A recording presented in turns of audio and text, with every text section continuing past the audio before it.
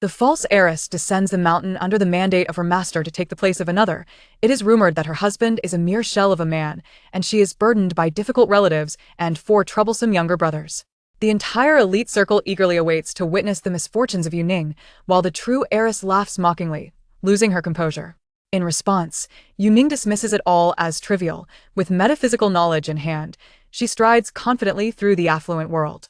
With her skills in fortune-telling and feng shui, she endears herself to her elders, while all 4 dashing younger brothers become unwavering admirers of their sister-in-law. The true heiress's family, filled with regret, confronts her but is met with the wrath of a feisty little black cat that scratches their faces mercilessly. The little black cat exclaims, "Meow meow meow. Do not bother my wife. Once I return to my own body, I shall bring your household to ruin." Yu Ning gently lifts the little black cat, saying, "Be good. Do not cause a ruckus." After lying in a vegetative state for months, the CEO, Lin, awakens, and the world speculates that it is due to the charms of his spirited young bride. In response, Lin sneers, "My wife is no delicate flower.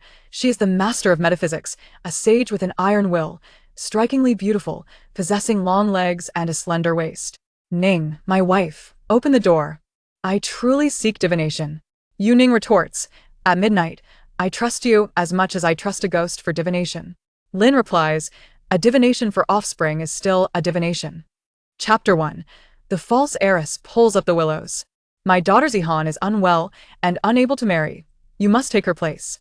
Although you are not my biological daughter, I have raised you for 18 years, and you owe me this." Yu Ning concentrates on her lesson, dismissing her adoptive mother's coercion as mere background noise. Wu Yan, realizing that emotional appeals are futile, suppresses her pain and places a check on the table. "It is not as though you are to live your life with that vegetative man. Once Zihan recovers, you can switch back. This amount is trivial." Yu Ning glances at the check.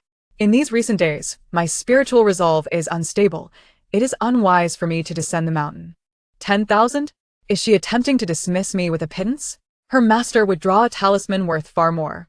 Wu Yan nearly spits blood in frustration. Although Yu Ning is a teacher at the Taoist Academy, she teaches politics and does not practice Taoism, rendering her claims of spiritual instability absurd. Wu Yan suppresses her anger, dabbing her eyes with a handkerchief. "Ning Ning, you have enjoyed the wealth and splendor of our family for so many years in place of Zihan. How can you turn a blind eye when the Yu family is in distress?" "Indeed, sister, we mistakenly embraced one another. You have enjoyed the riches for 18 years, and it is now your turn to assist me." Yu Zihan weeps pitifully. "Wealth and splendor? Ha! This is the coldest joke Yu Ning has ever heard. For 20 years, the darkest 18 years of her life were spent in the Yu household, where she dined on leftovers and donned tattered clothing, often subjected to the whims of the household servants. Her misfortunes were numerous. A flower pot nearly rendered her a vegetative state. She was swept into the sea by a wave and nearly drowned in ICU, and she almost choked to death on a bun. This wealth and splendor can be claimed by anyone who desires it. 2 years ago, upon meeting her master, she discovered that she was not a child of the Yu family. The Yu family had deliberately swapped children under the guidance of a sage.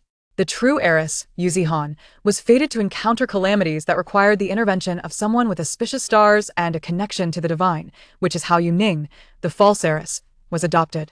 Yu Ning has shielded the true heiress from 8 calamities, each one a matter of life and death. If one were to speak of repaying the debt of nurturing, these 8 instances suffice. Wu Yan's attempt to bind her with moral obligations appears laughable in Yu Ning's eyes. "You ungrateful wretch! I have raised you for years." Wu Yan, unable to persuade Yu Ning, erupts in fury.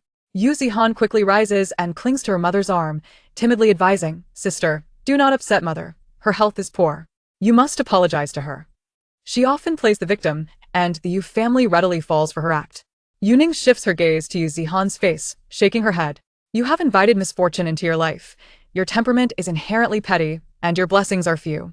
You ought to cultivate your heart and mind, yet you prefer to meddle in gossip, which will only exacerbate your misfortune." Yu Zihan's expression changes drastically at her words, prompting Yu Ning to scrutinize her further.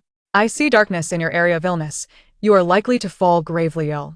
Yu Zihan hurriedly retrieves her compact mirror to inspect her face, which is flawlessly covered in foundation, revealing no trace of the darkness Yu Ning spoke of, granting her a moment of relief. Her gaze toward Yu Ning shifts to one of Schadenfreude. "Sister, have you been cooped up in the mountains too long and succumbed to a mental illness? I am genuinely concerned for your mental state."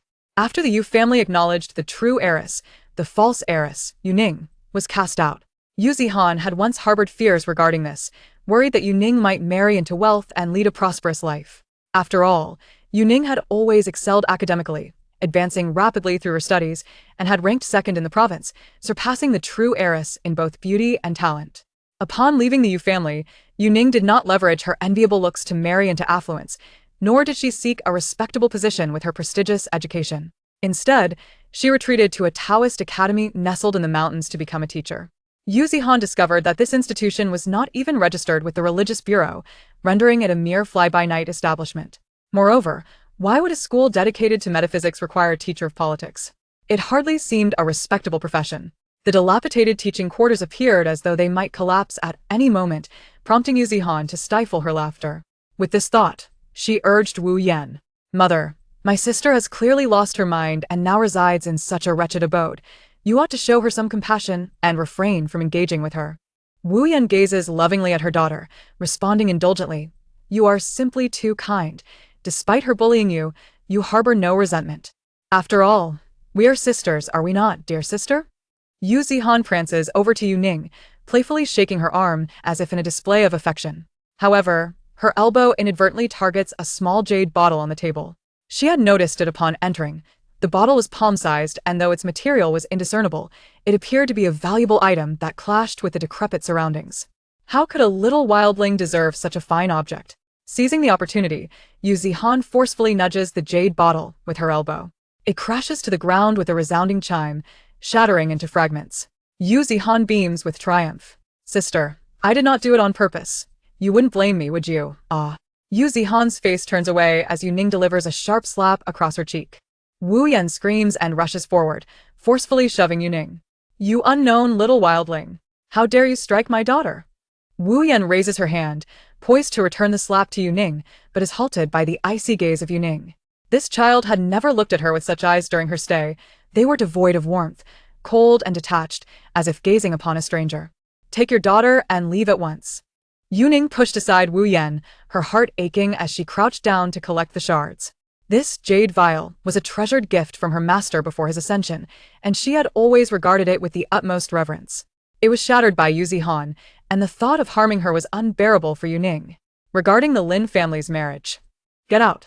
Yu Ning slammed her fist onto the table, and the solid wood, struck by her force, was dented. Startled, Wu Yan and her daughter turned pale, hastily making their way outside. "Wait, come back." Yu Ning's gaze fell upon the broken vial, and she noticed several lines of small script within. It was her master's handwriting, which she recognized immediately. "You wish for me to marry in my place? Very well, 5 million. Yu Ning locked her eyes onto Wu Yan. 5 million. Why not try your luck with the lottery? Wu Yan was taken aback by her audacity. Not a single cent less. As Wu Yan thought of the formidable matriarch of the Lin family, someone not to be trifled with, she silently cursed Yu Ning 1,000 times before gritting her teeth. Agreed. The Lin family's emissaries will come to the mountain tomorrow, so prepare yourself. After sending Wu Yan and her daughter away, Yu Ning stared at the inscription on the vial in a daze. The jade vessel shattered. My disciple departs. Encountering the Lin family brings rise. Encountering the mountains brings wealth. Encountering water brings prosperity. Encountering the river brings cessation. 5 million was merely a pretext. Her master had commanded her to descend to the Lin family, and she could not defy his orders. However, "Master, do you truly believe I have never read water margin? These 4 lines inscribed on the vial, are they not the words given to Lu Zhishan by Elder Zhizhen from water margin? So in my master's eyes, I am merely the Lu Zhishan who uproots willows?" Yu Ning gazed at the dent she had made in the wooden table with her fist, lost in profound contemplation. Chapter 2. It would be best if you said a few kind words. After bidding farewell to Wu Yan and her daughter, Yu Ning commenced her lessons. As the class was drawing to a close, she mentioned her imminent descent from the mountain. The only 3 students present bowed their heads, and one, unable to conceal her emotions from Yu Ning, buried her face in her hands, resolutely refusing to lift her gaze, her shoulders shaking incessantly. Observing the palpable sadness of her students at the prospect of parting, Yu Ning, moved by their sentiments, extended the philosophy lesson by an additional half-hour, fervently elucidating the notion that scientific and technological advancement is the primary productive force. Ultimately, she bid farewell to the podium amidst the complex expressions of her 3 students. Upon returning to pack her belongings, she discovered that her 36-inch suitcase was filled to the brim. Additionally, there was a small urn. While the 3 boxes containing talismans and magical implements were manageable, the issue lay with the urn. It contained her master's remains, and to board the plane, she required a certificate from the local police station. Her master had instructed her before ascending that the physical body, once cremated, must not be buried, but rather preserved for its future purpose. Seizing the opportunity before dusk, she mounted the school's donkey, used for procurement, and began her descent to obtain the certificate. Ningxian is not a tourist destination, and visitors are a rarity. The mountain path is steep, narrow, and rugged. However, for a donkey adept at traversing mountain trails, this posed no challenge. At the foot of the mountain, Yu Ning spotted Wu Yan and her daughter, both leaning on their trekking poles, panting heavily. Yu Ning raised an eyebrow, finding their pace rather slow. She had already completed her comprehensive lesson, yet these two had not even managed to exit the mountain. Yu Zihan, exhausted and breathless, had begun to run a fever since leaving the Taoist Academy. Her sister's ominous predictions had indeed come true. She was unwell. After a day of halting progress, upon seeing Yu Ning approaching on the donkey, Wu Yan hurriedly waved, "Let her ride the donkey." "Hurry!" Yu Ning pulled the reins, leaning in to listen to the donkey's neck, shaking her head. The donkey expressed its reluctance to bear them. "Which Yan?" she mused, hoping it was not her sister's namesake. "Sister, I know you dislike me, but I am sick." Yu Zihan reached out to grasp the reins.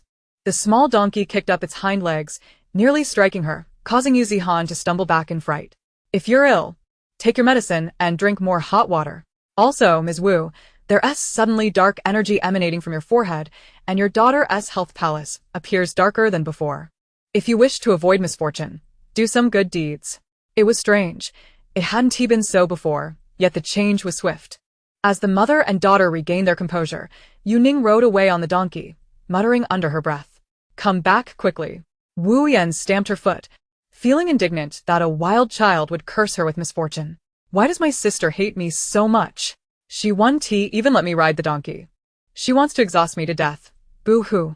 Wu Yan, feeling pity for her daughter, enveloped her in a comforting embrace. Yu Zihan sniffled, lamenting, "Why must my sister marry? I could do it too."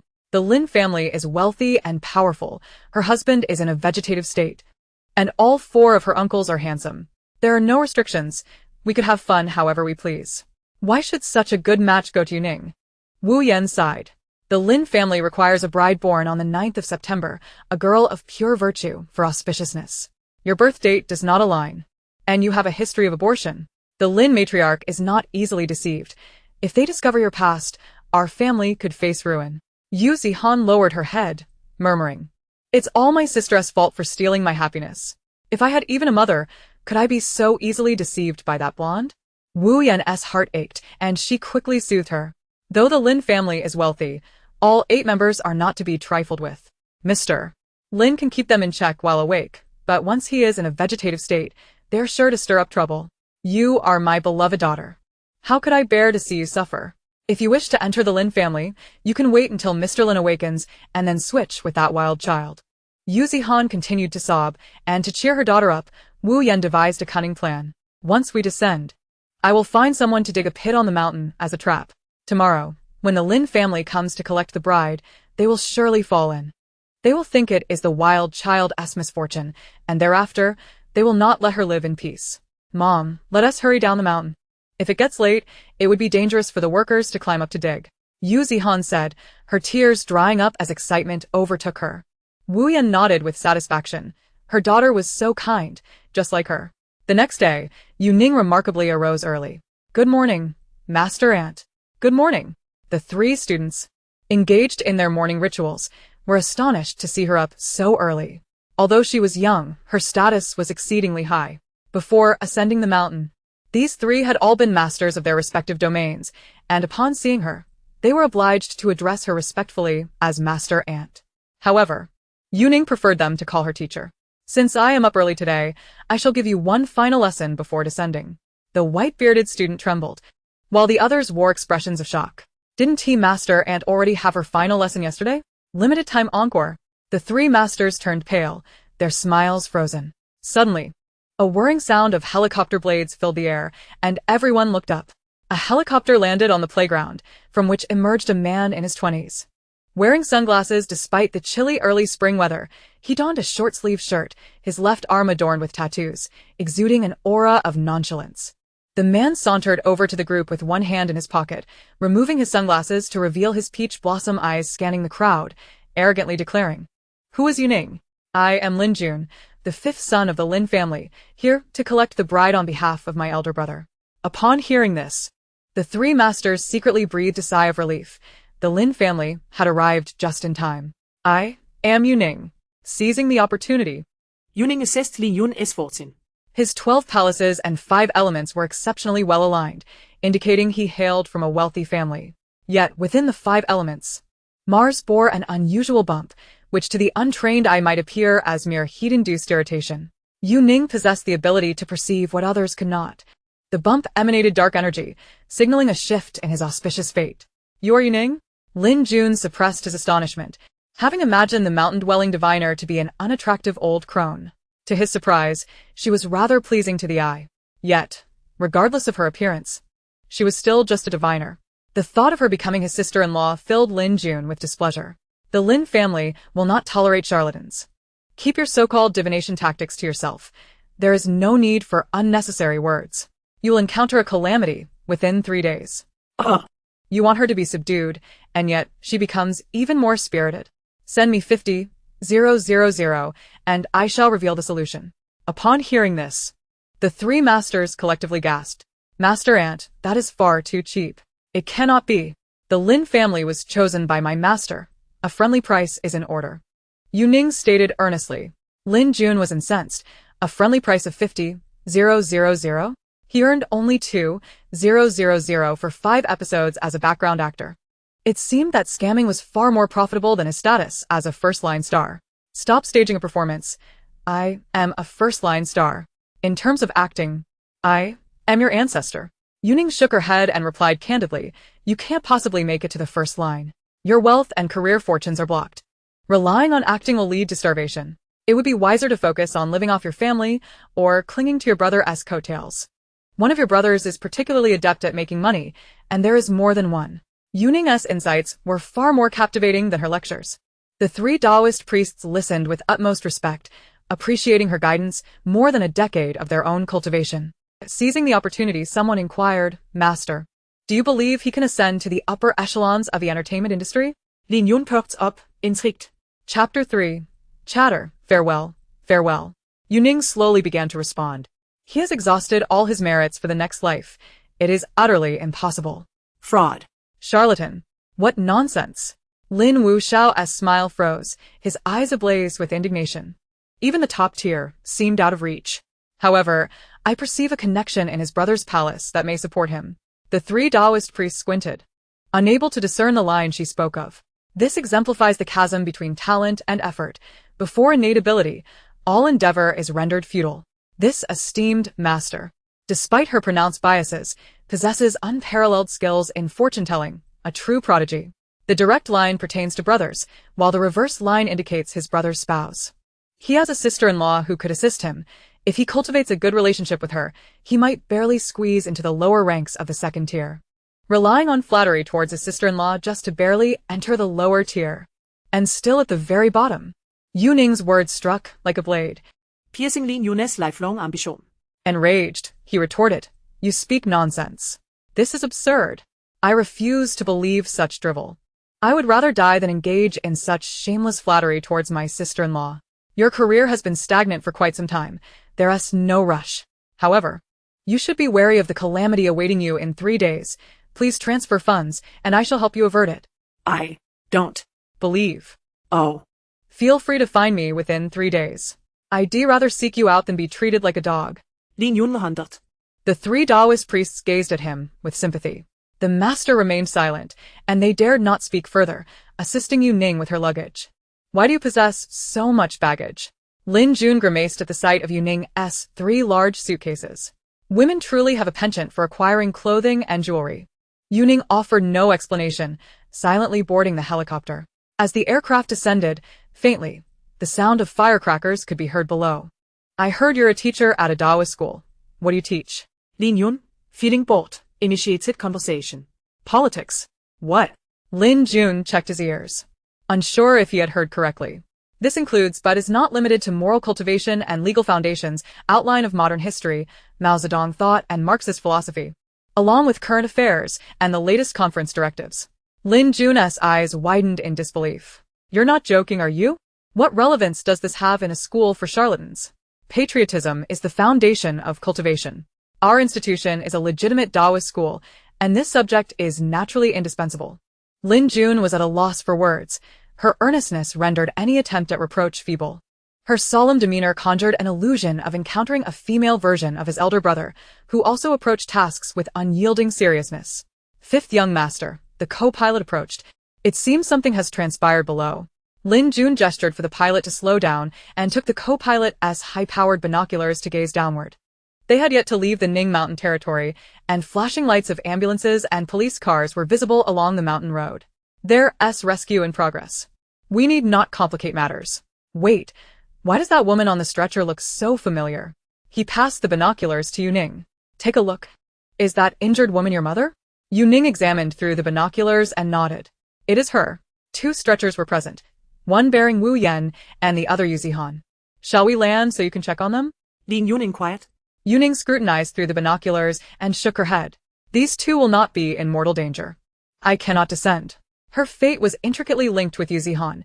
She had shielded Yu Zihan from 8 calamities, while Yu Zihan still faced a life-and-death tribulation. This incident was not severe enough to qualify as a life-and-death crisis, but if Yu Ning descended, the outcome could be unpredictable. It might escalate Yu Zihan's minor tribulation into a major one, or Yu Ning could become embroiled in it as well. Thus, she must keep her distance. Yu Zihan lay on a stretcher with a fractured leg, while Wu Yan bore even graver injuries. Both refused to allow the ambulance to depart. What are you 2 waiting for? The rescuers, astonished to see such injuries without urgency for care, questioned. The Lin family's vehicle. Wu Yan lost her front teeth and spoke with a lisp. Despite this, she remained undeterred. In a fit of desperation, she had ordered traps to be dug on the mountain road overnight, intending to ensnare the Lin family and attribute a curse of misfortune to her illegitimate child. To ensure the plan's success, she had brought her daughter early, anticipating that the Lin family members would fortuitously pass by and offer assistance, thus repaying a favor. Wu Yan even crafted a map to avoid the traps she had set. However, the workers who dug the pits misread the map. Following the erroneous directions, Wu Yan and her daughter fell directly into the traps, one with a fractured arm and lost front teeth, the other with a broken leg and a concussion. Yet, they remained undeterred, waiting for the Lin family to arrive, hoping to play the victim and simultaneously malign Yu Ning. It's all Yu Ning's fault. The mother and daughter, in a frenzy, were determined to seek retribution from the Lin family. Unable to spot them ascending the mountain, they heard the whirring of helicopter blades overhead.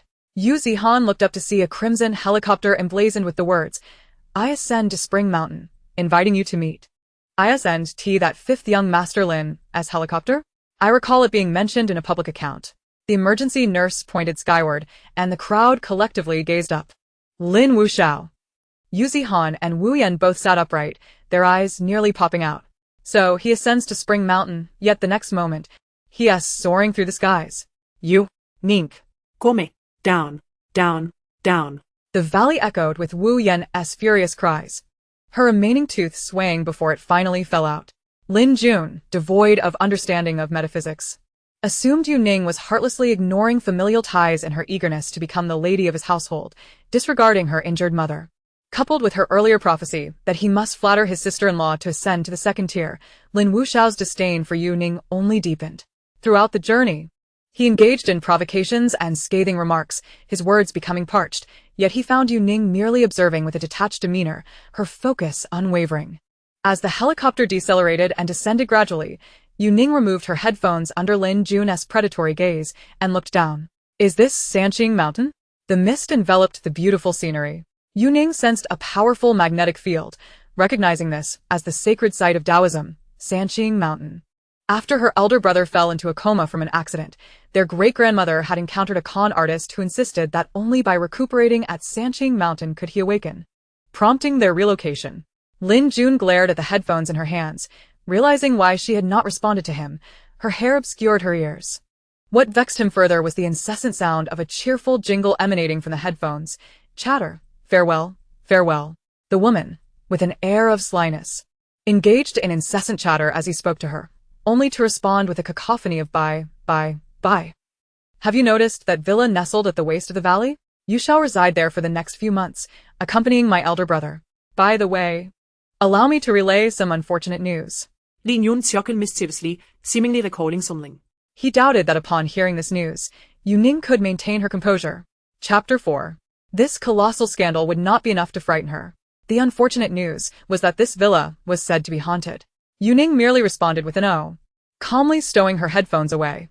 You need not worry, a sacred site of Taoism cannot possibly be haunted.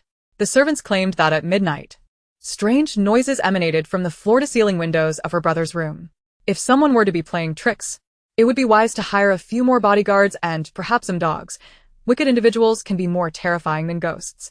Lin Jun found himself at a loss for words. The schemes of Wu Yan and her daughter had backfired, leaving Yu Zihan in tears. Witnessing the illegitimate child ascend to a life of luxury was more painful for her than a broken leg. Wu Yan felt a sense of frustration. Having meticulously orchestrated such a trap, she had failed to ensnare the illegitimate child and instead harmed her own daughter, all due to the curse of the illegitimate child. We shall also go to the Lin family. Wu Yan could not prevent this marriage, as she had already accepted the bride price. However, she could ensure that the illegitimate child suffered while living in the Lin household. It was rumored that her master had a romantic interest in his youth, a Taoist who is quite extravagant. Perhaps we should inform the matriarch of this matter. If the upper beam is not straight, the lower beam will be crooked. Would the matriarch still treat her kindly? Doesn't the Lin family seek out pristine maidens? With such a sordid master, how could Yu Ning possibly be deemed virtuous? Mother, you are truly clever, Yu Zihan remarked, feeling relieved. Hey, have you two finished your conversation? If not, we shall take our leave. The medical staff could no longer tolerate the delay. After such a fall, they needed to expedite the transfer to the ambulance, rather than engage in idle chatter. The Lin family's villa at Sanqing Mountain was remarkably grand. It boasted its own helipad and exuded opulence at every turn. The renovations had cost nearly 200 million. Should I take photographs to post on Weibo? This major star will give you a thumbs up and elevate your status. No need, thank you. Upon entering, Yu Ning sensed something was amiss. You do not wish for a major star's endorsement? Would you prefer a photo with me? Fine. Considering you are to be my future sister-in-law, I will reluctantly agree. Now, where are you? Yu Ning walked further away. Each step in this villa revealed an extraordinary sight. Curiously, the residence was a colossal formation. In this world, aside from her master and two senior brothers, who else possessed the capability to set such a formidable array? It took 10 minutes to walk from the helipad to the main house. During this time, Lin Jun briefly introduced the family situation. The eldest in the Lin family was the matriarch. All those of his grandmother's generation had passed away. His father had two brothers. Lin Jun's father, Lin Anbong, was the second eldest with 5 sons, each named after the 5 elements: metal, wood, water, fire, and earth, each pursuing their own careers. The eldest brother, Lin Zheng, was in a vegetative state, while the youngest, Lin Jun, had a relatively idle lifestyle. The remaining 3 brothers were scattered across the globe, preoccupied with their endeavors and temporarily unavailable. This villa was designated for the recovery of the elder brother, Lin Zheng, and besides him, there were their father, their stepmother, and the younger sister, Jia Qingqing, who was brought in by the stepmother. The matriarch would arrive in the afternoon. For now, you should familiarize yourself with the surroundings. My father will not be home during the day. Aunt Jia is amiable and will not give you a hard time. As for Jia Qingqing, Lin Jun's expression grew subtle. Just as he was about to gossip about Jia Qingqing, a call came in. Director Zhang, regarding the audition for the male lead? I want it. Director Zhang, give me half an hour. I will be there shortly. Lin Jun's tone was overly flattering. He hung up the phone, disregarding Yu Ning, as his thoughts flew to the audition. Though I harbor no fondness for you, little fortune-teller, I detest Jia Qingqing even more. While I am away, you must protect my brother's integrity, Lin Jun declared before making to leave. Wait a moment. She observed that the dark aura surrounding his fate star had intensified. Yu Ning speculated that his impending calamity was related to the audition. I advise you against going. But I know you will not heed my warning. Take this. She opened a leather case filled to the brim with talismans, leaving Lin Jun astounded. You intend to use my precious vehicle for scraps of paper? This was left to me by my master. Not only had he bequeathed her talismans, but he had also provided her with numerous magical tools. Without her master, she would have perished long ago. Here it is, keep it with you. Yu Ning pulled out a string of dark red wooden beads. The beads were cracked, with peculiar fissures that appeared unnatural. What do you want me to do with these shabby beads? Lin Jun, anxious about the audition, had little interest in the ugly trinket. These are jujube wood struck by lightning, also known as avoiding wood. They can ward off minor malevolent energies. Though they may not resolve your calamity, they can protect you once, so consider it your fare for the journey. I refuse. I won't take such a worthless thing. The esteemed fifth young master of the Lin family, a future A-list star, would surely be ridiculed if he carried such a cracked bead. Meeting Yu Ning's clear gaze, he felt a pang of compassion. This girl had grown up in the mountains, likely impoverished. Otherwise, why would she be so eager to swindle him upon their first encounter? She couldn't even produce a complete string of beads. Her master had left her a few boxes of tattered paper, and she cherished them as if they were treasures. How pitiful! I shall accept it. This young master will not take your gift without reciprocation. Once I succeed in the audition, I shall treat you to a grand feast. Lin Jun accepted the bracelet, carelessly pocketing it as he dashed towards the helicopter. It can only shield you from one disaster. You must return to seek me within 3 days, or it will be too late. Yu Ning called after his retreating figure. This scene did not escape the notice of the mother and daughter observing from above. Mother, look at that country bumpkin, who just arrived and has already latched onto fifth brother. Jia Qingqing scoffed. Why does she look so rustic? Is she really wearing cloth shoes? She is the one the matriarch has chosen. We cannot bully her in front of the matriarch and your Uncle Lin, Mrs. Lin spoke softly. Understood, Jia Qingqing replied, rolling her eyes. If we can't bully her openly, surely we can do so behind her back, right? Madam, the family of the young mistress is calling. Would you like to take the call? A servant approached to inform her. Jia Qingqing slapped the servant across the face. That bumpkin is not the young mistress. My brother would never look at her. Mrs. Lin signaled her daughter to temper her impulses. What is madam you wish to discuss with me? She mentioned it pertains to the young mistress, Yu Ning, the servant replied, cautiously observing Jia Qingqing. How could such a wonderful woman give birth to such a terrifying daughter? Tell her I am unavailable. Let her in. The call was quickly transferred. Wu Yan's ingratiating voice came through. In-law, though Yu Ning is not my biological daughter, I cannot conceal such a scandal. Scandal? Mrs. Lin raised an eyebrow. Wu Yan embellished the tales of Yu Ning's master's indiscretions. This matter must be communicated to the matriarch. I will arrange a flight for you. Just wait in place. Mrs. Lin hung up the phone, her brow relaxing. Wu Yan's call had come at a most opportune time. Qingqing, one must remain composed in their actions. Do not let your thoughts be displayed upon your face. That behavior towards the servant was inappropriate. Understood. Next time I shall slip some laxatives into that insolent servant's meal. Mother, you are simply too soft-hearted. Madame Lin smiled faintly, choosing not to comment further, as she observed Yu Ning step through the front door. What qualities does this unsophisticated bumpkin possess that the old matriarch has chosen her? Jia Qingqing felt a surge of resentment. Being favored by the old lady is a stroke of luck for her. Whether she can maintain her position as the young mistress depends on her own fortune. Madame Lin's eyes shimmered. Let us descend and greet Miss Yu Ning. The mother-daughter duo believed themselves unobserved, unaware that a pair of eyes outside had silently witnessed the entire exchange. Chapter 5. A tranquil madness outside the room occupied by Madame Lin and her daughter lay an open-air garden. In this garden, a pitch-black cat crouched before the glass. Its sharp gaze fixated on the mother and daughter within, a hint of derision curling at its lips. Upon noticing Madame Lin escorting her daughter out, the black cat leapt from the terrace, intending to land lightly, but instead tumbled to the ground in a clumsy heap. Damn it! It still hasn't gotten used to walking on 4 legs. The cat struggled to rise, wobbling as it made its way through the main house's window. As Yu Ning entered the Lin family's main residence, she was greeted by an interior even more lavish than the exterior. Adorned in a new Chinese style, the decor bore the hallmark of a masterful hand, exuding elegance. Whom do you seek? Inquired a servant. I am Yu Ning. Ah, you are the young mistress? Why have you come alone? Wasn't the 5th young master supposed to escort you? Just call me by my name. Miss Yu, you have arrived. Madame Lin gracefully descended the stairs, followed closely by the unfriendly Jia Qingqing. I am the stepmother of a June and the others. You may call me Aunt Jia.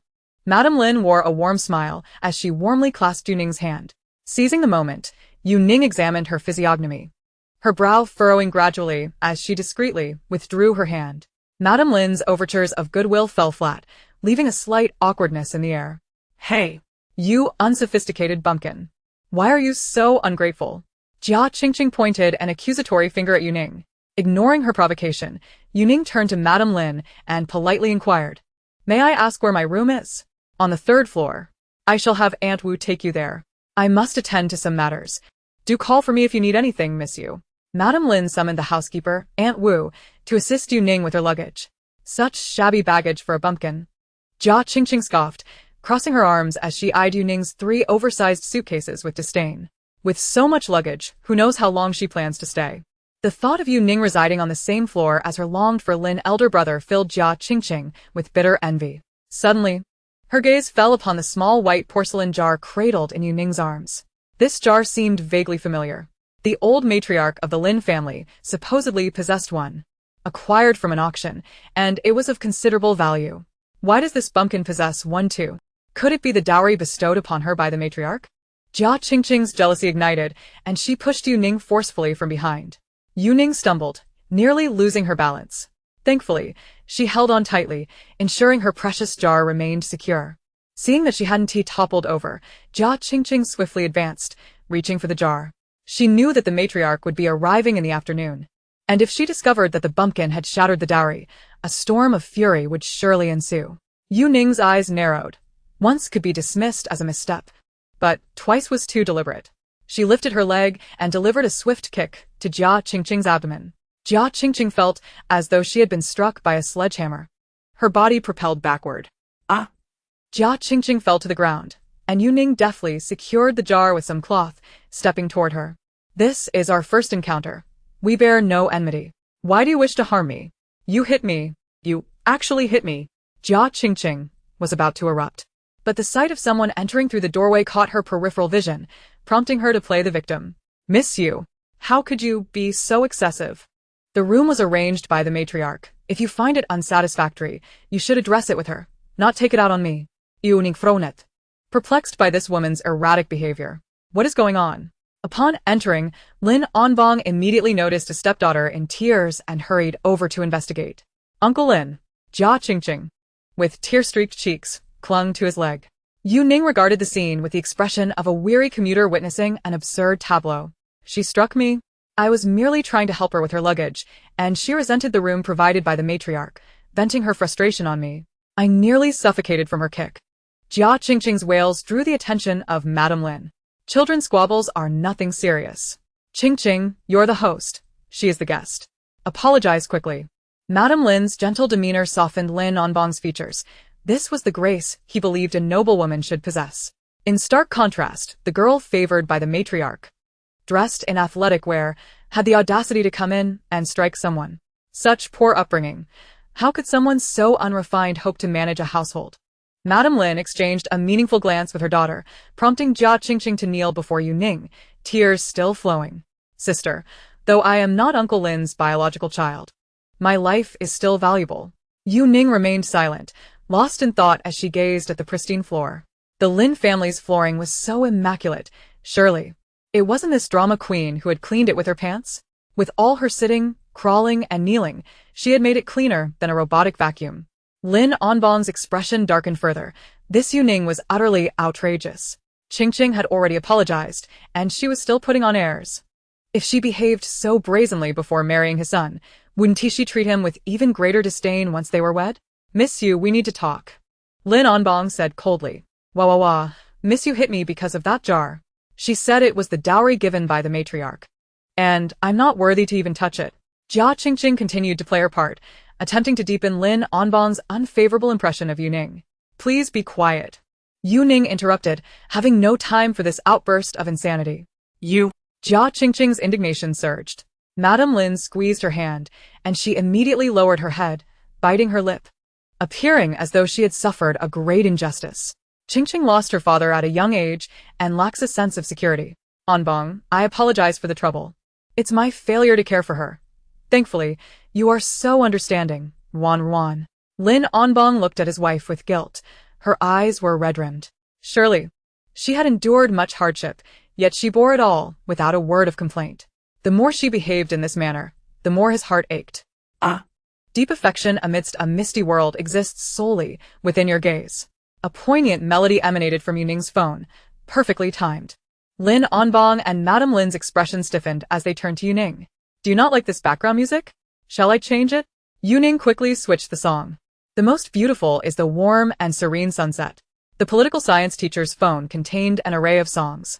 With an average student age of 60, her playlist was tailored for the middle-aged and elderly. Thus, it was only fitting.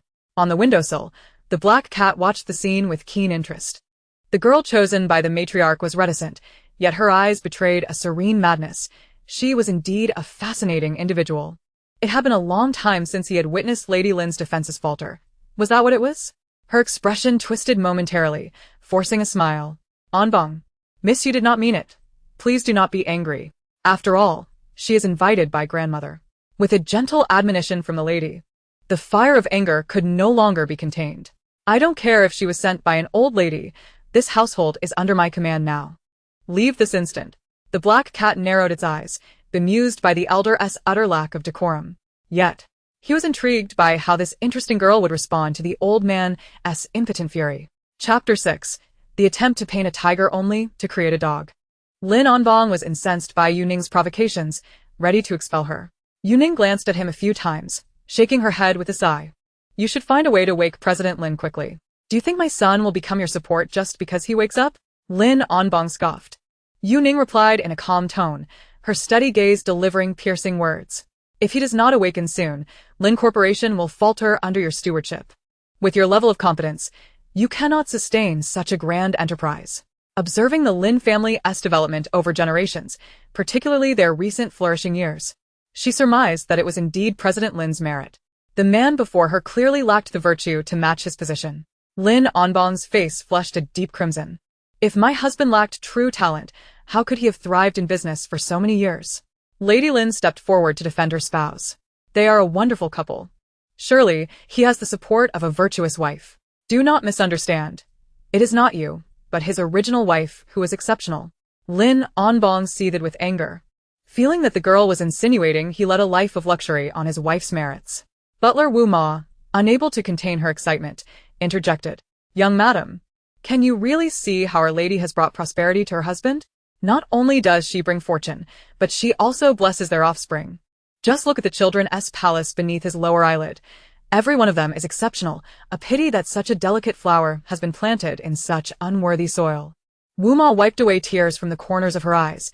Having worked in the Lin household for over 20 years and watched the 5 young masters grow up, no one understood the lady's virtues better than she did. Just based on Yu Ning's words, Wu Ma was certain that this was her little master. Bodyguards, throw her out. Lin Anbong's dignity was shattered as he continued his impotent rage. Several bodyguards rushed in, encircling Yu Ning, when a voice filled with authority rang out from the doorway.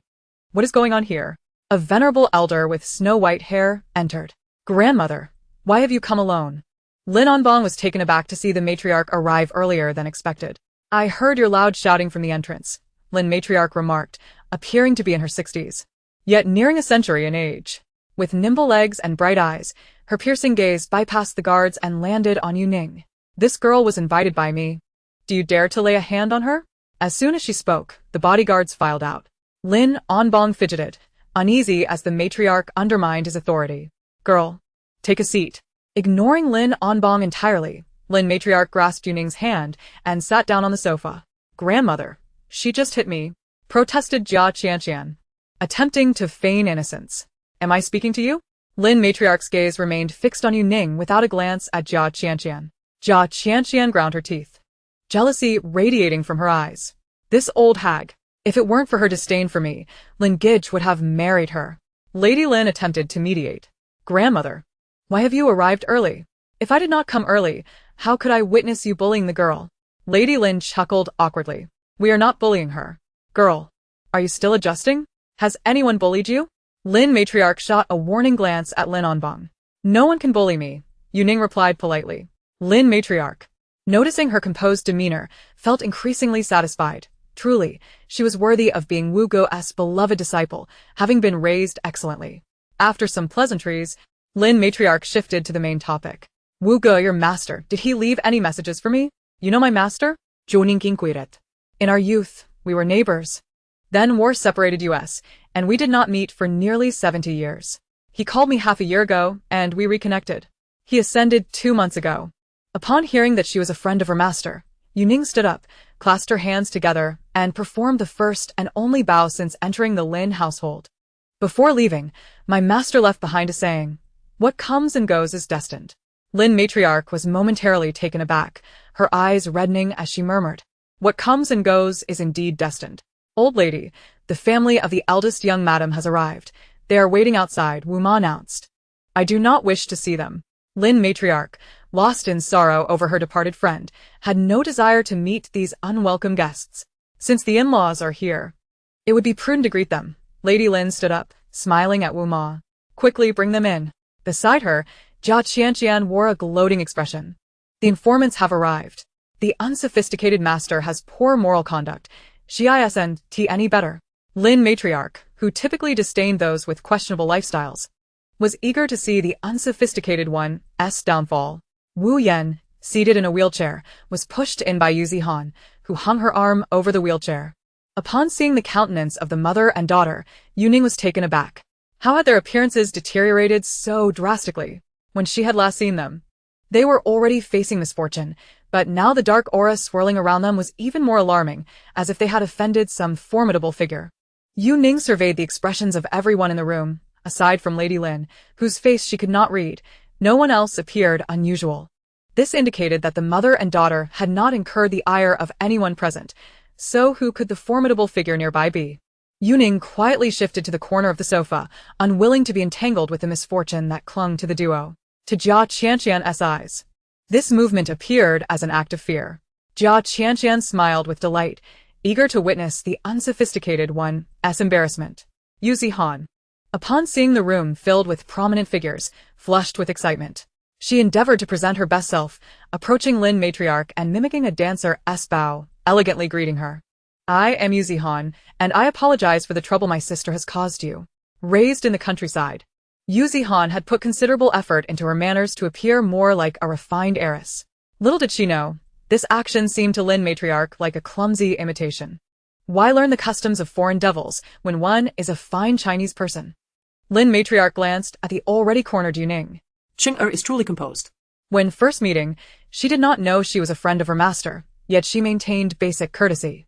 Upon recognizing her esteemed status, she immediately bowed respectfully in the Taoist manner, demonstrating great upbringing. In her every gesture, one can see the grace of her master in his youth. Upon gazing at the so-called true daughter before her, old Madame Lin's expression was one of utter disdain. What a farce! Wu Yan, witnessing her daughter on the verge of tears from old Madame Lin's scorn, hastily interjected.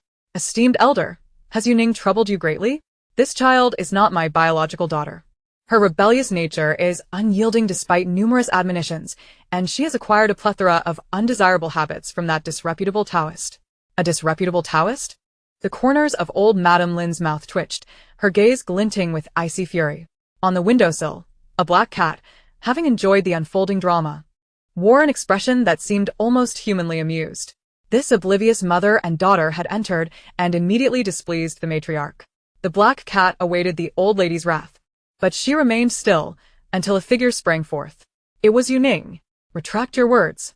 Yu Ning's countenance radiated ferocity as she seized Wu Yan by the collar with one hand. She would not permit anyone to speak ill of her master. Any such. Chapter 7. The Floor Lacks Pants. Upon hearing Wu Yan's insult towards her master, Yu Ning lunged forward, gripping Wu Yan's collar fiercely. Her voice icy and deliberate. "Take back what you just said. What do you intend to do?" Wu Yan, intimidated by Yu Ning's fierce gaze, broke out in a cold sweat. This child had always been easily bullied in her home. Each time she was struck, scolded, or even scalded with boiling water. And when rodents were placed in her shoes, she never resisted. After 2 years on the mountain, she seemed transformed. "Sister, how can you treat mother this way?" What she said was the truth. Yu Zihan covered her mouth in shock. Uncle Lin, look. Miss Yu is terrifying. She actually dares to lay hands on the mother who raised her. Jia Qingqing tugged at Lin Onbong's arm, caught off guard by the scene before him. Lin Onbong was taken aback by Yu Ning's swift actions, which transpired in the blink of an eye. Yu Ning. This is the Lin residence. Do not act recklessly in front of your elders. He attempted to assert his authority as the head of the family. If this wild child wished to remain under his roof, she should know better than to defy him. Silence. Yu Ning disregarded the chatter surrounding her. Her cold eyes fixated on Wu Yan. Retract your words and apologize to my master. I am sorry. Wu Yan, overwhelmed by the menacing aura emanating from Yu Ning, spoke the apology almost subconsciously. It was only then that Yu Ning released her grip, returning to her usual indifferent demeanor. Outrageous. Lin Onbong turned to old Madame Lin to report. Grandmother, you witnessed it. This girl is too unruly. She resorts to violence at the slightest disagreement. It is unsafe to entrust Ah Zheng to such a woman. I implore you to intervene on my mother's behalf. Yu Zihan stepped forward and knelt down, exclaiming, "What a disgrace." Yu Ning rolled her eyes at the spectacle, thinking, another one to wipe the floor with her pants, is it? Is the Lin residence's floor somehow lacking in pants, considering how eager they are to kneel upon it? What do you mean by intervening? It was you who first insulted her master. There is a saying that a master is akin to a second parent. Respecting one's teacher is paramount. What fault is hers? Old Madame Lin inquired. You do not understand, grandmother. Her master is indeed a libertine, not a respectable person. I have heard tales that in his youth, he was involved with a wealthy heiress, nearly causing her to become pregnant. Tell me, how can a Taoist be so debased? Wu Yan exaggerated, though the claim of nearly causing a pregnancy was entirely fabricated by her. Oh. Old Madame Lin narrowed her eyes. Yu Ning was once again poised to retaliate, this time for real. Yu Ning, what is your perspective on this matter? Old Madame Lin asked. I cannot comment on matters concerning elders. However, my master belongs to the Jingyi sect, which permits marriage and procreation. Regardless of whether such a wealthy heiress exists, that is a private matter for him. It is not for these vermin to discuss. Not all Taoists are forbidden from marrying. Do not twist my words. That old man is indeed disreputable. You are his disciple, and you are no better. Wu Yan accused, pointing a finger at Yu Ning. Grandmother, we cannot allow such a person into our household. Ah Zheng is still unconscious. What if she turns out to be just as unrestrained as her master? Lin Onbong seized upon another reason to disdain Yu Ning. If she were like her master, I would feel more at ease. Why? Wu Yan asked, bewildered. A sense of foreboding washed over Lin Madame, who had remained silent until now. Old Madame Lin smirked, because I am, indeed, the wealthy heiress you speak of. Wu Yan and her daughter's eyes widened in shock. A minute later, they were unceremoniously ejected from the Lin residence by security. Wu Yan, in a particularly undignified manner, fell from her wheelchair. It was only at that moment that she realized the folly of her actions. She had brazenly spoken ill of the very personage before her and had even concocted scandalous rumors about old Madame Lin. A chill ran down Wu Yan's spine as she grasped the gravity of her offense against the matriarch. Would old Madame Lin allow anyone to undermine her husband's company? The more she pondered, the more dread enveloped her. Yu Zihan, however, remained oblivious to the severity of their predicament. Rising from the ground, she spotted a small black cat. This cat had also been cast out alongside Wu Yan and her daughter after being discovered by security. Yu Zihan felt an uncanny familiarity in the cat's gaze, reminiscent of how Yu Ning often looked at her. Seizing a stone, Yu Zihan hurled it at the small black cat with all her might. The stone struck the cat squarely on the head, causing it to stumble before collapsing onto the ground. Yu Zihan advanced, mercilessly kicking the innocent creature, venting her frustrations from her time at the Lin residence upon the hapless feline. Gur, said Yu Ning. That wretched, wild child. How dare she?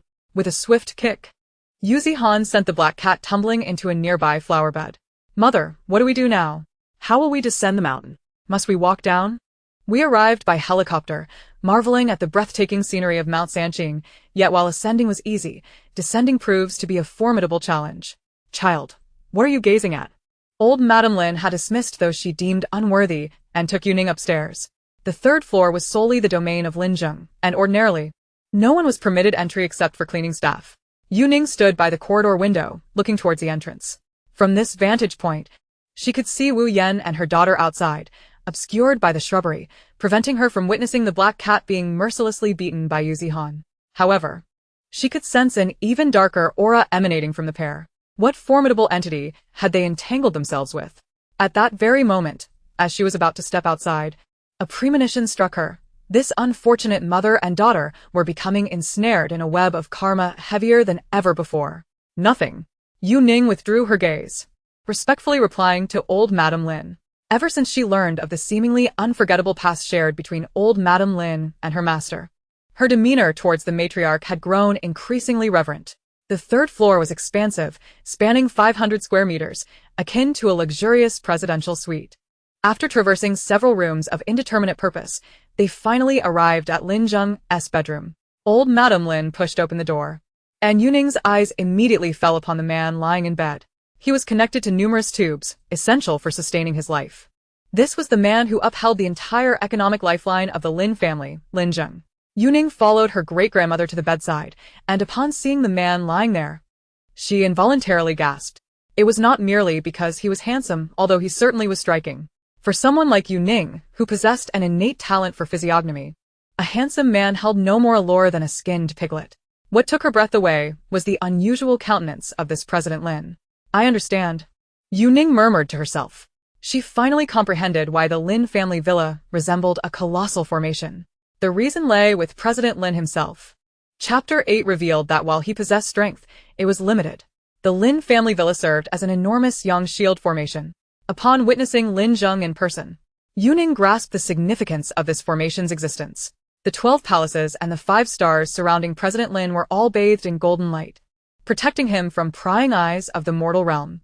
Her master had once advised her that when encountering such a formidable figure, one should seize every opportunity and be bold, for missing such chances could lead to a lifetime of regret. Having lived for 20 years, Yu Ning had only encountered one such prominent figure, President Lin. The formation was designed to safeguard him from malevolent spirits, strategically situated at the Taoist holy site, Mount Sanqing, to enhance its power. The great man's physical form emanated an extraordinarily strong magnetic field, making it easier for small creatures in the midst of cultivation to attain enlightenment in such a body. Wandering spirits could also enjoy a prosperous life in such a vessel. This body, devoid of a soul yet possessing a fateful aura, was akin to a trap for malevolence. However, Yu Ning hesitated. Good child, speak your mind, encouraged the old matriarch. The formation protected President Lin from evil spirits. Yet his very soul was barred from entering the formation. The Taoist who set up this formation possessed strength, albeit limited. Thus, President Lin had become a vegetative state. Lin Zheng is the lifeblood of the Lin family, and his fate is entwined with my promise to them. Can you awaken him? Your master spoke highly of your talents. The old matriarch gazed at Yu Ning with anticipation. Yu Ning, reluctant to disappoint the elderly woman, replied honestly, my master did not convey the entire truth. My sect practices 5 arts: mountain, medicine, fate, physiognomy, and divination. While I possess some talent in physiognomy, my skills in the other disciplines pale in comparison to those of my senior brothers. Due to certain circumstances, she was temporarily unable to draw talismans independently. She could manage minor tasks using the 3 boxes of talismans left by her master, such as assisting Lin Laowu in dispelling malevolent influences. However, summoning the soul of a great figure exceeded her current capabilities. Though it was feasible, it would take a considerable amount of time. She could wait. But could the great man afford to wait?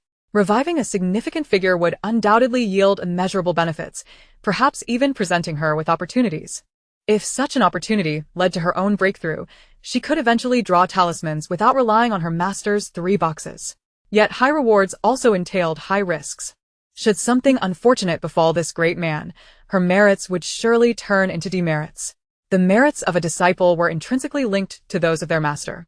Her increase in merits would elevate her masteress, while a decline would also affect him negatively, which is why true practitioners were cautious when taking on disciples. She did not wish to implicate her master. I will contact my senior brother.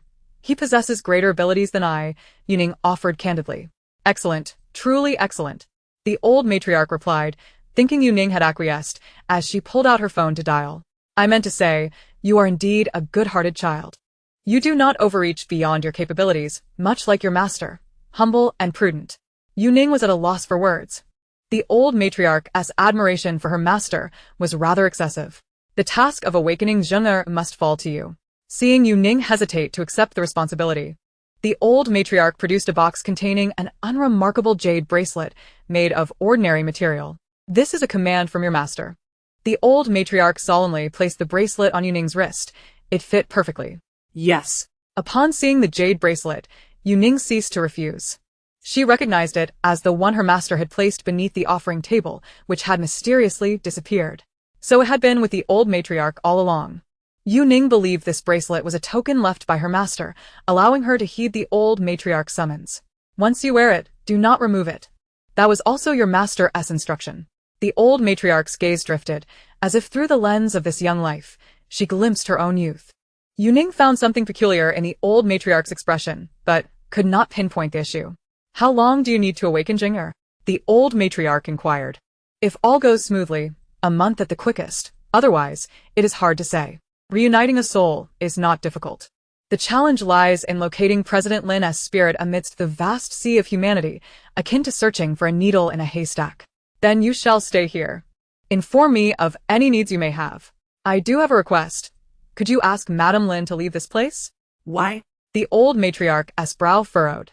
I cannot disclose that, Yu Ning replied. Her assertion of having some talent in physiognomy was undoubtedly an understatement. In terms of physiognomy alone, she was invincible below the rank of celestial masters. She could discern the faces of the vast majority of individuals, but she was utterly unable to perceive Madame Lin's physiognomy, which was quite alarming. Unlike President Lin, who was cloaked in golden energy, Madame Lin bore none of his protective aura, yet Yu Ning could not see her features.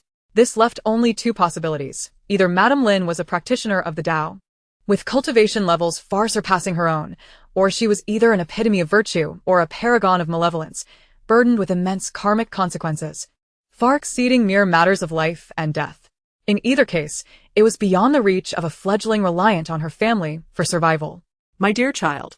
To be frank, I cannot make decisions regarding this matter, the old matriarch confessed.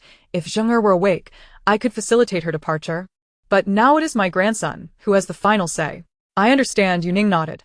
To send Madame Lin away, she would need to deal with Lin Onbong. As she could not discern Madame Lin's true nature, she would not allow such an uncertain factor to remain. If conditions were lacking, she would create them to ensure Madame Lin's departure. Outside the window, commotion erupted. Wu Yan, who had just been expelled, rushed into the courtyard in a wheelchair, gesticulating at the bodyguards, though her words were lost on Yu Ning. Aren't you going to see what is happening? The old matriarch asked Yu Ning. Yu Ning silently shook her head, though a trace of barely perceptible envy flickered in her eyes. Without needing to look, she could surmise the situation. Something must have happened to Wu Yan's precious daughter to send her into such a frenzy. Yu Zihan was entangled in a life-and-death tribulation with her, and Yu Ning could not approach, only observing from a distance. The wind swept in through the window, lifting the sleeves of Yu Ning's garment. In that fleeting moment, the old matriarch caught sight of the scars crisscrossing her arm. Yu Ning instinctively tried to conceal them, but the old matriarch had already seen, grasping her wrist and rolling up her sleeve, inhaling sharply. What are all these scars? They were old wounds, stretching from her arm to her back, likely more concealed beneath her clothing. It's nothing, Yu Ning replied, unwilling to elaborate. Those scars were the result of being beaten by Wu Yan during her time with the Yu family.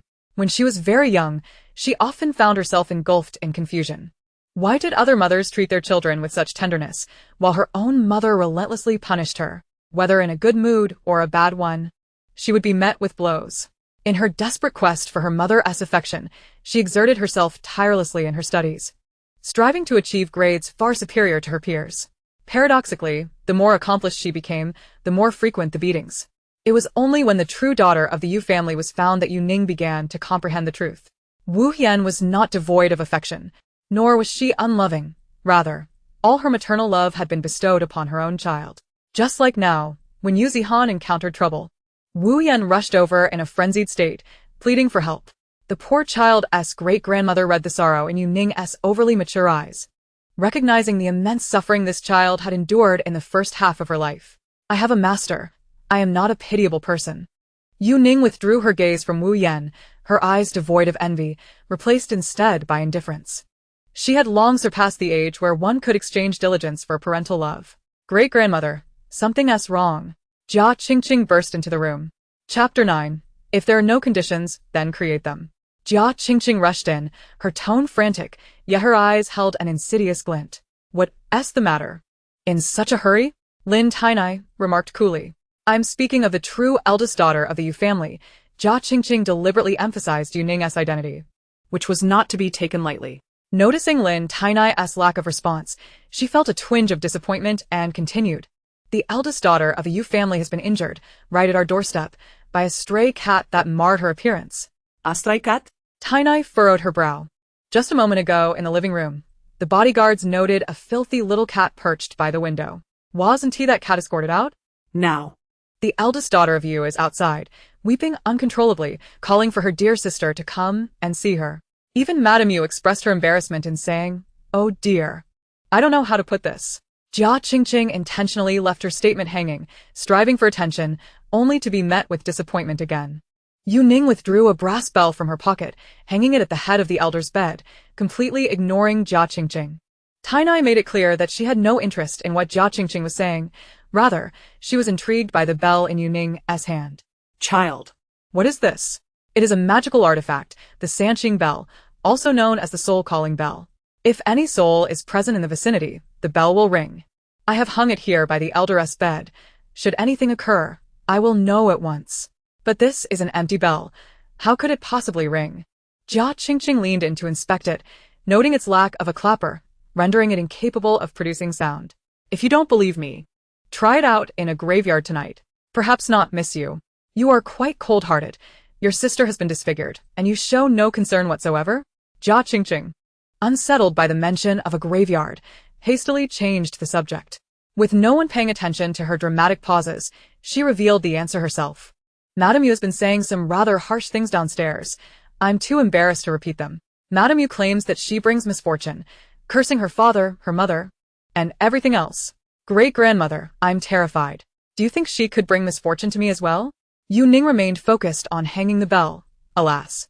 While her master's artifact was indeed potent, it could only confront malevolent spirits. It could not remedy the foolishness of someone like Jia Qingqing. Intelligence, after all, was innate and beyond remedy. If you're feeling restless, you might as well go to the restroom, Lin Tainai stated coldly. Why? Jia Qingqing asked, confused. The elder wishes for you to scrub the toilet, to spare you from sowing discord. You're speaking nonsense. The elder certainly does not think that. That is precisely what I think, Lin Tainai replied.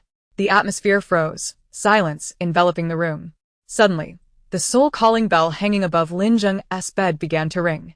The sound was muffled, reverberating eerily in the stillness of the room. Oh my, there's a ghost! Jia Qingqing exclaimed, her face paling as she leapt high into the air. She had witnessed it firsthand. This bell lacked a clapper. How could it ring? Even more bizarrely, once the bell chimed, the instruments connected to Lin Zheng began emitting alarming beeps. All of Lin Zheng's vital signs faltered. The heart monitor blared with chaotic urgency. It's haunted. This is bad. Jia Qingqing scrambled out of the room in a panic. Yu Ning swiftly formed a hand seal. Those who engage in battle, array yourselves before me. She executed the seal with remarkable speed. Under the protection of the Yang formation, ordinarily, malevolent spirits would retreat at this juncture. Yet, the bell continued to sway violently, seemingly undeterred, as a golden light surged toward the bell. Yu Ning furrowed her brow. Could it be that the true essence of the elder had returned? She extracted a soul-summoning talisman and affixed it to Lin Zheng's forehead, simultaneously altering her seal and reciting the incantation. 3 souls return to the true body. 7 spirits guard the true form. The master commands, all souls return to their place. What's wrong with Zheng? Lin Onbong and Madame Lin burst into the room, abruptly interrupting Yu Ning. Yu Ning watched as a wisp of golden light drifted out the window, along with a fragment of Lin Zheng's soul that pursued the golden light. As she contemplated her next move, the bell fell silent. Her gaze shifted from Lin Onbong to Madame Lin. Yu Ning felt an increasing suspicion toward this woman. Why did she choose to enter at this precise moment, interrupting her soul summoning? What a coincidence. Child, what has happened? Tainai inquired urgently, disregarding Lin Onbong and his wife entirely. A powerful soul entity just passed by. I'm not entirely certain if it was him, but I could faintly perceive a glimmer of golden light, which seemed to be. Stop spouting nonsense. Quickly, summon a doctor.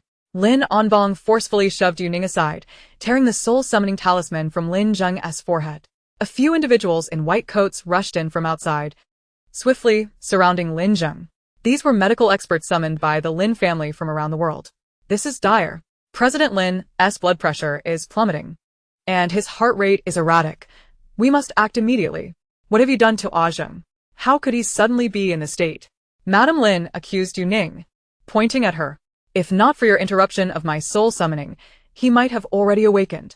Grandmother, this girl who spouts nonsense is utterly untrustworthy. Get her out. Lin Onbong joined forces with Madame Lin. Earlier, Wu Yan had been wailing downstairs, claiming that Yu Ning brought misfortune. Lin Onbong had initially been skeptical, but upon witnessing Lin Zheng's sudden peril, he became convinced. Having just seen his son, he was now witnessing his son's life hanging by a thread. Clearly, this Yu Ning was a harbinger of disaster and must not be allowed to remain. Enough! Lin Tainai raised her voice, and the agitated Lin Onbong fell silent. Zheng is still in critical condition. How can you all be making such a commotion? Lin Onbong and Madame Lin turned their attention to the medical personnel attempting to save Lin Zheng, while Tainai implored Yu Ning, "Good child, can you try again?" Yu Ning frowned. She could indeed attempt it, but with Madame Lin as an uncertain factor present, she felt a lingering unease. If interrupted again, President Lin might not survive and could be lost forever. Hey, is there a pig flying in the sky? Yu Ning extended her finger towards the heavens, asserting that the strong do not lament their circumstances, but rather silently confront their challenges. Lin Onbong and Madame Lin, in unison, lifted their gazes to follow the direction of her hand. In a swift motion, Yu Ning struck Madame Lin on the nape of her neck with the edge of her hand. Before Madame Lin could even react, she succumbed to unconsciousness. "What are you doing?" Lin Onbong exclaimed in fury, incensed by the audacity of this wild girl. How could she maintain such a stoic expression while delivering a blow? President Lin's situation is dire. I cannot afford to squander time entangled with inconsequential matters. Comrade Lin Onbong, would you care to wager with me? I refuse to listen to your nonsense. Someone, throw her out. Lin Onbong's voice was abruptly cut off. Yu Ning pressed a blade against his throat, calmly uttering her audacious proposal. Let us gamble. If I can revive President Lin, you shall take your leave with your wife. Should I fail, I shall accept the consequences of my actions. I will not agree to your terms. Lin Onbong believed her merely seeking to intimidate him. Oh, how rude of me. With a slight increase of pressure, the knife grazed Lin Onbong's skin. I accept. Lin Onbong was taken aback with fear. Very well, should you renege. You shall circle around Sanqing Mountain barking like a dog for a day. Agreed. Yu Ning sheathed her knife. This is dreadful. President Lin's heartbeat has ceased. Chapter 10 Meow. The expert team's resuscitation efforts had failed. Lin Zheng's heartbeat had stopped. You have brought ruin upon my son. Lin Onbong bellowed in rage. If not for her cursed fate, how could my son have perished? Step aside. Yu Ning pushed Lin Onbong away, ordering the onlookers to disperse. She expelled the team of experts, retrieved a talisman from her suitcase, and selected a slender iron ladle from a collection of ritual implements. What do you intend to do? Lin Onbong inquired skeptically. Food is vital to the people.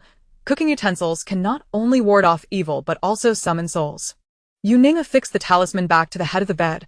Holding the ladle, she began a rhythmic tapping against the headboard, chanting incantations. Return, Lin Zheng, come home. Grandma, is she not being absurd? Lin Onbong felt a profound insult to his intelligence. Glancing again at the heart monitor, he noted the flat line had emerged. Tears streamed down Lin Onbong's face. Despite his dislike for his eldest son's brilliance overshadowing him, the loss still grieved him deeply. On the day of the funeral, what should he wear? The bespoke suit that Wan had tailored for him would suffice, yet with his son deceased, surely, he ought to don new attire for the board meeting. Lin Onbong spent mere seconds reminiscing about his son, the remainder of his thoughts consumed by what he would wear, while also contemplating sending this girl to the police. She has returned. The excited voice of Grandma Lin jolted Lin Onbong from his reverie. He looked in disbelief at the heart monitor, which had just shown a flat line, now displaying fluctuations. Lin Zheng on the bed coughed vigorously, his previously motionless chest beginning to rise and fall. Did this girl truly bring him back with a ladle? Lin Onbong was left speechless, attributing it to mere coincidence. Girl, have you succeeded? Grandma Lin wiped away her tears of joy and approached Yu Ning. Yu Ning nodded and shook her head. I retrieved only a portion. The remainder could not be salvaged. Earlier, the Lin couple's intrusion caused the spirit to flee, taking with it the residual soul fragment within President Lin. This is why his breathing and heartbeat ceased. Fortunately, I acted in time to pull back the escaped fragment. But this is all I could manage. The doctor's recent efforts contributed to this revival, and you had no part in it. Lin Onbong, witnessing his son's revival, quickly recanted, dismissing the earlier wager with Yu Ning. Yu Ning produced her phone from her pocket and pressed play. Should you renege, you shall circle around Sanqing Mountain barking like a dog. Agreed. The clear dialogue echoed from the phone. Lin Onbong's face turned a deep shade of purple. This insufferable girl had recorded their conversation. Bark like a dog or leave. Yu Ning inquired nonchalantly. Grandma, does this girl exhibit any manners? Lin Onbong, unable to confront the sharp ultimatum, turned to Grandma Lin for assistance. Oh, then allow me to politely inquire. Will you bark like a dog? Or will you take your wife and depart? Half an hour later, Lin Onbong exited the mansion, carrying his still unconscious wife, with Grandma Lin following suit. The courteous Yu Ning personally escorted them to the door, ignoring Lin Onbong's displeasure. You, country bumpkin, do possess some skill. You arrived and promptly expelled my mother. Ia kinking stot besite Yu Ning snaring. She had underestimated this country girl. However, if this girl believed that banishing her mother would grant her a life of luxury, she was gravely mistaken. Jia Qingqing was still present. As long as she remained, this country bumpkin would never have a moment's peace. Yu Ning. She turned to face Jia Qingqing. Are you afraid? If you kneel and call me miss, perhaps I will spare your life. I merely wish to inform you that you have chives stuck in your teeth. Jia Qingqing hurriedly licked her teeth with her tongue, realizing she had been tricked. Her frustration mounting. You country bumpkin. She raised her hand to slap Yu Ning. With the elders absent, she no longer needed to feign weakness. Ah! Jia Qingqing shrieked in agony as Yu Ning seized her wrist, applying pressure until Jia Qingqing knelt in pain. Allow me to politely remind you. I do not go by country bumpkin. Jia Qingqing gazed at Yu Ning in terror. This country bumpkin possessed extraordinary strength. Was this the strength one should expect from a human? She even doubted her wrist would remain unbroken. Since my arrival, you have referred to me as a country bumpkin 3 times. Thus, what do you intend? If I were you, I would refrain from provoking one who bears heavy filial piety, is in a foul mood, and whose moral compass is unstable. After all, the virtue of easily forgiving others is one I have yet to cultivate and may never possess. With the elders gone, Jia Qingqing felt liberated to act as she wished. Coincidentally, Yu Ning felt the same. Jia Qingqing had insulted her first and sought to desecrate her master's ashes thereafter. If she did not deal with her now, her moral compass would be even more destabilized. Judging by your appearance, it seems you are entangled in a matter of yin and yang related to your studies. Have you caused someone's demise through your education? Who told you that? Jia Qingqing's face paled in fear. Only she and her mother knew of this incident. How could this country bumpkin have discerned it? Those afflicted with yin and yang disputes often bear a heavy aura of negativity, and the classmate you caused to perish is likely awaiting you to settle the score, perhaps explaining your reluctance to leave. The sacred grounds of Taoism exert a deterrent effect on malevolent spirits, providing Jia Qingqing a sense of safety here. It was likely she had received guidance, assuring her that if she could endure a few years on the mountain until the vengeful spirit reincarnated, she would escape this tribulation. That impoverished wretch took his own life by jumping into the river. What is that to me? Jia Qingqing had purchased a prestigious classmate's academic credentials to attend university. As her grades were insufficient, the classmate who was replaced, in a state of despair, jumped into the river, embroiling herself in a nightmarish legal battle. She sought the counsel of the wise, spending money with the hope that after a few years, she could navigate through the chaos unscathed. No wonder people cherish wealth. It truly is a blessing. Yu Ning couldn't help but mockingly curl her lips. Because of that unfortunate soul's inability to cope, I was forced to suspend my studies for 2 years. Do you think I desired to remain in this mountain isolation? She committed suicide. If you have the audacity, go report me to the police and see if they take action. She merely lost her life, whereas you have squandered 2 years of your education. You truly are at a disadvantage. Indeed, this level of intelligence, she cannot comprehend sarcasm. Yu Ning resolved to be more direct. I will grant you 1 week. If you possess any sense, you will vacate this place and go confess at the grave of the deceased. Perhaps her compassion might lead to your forgiveness. But should you remain obstinate and choose to linger here, a week from now, that classmate will come seeking you, and by then, your pleas will be of no consequence. I do not believe your ominous words. Jia Qingqing was left with goosebumps, feeling an inexplicable chill, prompting her to hastily leave. Such good counsel is wasted on a doomed spirit. Yu Ning shook her head, wishing to follow into the villa. Meow. Meow. Yu Ning boset. Turning towards the faint sound. Chapter 11. You are not a stray cat. The weak meow reached her ears, and she sought the source of the sound. Behind the bushes lay a nearly lifeless black cat sprawled on the lawn. Oh, it's you. What happened to you? Yu Ning recognized it. This little black cat had previously perched on the balcony of the living room, only to be tossed out by the bodyguards. In just a short while. How did it end up like this? Could it be that the wild cat that scratched Yuzihan was you? Meow. So what if it is? The black cat turned its head away with the last remnants of its strength, displaying a proud defiance. Then, fate's neck was grasped by Yu Ning. It must have been Wu Yan who did this to you? She still has a penchant for violence. She used to beat me every day when I was young. Thankfully, I am resilient, or I would have been killed. Yu Ning took out a handkerchief and gently wiped the dirt off the little cat. Upon contact, the black cat struggled violently. I hope you haven't sustained any internal injuries? Yu Ning furrowed her brow, cradling the black cat for a closer inspection. Let me see if you require urgent care. After scrutinizing the cat for some time, she leaned in closer to its ear, whispering softly, You are not a stray cat. Meow. You are a pet cat. Yu Ning nodded in satisfaction, watching as the furry creature's expression transformed into one of blissful stupor. She truly saw a look of bewilderment reflected in the cat's eyes. You must have lost your way from your owner, didn't you? With your robust appearance. It's clear you lack survival skills in the wild. You wouldn't last long out there. But fortunately, you encountered me, and I shall not let you perish. Yu Ning sensed a spark of intelligence in the little creature's gaze, feeling a connection. She removed her outer garment, wrapping the little black cat snugly within, and took it back to her room. Upon closer inspection, she discovered that the black cat was far more injured than she had initially believed. Wu Yan and her daughter had been excessively brutal. The cat had been vomiting blood and remained unconscious, soaking Yu Ning's jacket in the process. Thankfully, my master left me with ample treasures, including a rare 5th-grade spirit-enhancing purple pill. I possess an entire bottle, half for the cat and half for President Lin. Once he awakens, I will have him reimburse me. By saving the cat, I accumulate merit, which is a win-win situation. Yu Ning rummaged through her box and pulled out a pill bottle, extracting a single capsule. The pale purple pill was no larger than a fingernail, and fearing the potency might be overwhelming for the cat, she divided it into quarters. She placed one piece in its mouth and soaked another in a basin for a bath.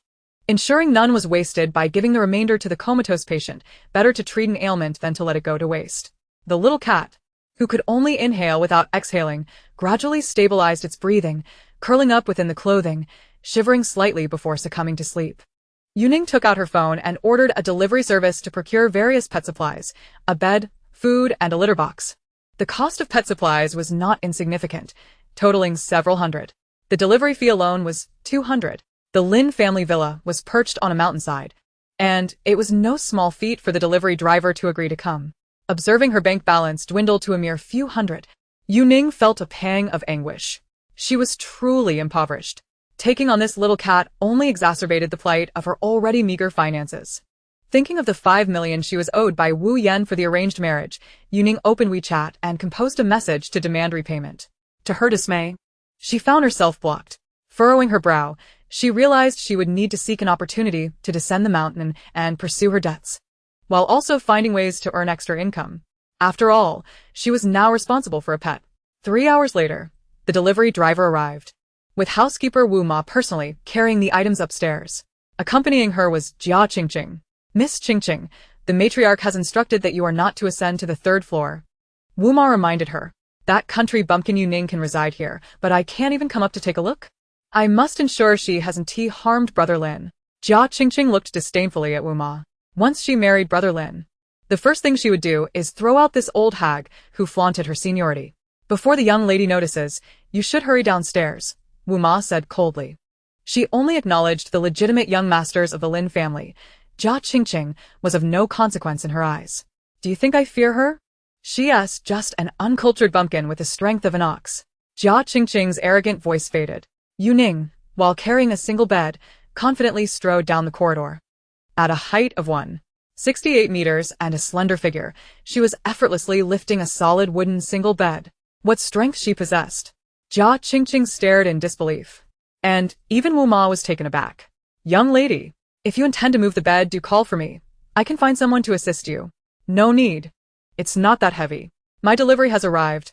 Please help me place it inside. Yu Ning moved the single bed into Lin Zheng's room. You should really head downstairs quickly. The previous kick from young lady should have been controlled. Otherwise, Wu Ma shook her head. A 200-pound solid wood bed was easily lifted by Yu Ning. If she truly intended to teach Jia Qingqing a lesson, rendering her incapable of self-sufficiency wouldn't be impossible. Could it be that she has a background in weightlifting? Jia Qingqing felt a twinge of apprehension towards Yu Ning's innate strength. However, she had come up with ulterior motives, and she was unwilling to leave without achieving her goal. Thus, she brazenly followed behind Wu Ma into the room. How can you sleep in the same room as Brother Lin? Jia Qingqing shrieked in a voice akin to that of a slaughtered chicken. Her jealousy contorting her features as she witnessed Yu Ning place the single bed beside Lin Zheng's bed. For convenience in caregiving. The room arranged for Yu Ning by the matriarch was next door, but upon testing it, she found the soundproofing to be excellent. Should another spirit come, the neighboring room would not hear the soul-calling bell. Lin Zheng's bedroom was spacious. Adding another bed posed no issue, so she brought it over. Do you not feel any shame? A solitary man and woman cannot share a room. Move that bed out. Jia Qingqing protested, stamping her foot. Yu Ning, feeling rather indifferent, retrieved a bag from Aunt Wu and extracted its contents. She selected a yellow banana-shaped cat bed, a petite item that cost her over 100 yuan. Gently placing the slumbering black cat into the cozy nook, the striking contrast of the yellow banana against the sleek black fur created a visual delight. Satisfied, Yu Ning noted. The black and yellow combination was remarkably appealing. How could you keep a feral cat in Brother Lin's bedroom? Jia Qingqing continued to shriek like a banshee. And look, we have a litter box. Yu Ning produced a small litter box, filled it with litter, and contemplated its placement. The entrance was the wealth corner. Thus it could not be situated in the southwest or southeast, as it would clash with the cat's position. The west, governed by the metal element, would restrain wood. Let us place it in the bathroom. The feng shui is better there. Is there really feng shui involved in cat care? Aunt Wu inquired curiously. The young master despises these furry creatures. He will surely be furious if he wakes up to find a cat in his bedroom. However, upon hearing the young lady speak so convincingly, her curiosity piqued. Indeed, cats belong to the wood element.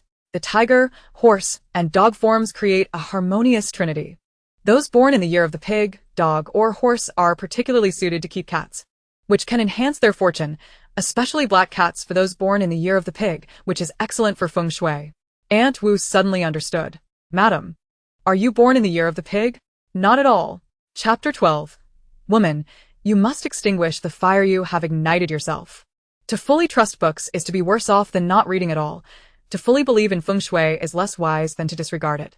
Those without skills rely on feng shui for fortune, while those with skills can cultivate their own favorable conditions. Yu Ning's words were beyond Aunt Wu's comprehension, yet they struck her as impressive. Do not keep such grotesque creatures in Brother Lin's room. Get rid of it. Jia Qingqing, unconcerned with any notions of feng shui, vehemently opposed Yu Ning. You, move aside. Yu Ning's serious tone caused a familiar chill to run down Jia Qingqing's spine. She quickly stepped aside, anxiously glancing around. There's nothing dirty behind me, right? Not at all. It's merely your own unsavory presence. You stand in the young master's wealth corner, and your tainted demeanor could jeopardize his feng shui. Jia Qingqing felt deeply humiliated, while Aunt Wu was alarmed. Harm the young master's feng shui? This is intolerable. We must remove it at once. Aunt Wu urged, half pushing Jia Qingqing out the door. Grumbling, she descended the stairs, but upon seeing Aunt Wu enter the house, she stealthily returned. From her bag, she produced a bamboo basket, lifting the lid to reveal a slumbering, soft-bodied creature inside. A wicked smile crept across Jia Qingqing's face. She had purchased it at a premium, and she couldn't wait for it to awaken and frighten that country bumpkin. Jia Qingqing discreetly placed the bamboo basket behind a decorative piece in the hallway, ensuring it wouldn't be discovered, before humming her way down the stairs. Aunt Wu had intended to check if there was anything she could assist with, but found Yu Ning efficiently managing everything herself, tidying up in no time. Aunt Wu attempted to engage her in conversation, and to her surprise, Yu Ning was rather approachable, answering her queries with great detail and without any airs.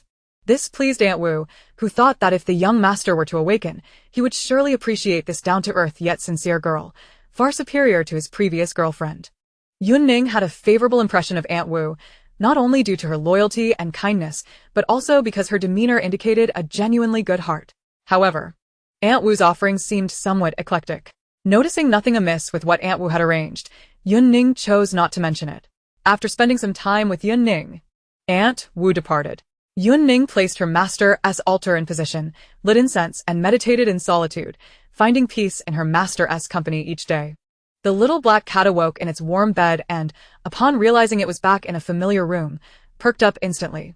From the cat's perspective, the sight of Yu Ning meditating was captivating.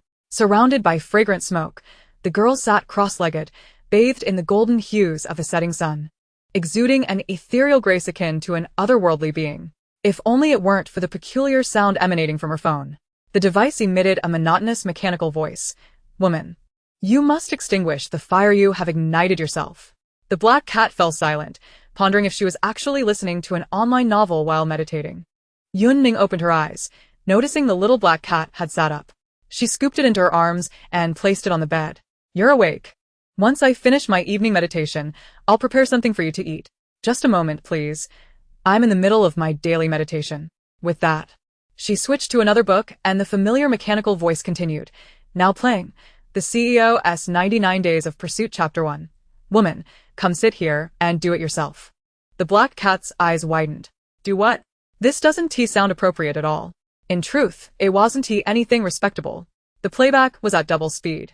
Each chapter lasted merely 3 minutes, leaving the black cat feeling dizzy. What on earth is this? Do young women today really listen to such strange things? After the chapter concluded, Yu Ning checked the time and deemed it appropriate to turn off the player, concluding this arduous daily meditation. She reached out to stroke the black cat's head, discovering its fur was surprisingly delightful to touch, so she embraced it against her chest. The cat stiffened as she gently caressed its head, murmuring to herself, "I've done everything my master asked of me. I live like an ordinary girl, reading novels, raising a pet, and playing games. Oh, and I haven't played today's game yet." She placed the cat on her lap, maintaining her meditative posture while adopting a serious expression as she launched the game. Timmy. The black cat, with a blank expression, felt that this girl seemed to have misunderstood her master's intentions. Surely, her master had meant for her to enjoy life like a normal person. This girl, however, treated it as a task to be completed with utmost seriousness. Observing her earnestness in all she did, the black cat began to understand why her master might have given her such a directive. He thought his own life was dull, but hers was even more so. When he wasn't busy with work, he would indulge in a game of golf or engage in fitness activities. How could this seemingly delicate young girl embody the mindset of someone 60 years old? No, even a 60-year-old woman would still participate in square dancing. Surely, she wouldn't be doing that in her old age. Thus, her willingness to save him must also align with her master's wishes. She was instructed to care for a pet, and she indeed did so. Thankfully, her master hadn't left her any instructions that implied she should walk away without looking back. Otherwise, this girl's stubbornness might lead her to the ends of the earth. How could she be both youthful and gentle? The little black cat sat solemnly on her lap, pondering these thoughts, while Yu Ning remained focused on her game, creating an unusually harmonious scene. At last, Yu Ning triumphed in her game, quietly reporting her opponent amidst their curses and completing her daily meditation. She exhaled deeply. The life of an ordinary girl is truly arduous. Her master was quite relentless in requiring her to stabilize her resolve through such mundane tasks, which undeniably tested her character. The little black cat wore a rather expressionless face. "Are you certain that your master thinks that way?" After enduring a particularly grueling evening class, Yu Ning cradled the kitten in her arms and sought out cat food for it. To her bewilderment, the tiny creature refused to eat a single morsel. She had purchased the most expensive food available. Why was it not eating? "I shall call third senior brother. He is a physician by profession." The phone connected swiftly, and a young male voice came through. "Master Aunt, Master's surgery has yet to conclude. Is there something you need? I have adopted a cat, but it won't eat its cat food. What should I do?" "Master Aunt, you have a cat now?" The other party appeared quite agitated. as if he had received astonishing news. Yes, just one. Yu Ning suddenly realized she did not even know the cat's gender. She carefully moved its tail aside. The black cat grew agitated, struggling fiercely. If cats could blush, it would undoubtedly be crimson at this moment. A colon signifies a female cat, does it not? After a moment of contemplation, Yu Ning decided that a colon must indicate a sister. It's a sister. Meow. Chapter 13. A good person, but unable to discern gender. If Yu Ning could comprehend feline language, she would undoubtedly hear the black cat's irate exclamations. What's sister? I am a pure man. The furious yowls reached the other end of the line, prompting the disciple to nod. Listening to its cries, it seems quite healthy. It was previously severely injured. But I administered half a 5th grade spirit-enhancing pill, and its recovery appears satisfactory. A crack echoed as the phone slipped from his grasp. Damn. My phone. The screen is shattered. Master Ant, what did you feed it? The spirit-enhancing pill, but only a 5th grade one. Could it be that the grade is too low and the dosage insufficient, resulting in a slower recovery and poor appetite? A 5th grade pill? You fed that to a cat. My master will go mad upon hearing this. He will take his frustration out on me, and might even ruin my doctoral thesis. My poor disciple is facing a delay in graduation. Did you give no thought to your unfortunate doctoral disciple while using such a precious item to feed a cat? Yu Ning pressed the speakerphone button, her brows knitted in thought, remaining silent. The disciple, believing he had frightened his younger Master Ant, contemplated using a gentler tone to address the matter. Master Ant, are you, perhaps, feeling a bit unsettled in your path? Another crack echoed as the phone fell again. Are you alright? I'm still alive, the disciple replied weakly, and the screen is even more shattered now. Why won't my cat eat? Should I administer another pill? No. Absolutely not. You should give it some goat's milk or cooked meat for the time being. We'll buy more food first thing tomorrow. Provide me your address. And I shall send you some varied cat food. Would that be too much of a burden for you? It will not be. As long as you refrain from continuing to feed it spiritual pills, everything else can be discussed. After hanging up, Yu Ning muttered to herself. It seems my disciple is under considerable stress. Is being a medical doctor truly so arduous? Are you certain that his stress does not stem from you? The black cat squinted. However, after receiving the medication she provided, its injuries had indeed improved significantly. From the disciple's words, it sensed that the pill was a very valuable item. This girl seems quite kind, though she cannot distinguish between genders. Stay here obediently. I shall find you something to eat. Yu Ning placed the cat back in its nest and rose to leave. Once she had departed, the black cat opened its eyes. Its amber gaze sparkling with intelligence. It leapt out of the nest and dashed toward the large bed. It attempted to pounce on the body atop the bed, but was forcefully rebuffed by the man's solid muscles and tumbled to the floor. The black cat lay on all fours, raising its paw and catching sight of its pink paw pads, letting out a low curse. When would it ever escape this wretched state? 10 days prior, it had been in a car accident, and upon waking, it had transformed into a small kitten. No matter how sharp its intellect, entrapment within a feline body rendered it utterly helpless. Its own body lay just within reach, yet it could not return. Today, encountering Wu Yan and her daughter had nearly costed its life. When struck to the point of soul departure, it had heard Yu Ning reciting incantations. Just a moment longer, and it could have returned to its own body. If it could regain its form, it would not let the vile mother-daughter duo escape unpunished. Recalling the scene of being brutally beaten by the malicious pair, Lin Zheng felt a surge of anger, yet all that emerged was a feeble meow. Damn it! Unwilling to accept defeat, Lin Zheng leapt onto the bed once more, colliding with its own body. But no matter how fervently it tried, it could not recapture the sensation of its soul departing. It appeared that it would need to enlist Yu Ning's help once more, reciting spells to have any hope of returning to its original form. After several failed attempts, Lin Zheng finally accepted reality. Its gaze fell upon the phone Yu Ning had left on the bed. Using it to type should allow it to convey its identity to her. It jumped over and began tapping the screen with its paw, managing to illuminate it after several attempts, only to find it locked. It had no knowledge of her passcode. Frustrated by the phone, Lin Zheng caught sight of its own reflection on the screen and felt even more disheartened. What a hideous breed of cat. Since transforming into an animal, its sense of smell and hearing had dramatically improved. Suddenly, it detected a peculiar sound. Its fur bristled as it turned toward the source. Yu Ning had left the door ajar, and a green snake slithered in through the opening, with a triangular head and sinister eyes. It flicked its tongue and headed toward the bed. Lin Zheng recognized it immediately as a venomous bamboo viper. While it was relatively small, a bite from this creature could indeed be life-threatening.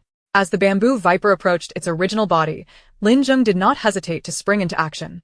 Before inheriting the family business, it had been a professional boxer, even earning a championship belt. Its explosive power was unparalleled. But now it was merely a cat, a small kitten barely a month old, lacking both speed and strength to rival the snake. Initially startled by the sudden appearance of the kitten, the snake instinctively considered retreat. However, upon realizing the diminutive size and clumsy movements of its opponent, it changed its mind, coiling up and eyeing the little cat with predatory intent.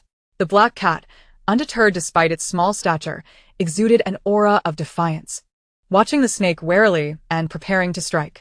The standoff between the cat and the snake lasted 3 minutes until the snake lunged at the black cat, wrapping around it and preparing to bite. In a split second, a slender hand descended from above, grasping the snake by its neck. Yu Ning had returned. She had gone to the kitchen to fetch goat's milk and beef, only to find the cat and snake engaged in battle.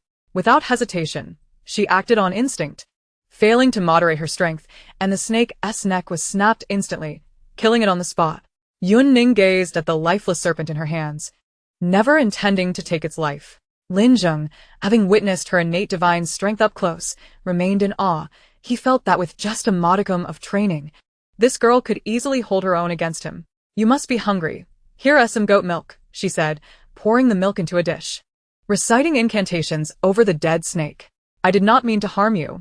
Her strength was difficult to control, and thus she refrained from engaging in direct confrontations unless absolutely necessary, not out of fear of losing, but from the dread of losing control and causing fatal harm. Lin Zheng, having gone 3 days without food, could not care less about appearances and leaned down to drink the milk. Hearing her chant over the deceased serpent warmed his heart. This girl, it seemed, had a tender spirit. In the next moment, she flung the snake she had crushed with her bare hands right in front of him. Lin Zheng, furiously aghast. "I've performed the rites for its soul. You can take its body to practice your hunting skills. Don't your cats enjoy playing with snakes?" She recalled often seeing wild cats catching snakes to play with on the mountain. "I don't like them. Please take it away. Thank you. By the way, how is it that you're so inept? A normal cat is 7 times faster than a snake. You should have easily dominated it in a skirmish. But then again, you are merely a small female cat. Perhaps that explains your weakness." Lin Zheng felt an urge to kick the dish away. Incompetent. Small female cat. Weak. Yet, more than his curiosity about her lack of prowess, he was far more concerned with why there was a venomous snake in the villa. Yu Ning furrowed her brow, and suddenly, as if a light bulb had gone off in her mind, she hastened towards the door. Chapter 14. Long Legs That Embody Aesthetic. Yu Ning exited and swiftly navigated the corridor, stopping at a certain point. A row of antique shelves lined either side of the hallway, adorned with relics. Yu Ning extended her hand behind one of the shelves and retrieved a small bamboo basket from the edge. She had noticed it while passing by and found it somewhat out of place. It turned out to be a basket for snakes. The serpent hadn't entered from outside. Someone had deliberately placed it there. Who could it be? After pondering for a moment, Yu Ning formed a judgment in her mind. 15 minutes later, a knock resounded at Jia Qingqing's door. "Who is it?" Jia Qingqing, with a face mask on, answered the door. Upon seeing Yu Ning, she instinctively attempted to shut the door, but Yu Ning forcefully pushed it open. "Ah!" Jia Qingqing screamed like a pig being slaughtered. Yu Ning twisted her arm behind her back, pinning her against the wall. "What do you want?" "I'm going to tell my mom you're bullying me." "I'm not doing anything. I'm just returning your gift," Yu Ning replied, gripping her chin and, amidst Jia Qingqing's shrieks, shoved the dead snake into her mouth. Jia Qingqing's eyes bulged in terror. "My patience is limited. Do not provoke me again. If you do, I won't spare you even a week." With that, Yu Ning released her grip. Turning around, she noticed the black cat had quietly arrived, sitting there watching the scene unfold. Mischievous little creature. Yu Ning bent down and cradled the black cat in her arms. The softness of the girl's chest made the black cat stiffen, and despite its struggles, it was held even tighter. With nowhere to hide, the black cat wore a blank expression. This was not his mischief. She had instigated first. Jia Qingqing waited until Yu Ning was far off before tremblingly extracting the snake from her mouth, only to discover it was already dead. "Ah, em furious." She kicked the door vehemently. This country bumpkin. So arrogant. The snake she had purchased at a high price was thus killed by this rustic girl, who had the audacity to use the dead serpent to frighten her. Jia Qingqing pulled out her phone and sent a video to Madame Lin. Mom. That country bumpkin. Upon seeing Lin Onbong was also present, her haughty tone instantly softened. Mom, miss you, she bullied me. Lin Onbong was currently seething, having been manipulated by Yu Ning earlier in the day, forced to leave, and now the more he thought about it, the angrier he became. Upon hearing Jia Qingqing's complaint, he quickly snatched the phone to inquire. What did she do this time? Uncle Lin, I am scared. I'm really scared. Miss Yu somehow brought a venomous snake and placed it in my room. Jia Qingqing pointed the camera at the lifeless serpent on the floor, adding, It was alive when it was brought in. Thankfully, I threw something at it, or I would have been bitten to death. What? How dare she? Lin Onbong exploded with rage. Calm down, Onbong. Perhaps Miss Yu did not mean it, Madame Lin gently consoled. Wan, you are too soft-hearted. But you must understand. Kindness cannot govern soldiers, nor wealth. This wild girl disrespects her elders and bullies Qingqing. Her crimes are unforgivable. Uncle Lin, what should we do? Did she bring the snake to kill me? She is so ruthless. Jia Qingqing squeezed out a tear. Do not fear. I will return tomorrow to seek justice for you. This venomous-hearted woman must not remain by Ajing's side. Lin Onbong hung up the video call, growing more furious by the second. If it weren't too late to go up the mountain, he would have insisted on returning to confront that despicable wild girl, who had released a poisonous snake. Her actions were heinous, and even his grandmother could not protect her. Yu Ning returned to her room, the phone ringing. It was a landline. After a moment's hesitation, she picked up. Hello, it's me. Lin Jun's cheerful voice came through the receiver. Oh. I heard from Aunt Wu that you're sleeping in my older brother's room. Yes. Make sure to secure the doors and windows tonight. If you hear strange noises in the middle of the night, it means it's haunted. You should abandon my brother and run. He is tough and not afraid of ghosts. The black cat narrowed its eyes, realizing it hadn't beaten up its brother in a while, and felt a twinge of excitement. Got it. How's everything on your end? Nothing much. I have good news for you. I've passed the audition. Tomorrow, I'll treat you to a lavish meal. Just be sure to stay safe. Yu Ning wanted to say more, but the call ended abruptly, leaving her with a furrowed brow. Lao Wu mentioned that nothing happened today, which suggested that trouble was likely tomorrow. She pulled up her contacts and added Lin Jun on WeChat, sending a reminder in the friend request section to ensure he wore the thunderstrike, which she had gifted him. The black cat sat silently on the bed, observing her actions. This girl was quite resolute when it came to striking, yet her heart remained tender. Yu Ning removed her outer garment. Though she appeared slender, she possessed no lack of substance where it mattered, as she shed her sportswear, revealing only her underwear. Her appropriately sized chest, slender waist, and long, straight legs could rival that of a model. Her figure was perfectly aligned with Lin Zheng's aesthetic. The black cat quickly diverted its gaze, thinking, what am I even contemplating? Furthermore, why was this girl undressing so casually? Yu Ning picked up a cartoon-themed pajama set, preparing to head into the bathroom for a shower. Turning back, she noticed the lonely back of the little black cat and felt her heart soften. There exists a sacred realm, known as the nape of a cat's neck, from which no soul can escape the allure of its enchanting vista. Would you care to join me for a bath? Yu Ning, believing the little kitten to be lonely, gently cradled it in her arms. With no clothing barrier between them, the sensation was overwhelmingly real. The little black cat drowsily nestled against the soft surface, momentarily contemplating a nod. Yet soon, it grasped the gravity of the situation. A bath together? Whoosh. The black cat clumsily wriggled free from her embrace, retreating backward, its fur bristling with alarm. If only it could vocalize its thoughts. It would surely cry out, do not approach.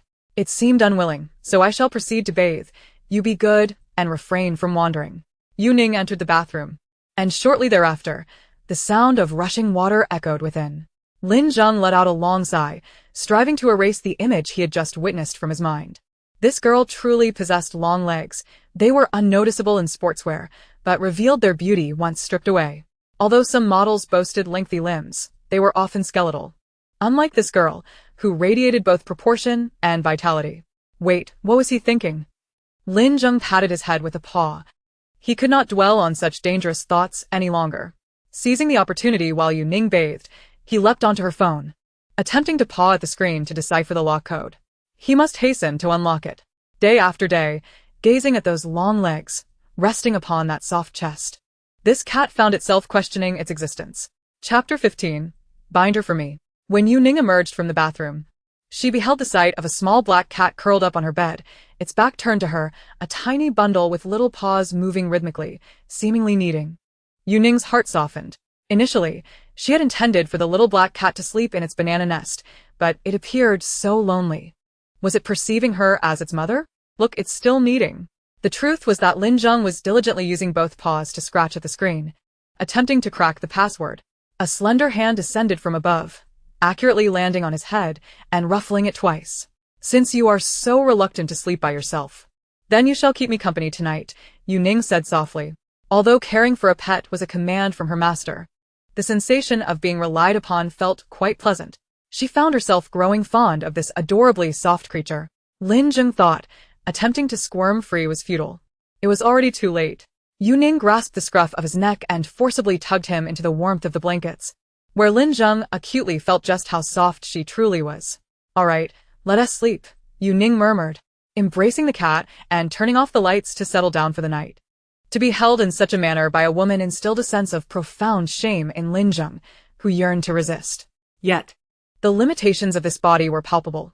After a day of exertion, fatigue overcame him, and his eyes fluttered shut unbeknownst to him. In the dead of night, Yu Ning was roused by an unusual sound. It resembled something scraping against the door, and she instantly awakened. Recalling Lin Laowu's words about this room being haunted at midnight, she noted that the summoning bell had not rung. It was not a ghost. Yu Ning turned on the light, and to her surprise, the little black cat, which should have been nestled in her arms, was vigorously scratching at the bathroom door. The noise originated from it. My apologies. I forgot to leave the door ajar for you. Do you need to use the litter box? Yu Ning hastily leapt from her bed and opened the bathroom door, allowing the little black cat to dart inside. Concerned it might not know how to use the litter box, she stood at the door, watching. Meow, protested the black cat. What? Are you shy about being seen? Yu Ning guessed. Meow meow meow. Oh, it truly was wary of her gaze? Yu Ning attempted to close the door, and the meowing ceased from within. How prideful. Yu Ning waited outside for it to finish, and her phone buzzed. Lin Laowu messaged her, inquiring if there were any hauntings. An idea struck her. She approached the floor-to-ceiling window and shone her phone's light on the glass, revealing a row of faint paw prints. The mystery was solved. This room was not haunted. It was merely a feline disturbance. The strange noises the servants had heard were likely the cat scratching at the glass. The paw prints were not large. Could it be that this little black cat was responsible? As Yu Ning pondered, a series of meows emerged from the bathroom, far more composed than the previous urgent sounds.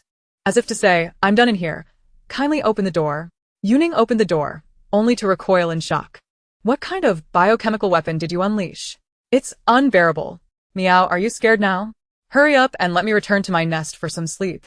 Do not attempt to test my self-control with that exquisite figure of yours. Was she being scorned by a cat? Yu Ning seemed to perceive a glimmer of mischief in its eyes. For the first time, she witnessed a cat displaying emotions, and, curiously, she felt she could understand its sentiments.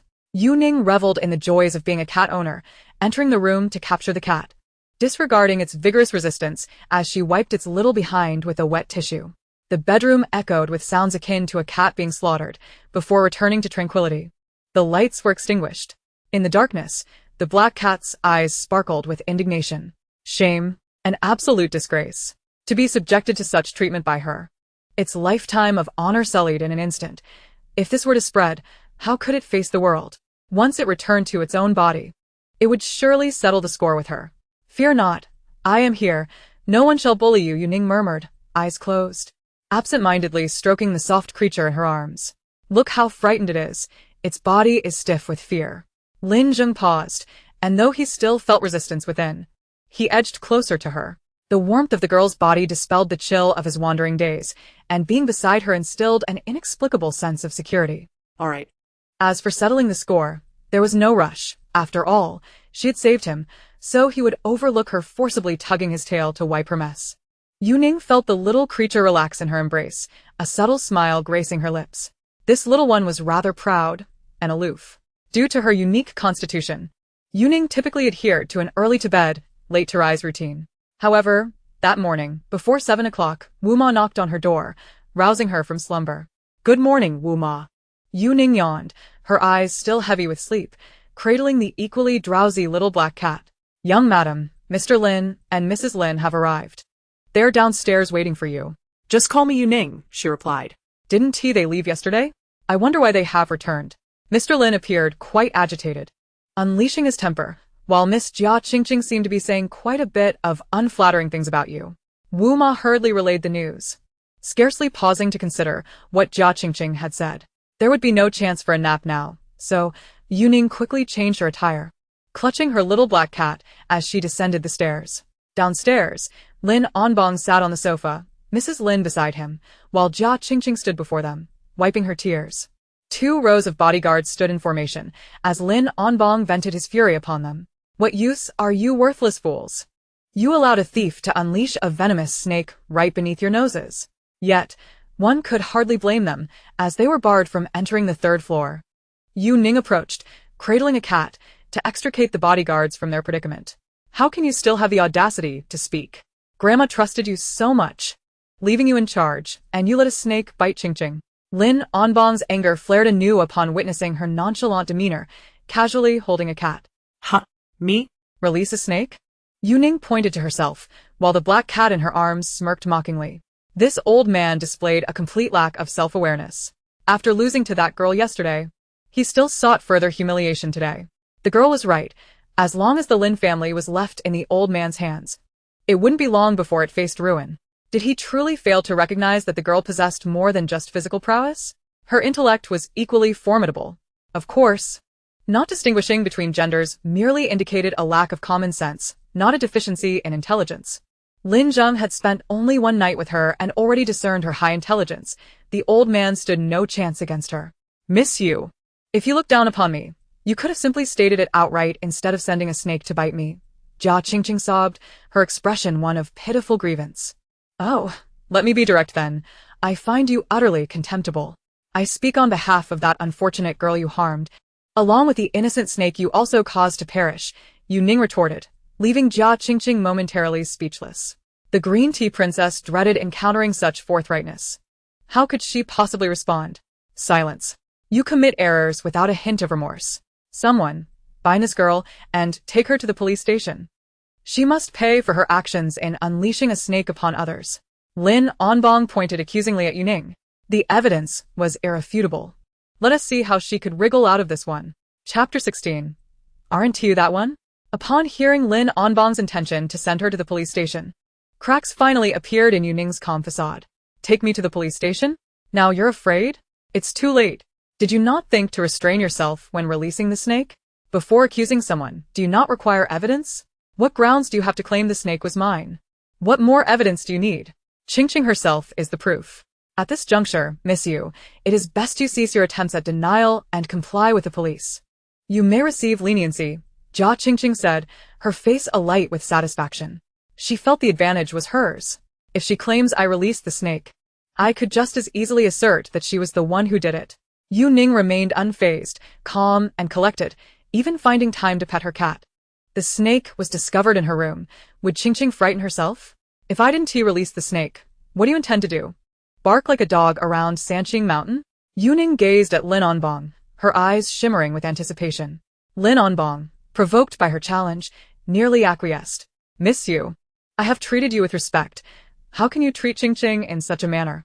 Childish squabbles are one thing, but unleashing a venomous snake is beyond the pale." "Mrs. Lin dabbed at the corners of her eyes, attempting to divert the conversation away from the wager. Yu Ning shifted her gaze to her. "So, if I did not release the snake, would you be willing to join Comrade Lin Onbong in barking like a dog around Sanqing Mountain?" Mrs. Lin was momentarily at a loss for words. The black cat observed with interest. This girl's candor was Lin Madam's undoing. "You uncouth wild girl. I am your elder, and yet you dare to address me by name. Comrade Lin Onbong, you misunderstand.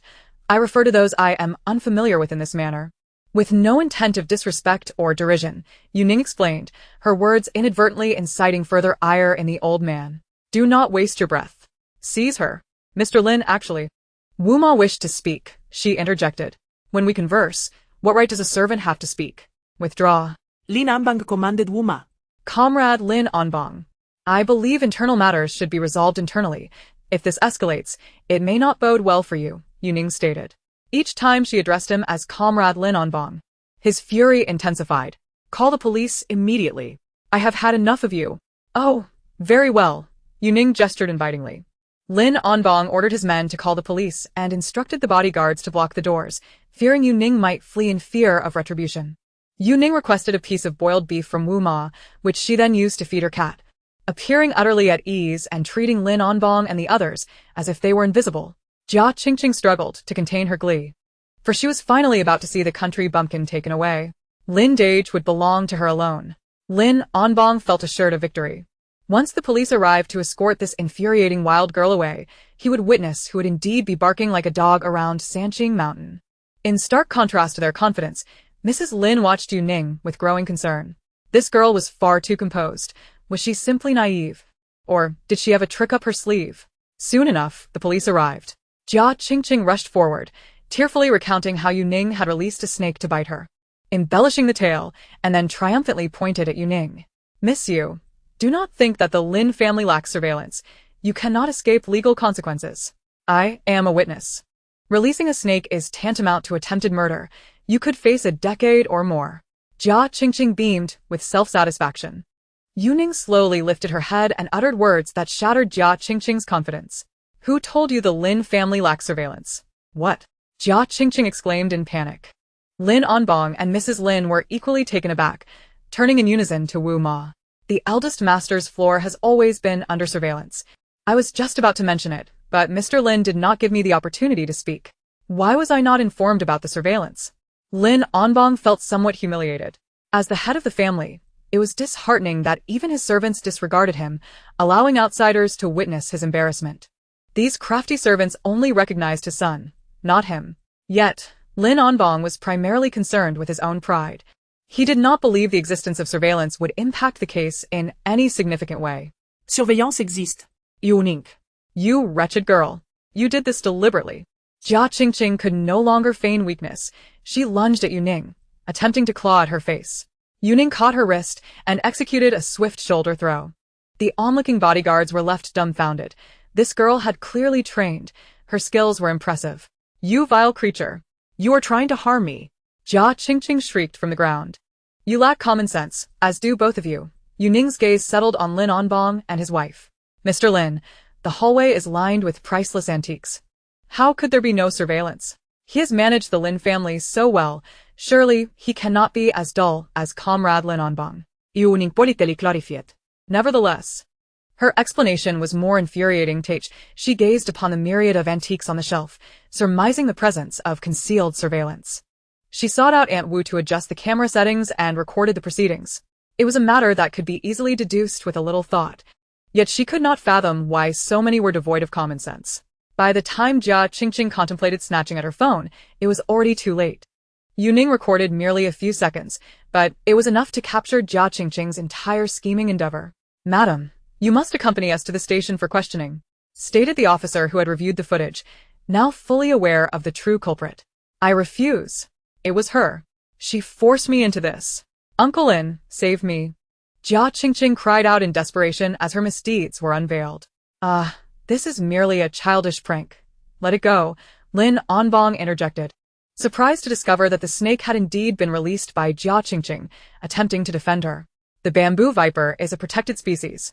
Capturing and keeping it without permission is illegal. Furthermore, her act of releasing a venomous snake, while not as severe as she claimed, still constituted a threat to public safety and the unlawful introduction of hazardous substances. Yu Ning's professional explanation garnered the officer's admiration. Miss Yu, are you studying law? Indeed. I hold a bachelor's degree in political science, with a master's degree in the same field. How else could I become a political teacher? She's spouting nonsense. She's just a fraud. How could someone so young possibly have completed a graduate program? The video must be fabricated. Jia Qingqing shrieked in a fit of denial. Suddenly, an officer pointed at Yu Ning. I recognized you. You are indeed that person. Have you seen her on the wanted list? Jia Qingqing inquired impatiently. The officer gave her a puzzled look, but did not respond to her trivial query, turning instead to Yu Ning, his cheeks flushed with excitement. "You are Yu Ning, correct? You know me?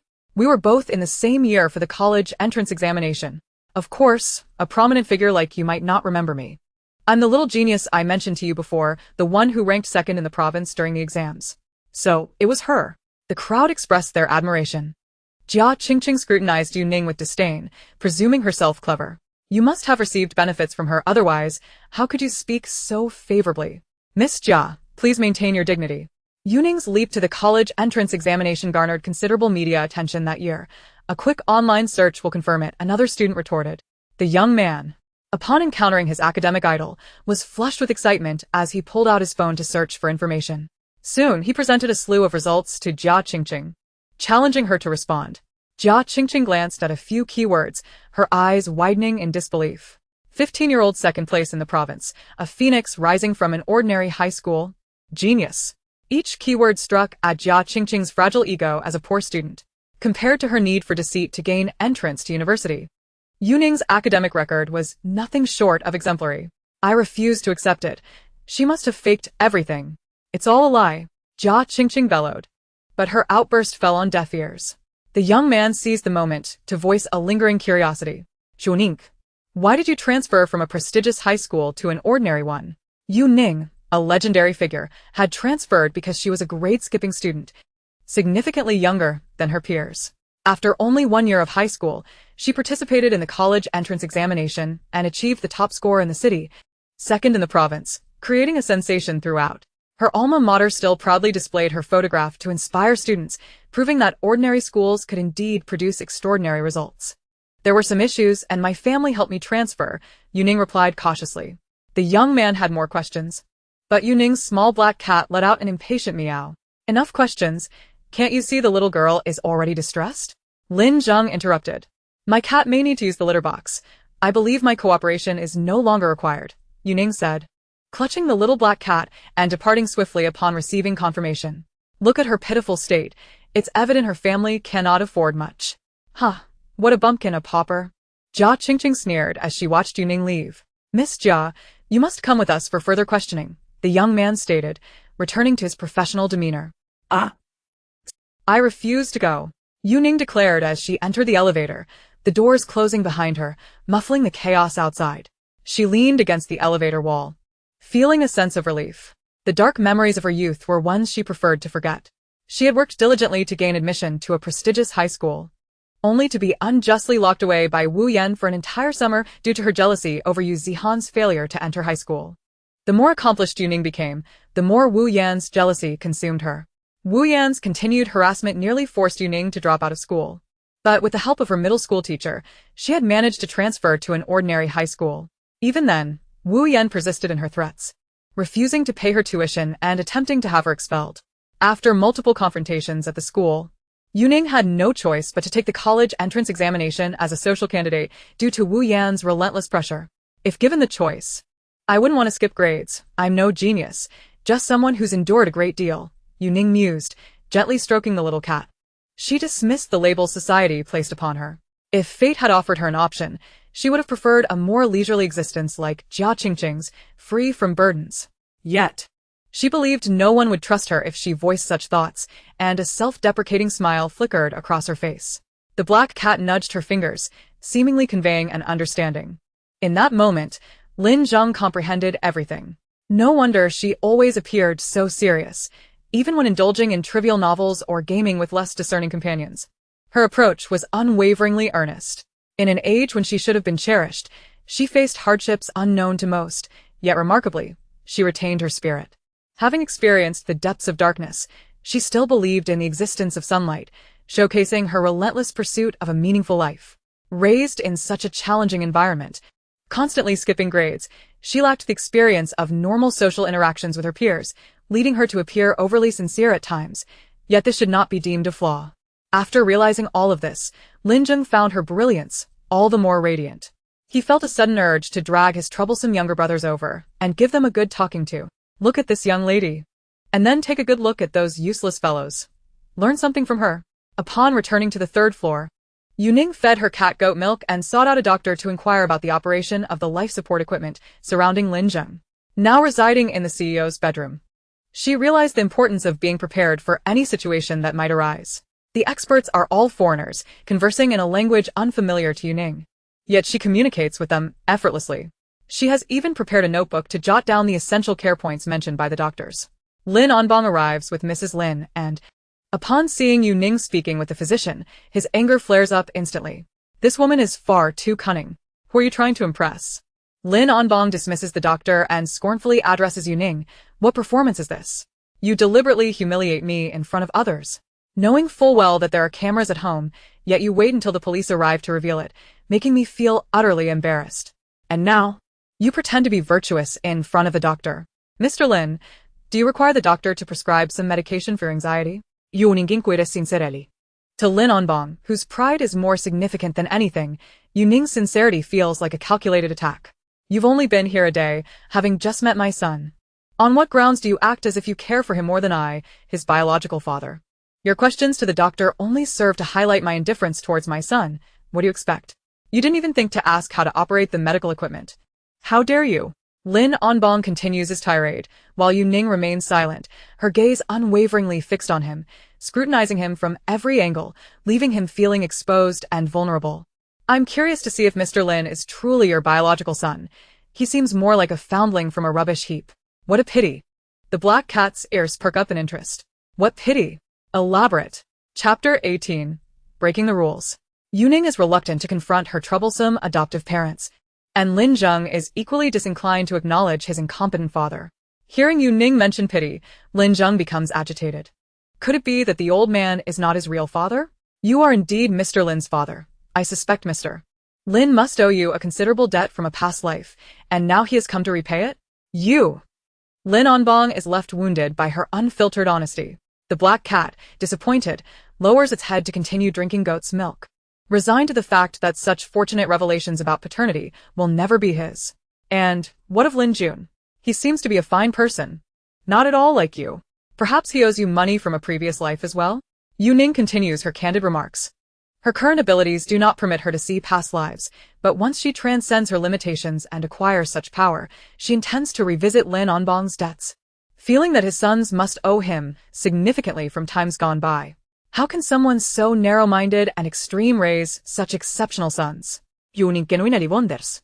Her master once foretold that she would bear a son, and if her merits were sufficient, she might also have a daughter. She seeks to prepare herself for motherhood by learning about child-rearing in advance. Despite Lin Onbong's apparent shortcomings, he has managed to raise 2 commendable sons. The fate of his other 3 sons remains uncertain, as she has not yet encountered them. Nevertheless, she acknowledges the merit of the 2 she has met and humbly seeks guidance. Seeing Lin Onbong at a loss for words, Yu Ning ponders whether her approach lacks sincerity. I humbly inquire, how have you managed to cultivate such distinct blossoms from a single branch, while your own nature appears flawed? Surely this is sincere enough? Onbong. Are you all right? Mrs. Lin, noticing Lin Onbong clutching his chest in agitation, realizes he is suffering from the stress caused by Yu Ning. She promptly calls for a doctor to administer a couple of pills and assists him in sitting down until he regains his composure. I do not wish to see her. This woman is here to undermine me, isn't she? Miss Yu, what exactly do you want? You have only just arrived and already disrupted the harmony of our household. My daughter has been ensnared by your actions, and my husband is exacerbated by your presence. How can someone so young harbor such malice? Meow. The black cat, having had its fill, stretches lazily. Yu Ning picks it up. What does your daughter's predicament have to do with me? Legally speaking, I am the victim here, as is your husband. Yu Ning gazes intently at Lin Onbong's nose for a while, noting the position of the health-related palace between his brows, where fortunes regarding health are discerned. From what I see, the bridge of his nose shows signs of affliction. His ailments likely stem from marital discord, as his first wife was auspicious for him. Therefore, I surmise that his heart issues might relate to you, Mrs. Lin. The black cat nods approvingly. Indeed, look how polite the young lady is, addressing you as you. You slanderous wretch. Mrs. Lin's complexion pales, her guilt-ridden demeanor catching the black cat's sharp gaze. Onbong. She claims, I bring you misfortune. The poised Mrs. Lin is thrown into disarray by Yu Ning's words. I did not state that. I merely speculate, Yu Ning clarifies. She is seldom uncertain when reading faces, but her hesitance stems from the need to consider both spouses' features for accuracy. She can perceive Lin Onbong's characteristics, but Mrs. Lin's elude her, leading her to make conjectures based on the available information. Unbeknownst to her, this conjecture has breached the Lin family's most guarded secret. Fearing the impending calamity of further revelations, Mrs. Lin makes a decisive choice. Miss Yu, I must ask you to leave. Your presence has already disrupted our family's harmony. I cannot comply, Yu Ning replies. For her dissent was commanded by her master, and unless he himself appears to instruct her to depart, she will not leave until Mr. Lin awakens. Guards. Remove her. Mrs. Lin raises her voice. Bodyguards enter, but the black cat arches its back and bares its teeth, positioning itself protectively before Yu Ning. Miss, I apologize. The head of the bodyguard steps forward to seize Yu Ning, but is met with a scratch from the black cat. Ah! He exclaims in pain. Come back. Yu Ning calls to the little cat, concerned for its safety. The black cat agilely circles the head guard, launching a flurry of scratches. Before long, the guard's legs are covered in scratches. Lin Zheng, a former professional boxer, witnesses the injustice and intervenes. The other bodyguards, seeing their leader being bested by a tiny kitten, rush in to capture the cat. The black cat leaps among the hulking figures, holding its ground, but due to its unfamiliarity with its feline form, it soon finds itself by the scruff of its neck. You wretched stray, just wait until I strangle you. The bodyguard captain is sent flying with a kick. Yu Ning retrieves the black cat, tucking it into her pocket, with only its head peeking out. One must consider the owner when punishing a cat. How infuriating! The captain, clutching his stomach in pain, leaps forward, determined to reclaim his dignity after such humiliation, unleashing a flurry of brutal attacks. Yet, with her innate strength, Yu Ning holds her ground, driving him back. As the other bodyguards close in, they surround her entirely. The black cat, trapped in Yu Ning's pocket, struggles to escape. But she holds it firmly in place. Her eyes were aflame with unrestrained fury. A band of spineless fools, resorting to mob tactics when one-on-one confrontations proved futile. Once he regained consciousness, she would ensure these pathetic wretches faced her wrath. Under the relentless assault of a cadre of professional bodyguards, Yu Ning gradually found herself at a disadvantage. The captain of the bodyguard team, having just been thoroughly bested by her, seized the moment and delivered a powerful punch to her shoulder. Yu Ning staggered back 2 steps, seizing the opportunity of her momentary weakness. A black cat sprang from her pocket, launching itself at the captain's face. He let out a pained scream as its claws raked across his skin, leaving him disfigured. The little wild cat was ferocious beyond measure. With its nimble movements, the black cat managed to injure 3 of its assailants, but ultimately, its diminutive size led to its capture. The captain gripped the cat by its neck, pressing it forcefully to the ground. Don't touch my cat, Yu Ning gritted through the pain, pulling a talisman from her pocket. Laughter erupted among the bodyguards as they beheld her talisman, their amusement echoing through the space. Lin Onbong guffawed louder than anyone, reveling in the sight of her predicament. Little girl, save your pathetic tricks. Who do you think you're scaring with a scrap of paper? To them, talismans were mere illusions. Only fools would take them seriously. I'll say it once more. Release my cat. And what if I refuse? Not only will I not let it go, but I will also ensure it meets its end. Mark my words. The captain taunted, striking the cat's face with his hand. The cat's head jerked to the side. But with a surge of spirit, it sank its teeth into the captain's hand. Ah! He howled in pain, astonished by the cat's ferocity. Seeing her beloved pet suffer for her sake, Yu Ning inhaled deeply. She was on the verge of breaking her restraint. Chapter 19. Only you remain unaware. She rolled up her sleeves and pressed the talisman to her arm. Ha ha ha! She-s applying it to herself? The crowd erupted in laughter once more. But soon their mirth was replaced by shock as they beheld the peculiar symbol forming on her fair skin, resembling a crimson tattoo. Is that a semi-permanent tattoo sticker you bought online? The bodyguard captain scoffed. Even he found it absurd. What kind of tattoo could manifest in an instant? As the crowd pondered this anomaly, Yu Ning struck again. In a blink, a group of bodyguards failed to perceive her movement, and the black cat was back in her grasp. Holding it tenderly in her hands, she gazed at its battered form, her eyes growing redder with emotion. As her feelings intensified, the color of the symbols on her arm deepened, exuding an eerie aura. Captain, there's something ominous about her, one bodyguard murmured, instinctively taking a step back. In the blink of an eye, Yu Ning had closed the distance to the captain. Compared to her earlier state, she was now imbued with remarkable agility. A seasoned practitioner of Taoist martial arts would recognize that she was now employing the golden fist technique from the Five Elements fist, which enhanced muscular elasticity and bodily agility, significantly boosting her dexterity. Harnessing the power of the talisman, she had gained extraordinary abilities in a short span, despite the considerable side effects. But in her quest for vengeance on behalf of her pet, she cast caution aside. How many times did you strike it? Yu Ning's gaze was frosty. The talisman had awakened her latent potential, unleashing her suppressed nature, imbuing her with an aura of menace and dominance that sent a shiver down the captain's spine. You want to fight? What do you intend to do? Before he could finish his taunt, Yu Ning struck him down with a single punch. Just as he had bullied the small cat, she mirrored that same posture, forcefully smashing his head into the ground. The other bodyguards, witnessing the scene, rushed in to rescue their captain, but in an instant, they were all sent sprawling. With a newfound speed, Yu Ning's combat prowess had escalated to an entirely different level. Every bodyguard was dispatched by her kicks. And all of this transpired within the span of a mere minute. Apologize to my cat, Yu Ning demanded, her grip tightening. The captain, pinned beneath her, feared his skull was about to shatter. I am sorry. I was wrong. I want you to do it again. Only then did Yu Ning release him. Striding past the now subdued bodyguards, she approached Lin Onbong directly. At that moment, his laughter had vanished, replaced by sheer astonishment as he beheld Yu Ning. This girl had single-handedly incapacitated all of his bodyguards in under 2 minutes. You find this amusing, do you? Yu Ning's fist shot forward, and Lin Onbong felt a gust of wind brush past his cheek, followed by a resounding crack as the wooden backrest of a sofa shattered. Oh. You think you're so clever, huh? Why not go around Qingqing Mountain barking like a dog? Yu Ning smirked, having effortlessly split the sofa with her bare hands. Lin Onbong's pupils dilated in disbelief. Just as he presumed Yu Ning would drag everyone out to mimic a dog, she took a step back. The symbols on her arm faded away. Her time was up. The rage and bloodlust that had surged through her like a tempest dissipated, leaving behind an overwhelming fatigue. This was the side effect of the talisman. It amplified her repressed negative emotions while in use, but once its effects wore off, it left her weakened for hours.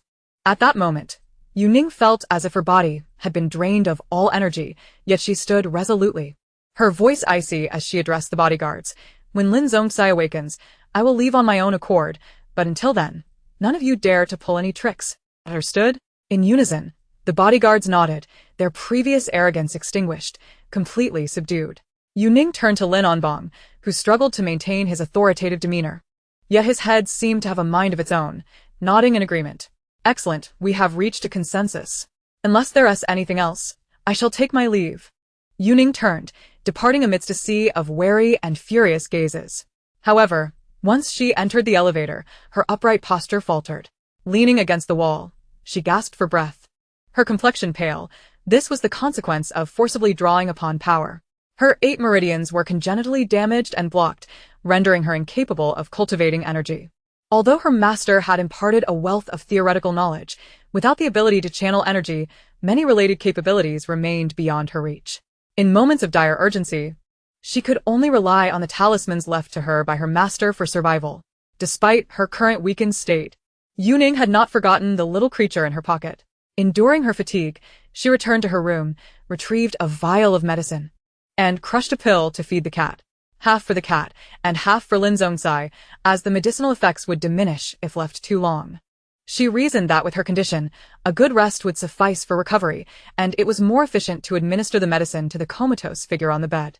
After completing these tasks, Yu Ning could no longer hold herself upright, collapsing onto the bed, clutching the black cat close to her chest. As she drifted off to sleep, she sensed the cat's worried gaze and lightly scratched its nose, offering a reassuring smile, before succumbing to slumber. Meanwhile, Lin Onbong sat on the damaged sofa, his face alternating between shades of white and red. Humiliated by Yu Ning in front of everyone, his anger grew with each passing moment. Mrs. Lin, usually so poised, was now consumed with thoughts of how to extricate Jia Qingqing from the police station. After Yu Ning had slept for 2 hours upstairs, Lin Onbong had spent the same duration in the living room, seething with anger. The loss of face felt more unbearable than death itself. Lin Onbong was unwilling to depart in such a disgraceful manner. Just as he grappled with his predicament, Lin Jun stumbled in from outside, panting and disheveled. At his age, running about like a child was quite unbecoming. Lin Onbong reprimanded him, yet secretly heaved a sigh of relief. Finally, he felt a semblance of authority as the head of the family. This was the perfect opportunity to regain his composure. If he could just scold his younger son a bit, he would be able to make his exit. "Where's my sister-in-law? Hurry! I need my sister-in-law." Lin Jun's face was ashen, breathless as he spoke, which only intensified Lin Onbong's fury. "Why are you mentioning that wild girl? Forget it. It's useless to talk to you. I need to find my sister-in-law. Help me." Lin Jun bellowed into his phone, which was connected to the surveillance system throughout the villa. All the hidden cameras echoed his frantic cries, reverberating through the entire house. "You are aware that the house is under surveillance?" Lin Onbong ground his teeth in frustration. Did you not know? Lin Jun shot him a puzzled glance, wondering if this was not common knowledge. Excellent. The entire family was aware, while he was kept in the dark, not treated as the patriarch he was. Lin Onbong brooded in silence, overshadowed by Lin Jun's amplified pleas. Yu Ning, having regained some energy from her nap, awoke to the cacophony of Lin Jun's cries for help. "They've arrived so soon," she mused, stretching lazily and giving a gentle pat to the rejuvenated little black cat beside her. "Let us go. A grand performance awaits." Chapter 20. Honesty and Integrity, a Conscience in the Industry. Yu Ning descended the stairs with the cat in her arms, finding Lin Onbong berating Lin Jun. "Have you lost your sanity, spouting such nonsense? How could you believe in such absurdities? I was skeptical at first, but it's truly eerie. Sister-in-law, save me," Lin Jun exclaimed, rushing towards Yu Ning as she emerged from the elevator. "Calm down, do not panic." Yu Ning greeted Lin Onbong with a nod. "Oh, you are still here?" Lin Onbong seethed, irked by her nonchalance. Just moments ago, she had been so audacious, mocking him, and now she pretended to be a dutiful child? "Sister-in-law, you frighten me. I've been haunted," Lin Jun cried, now addressing her with an ease that belied his previous disbelief. "Is it WeChat or Alipay?" Yu Ning inquired as she pulled out her phone. "No need for negotiation. I have a fixed price." "Sister-in-law, you truly embody honesty and integrity, a conscience in the industry." Lin Jun praised her obsequiously, hastily transferring the funds. At that moment, the entire room resonated with the sound of coins clinking as Alipay confirmed a deposit of 50,000 yuan. "You would deceive me for such a paltry sum." Lin Onbong scoffed, looking disdainfully at Yu Ning. The Lin family held a prestigious status. Such trivial amounts were beneath their notice. "She is generous, thus the friend price. Had it been you, the cost might have multiplied several times." Without the amulet's protection, Yu Ning reverted to her sincere demeanor, shedding the previous bravado. Lin Onbong found himself disarmed by her authenticity once more. Lin Jun, impatient, shoved his father aside, eager to address the pressing matter at hand, lacking patience for his father's incessant rambling. Here is how it unfolded. After Lin Jun had finished his late-night call with Yu Ning, He too attempted to rest. halfway through his slumber, he sensed a presence by his bedside. Staying at the hotel arranged by the production crew, he assumed someone had mistakenly entered his room and inquired, "Who's there?" When no one responded, he turned on the bedside lamp, revealing that he was alone. "You were likely dreaming," Lin Onbong scoffed. "I initially thought so too, but as soon as I turned off the light, I saw her again. I was certain I had not been asleep." Lin Jun recalled the unsettling encounter with a shiver. The woman had stood at his bedside, naked and dripping wet, smiling at him. Unbelievable. Impudent wretch, are you fooling around with women outside? Lin Onbong's thoughts diverged from his son's, suspecting Lin Jun of cavorting with some actress during filming. Yu Ning frowned. And then what? The chilling revelation followed. This morning, a naked female corpse was discovered in the hotel bathtub, an exact replica of the woman Lin Jun had seen. Ha! You must be watching too many horror films, Lin Onbong retorted, a hint of fear creeping into his voice, though he continued to dismiss his son's claims. The coroner confirmed she had died 2 days prior. The room had been marked Do Not Disturb, and housekeeping had not entered. The discovery was prompted by a complaint from downstairs, as guests had reported an unusual odor emanating from the bathroom. Apparently, she had succumbed to a heart attack while bathing. An incident occurred this morning. And you only come to me now? Yu Ning frowned. I initially thought it was merely a coincidence or a dream, as I had filming in the morning, Lin Jun explained, reluctant to miss the opportunity he had been given, dismissing the dream entirely, and headed to the set as if nothing had happened. Then misfortune struck. While rehearsing a stunt, he fell from the wires but fortunately landed on a mat without injury. Later, a camera rig collapsed, nearly crushing him. Oddly enough, Everyone else on set remained unharmed, while he alone faced calamity. The director, seeing his string of bad luck, permitted him to rest on the sidelines. After all, he was the fifth son of the Lin family. His talent was secondary. The family could not afford any mishaps on set. Reluctant to return to the hotel where a death had occurred, Lin Jun opted to observe the performances of seasoned actors on set and sat beside the director to monitor the displays. However, as he settled in, an eerie occurrence unfolded. The set featured 2 machines with 4 video output ports, all of which mysteriously lost signal simultaneously, leaving the director baffled. The previously dark screens suddenly illuminated, revealing the very woman he had dreamt of, smiling at him. He nearly lost control, urgently tugging at the director's sleeve to witness what he saw, yet none but him could perceive the specter on the screen. Overwhelmed with fear, Lin Jun fled the set. Just as he exited, a friend from the crew messaged him, stating that the moment he left, the machines resumed normal function. The director suggested he find a place to burn incense and return only after. Many in the crew believed in such superstitions, often burning incense before commencing filming. It was then that Lin Jun recalled Yu Ning's advice and hurriedly donned the wooden bracelet she had given him. Choosing not to fly his helicopter, he opted for a rideshare instead. As they approached the riverbank, the driver suddenly flashed him a sinister smile and accelerated towards the water. Instinctively, Lin Jun reached out to stop him, causing the bracelet to shatter upon contact, and the driver snapped back to normal, braking just in time. Upon inquiring about the recent events, the driver exhibited a complete lack of recollection. Everything that Yu Ning had previously conveyed to Lin Jun had come to fruition. Alarmed, Lin Jun hastily altered his address to big sister-in-law and rushed over to implore her assistance. The bodyguards within the room were astounded, and Lin Onbong's complexion drained of color. Instinctively glancing behind Lin Jun, surely, this young man hasn't he returned with some peculiar item, has he? This is Sanqing Mountain. Malevolent entities cannot enter. Mrs. Lin provided reassurance, allowing Lin Onbong to finally exhale, as the situation was exceedingly frightening. Big sister-in-law, what on earth is this thing that's haunting me? Primera vez kumita no doing. Lin Jun's voice trembled with emotion. I finally succeeded in my audition. The director wouldn't he think me unlucky, would he? Will I end up with no roles to play? A rising star extinguished so swiftly. What a time to be preoccupied with such thoughts. Yu Ning shot him a disapproving glance and addressed the bodyguards. Unrelated individuals, please vacate the premises. Having felt the sting of her fists before, the bodyguards understood her formidable nature and, though curiosity gnawed at them, retreated. You two should also step aside, Yu Ning instructed Lin Onbong and Mrs. Lin, primarily aiming to remove Mrs. Lin from the scene. It is wise to maintain a cautious demeanor towards those whose intentions remain unclear. What attitude is that? Do you believe Lin Onbong would be intimidated? Lin Onbong retorted. If you choose not to leave, you may remain, but should you witness anything later, do not say I didn't warn you. His words dripped with sarcasm as he quickly rose. Lin Jun watched in disbelief as the elder departed with Mrs. Lin, incredulous that they would leave without considering him. Chapter 21. The facade of a popular star cannot deceive. After ensuring that all irrelevant parties were dismissed, Yu Ning instructed Lin Jun to deactivate all surveillance cameras within the room. Big sister-in-law, why do you have a cat? My elder brother detests cats. Why is this one so unattractive? Just get rid of it. I'll buy you a pedigree one, Lin Jun suggested, attempting to poke the cat, only to be bitten on the finger, retracting his hand in pain.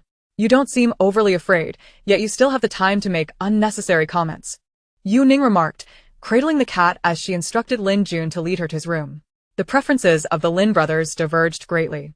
Lin Da's floor boasted an expansive gym, indicative of his disciplined nature, while Lin Wu's level was adorned with an entire wall of his personal photographs, revealing a rather narcissistic disposition. You're shedding fur. Next time you pose for a photo, wear high-waisted pants, Yu Ning quipped as she passed beneath the enormous portrait, casually affixing a talisman to the area where fur was beginning to thin. Lin Jun's bedroom, albeit smaller than his brother's, was filled with an array of art pieces, each valuable on its own but together resembling a heap of clutter. Your tastes are quite disparate, she observed. Linda favore da rugged minimalist style. While Lin Wu's aesthetic resembled a haphazard collection of thrifted items. My elder brother is just a grumpy old man. He can't compare to my youthful vitality. Lin Jun lamented, protesting against the cat's incessant biting. Big sister-in-law. It keeps biting me. Will you do something about it? Lin Wu's grievances were palpable. Now. Let us address the matter at hand. When the mischievous cat was biting him, did she not attend to the pressing issues? Yu Ning disregarded Linwu's indignation, producing a compass and meandering around the room until she halted before an exquisite European-style cabinet where an S-sized cartoon doll was displayed. That was a gift from fans. If you desire one, I can procure it for you. But this particular doll is non-negotiable. Lin Jun assumed she was interested in the doll. Naturally, a gift from fans should be prominently displayed. This doll is peculiar. Yu Ning positioned the compass before the doll, which began to spin rapidly. What is the principle behind this? Lin Jun exclaimed in shock. Yu Ning removed the doll, unzipped it, and extracted a piece of yellow paper resembling a human figure from the stuffing using chopsticks. The front was inscribed with symbols, while the back bore the individual's birth date. What the? Who has cast a curse upon me? This isn't a curse talisman, it's a love charm. Huh. Lin Jun's eyes widened in disbelief. Such charms were commonplace and could be purchased for a mere few dozen yuan. The front depicted symbols, while the back contained the beloved's birth date. It was said that if one secretly placed the charm near their target, that person would inevitably fall in love. Is it truly that exaggerated? No legitimate Taoist would craft such a thing. These are mere charlatans deceiving naive girls, and there are online tutorials for how to create them. This particular charm was likely drawn by the deceased girl herself. If a love charm could be bought for a few dozen yuan, would that not lead to chaos? It is all a ruse. Big sister-in-law, did your cat just pass gas? What is that foul odor? Lin Jun's nostrils flared at an indescribable stench. The perceptive little black cat wore a similarly bewildered expression. It's this charm. I doubt you want to know what it was created with. Lin Jun instinctively took a step back. Indeed, he did not wish to know. This charm was crafted by the deceased during her lifetime, although it is a fake. It retained a substantial amount of her lingering resentment. I can only surmise that when she painted this charm with her menstrual blood, she must have been fervently yearning to be with the one she admired. What blood? Lin Jun pinched his nose, retreating another step. So, I am the object of someone's secret affection? Yu Ning examined the birth date inscribed on the charm. There's a saying I'm unsure whether I should share. The little black cat cast a glance at the charm, noting that the birth date did not correspond to his foolish brother's. Yu Ning calculated the implications of the birth date, determining that a man with such a birth date would likely experience favorable fortune but possess questionable character. Clearly, he was not the kind-hearted, underappreciated Lin Wu. I understand now. The truth of the matter is this. I have an obsessive fan who, after researching online, attempted to use this charm to win my affection. Unfortunately, she met with an accident and perished. Even in death, she desired to possess me. Is that correct? Lin Jun deduced, piecing together the events. Yu Ning and the little black cat fell into silence. The astute individual had unraveled the truth. The fervent fan had sought to employ a love charm to attain her beloved star. By unfortunate happenstance, the doll ended up with Lin Wu, and after gifting it, she suffered an untimely demise. Her spirit, unable to find peace, clung to Lin Wu because her blood was imbued in the fake love charm, leading her to believe that Lin Jun obstructed her from being with her true love, thus pursuing Lin Jun for vengeance. The reality was too cruel for Lin Wu to fathom, so much so that Yu Ning struggled to articulate it to him. Still caught in the reverie of a fan's overwhelming love, Lin Jun pondered for a moment before arriving at a conclusion. Although I disapprove of her methods, she is ultimately a devoted individual. After all, she is my fan. Big sister-in-law, please help her move on. I will cover any expenses. Her lingering desires and resentment must be resolved. Allow her to glimpse her beloved. Only then can her attachments be severed, or else her resentments will deepen, and she may transform into a malevolent entity. Then I shall descend the mountain immediately, allowing her to see me so she can swiftly reincarnate and cease to cause harm to others. The black cat, exasperated by his brother's foolishness, meowed twice in protest. You dimwit.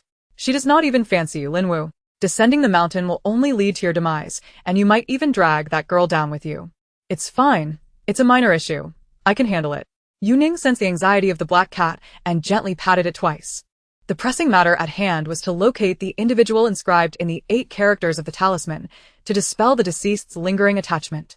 Given the brevity of time since death and the absence of any murderous intent, there was still a chance to rectify the situation. Yu Ning scrutinized the 8 characters on the yellow paper, engaging in calculations. Aged 21, male, with a character marked by obsessive darkness and unscrupulous tendencies.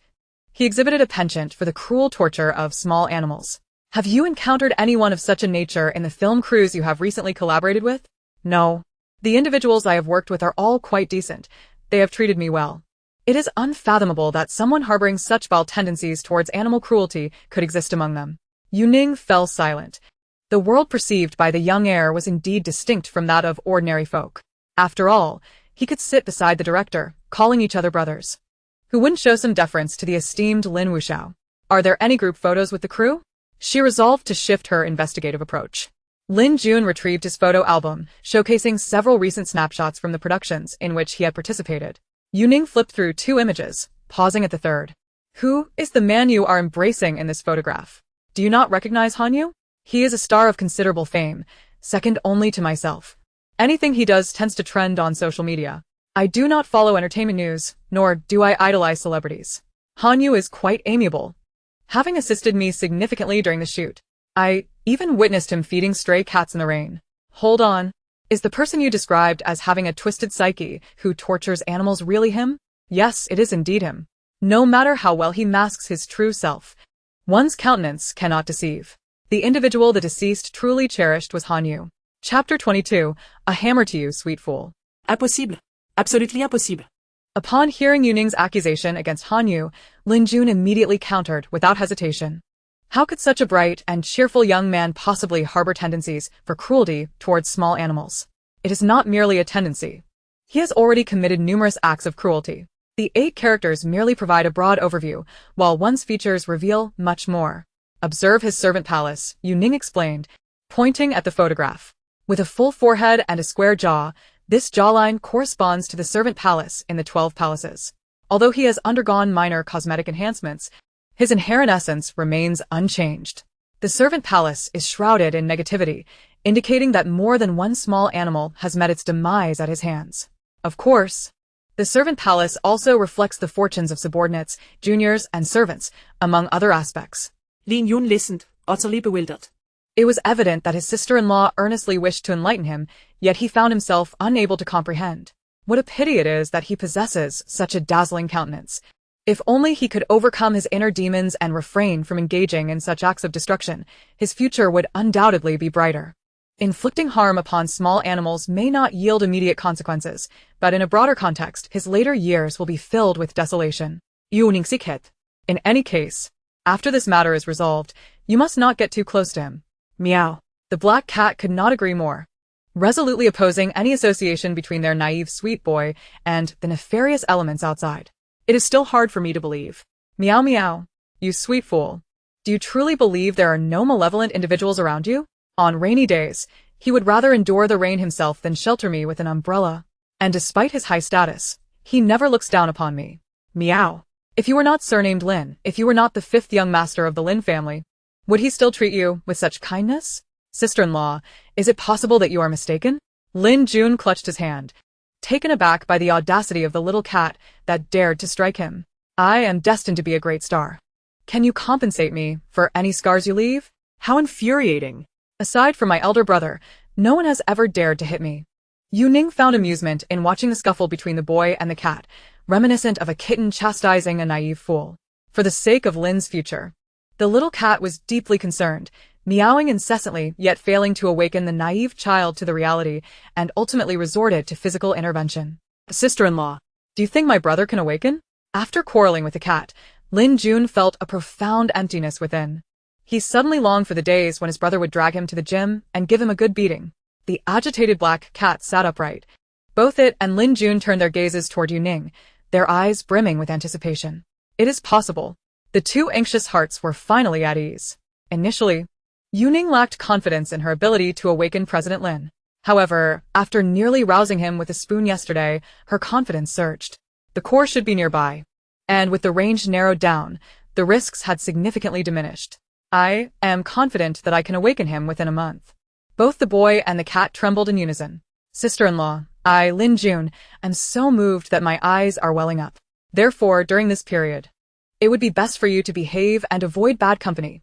Otherwise, when your brother awakens, he may very well pummel you into submission. Lin Jun stifled the tears of gratitude that threatened to spill. Let us go. While it is still early, we must descend the mountain to break your death calamity. If we delay until tomorrow, you may transform into something unspeakable, and I shall be unable to save you. Yu Ning ascended to gather the necessary talismans and tools, initially intending to leave the little black cat behind. However, the little creature threw a tantrum, climbing up her leg, so she took it along in her pocket. Lin Wuxiao's helicopter had not applied for a flight route today, and it was too late to do so now. Thus, the pair could only drive to the hotel where the incident occurred. The journey spanned 3 hours, during which Yu Ning dozed off, awakening at their destination. Lin Jun led her to the floor where the incident transpired, the police cordon still in place, with several officers entering and exiting, carrying various evidence bags. Lin Jun was perplexed. Hadn't they clarified everything in the morning? Why were the police back again? Sister-in-law, we cannot pass through ahead. What should we do? Return to your room. Lin Jun guided her back to his room, and Yu Ning drew the curtains, opening her bag to retrieve the talisman drawn by the deceased. Placing it on the table, she instructed Lin Jun to stand behind her, taking a talisman and affixing it to his forehead. Lin Yun looked upward, forming a comically mismatched expression. Sister-in-law, take a photo of me. I believe this pose bears a striking resemblance to a zombie. Do not joke. This is to protect you. You do not apply this zombie-style protection to every case, do you? Do you think I wish to? If I possessed any magical power, would I need to rely on such costly materials? If any of my senior disciples were here, they could simply pull the individual behind them, using their own power to ward off evil spirits. Only I, a mere novice, must depend on the talismans left by my master to safeguard the client. Talismans are one-time use materials. Each one used is one less in existence. Sister-in-law, you lack magical power? Lin Jun shuddered, suddenly feeling as though he were in grave danger. I am not even qualified to be a novice Taoist, so naturally, I lack magical power. But fear not, I shall rely on my elders. Yu Ning retrieved 2 talismans from her bag as a precaution and pulled out a third, muttering incantations. Hopefully, 1 talisman will suffice. I sincerely hope she can be persuaded, and that I will not have to resort to the other 2. The 3 talismans she produced, the one affixed to Lin Jun's forehead was a protective talisman, worth merely a few thousand in the market. The second was a military talisman, crafted by her master, which could fetch hundreds of thousands outside. The third talisman was even more extraordinary, priceless in the market, yet it was specifically for dealing with malevolent spirits, typically not required under normal circumstances. Hence, when her fellow disciples heard, she would only charge Lin Jun 5,000. They were so astonished. Disrupting the market with low prices. Stand behind me, whatever you see. Do not be afraid. I will summon her. Yu Ning filled a wooden bowl with water and placed it before the talisman, beginning to form seals to summon the deceased. Gather, warriors of the spirit realm, and advance. Is this the legendary incantation? Lin Yun gazed intensely. The black cat, tucked away in Yu Ning's pocket, widened its eyes. Recalling that the last time this girl summoned his soul, she uttered the same phrase. This is the 9-character mantra. In practical application, it holds little offensive power. Translated, it roughly conveys, be cautious, for I have someone watching over me. Do not provoke me. Cowardly spirits flee upon hearing it. Did your master teach you this? It's my own interpretation. That is the gist. Lin Jun, with such power, am I still able to escape? The black cat, I doubt I will awaken for a month. She is coming. Upon Yu Ning's declaration, the electric lights in the room began to flicker erratically, alternating between on and off. Do not play tricks, show yourself. At Yu Ning's command, a ghostly figure slowly materialized in the water bowl, naked, grinning at Yu Ning. It was Lin Jun and the black cat's first encounter with such a phenomenon. The black cat remained relatively composed, while Lin Jun's legs turned to jelly, helplessly leaning against the wall. He wished to proclaim this was all a dream, but as the woman in the bowl grinned, a stench reminiscent of a decaying rodent swiftly permeated the room. Yu Ning felt the chill emanating from the bowl and gasped. She assumed the woman within had succumbed to illness, bound by her lingering attachments, and thought a few words would suffice to send her on her way. Yet, this chill was unmistakably steeped in resentment and fury. This woman had not died a natural death. She had been murdered. Only those who meet an untimely end harbor such profound grievances. Chapter 23. Do you know how hard my Ning Ning works? Realizing that the entity in the bowl was a vengeful spirit, Yu Ning steeled herself, gripping her talismans tightly. If the deceased had passed away normally, a mere conversation, perhaps offering a glimpse of a popular star, would suffice to send her away. However, if her death was unnatural, reason might not prevail, and confrontation could be inevitable. For Yu Ning at this stage, this task represented a formidable challenge. Though her heart raced, she could not allow her spirit to falter. The vengeful energy emanating from the bowl was considerable. If not dispelled, it would become a source of calamity. The recently departed spirit, lacking in experience, could not discern Yu Ning's level of skill and initiated an assault of vengeful energy. Yu Ning had utilized a talisman earlier that morning, and her strength had yet to fully recover. This attack greatly affected her. Her hands and feet turned icy and somewhat numb, as the chills seemed to course through her veins. She struggled to maintain her composure, not wanting to reveal her novice status, and disregarded the sneering spirit, shaking the talismans in her hand while admonishing, "Behave, or I shall reduce you to ashes." The spirit in the bowl trembled, intimidated by her talismans, closing its mouth and shrinking back within the bowl. Observing its retreat, Yu Ning softened her tone. "You are a pitiful soul, having died unjustly. But that does not grant you the right to harm the innocent. There are many police outside, seeking the true culprit who wronged you. In this era of technological advancement, no injustice remains unsolved. Why must you cling to the innocent and create further suffering for yourself?" The spirit stirred slightly, but did not depart, its eyes glinting with cunning as it cast furtive glances at Lin Jun behind Yu Ning. "Sister, why isn't she speaking? What is she planning?" Lin Yun stammered. Visibly shaken, Yu Ning shot him a fierce glare. "Mind your tongue." This slip revealed her novice abilities. Practitioners could communicate with spirits, yet Yu Ning, still a fledgling, could not hear the vengeful one's voice. Sensing Yu Ning's inexperience, the spirit grinned maliciously and lunged toward Lin Jun.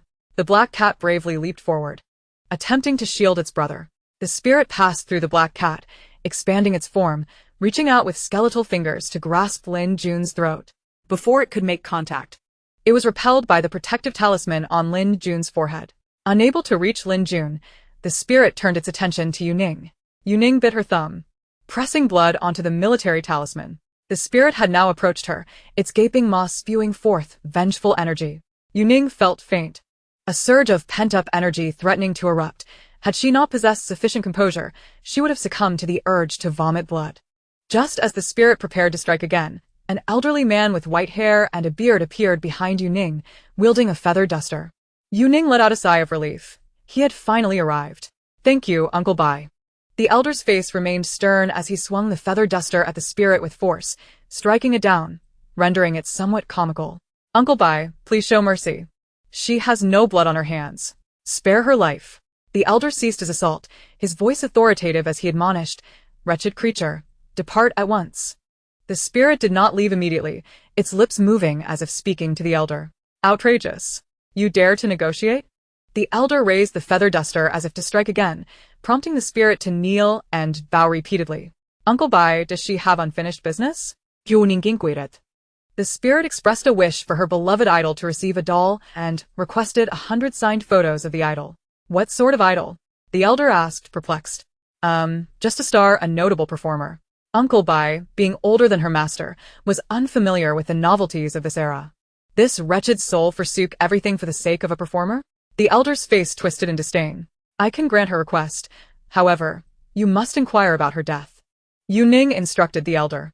He relayed her words to the spirit, who, upon hearing that Yu Ning would fulfill her request for idol photos, beamed with joy and bowed deeply to Yu Ning. After rising, the spirit spoke again to the elder. The wretched soul revealed that she had quit her job to pursue her idol, spent all her money, and resorted to selling her body for funds to buy idol merchandise, ultimately encountering a perverse individual who cruelly toyed with her before strangling her and leaving her submerged in a bathtub. "What did the perpetrator look like?" Yu Ning asked. The spirit shook her head, gesturing animatedly to the elder. She claimed she hadn't seen the face, as her murderer wore a mask and sunglasses. But she did notice a butterfly tattoo on his wrist. Just how captivating could this performer be, to entice a woman to forsake her virtue for a stranger? Yu Ning chuckled awkwardly, pondering how Uncle Bai would react if he knew that many idols in this age relied on pitch correction and merely mimicked dance moves. "No matter. I shall take my leave." The elder's expression was one of impatience. "Wait. Uncle Bai, how is my master?" Yu Ning seized the opportunity to ask. "You are so weak that you cannot handle such a minor spirit. How could he be well?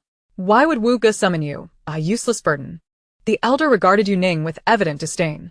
Wu Go with a black cat leapt forth, unleashing a torrent of scathing words upon the incessantly grumbling old man. Old man, why do you prattle on so? Are you aware of how hard she strives? Do you comprehend the seriousness with which she approaches life? What right do you have to speak of her when you know nothing? The elder was momentarily taken aback by the black cat's fierce words. He glanced at Yu Ning, then back at the cat, drawing in a sharp breath. Oh, old man, can you understand what I'm saying? Lin Zheng, having meowed for so long, was elated to encounter someone capable of communication. Quickly tell her I'm Lin Zheng and ask her to return me to my own body. Old man, come back. The black cat meowed insistently into the air, while the elder, as if fleeing from death, hastily retreated, vanishing from sight. Yu Ning observed her brave little cat confronting Uncle Bai with a series of meows, though the content was lost on her. Mistakenly believing that Uncle Bai had frightened it, she instinctively scooped the cat into her arms, offering gentle reassurances. Do not be afraid, that is my master's spirit guardian. Uncle Bai may appear fierce, but he has a soft heart and is genuinely kind. Sister, what is a spirit guardian? It seems far more formidable than you. Just moments ago, Yu Ning had been mercilessly attacked by a vengeful spirit, nearly meeting her demise. Yet, her master's formidable protector had effortlessly dispelled the spirit with a few flicks of his dust brush, as easy as swatting a fly. The disparity in power was indeed staggering. A spirit guardian is a Taoist protector, akin to celestial soldiers. You may liken it to a summoning beast in a game. He is my master's guardian. His strength corresponding to my master's caliber, which naturally surpasses mine. The guardians of her master were regarded as elite forces within the realm of spirit guardians, and it was a wonder that Yu Ning, a novice, could summon them to heed her commands. Goodness, even a mere servant spirit is so impressive. Just how powerful is your master? Chapter 24 unveiled a wave of shocking revelations. Yu Ning paused, contemplating if he were still alive. I would estimate his strength to be among the top 3 in the world, with a character that, in my eyes, is unparalleled. She, a student with a significant bias in her studies, felt she had brought shame upon her master. Without the 3 chests of treasures left to her by him, even 100 of her combined would not match the power of a single guardian. It was no wonder Uncle Bai looked down on her. Yu Ning harbored a degree of disdain for her own dependency. Perhaps in time, I too will have my own guardian and no longer need to borrow from my master. Yu Ning felt a twinge of frustration. She was genuinely striving, yet could not condense her energy. Her master always encouraged her, stating that when the time was right, she would break through. But when would that time arrive? She felt akin to those idols on stage, who, despite their best efforts, sang off-key, not by choice, but due to overwhelming pressure. Meow. The cat seemed to assert that she was capable. Youth should not be underestimated, and current inadequacies do not dictate future potential. Thank you, Yu Ning said, stroking the black cat, feeling its genuine desire to comfort her. After battling the vengeful spirit, Yu Ning felt as though her essence had been drained. She mustered her spirit. Her task was not yet complete, as she still had one final step to undertake. The devoted fan spirit in the cup awaited her guidance to the afterlife. Having been subdued by Yu Ning's guardian, the vengeful spirit now patiently awaited her assistance. Yu Ning retrieved a talisman, preparing to assist in its passage. Wait. Lin Jun is coming. What do you intend to do now? Yu Ning exclaimed, her head throbbing. Had it not been for Uncle Bai's timely intervention, the entire room, cat included, would have been obliterated. She is my fan. I wish to embrace her. The spirit's expression turned horrified, shaking its head repeatedly, its mouth moving silently in a way that conveyed excitement. Yu Ning's lips twitched. Clearly, the spirit was not willing. And Lin Wuxiao was merely embellishing his own narrative. Let it be, Yu Ning thought, fearing that his embrace would reignite the spirit's grievances. Allow me to say a few words, Lin Jun insisted, his voice filled with sorrow. Yu Ning contemplated, stepping aside. After all, she had a talisman in hand. Should Lin Wuxiao create any further complications? As the vengeful spirit noticed him approaching, it mouthed 2 silent words. Although they could not hear her voice, both Yu Ning and the black cat understood her scathing insult. Fool. I am saddened that you perished because of me. In truth, there is nothing wrong with being a fan. I do not wish to preach, but I simply want to tell you that if you have another life, treat yourself better. Lin Jun's voice quivered. The spirit, initially filled with resentment, turned in surprise to regard this 18-line star she had never noticed before. She thought him unworthy of even carrying her idol's shoes, resentful of his possession of the doll meant for her beloved star. Yet, He was the only person in the room who could comprehend her feelings. I hope that every fan who admires me can find emotional solace in my existence, momentarily escaping the burdens of daily life. My presence should bring you joy, not serve as a burden. Being a fan should be a source of pleasure and relaxation, not the entirety of your existence, which leads to such hardship. I apologize. Lin Jun bowed deeply, tears streaming down his face. The spirit closed her eyes, tears cascading down, slowly transforming into shimmering starlight as she vanished from the room. Where did she go? Did you help her pass on? Lin Jun looked up, noticing the absence of the spirit. Yu Ning shook her head. Her resentment and fixation have been entirely resolved. She has found peace and departed on her own. And her? What I facilitated was akin to bringing one to justice. Her departure was a voluntary confession. The underworld will treat her leniently, and it will not impede her reincarnation. So you need not worry. Wonderful. Lin Jun exhaled in relief. Wishing to express that it would have been better if that vengeful spirit's true idol were Lin Jun. Despite his naivety, Lin Wuxiao possessed admirable character. Such virtuous qualities in the eyes of the world could hardly compete with a facade crafted through cosmetic surgery and publicity. Throughout, Lin Wuxiao had believed that the young woman's idol was he himself. It was his sincere bow that dissipated her resentment. A person of genuine kindness like Lin Wuxiao was far more deserving of the dazzling limelight than one who would harm animals. What is it, sister? You seem to have something more to say. It is nothing. I believe you will one day become a true star. Yu Ning resolved to keep the truth concealed. You too shall surpass your master and become a great Taoist. Meow. The black cat concurred. Indeed, we both possess bright futures. Yu Ning nodded earnestly. Even as the least skilled disciple, she would not relinquish her efforts. One day, I shall break through. With the spirit now departed, Yu Ning examined Lin Jun's fortune once more. The dark blemish that had lingered on his Mars had vanished, and the ominous aura in his fate palace had dissipated, restoring his prospects of wealth and fortune. Sister, why do you gaze at me so? I feel a bit anxious, Lin Jun stammered. The last time she had looked at him in such a manner, she had predicted his misfortune, which had indeed come to pass. Surely, you won't uncover another flaw this time? Do not fret, your fortunate days lie ahead. Perhaps due to the good deeds accumulated from resolving the spirit's grievances. Lin Jun's career path, which had previously been obstructed, now showed signs of improvement, albeit gradually. Am I destined to rely solely on flattery to have a chance at ascending to the second tier? Li Yun asked despondently. Life and death are governed by fate, while relationships are but a thread that binds. Aside from these immutable truths, everything else is subject to the whims of chance. However, by doing good deeds, the path will unfold beneath your feet, Yu Ning replied, yet she felt something amiss. Once your elder brother awakens, I must return to the mountains. Previously, Lin Jun had addressed her as big sister-in-law repeatedly, and she had refrained from correcting him, fearing it would unsettle him. Now that his life-threatening ordeal was behind him, it was time to address the matter of his address. Call me Yu Ning. Though I cannot be your big sister-in-law, we can certainly be friends. Do you truly not wish to marry my elder brother? Lin Jun pondered, having come to accept this sister-in-law who is younger than himself. Nink nink. Do give it some thought. My elder brother is exceptionally capable of making money and possesses an attractive appearance. How can I describe him to you? Have you ever seen a sweet melon that attracts flies? If we were to liken wealth to flies, my elder brother is that overly sweet melon. It's not that he seeks money. Rather, money seeks him, incessantly and abundantly. I perceive that your profession carries certain dangers. Would it not be better to marry my brother, that great sweet melon, and live a life of leisure as a noblewoman? Black Cat, having refrained from striking his younger brother for 11 days, felt an overwhelming itch to do so. Thank you, but I have my own aspirations. Marriage would only hinder my pursuits. Although she required substantial funds to realize her dreams, she preferred to earn them through her own efforts rather than rely on the patronage of a wealthy figure. However, fostering a friendship with such a figure and gaining their support was certainly a viable option. Seeing her resolute attitude, Lin Jun conceded the idea of her becoming his sister-in-law and proceeded to share some scandalous tidbits. Chapter 25. Unveiling the unknown quirks of Lin Jun. Very well. Since you are so steadfast, I shall not persuade you further.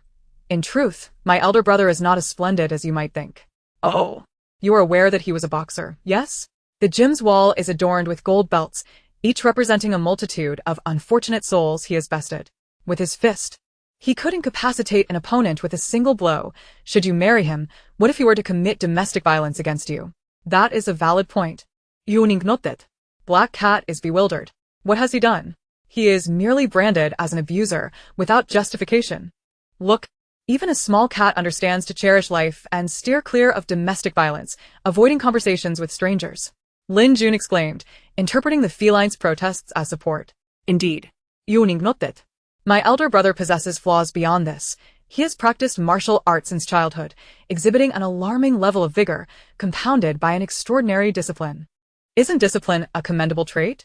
Yu Ning inquired. Lin Jun, having adopted a more familiar demeanor, began to gossip candidly with her. In the malevolent old society, such a regimen, rising earlier than roosters and retiring later than courtesans, might be deemed virtuous. But consider this. We young people indulge in late-night gaming and binge-watching, waking naturally. Having such an ancient relic around to dampen our spirits, how terrifying is that? Yu Ning gasped, realizing the truth in his words. Given her unique constitution, which necessitated early rest and late rises, the thought of the ever-late Lin Jun indeed struck her as quite formidable. Black Cat narrowed its eyes, sizing up the troublesome younger brother, seeking the opportune moment to strike. Why does it feel inexplicably chilly, as if I am about to be hammered by my elder brother? My elder brother is already 29, 9 years your senior, with a 3-year gap for each year. You two are separated by at least 3 ditches. He is, without doubt, an old man. Indeed. Most importantly, this disciplined old man harbors some undisclosed quirks. Let us delve into those quirks. Yu Ning vowed, astonished to discover her emerging penchant for gossip. He had a former girlfriend, just look. Lin Jun pulled out his phone, eagerly scrolling through his album until he unveiled a photograph. It featured a strikingly beautiful young woman, clad in her graduation robes, casting a radiant smile back at the camera, likely taken during her graduation. How lovely! Yu Ning's professional instincts kicked in, and she instinctively assessed the girl's features. This young lady is quite fortunate. Just look at her looks, and then observe her figure. Lin Jun gestured exaggeratedly. Why are you fixating on your brother's girlfriend's figure? Yu Ning regarded him with a look of incredulity. It's not that I'm staring. It's simply that my elder brother has a penchant for such alluring women. The larger the bust, the more he fancies them. You little rascal, stop being so rude. Not only rude, but Lin Jun now yearned to toss this blabbermouth brother into the trash bin. Such slander. Utter nonsense. He harbors no obsession with bust size. Where on earth did this erroneous information originate? To spread such scandalous rumors about his own brother in front of a young lady, how could he refrain from retaliation? In mere minutes, Lin Jun felt as though his entire reputation was crumbling due to his troublesome sibling. Domestic violence, inhumane schedule, and lecherous tendencies, Yu Ning summarized, raising her finger to delineate the information gleaned from Lin Jun's mouth. She gasped, I never imagined President Lin to be such a person. To be frank, President Lin himself had not anticipated that he would be perceived in such a light by his younger brother. Should he remain unconscious any longer, this mischievous sibling might concoct even more outrageous tales. Lin Jun had presumed that a clever girl like Yu Ning would possess the discernment to distinguish fact from fiction. He believed she would not be swayed by his brother's fabrications. Yet, upon witnessing her expression, he felt his blood pressure rise. She believed him. She truly believed him. Consequently, the room echoed with Lin Jun's anguished cries as he bore the brunt of numerous scratches from the enraged black cat. Ning Ning. Are you truly not considering getting a different pet? This creature is far more tempestuous than my elder brother. It's rather adorable, Yu Ning replied, placing Black Cat back into her pocket. The little creature had demonstrated more than once its desire to protect her, which delighted Yu Ning. Yet, she could not fathom why it seemed to relish tormenting Lin Jun, seemingly intent on attacking him at every encounter. After a moment of contemplation, she arrived at a conclusion. I suspect you may have owed him something in your past life, which is why he strikes you, as if to repay that debt. And what if I were to retaliate against him? You would be adding new enmity to an old debt, and ill fortune would surely follow. Have you lost your mind? Your heart must have drifted far from the castle moat. Lin Jun lamented. Thank you for the compliment. Yu Ning interpreted his words as praise. The greatest virtue of a cultivator is to protect their own. My entire sect is unwavering in this regard. I am injured.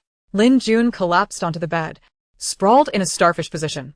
Black Cat perched upon his back, resembling a feline executioner.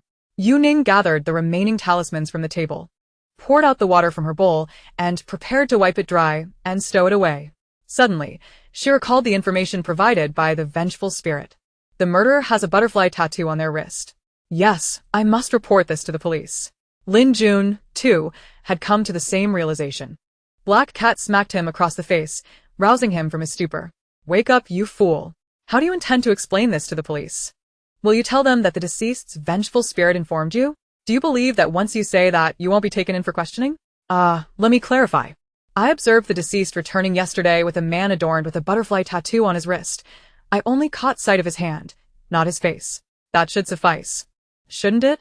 The Black Cat then delivered a swift slap across his face. Is your brother's brain merely a decorative piece on his neck? If the police inquire when you saw this, how will you respond? They will scrutinize hotel surveillance and inquire with others in the crew about your schedule, correlating it with the time of death, thus easily revealing your deceit. The Black Cat nodded in satisfaction, admiring the young lady's meticulous reasoning. This is the caliber of intelligence one ought to possess. In comparison to the ever-brilliant Yu Ning, his foolish brother resembled a mere specter of ineptitude. What should we do? We've finally unearthed a clue. It would be a pity not to assist in solving the case. Ning, do you have any ideas? Let us wait and see. Modern forensic technology is highly advanced. The police might be able to uncover the information we have as well. Lin Jun failed to catch her insinuation, but Lin Zheng understood. The girl's implication was that if the police could not find anything, she would intervene. At such a tender age, her composure was remarkable. His fifth brother was older than her, yet that extra age seemed to have grown upon a dog. As Yu Ning finished packing and prepared to leave, someone knocked at the door. Who is it? Lin Yun inquired. It's a delivery. A delivery? I haven't ordered anything, he replied while opening the door. As the door swung open, several uniformed police officers surged in, with the leading officer flashing his identification. Lin Jun, you are now a suspect in this floor's homicide. Please accompany us for questioning. What? You think I'm a murderer? His expression was one of utter disbelief. I did not commit murder. I am being wronged. Is there any evidence implicating him? Yu Ning asked. And who might you be to him? I am his future sister-in-law. Yu Ning hesitated for a moment. In this context, her status as a sister-in-law clearly held more weight than that of a mere friend. The future sister-in-law of the fifth master would undoubtedly be the fiancée of President Lin. This identity proved quite advantageous, and the police responded earnestly to Yu Ning's inquiry. A segment of a Cartier watch strap was discovered at the scene. Upon examination, it was found that only Lin Jun from the entire crew possesses the same model of Cartier watch. The time of death was the day before yesterday. My younger brother had not yet joined the crew at that time. Many individuals own Cartier watches. To suspect him solely based on this is insufficient evidence. Yu Ning rebutted with sound reasoning, and Lin Jun hastily nodded in agreement. Yes, what my sister-in-law says is correct. I am innocent. The case is still under investigation. We do not assert that he is the murderer. For now, we merely ask him to accompany us for further inquiry. At that moment, a young man, clad in a baseball cap, sunglasses, and a mask that concealed his face, rushed in. There seems to be a misunderstanding. The fifth master is not that kind of person. As the young man removed his sunglasses, Lin Jun recognized him. Han Yu. Yu Ning's eyes twitched. He was the perverse individual who tormented small animals.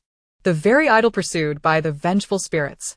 He was indeed rather handsome, aligning with contemporary youthful aesthetics. However, Yu Ning held no admiration for such cosmetically altered visages. Setting aside his ominous demeanor, his androgynous appearance simply did not align with her tastes.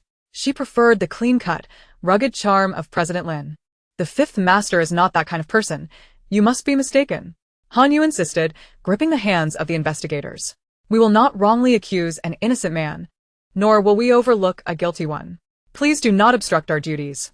I just remembered something. Lin Yun suddenly recalled a detail. My watch came with 2 spare straps. But during my previous production, one went missing, and I even complained about it to Han Yu. The strap was platinum with diamond embellishments, and the spare straps were quite costly. Thus Lin Jun vividly remembered the incident.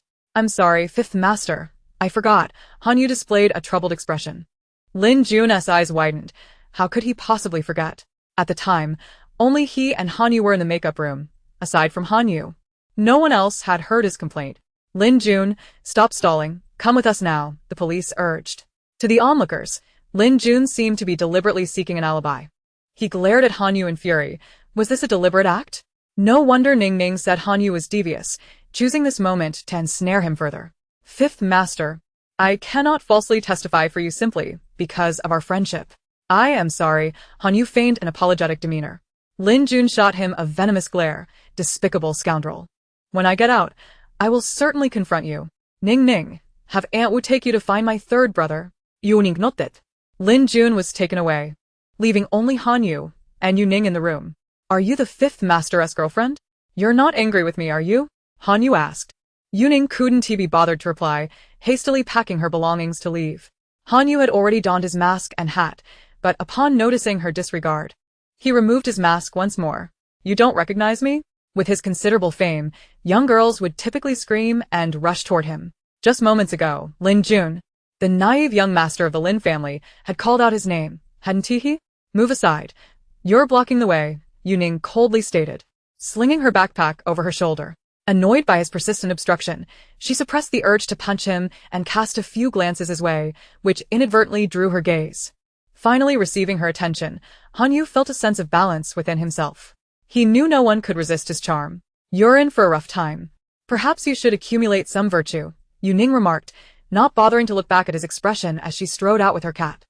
Her disdain for those who mistreat small animals was profound, and Han Yu's opportunistic behavior toward Lin Jun only worsened her impression of him. Once Yu Ning departed, Han Yu's sunny smile vanished, replaced by a dark scowl directed at her retreating figure. Ha! Who do you think you are? Lin Jun, that fool, is about to be taken in. How long do you think a woman like you, who clings to him, can last? With that, he pulled out his phone and dialed a number. Have you captured everything? Yes, it's all recorded. Immediately contact the PR company to draft a piece to generate buzz. Let us propel Lin Jun into the limelight. Upon her return to the Lin residence, the night had fallen. Aunt Wu awaited at the entrance, rushing to greet her with a worried expression. Mr. Lin is waiting for you. He appears quite upset. Oh? Yes, back again? Does he not have any work? Is he that free? All company matters are managed by the second young master. Mr. Lin is quite free. I overheard that he is angry due to the fifth young master's situation. Yu Ning furrowed her brow. How does he know about Lin Jun's predicament? During the initial interrogation, family members are not notified. She could only know about it on site. But how did Lin Onbong learn of it? When the fifth young master was taken away, a photograph was captured, and it quickly became a trending topic online. Upon seeing this, Mr. Lin rushed over in a fury, while Miss Qingqing fanned the flames, proclaiming that she was a harbinger of misfortune. Qingqing, who had been abducted, had somehow returned thanks to Mrs. Lin, though the details of her rescue remain unknown. Be cautious, young madam, she warned. Concerned for Yu Ning's predicament, Ma Wu had been waiting anxiously to relay any news. I understand, but do not address me as young madam. Call me Yu Ning instead. Yu Ning's black cat in her pocket rolled its eyes. Ma Wu was truly stubborn, and the girl was quite obstinate as well. Every encounter turned into a dispute over titles, with one insisting on formality and the other refusing to comply, each unwavering in their stance. The Lin residence was ablaze with light, and Lin Onbong sat brooding on the sofa, his expression as dark as night. Mrs. Lin maintained her usual elegance beside him, while Qingqing scrolled through her phone, occasionally emitting exaggerated exclamations. Oh dear, this is quite serious. 4 out of the top 10 trending topics are related to the fifth young master, scandals involving young masters of wealthy families, the Lin family stock price. How fortunate it is to be rich, and Cartier replicas. Qingqing, mind your words. Cannot you see your Uncle Lin is distressed? Mrs. Lin chided. Lin Onbong's expression darkened further, for he was genuinely furious. I sympathize with Uncle Lin. He kept that country bumpkin out of respect for his grandmother, yet Yu Ning is a calamity. Just 2 days here, and already so much chaos, and now the fifth brother has fallen into her misfortune. Lin Onbong gritted his teeth, vowing to expel her without fail. Oh, if you cannot banish her, will you resort to barking like a dog around Sanqing Mountain? Yu Ning entered the room. Chapter 27. I take responsibility. The mention of barking around Sanqing Mountain evoked painful memories for Lin Onbong. Continuously tormented by this girl, he was determined to rid himself of this jinx at all costs. Yu Ning, what more can you say? My son was perfectly fine, yet after an outing with you, he finds himself embroiled in such calamity. You should leave the Yu family at once. Lin Jun was still under investigation, and the case had yet to be classified. How could it be deemed a calamity? Did you also believe Lin Jun was a murder? It has already trended. Is that not enough of a calamity? Qingqing, show her the trending topics. Qingqing gleefully approached Yu Ning, displaying the trending topic about the Lin family stock price. Do you see? All predictions indicate a drop in tomorrow's opening stock price. The fifth young master of the Lin family is suspected of assaulting someone at a hotel and has been taken away by the police. This incident has topped the entertainment, finance, and social news. The online community erupted. Although Lin Jun was merely a poorly performing, low-tier celebrity, he represented the Lin family. Netizens speculated about whether the Lin family would intervene to rescue him, and a plethora of conspiracy theories began to circulate. Regardless of whether Lin Jun was guilty, the public was inclined to believe he was. Even if he were exonerated tomorrow, many would still suspect it was a result of the Lin family's financial influence. People were all too willing to believe that the wealthy buy their way to justice. The identity of a second-generation rich kid offered ample room for imagination. A few orchestrators could easily sway the masses. The incident occurred in the afternoon, after the stock market had closed, so immediate impacts on stock prices were not visible. However, many financial experts predicted that the Lin family stocks would open significantly lower tomorrow, with conservative estimates suggesting a halt in trading. For businesses, such unexpected events unrelated to operations are termed black swan incidents, and shareholders holding Lin family stocks had already denounced Lin Jun vehemently. Because of you, the Lin family stock is on the brink of collapse. What face do you have left to remain in the Lin family? Lin Onbong thundered, striking the armrest of the sofa in fury. If my departure could restore the Lin family stock price to normal, then I would leave at once. But forcing me out serves no purpose beyond your emotional release.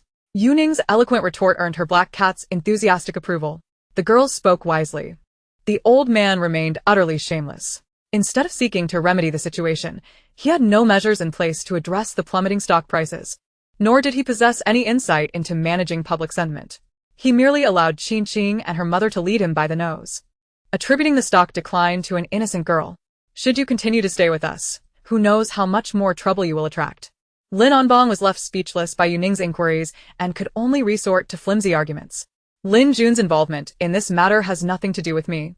And even without me, the same events would have unfolded. Flimsy arguments. Nonsense. Do not think that just because you have your grandmother's support, you can act with impunity. Tomorrow, when the stock price falls, even she cannot save you. If she insists on protecting you, she too will suffer the consequences. Yu Ning frowned, as she was not well-versed in the internal power dynamics of the Lin family, thus failing to grasp the implications of Lin Onbong's insinuations. However, Lin Zheng understood perfectly. No wonder the old man had come to trouble the girl. His true target was the matriarch behind her.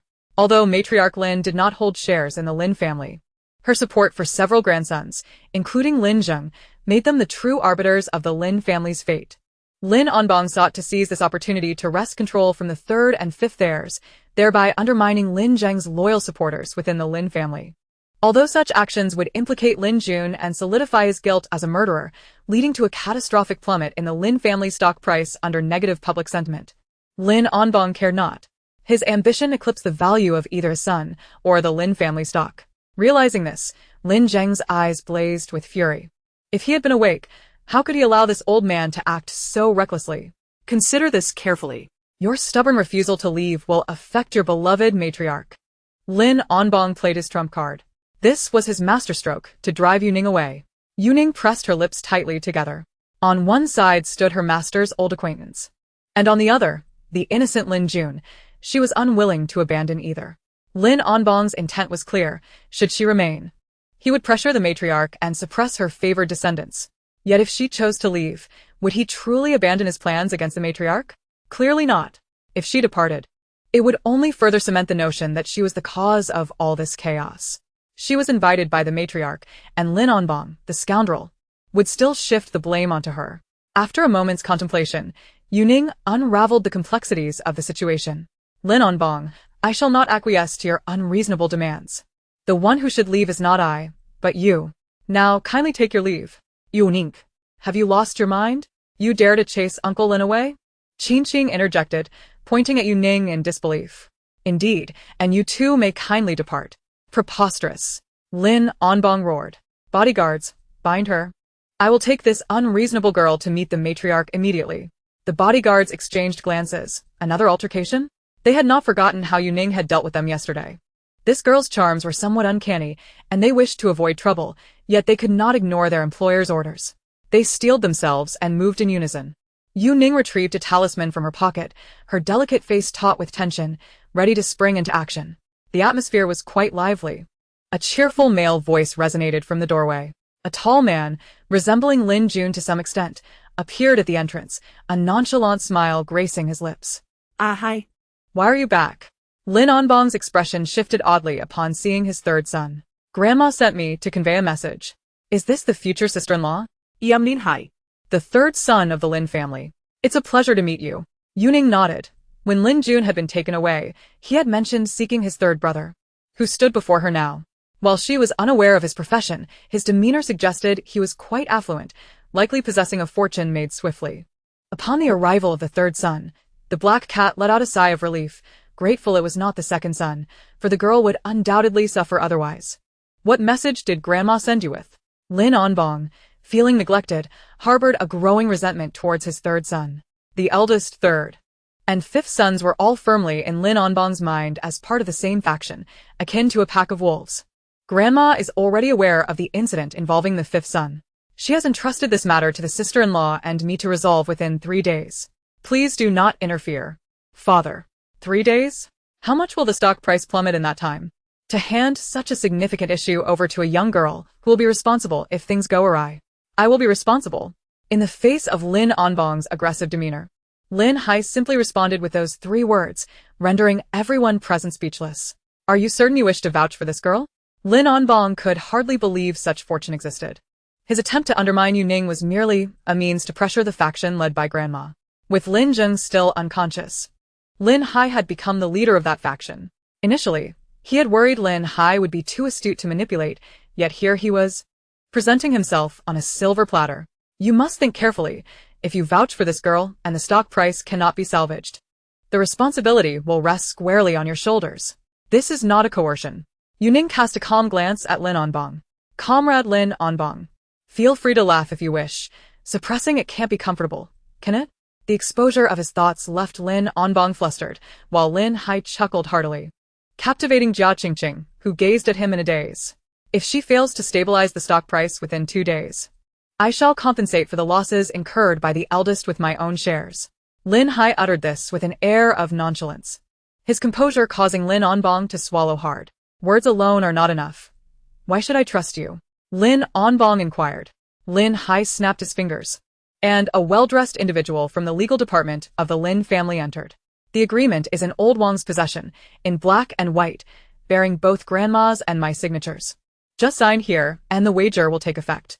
Lin Onbong could no longer contain his inner elation, his lips curving into a wild grin. However, if she manages to control this turmoil, what price will you pay? Lin Hai's question left Lin Onbong utterly perplexed. A price? What could he possibly owe? His only desire was to eliminate the faction led by Grandma, never once considering he might have to pay a price himself. Colloquially known as taking the wolf, without any hands. 5% of the shares. If she can quell the uproar in 3 days, you shall grant her 5% of your shares. Grandma has stated this is a token of betrothal from you as a father-in-law. Yu Ning began to speak, but Lin Hai interrupted. This is Grandma's intention. You are to remain silent for now. Yu Ning lowered her gaze. This Lin San, undoubtedly a cunning individual, appeared amiable yet was resolute in his stance. Compared to the straightforward fifth brother, Lin San possessed a multitude of schemes. We are family. Why discuss wagers? If issues arise, we should bear them together, Mrs. Lin interjected. Lin Hai gave her a sardonic glance. It seems you lack confidence in your husband? Mrs. Lin, caught off guard, flushed with embarrassment. Lin Onbong, who had hesitated out of pride, was spurred into action by Lin Hai's taunt, impulsively agreeing. Very well. I will wager with you. However, I must add a condition. If you lose, she must leave the Lin family forever. Lin Onbong pointed at Yu Ning. Since it's a wager, if you are adding a condition, I shall add one as well. If I succeed, you must circle Sanqing Mountain barking like a dog. Lin Onbong momentarily fell silent, perplexed by the girl's bizarre fixation on barking. Can this condition be added? Yu Ning politely inquired of the lawyer. The lawyer hesitated, glancing at Lin Hai, who nodded with a smirk, prompting the lawyer to affirm it was permissible. Wait. The stakes seem rather high, don't they? Yu Ning looked towards Lin Hai, who nodded cheerfully. Indeed, such a commercial venture cannot be taken lightly. Perhaps we should reconsider. Before they could voice their thoughts, Lin Onbong heard his third son declare. For such a substantial sum, one circle may not suffice. Let us add another circle, including Mrs. Lin's share, shall we? Yu Ning pondered briefly before reluctantly nodding. In truth, she felt 2 circles were somewhat inadequate. However, considering the limited stamina of the 2 middle-aged individuals, she agreed with some reluctance. The lawyer swiftly produced the documents, amending them on the spot, disregarding the displeased expressions of Lin Onbong and his wife, finalizing the arrangement with pleasant ease. Lin Onbong, overwhelmed by the unpredictable partnership of Yu Ning and Lin Hai, signed the agreement in a daze, oblivious to its contents. Mrs. Lin, bewildered, found herself inadvertently included in the contract. Although she felt uneasy and attempted to intervene several times, Lin San's formidable rhetorical prowess swiftly silenced her. Lin Onbong, with a flourish, established this billion-dollar wager agreement centered around Yu Ning. You would sooner trust a stranger than oppose your own father, Lin Hai. Sooner or later, you will find yourself bankrupted by your elder brother and your grandmother, Lin Onbong declared ominously as he set down his pen. He harbored a deep-seated dislike for his third son, second only to his disdain for the eldest. This child, who was once so close to me in his youth, has grown into this rebellious disposition. Preserve your breath, Lin Hai replied cheerfully. What? Lin Onbong failed to comprehend. I was merely concerned that while you are running and barking like a dog, your lungs might not hold up. This son of yours is quite commendable. At least he is dutiful. Yu Ning mused. Is this what they mean by a bad bamboo producing good shoots? You call this dutiful? Lin Onbong fumed, throwing down his sleeves and departing, not forgetting to leave a harsh remark. When you lose miserably, do not come begging to me. Mrs. Lin followed closely behind, while Jia Qingqing lingered, casting reluctant glances at Lin Hai. She yearned to stay and converse with him, but felt intimidated by Yu Ning's presence. Third brother, have you changed your phone again? I can't find you on WeChat. Please add me again. Jia Qingqing looked back repeatedly as Lin Hai waved goodbye. Yu Ning cast her eyes downward. Was the phone change merely a ruse? He likely had blocked Jia Qingqing. This was the insidious nature of Lin San. His affections and dislikes were utterly inscrutable. Yu Ning's suspicions were soon validated. After Lin Onbong and Madame Lin departed, the atmosphere in the living room shifted dramatically, leaving only Lin Hai and Yu Ning. Lin Hai, shedding his previous facade of affability, regarded Yu Ning with an imposing intensity. Until you have accomplished something worthy of my elder brother, I shall not recognize you as my sister-in-law. Oh. It seems you are indeed a good brother of Lin Lao Wu. Echoing his words, Yu Ning replied nonchalantly. Though grandmother insists I stand by your side. It is not my personal inclination. Should you lead me to financial ruin, my mood would sour considerably, and even grandmother would be unable to rescue you then. Yu Ning casually retrieved her beloved pet from her pocket, a small black cat that hissed at Lin Hai. What a cheeky little brat you are. Is scaring a young girl amusing to you? And you have a filthy cat as well? Lin Hai chuckled at the sight of her adorable yet fierce little feline. My elder brother despises cats. When he awakens, he will surely evict both you and your dirty creature. Oh. Is that all you can say? Lin Hai ground his teeth, feeling a strange sensation. Was it merely his imagination, or did that little dirty cat in Yu Ning's arms seem to smirk at him? And its owner bore an equally infuriatingly arrogant demeanor. Lin Hai narrowed his eyes, displeased at being overlooked. Suddenly he reached out, pinning Yu Ning against the wall in a classic wall slam maneuver, his handsome face drawing near. Little girl, your rebellious mouth is quite the handful. As Yu Ning watched him lean down, his thin lips descending, she felt compelled to act. With one hand clutching the cat and the other gripping his shoulder, she deftly reversed their positions, pinning him against the wall. Though Lin Lao San had shadowed his elder brother since childhood and possessed some combat skills, they paled in comparison to Yu Ning's innate strength. He scarcely realized what had transpired before he found himself subjugated. How could this woman possess such power? Do not provoke my strength, Yu Ning asserted, maintaining a firm grip on the wall, rendering the taller Lin Lao San immobile. A series of question marks floated in Lin Lao San's mind. Among his brothers, he was known for his imaginative thinking. Yet, despite his vast imagination, he could not fathom Yu Ning's actions. Since he had his first crush at 12 and had wooed countless women, he had always been the one to flirt. Now, he found himself on the receiving end of a woman's playful teasing. Yu Ning initially intended to recite a line from the online novels she listened to during her daily meditations. Man, you have successfully captured my attention. She had always been curious whether anyone in reality would utter such lines. Today, having encountered Lin Hai, she decided to try it out. However, the words faltered on her lips, feeling too embarrassing to say. She altered her approach, opting for a less humiliating phrase, yet it still felt quite awkward. This is rather dull, Yu Ning remarked, stepping back and shaking her head at Lin Lao-san. Have I been belittled again? Lin Hai felt a surge of frustration at Yu Ning's dismissive gaze. You frightened me once, and I return the favor. Now we are even. Let's not play such games anymore. They're rather tiresome, she stated earnestly, as if an invisible hand had slapped Lin Lao-san across the face. He now understood that this woman indeed held him in contempt, completely oblivious to his typically irresistible charm. Are you perhaps frigid? Lin Hai asked, somewhat disheartened. For the first time in his life, his otherwise infallible charm had met an impenetrable wall in this powerful girl. Actually, I harbor doubts about my own desires. I lack the conventional cravings for men, Yu Ning replied with utmost seriousness. You strike me as rather shameless, and I thought I might practice a bit on you. But it's not you who is lacking, it's me. You're quite handsome, though perhaps not as much as your brother, she added, a hint of distress in her voice. Her master had foretold that she would one day have a child, and perhaps even a daughter. But how could she possibly bear children if she felt no attraction to such a handsome man? Lin Hai snapped his mouth shut, rendered speechless by her absolute sincerity. Are you clever or foolish? He inquired, perplexed. I am merely an ordinary person. He swore that the filthy cat in her arms was mocking him once again. First, he was made to doubt his own allure by an overly sincere girl, and now he was being ridiculed by a dirty cat. Your fifth brother is still under investigation. Are you certain we should squander our time on such trivialities? Yu Ning questioned. To her, matters between men and women held little significance. The immediate priority was to extricate Lin Lao Wu from his predicament, though she had not intended to become embroiled in a power struggle among the wealthy. Now that she was caught up in it, she intended to see it through. Within 3 days, she would salvage the plummeting Lin Corporation stock and restore Lin Lao Wu's reputation. Do you have any ideas? Lin Hai's expression turned serious at her words. Earlier, when he had wagered with the old man, this girl had appeared remarkably composed, as though she possessed a solid plan. I currently have no strategy, Yu Ning replied.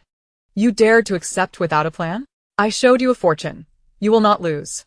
Yu Ning was not reckless. She would not agree to such a substantial wager without assurance. She might not be adept at business, but she could read fortunes. Lin Hai was destined for prosperity and would soon receive a significant sum. Thus, she was certain he would emerge victorious from this gamble. Grandmother claims your fortune-telling skills are remarkable. I am curious. Can you deduce who the culprit is? Lin Hai asked, testing her. He was skeptical of such supernatural claims, believing that grandmother had exaggerated the girl's talents, and he wanted to gauge her true abilities. Yu Ning nodded and shook her head. It is something I could deduce.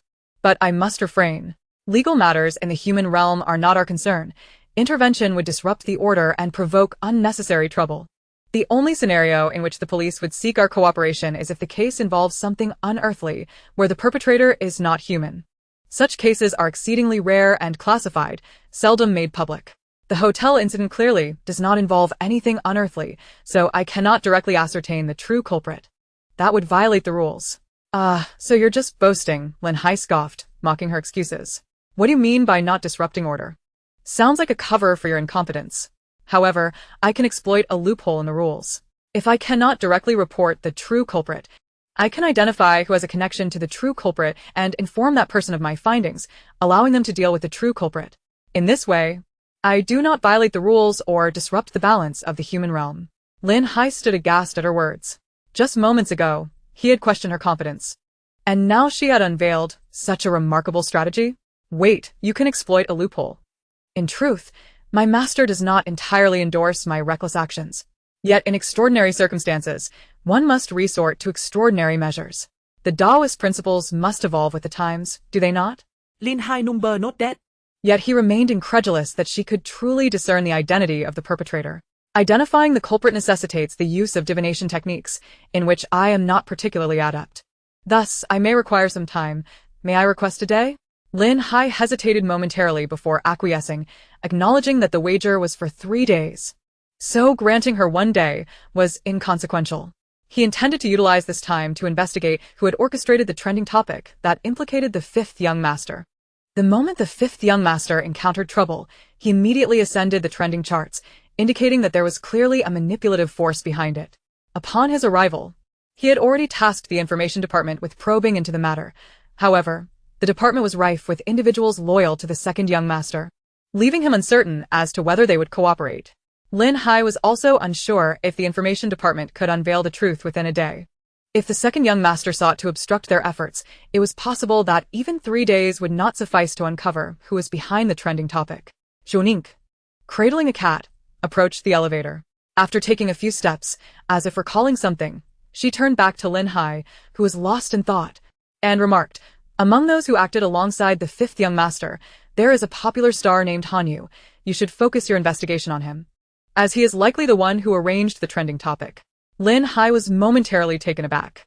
He caught a glimpse of his foolish reflection in the frame hanging on the wall behind her. His current expression was indeed quite foolish. Chapter 30. The necessary flattery. When clinging to a big shot, how can you be so certain that Hanyu is a suspect? Lin Hai inquired. I am not entirely certain. It is simply that during our conversation at the scene, his demeanor suddenly shifted, and I sensed that misfortune was looming over him. After the fifth young master was taken away, Hanyu had pursued Yu Ning for a brief conversation. In the midst of their dialogue, an ominous aura seemed to envelop him, and subtle, imperceptible dark markings appeared at the position of his eye bags. If these markings were to grow positively, they would signify auspiciousness. Conversely, if they manifested negatively, it would indicate that he had committed malevolent acts that would ultimately backfire upon him. Yu Ning had even cautioned Hanyu to engage in virtuous deeds and refrain from immoral conduct. At that time, she had been unaware of his intentions, and soon after, the incident involving the fifth young master erupted into a media frenzy. Hanyu was present at the scene, and he had the opportunity to commit the act, which is why Yu Ning regarded him as a significant suspect. You can discern so much merely from one's facial features?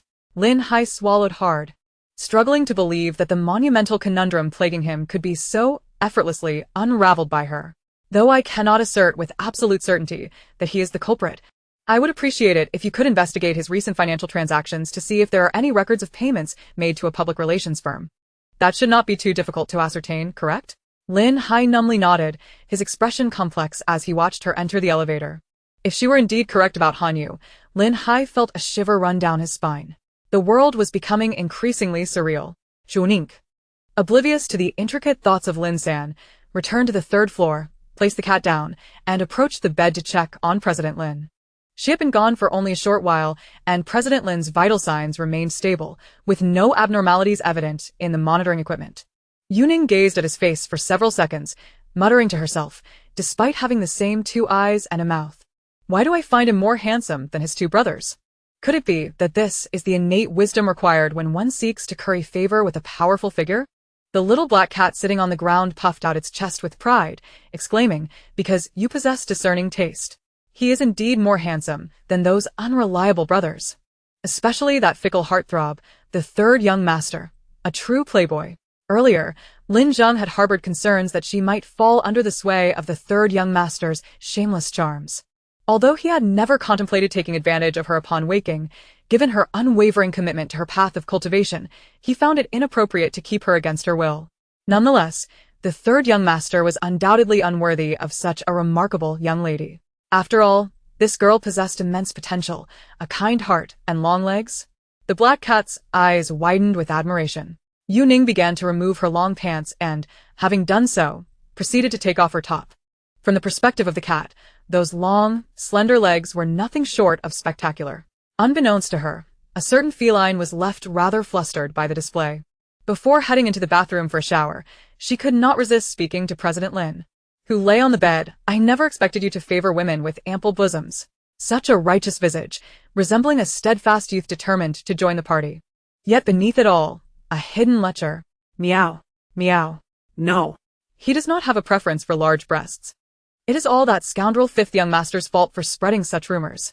Regardless of how passionately the black cat protested, Yu Ning remained oblivious. The sound of running water soon filled the bathroom. The black cat, feeling dejected, slumped over its food bowl to drink milk. The handsome scoundrel fifth young master's rumors had evidently taken root in her heart. After all, he was a person of integrity, a paragon of virtue, was he not? The black cat's gaze sharpened once more. The master bedroom's attached bathroom featured frosted glass, which revealed alluring curves in a semi-transparent manner. Those long legs captivated Lin Zheng for a full 5 seconds. When he finally realized he was intruding, he hastily turned away, only to find a dark stain blossoming on the wooden floor. Damn! He was bleeding from his nose. The black cat's pupils transformed into slits. Just moments ago, he had derided the third young master as a shameless playboy, a licentious demon. Yet now, it seemed that the lecherous one was none other than himself. When had he become so devoid of boundaries?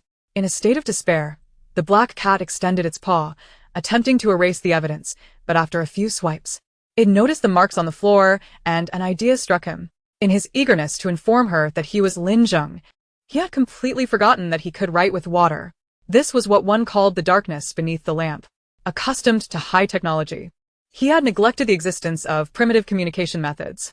With this realization, Lin Zheng rushed to the water bowl, dipped his paw in the water, and began to scrawl on the floor.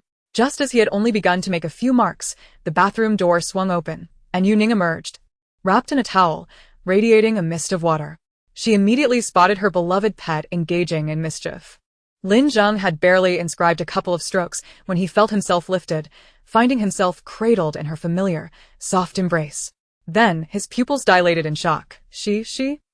Yu Ning gently patted the little cat's rear. You mustn't play in the water, do you understand? Meow. Young lady, remove your hand from my backside. We are merely staying at the Lin household. If you leave marks on the floor, we will have to compensate for them. And if a cat plays in water without drying off, it may contract ringworm. Yu Ning patiently lectured the little cat, observing its dazed expression and mistakenly believing she had been too harsh, feeling a twinge of sympathy. Once I complete my task and take you back to the mountains, you can play as you wish. However, while we are residing under another's roof, we must exercise caution, especially since President Lin is a potential domestic abuser. I fear he may harm you in my absence. So not only did he bear the label of a lecher who favored ample bosoms, but he was also a domestic abuser who might mistreat cats? The black cat, expressionless, leaned against the soft pillow, suddenly feeling less inclined to let the fifth young master out.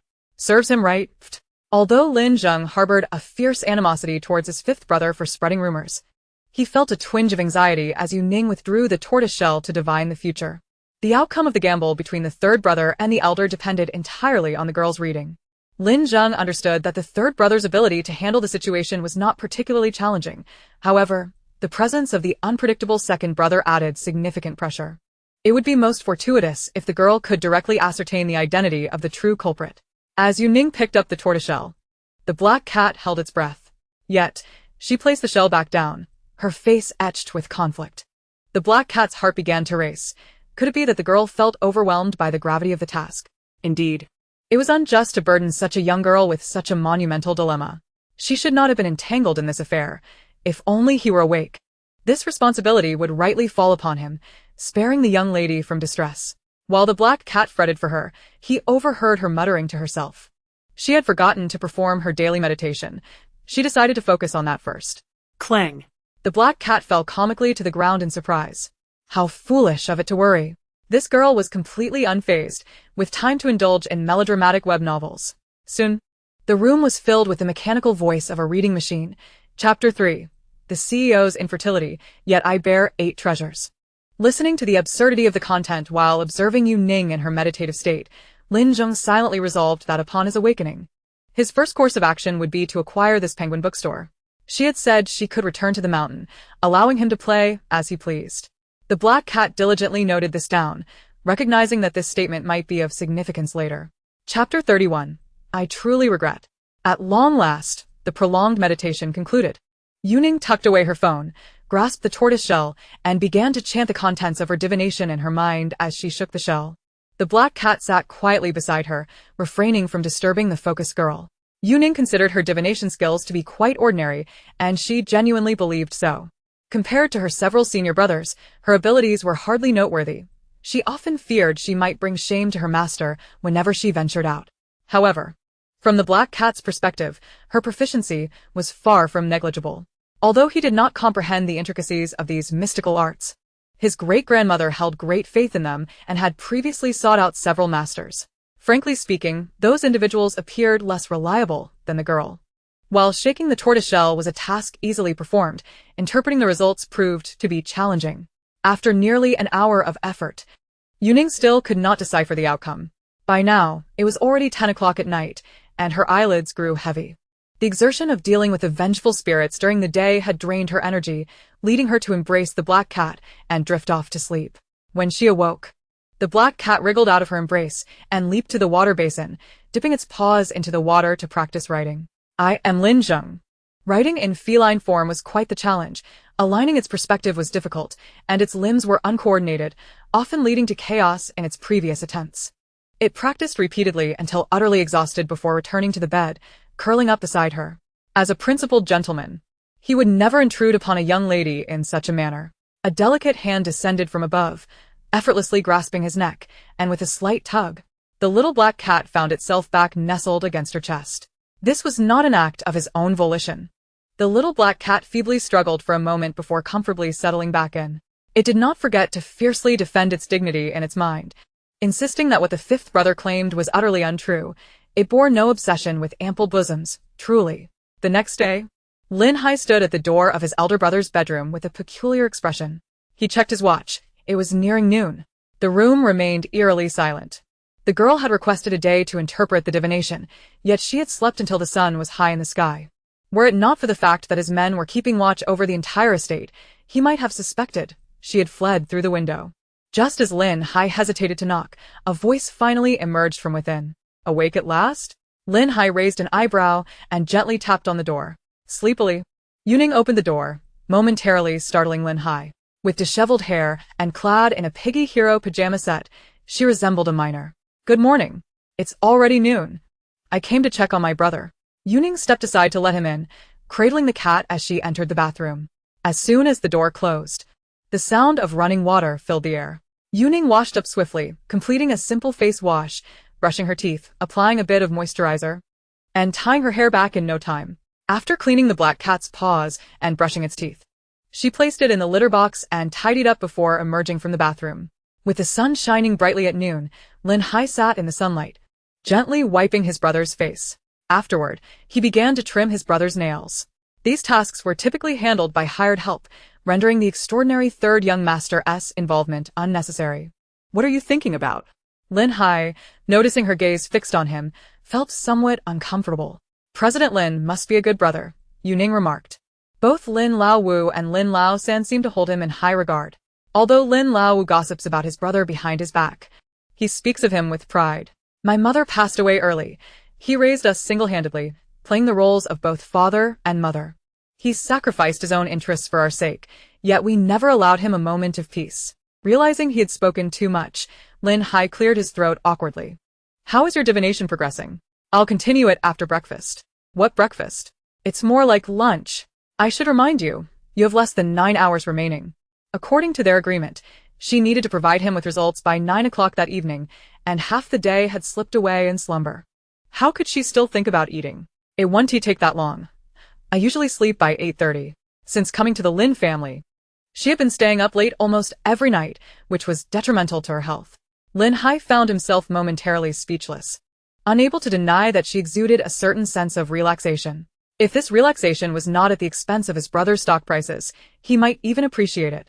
Descending to breakfast, Yu Ning was greeted by an unwelcome face at the dining table. Jia Qingqing sat there, her expression unkind as she observed Yu Ning's arrival. Ready to mock her. Do you still have the luxury of eating? The stock price of Lin Corporation plummeted today. Disaster is soon to befall you. Consider this your last supper. Yu Ning regarded the unexpected guest, lost in thought. Feeling fearful now? Don't be deceived by how amiable the third brother appears. There are those who have faced ruin and even jumped off buildings due to him. He has invested his fortune for your sake and will certainly not let you off easily. Jia Qingqing had come deliberately to witness Lin Laosan's inevitable destruction of Yu Ning. She did not believe for a second that Yu Ning could turn the tide. This was a problem that even the public relations department of Lin Corporation could not manage. How could this little diviner possibly succeed? Are you regretting your choices now? Jia Qingqing lifted her chin. Indeed, somewhat. Then kneel and bow to me. Perhaps I might intercede with a third brother on your behalf. No. I regret forgetting to include you in yesterday's betting agreement. Merely contemplating the prospect of Lin Onbong and his spouse surrounding Sanqing Mountain while imitating dog barks, Jia Qingqing inadvertently became a neglected pawn, leaving Yu Ning filled with regret. You. Jia Qingqing fumed, spewing forth a torrent of ungracious words. Yu Ning, disregarding her presence, swiftly consumed her breakfast. Wu Ma, could you kindly procure some boiled beef for the cat, and ensure she does not ascend to the third floor? Yu Ning gestured toward Jia Qingqing. Wu Ma nodded in acquiescence, while Jia Qingqing, in a fit of exasperation, pointed an accusatory finger at Wu Ma and admonished. You impertinent servant, how dare you heed her orders? She is merely the young mistress. Wu Ma cast a disdainful glance in her direction, as if to imply that Jia Qingqing was the true insignificant one. Infuriated, Jia Qingqing seized a teacup and hurled it toward Wu Ma's head. Yu Ning swiftly kicked the cup away and, in a fluid motion, seized a salad plate from the table, crashing it down upon Jia Qingqing's head. The colorful assortment of vegetables and fruits, enshrined in a creamy dressing, adorned Jia Qingqing's head with an artistic flair. To respect others is to respect oneself. After delivering the plate's blow, Yu Ning accepted a warm towel from Wu Ma to wipe her hands, casually uttering a thank you. You despicable creature. I shall await your demise. Jia Qingqing screeched, dashing out with her head crowned in salad. In truth, Yu Ning was unfazed. She had long grown accustomed to such antics. Wu Ma felt a twinge of guilt for the trouble her actions had caused the young mistress. Yu Ning smiled at her and ascended the stairs. The young mistress is truly kind. I must return and offer incense to the fox spirit, praying for her safety. Wu Ma murmured to herself. Upon entering the room, Yu Ning found Lin Hai hastily turning away from her, and she could have sworn she glimpsed Lin Lao San. Zhou Ning blinked, questioning whether her eyes had deceived her. Chapter 32. Do not feel pity for me because I am a man. Yu Ning was uncertain. Had she truly not been mistaken? That charmingly arrogant Lin Sanxiao had just been wiping away tears? Have you finished? Lin Hai asked, still facing away from her, his voice somewhat muffled. Yu Ning found herself questioning her own perceptions. Before 8 o'clock, if you fail to provide me with a satisfactory answer, I shall ensure your demise. With that, Lin Hai swiftly departed, anxious that she might reveal his recent display of vulnerability to his elder brother. It seems your two younger brothers are quite fond of you.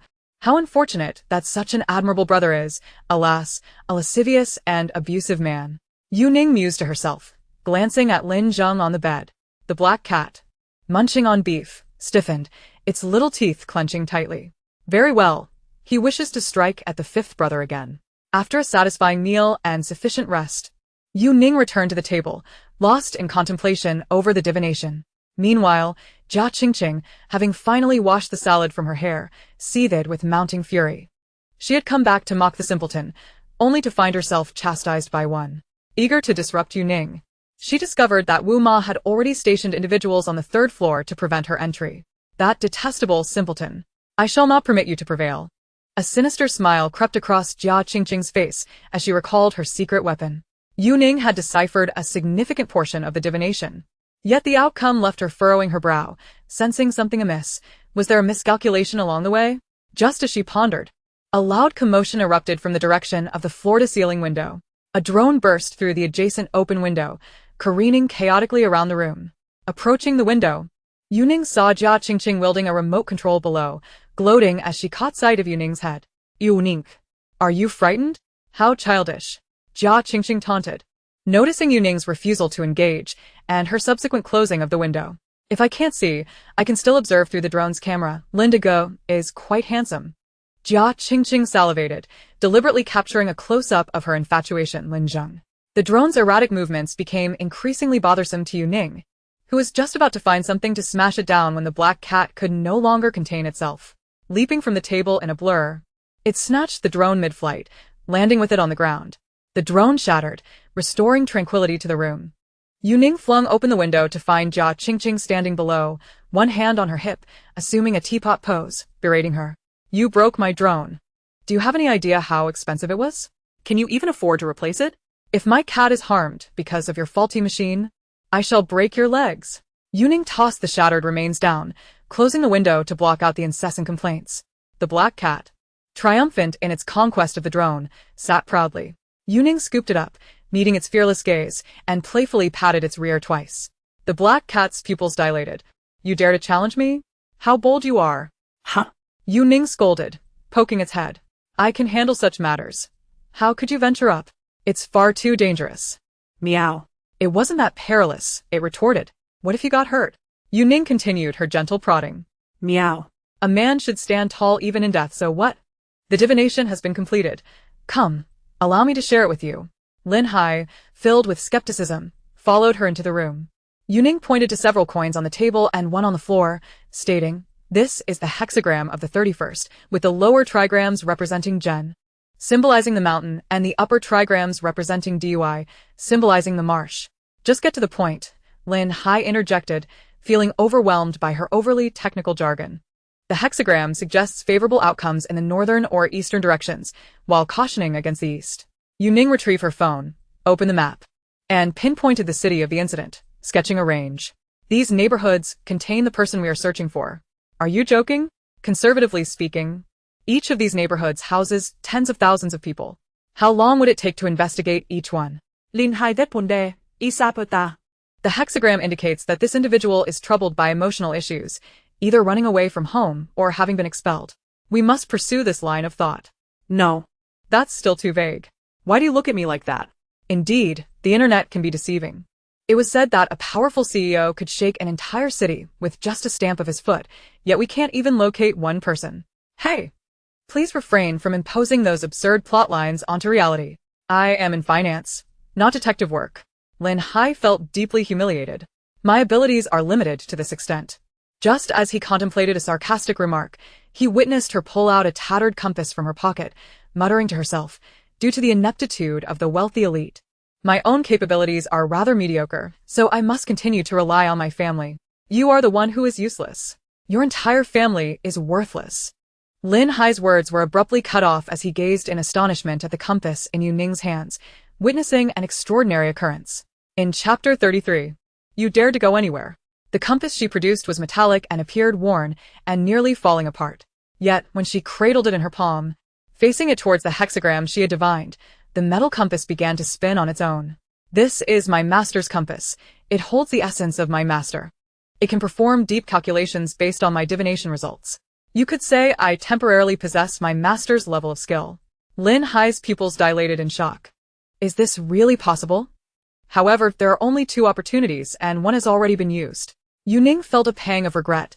This artifact is consumable, and she seldom allows herself to use it. What is it indicating? Lin Hai questioned, half convinced, wondering if there might be a battery, as if it were powered electronically.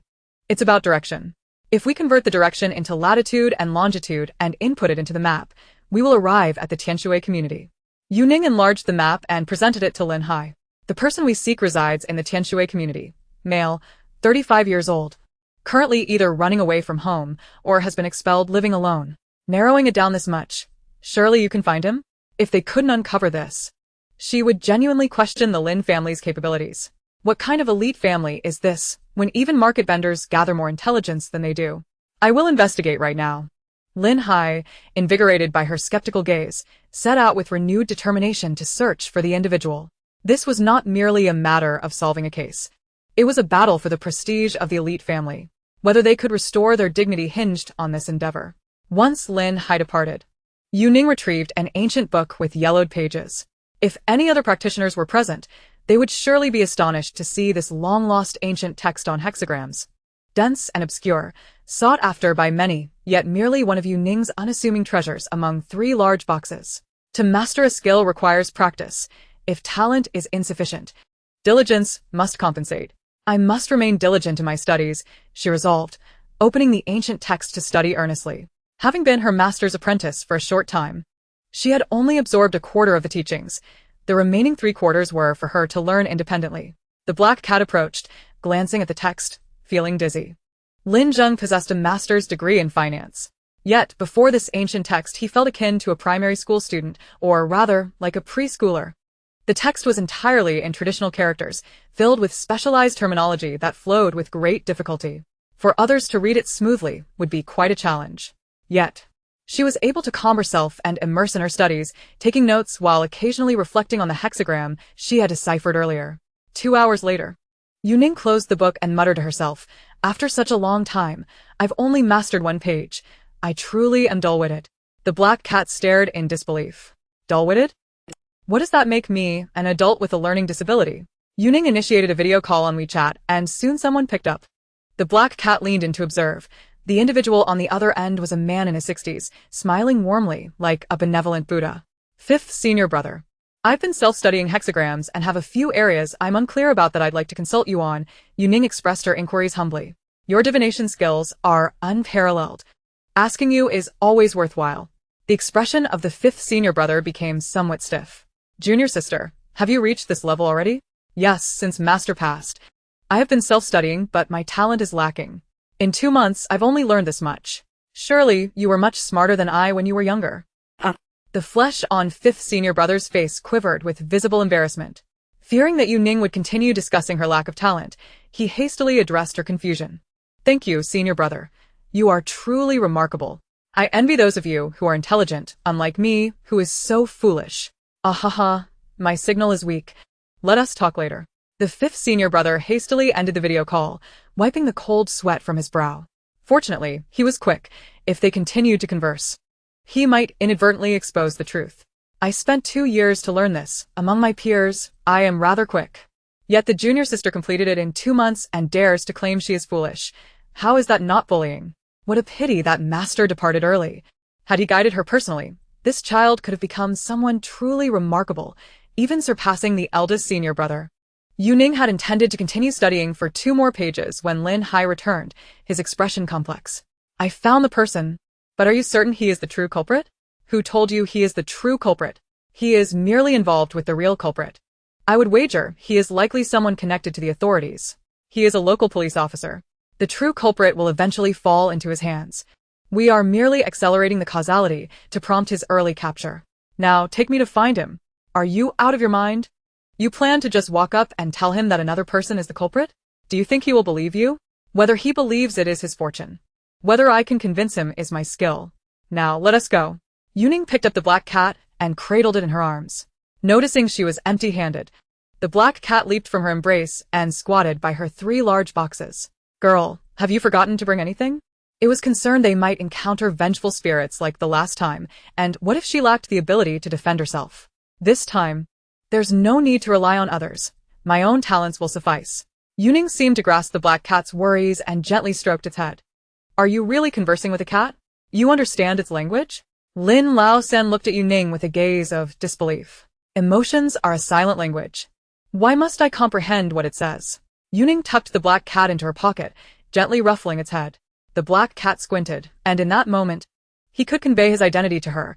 He was Lin Zheng, and she should cease her attempts to confront him with her charms. By the time Yu Ning arrived in the city where the incident occurred, night had already fallen. At the municipal police department, Detective Xia emerged, his eyes bearing the telltale signs of sleeplessness, dark circles framing his weary gaze. The entire major crimes unit had been burning the midnight oil for Lin Wushao's case, subsisting solely on coffee to stave off fatigue. A colleague responsible for reception informed him that his wife's family had come to visit. Though Xia was reluctant to divert his attention from work, he felt compelled to make an appearance. It had been half a month since his wife had unceremoniously evicted him from their home, and he was at a loss for how to mend their rift. Upon seeing a striking young couple standing in the lobby, he was taken aback. Who are you? He couldn't recall any relatives of his wife possessing such striking features. His momentary confusion dissipated as he scrutinized Lin Hai, and his expression grew cold. Aren't you Lin Sanshao? What are you doing here? This face was frequently featured in international financial news. He recognized it. Lin Hai retorted, I don't know what I'm doing here. Perhaps you should ask her. The girl beside him, Yu Ning, was audacious enough to appear in such a place. The case was still under investigation. Should the family refrain from interference? Or were they attempting to bribe him? With the weight of professional ethics upon him, Xian's countenance darkened, and his voice turned stern. Don't think that wealth grants you the right to act as you please. I adhere to my principles. Yu Ning, maintaining her composure, replied, I have come to provide information regarding the perpetrator. Providing information? Young lady, have you thought this through? If you offer false leads, you will bear legal consequences. Xian regarded her with suspicion, then glanced at Lin Sanshao beside her, and a thought crossed his mind. Could it be that the Lin family intended to sacrifice a young girl to absolve themselves of guilt? If the Lin family were to employ underhanded tactics, they would not entrust it to someone of his modest rank. Lin Hai cast a dismissive glance at Xia An's badge, implying that he was offended. Let us find a more suitable place to converse, he suggested. Xia An initially intended to decline, but upon observing the young girl's innocence and recognizing she was not the typical troublemaker, he felt a pang of compassion. If she were indeed being coerced by the affluent family, it would be prudent to dissuade them from making further mistakes. Once they reached the meeting room, Xiaoan granted them a mere 10 minutes. He poured them both water and asked, "Speak, young lady, what information do you possess?" "I am a teacher at the Ning Mountain Taoist Academy, and I am also a diviner. I wish to utilize my expertise to assist in your investigation." The moment her words fell, a sound of choking echoed from Lin Sanshao, who was caught off guard by her blunt introduction. Xiaoan remained silent for a few seconds before slowly responding. "Are you jesting? Do you comprehend the repercussions of obstructing a police investigation? Coming to the municipal office to discuss divination, are you not effectively confessing to a crime?" "I am serious. Here's my identification." Yu Ning produced her identification card and credentials as a diviner from her bag. Xia An's expression hardened, and he issued an ultimatum. "Little sister, I have no time to engage in frivolous games. Leave now, and I shall pretend I never saw you." He stood to exit, berating himself inwardly for feeling sympathy for her.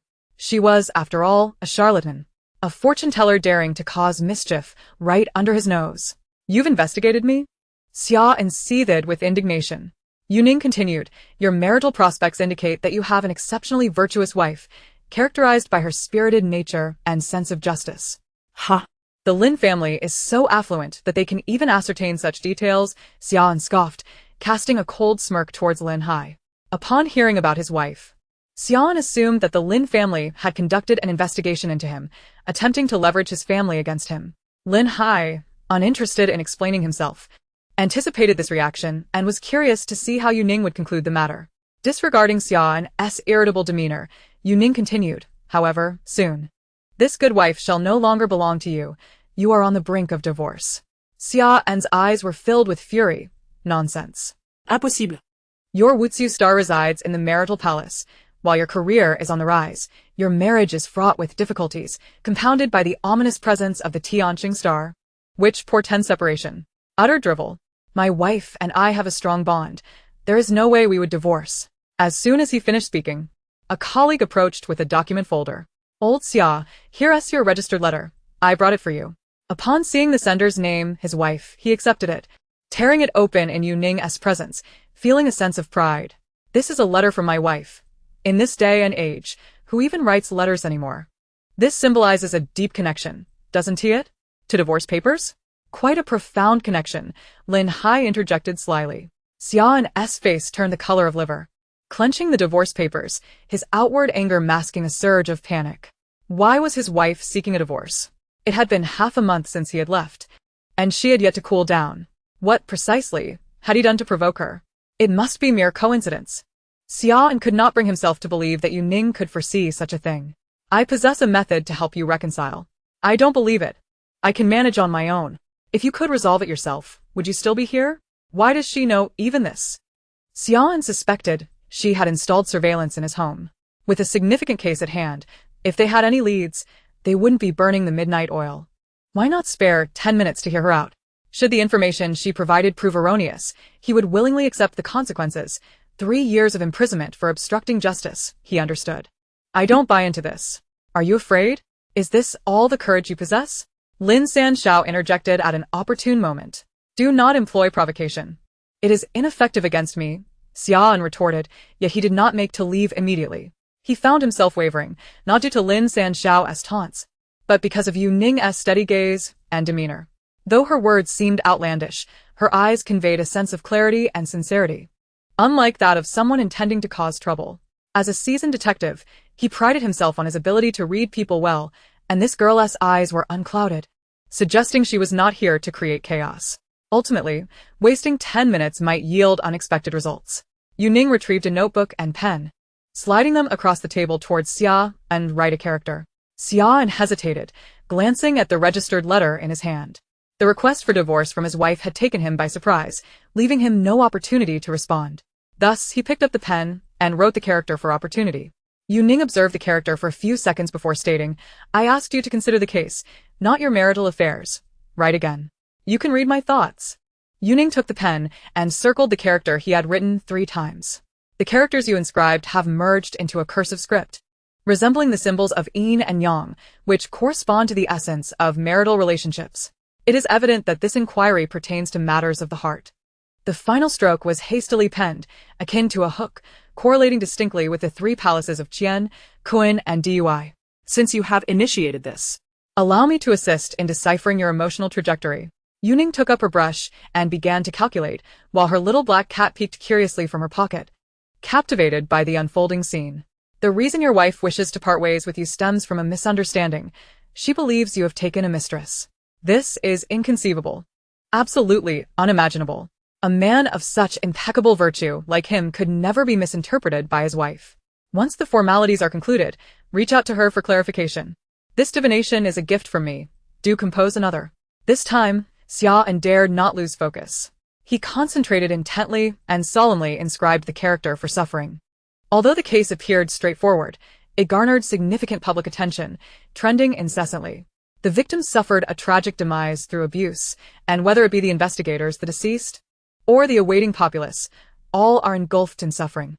Yu Ning resumed her calculations, sometimes counting strokes and other times drawing circles around characters, taking longer than her previous attempt.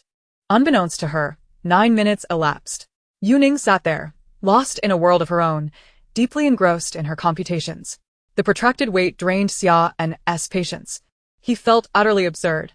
How could he waste 10 minutes listening to the fanciful notions of a young girl? If metaphysics could solve crimes, what need would there be for them? Lin San, noticing Xia's growing impatience, steeled himself to support Yu Ning. Only the little black cat in Yu Ning's pocket remained fixated on her, believing in her capabilities. The 10 minutes elapsed. Xian stood, about to speak, when Yu Ning set down her brush. I have unearthed the crux of the case. You may prepare to release Lin Wuxiao. What? Xian, taken aback, suddenly noticed the figure standing behind Yu Ning, his expression shifting dramatically. When did the director arrive? If this young lady provides an erroneous answer, calamity may soon follow. Chapter 35. Adopting a different stance to continue navigating the bug. Director, I am at a loss, Xian confessed. Yu Ning turned to acknowledge the newcomer, nodded slightly, and continued as if oblivious to the added presence. I have discerned the breakthrough in the case. Following this thread will demonstrate Lin Wuxiao's innocence. Xian closed his eyes, despairing. Could this girl truly be misguided? He had deliberately invoked the director's title in the hope of curbing her audacity. How could she still dare to speak? However, I have a condition. Once you uncover the truth, please issue a statement on the official WeChat account affirming Lin Wuxiao's innocence. Xian was at a loss for words. The scene before him resembled a battleground. He suddenly felt that fortune had turned against him today. Yet the director remained silent, his gaze fixed on Yu Ning, his expression inscrutable. Speak. Where lies the key to solving the case? Xian gritted his teeth, resolved to take the plunge. You need not be so anxious. Your leader's countenance suggests he is exceedingly just and principled, a commendable leader who would not harm you, Yu Ning reassured him, noticing the cold sweat forming on his brow. The director's expression shifted, a hint of intrigue playing at the corners of his mouth. Xian dared not lift his gaze to read the director's expression, lowering his head in anticipation of reprimand. The character you inscribed for suffering bears the radical for grass. Grass symbolizes the moon, which signifies concealment, implying that the case is presently shrouded in ambiguity. The 10 in the center signifies a breakthrough, indicating that you are beginning to uncover some clues. Yu Ning pauset. Looking up at the director. You have already discovered that Lin Wuxiao is not the perpetrator, correct? Even if I had not come, you were prepared to release him? The director nodded. Xian was taken aback. When did this come to light? Why was I not informed? In the 10 minutes since you departed downstairs, our investigative team, based on Lin Jun's testimony, reviewed the roadside surveillance for the time frame of the incident and captured footage of him driving, confirming he was not at the scene during that period. Lin Hai was overjoyed. Can my brother be released now? Yes. But I wish to hear the young lady complete her thoughts, the director replied, addressing Yu Ning. Ha! You weren't so courteous when apprehending my brother. Do you have any idea how much our family stock price has plummeted today? Lin Hai dito. Do not speak thus. According to protocol, they have made no errors, and progress has been achieved within a day. indicating that many have worked overtime. They are the most selfless of individuals, Yu Ning countered. The director nodded in approval, recognizing the young lady's keen awareness. I shall continue to decipher the characters. While the case has made strides, it remains at an impasse, as you have yet to identify the true culprit. The most crucial aspect lies here. Yu Ning pointed to the mouth within the character for suffering. What does this signify? Both the director and Xia and inquired in unison. The mouth-in physiognomy represents Mercury, the first planet among the 8, indicating that the individual you seek is likely within this vicinity. Yu Ning retrieved her phone and displayed a mapped area. Amidst the collective astonishment, she added, Comrade Xiaoan. The mouth you inscribed suggests a small opening leading to a larger one. It appears to denote a biting action, indicating that the victim may have engaged in a verbal dispute with the assailant, who likely bit her. Thus, could we request the forensic expert to meticulously examine if the victim bore any concealed bite marks? Without hesitation, the director called the forensic expert currently conducting an autopsy at the mortuary. What more can you deduce? Xia and swallowed hard. If this girl were spouting nonsense, her accurate predictions would be astonishing. Based on this direction, the assailant likely has a tattoo on their wrist, possibly, 20 minutes later. The director's phone rang. It was the forensic expert on the line. A barely perceptible bite mark was found on the back of the deceased's neck. Initially overlooked due to the absence of an autopsy, it was easily mistaken for other wounds upon casual inspection. Blood samples extracted from this bite mark did not match that of the victim. The forensic analysis suggested that the assailant might have bitten the victim while having an oral injury, inadvertently leaving behind a crucial piece of evidence. My goodness, or rather, my party. Xian was taken aback, her jaw dropping in astonishment as she looked at Yu Ning with eyes akin to those one might reserve for a monster. You can't possibly be the murderer, can you? How else would you know so much? The director burst into laughter. She is certainly not the culprit. If my memory serves me right, you are a close disciple of Master Zaiwu, aren't you? He recognized you moments ago, but chose to remain silent, likely out of curiosity regarding your prowess. Yu Ning rose and clasped her fists in salute. You know my master? I had the fortune of meeting him once. I am quite familiar with your 5th senior brother. Every year during the college entrance examination season, he descends from the mountains and we gather for a couple of drinks. In fact, it was he who informed me about you. What business does an old master have during the college entrance exam season? Xia and was still reeling from the immense shock. The director actually knew this girl. Oh, that makes sense. If one is proficient in divination, they could potentially predict the correct answers to the exam questions, Yu Ning explained. Everyone except the director looked utterly bewildered. Is that even possible? As the most equitable examination, measures are taken to prevent individuals from using divination to predict questions, employing experts to encrypt the exam papers, rendering them impossible to decipher, and ensuring academic integrity. Xia and Lin Hai felt as though a new world had opened before them. Girl, if you claim you can solve the case, what method will you employ? However, I recall your 5th senior brother mentioning that you adhere to certain rules and cannot involve yourself in such matters. Will this not affect you? It will certainly have an impact, but this time I am exploiting a loophole. Indeed, she would adopt a different approach and continue to navigate the loophole. Chapter 36. Can you pretend not to hear? Exploiting loopholes? The director was unfamiliar with the vernacular of the youth, looking rather puzzled. I will handle the specifics. If you are willing to cooperate with my actions, we can commence immediately. Eager to solve the case, she was more than willing to assist her. Lin Hai, on the other hand, decided to return and arrange for the announcement to be prepared. As long as Yu Ning could identify the perpetrator, the Lin family would be able to issue a statement promptly, turning the tide. The director initially intended to assign Yu Ning to the special investigation team to collaborate, but she declined. She could not let too many people know about her loophole exploitation. Upon noticing her refusal, the director contemplated bringing in a team leader to assist her. Yet Yu Ning still rejected this. Just let Officer Xia accompany me. I do not require a third party. Is he a relative of yours? Yu Ning merely smiled without responding. Understanding the intricacies of their profession, the director refrained from probing further. Since a third party was unnecessary, the director could not remain by Yu Ning's side any longer and instructed Xia to comply with Yu Ning's every request, provided it did not contravene any principles. Xia wished to review the case with Yu Ning, including showing her some materials captured at the scene. Yu Ning waved her hand dismissively. There's no need for that. Xia looked perplexed. How can we solve the case without reviewing anything? The murderer entered the hotel disguised as the victim, and nearby surveillance footage would capture his image, Yu Ning stated.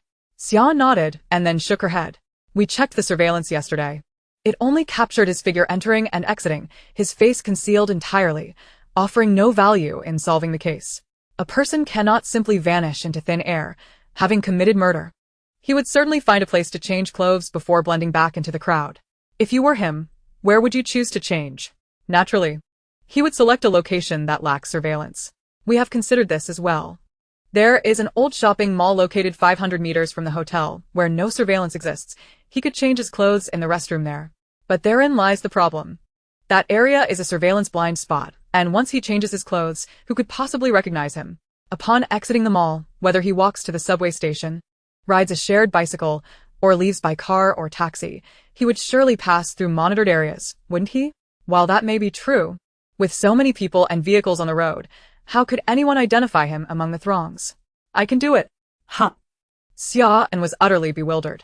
Is that even possible? Take me to the traffic police station.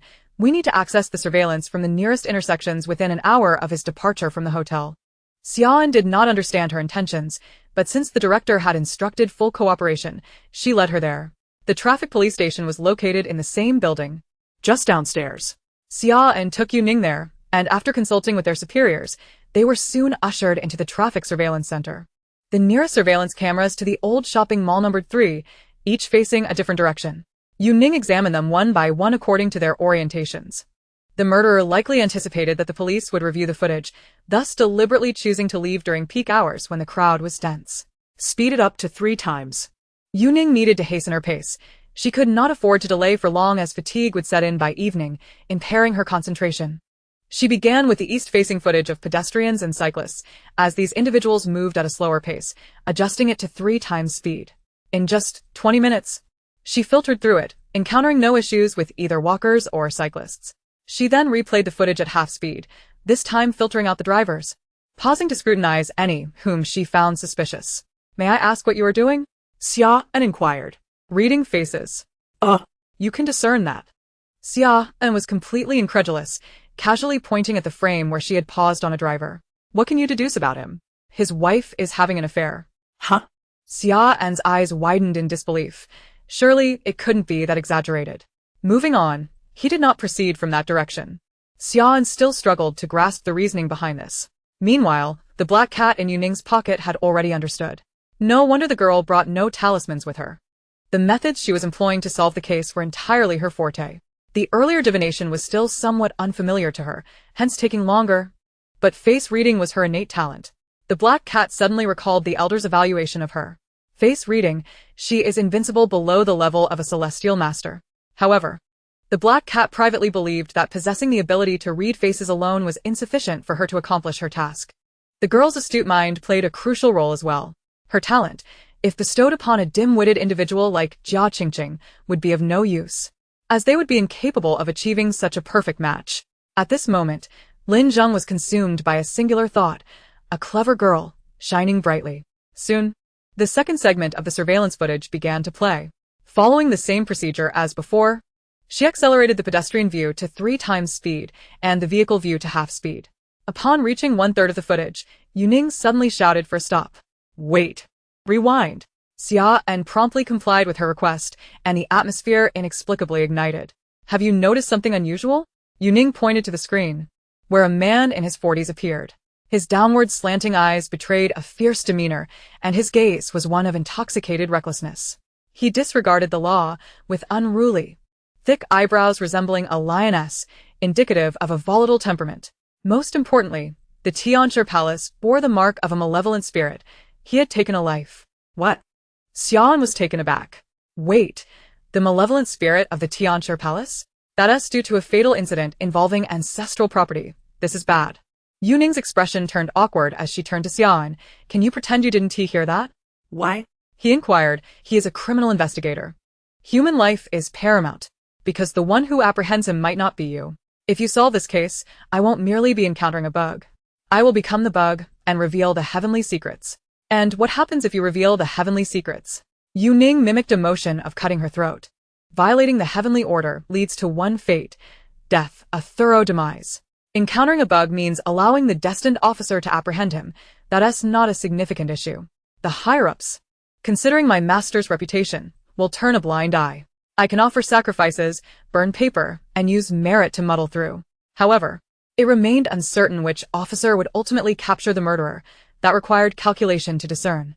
If Xia solved a case he should not have, it would imply Yu Ning had disrupted the order, creating a bug for the higher authorities. Revealing heavenly secrets would certainly lead to her untimely demise. Though I cannot ascertain the truth of your words, I feel an undeniable sense of reluctance, Xian admitted, a stirring restlessness within him. In this age of advanced technology, the heavenly eye could automatically identify wanted criminals. The fact that this man strode freely under surveillance indicated that he was not being pursued. Ensuring no wrongdoer escaped justice was both Xia's aspiration and mission. He yearned to investigate whether the individual Yu Ning had identified was indeed guilty of homicide. Can't you create another bug? Letting the suspect go is simply intolerable. My own merit is insufficient to balance the scales twice. If you are willing to use your merit to settle this, I can assist you for a fee. Just a reminder, merit is a valuable commodity, influencing the fortunes of your descendants and even your future lives. Think carefully. What do you mean? Chapter 37. The Meritorious Exchange. Yu Ning elucidated. Your work accumulates merit. Akin to saving money, you are amassing good fortune. However, this fortune may not manifest in your current life and is not necessarily for your sole benefit. It could either lead to your children's success, ensure you are reborn in a fortunate circumstance, or perhaps even allow you to pass away without illness in this life. In any case, it is a boon. Xia nodded, understanding. Was this not what the common folk often proclaimed, that good deeds yield good rewards? If you use your merit to settle the account, your previous accumulation will vanish, and all those rewards will dissipate. Even if your original intention is to uphold justice, what is meant to be deducted will still be deducted. Are you willing?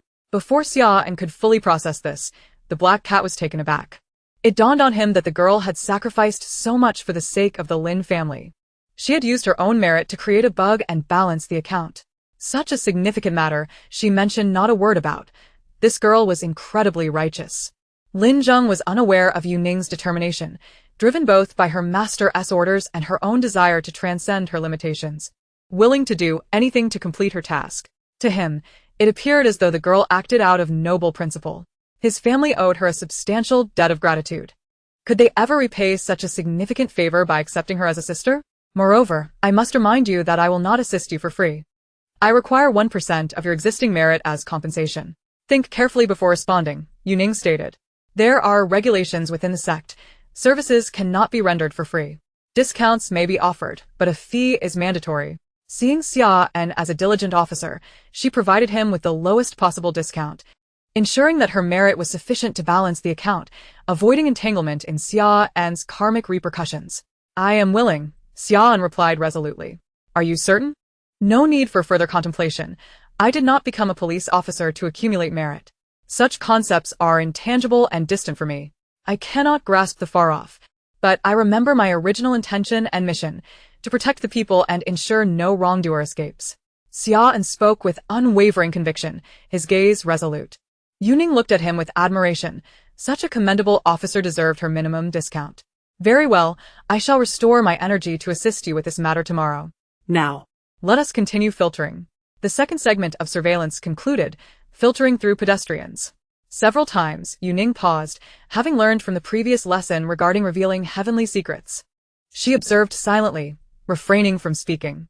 You haven't uncovered another criminal, have you? Xia inquired tentatively.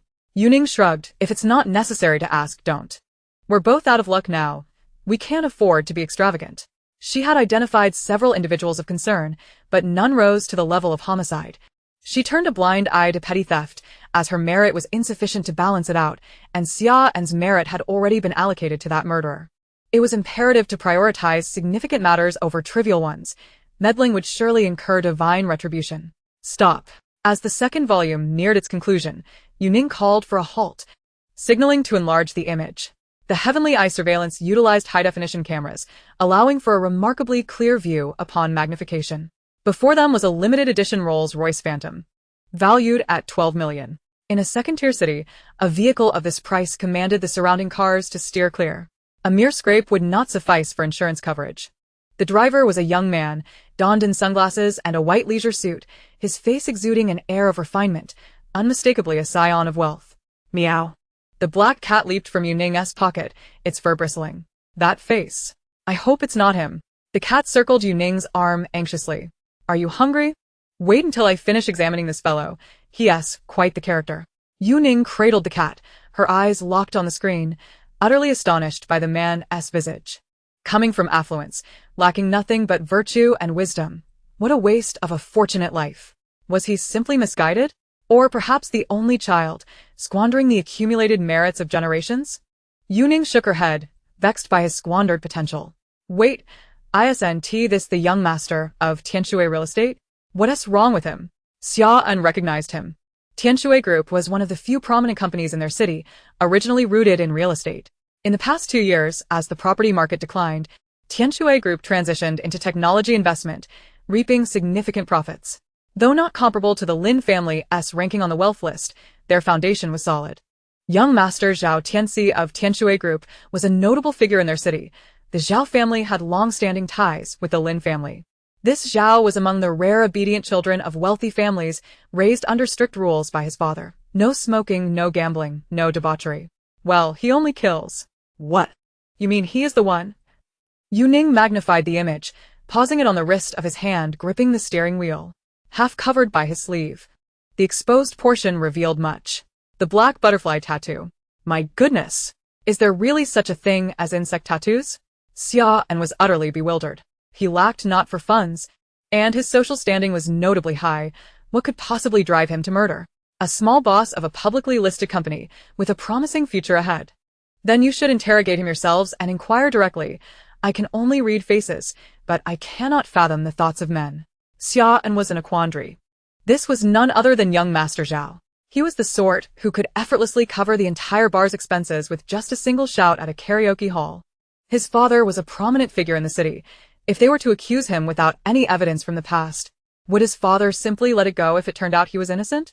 You have already extracted blood from the wounds of the deceased. A comparison would reveal whether or not it was him. Yu Ning paused, understanding Xia Un's concerns. A family capable of raising such a wayward son surely was not a benign one. I suspect the Zhao family is quite different from the Lin family. The Lin family members are still quite reasonable, while the Zhao family is difficult to placate. Am I right? Indeed, this Zhao boss is quite a handful. Relying on his wealth, such matters are beyond the purview of a lowly officer like myself. Xia Un revealed an expression of mutual understanding, and Yu Ning nodded in comprehension. They were indeed bullies, taking advantage of their power. The black cat meowed incessantly. Old Zhao was not merely a bully, but a lawless rogue. He knew far more about the Zhao family than these two before him, and he did not wish for the girl to be entangled in this affair.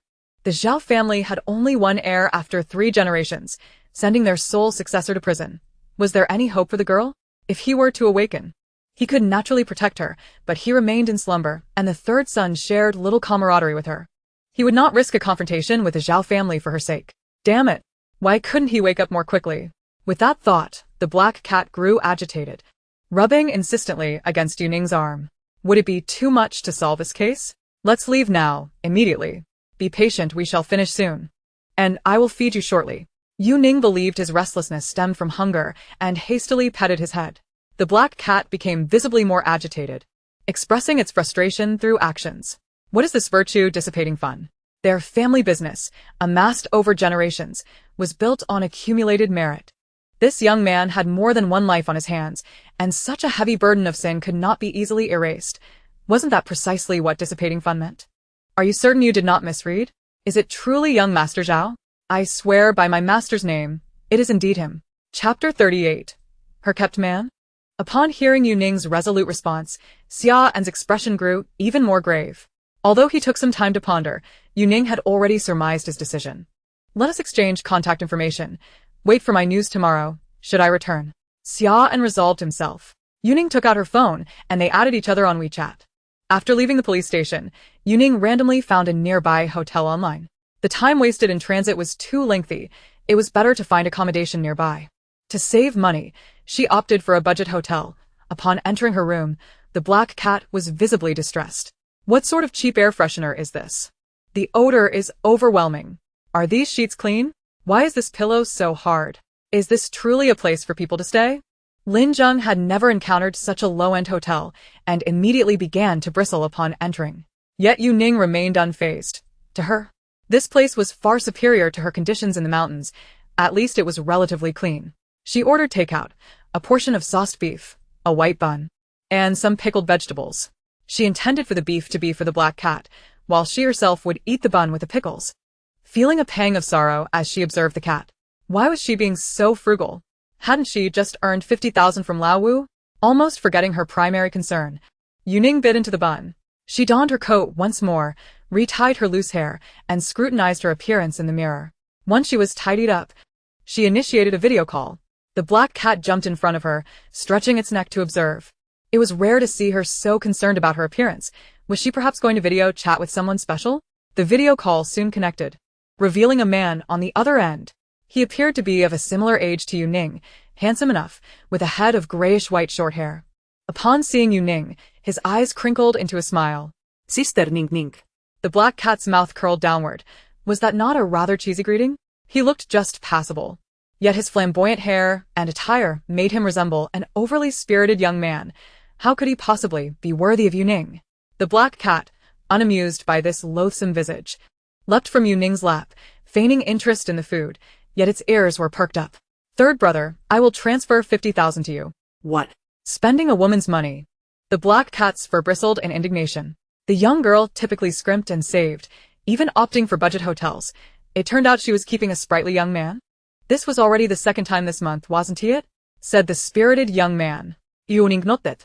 The black cat could no longer contain its irritation and meowed furiously at Yu Ning. Wake up, girl.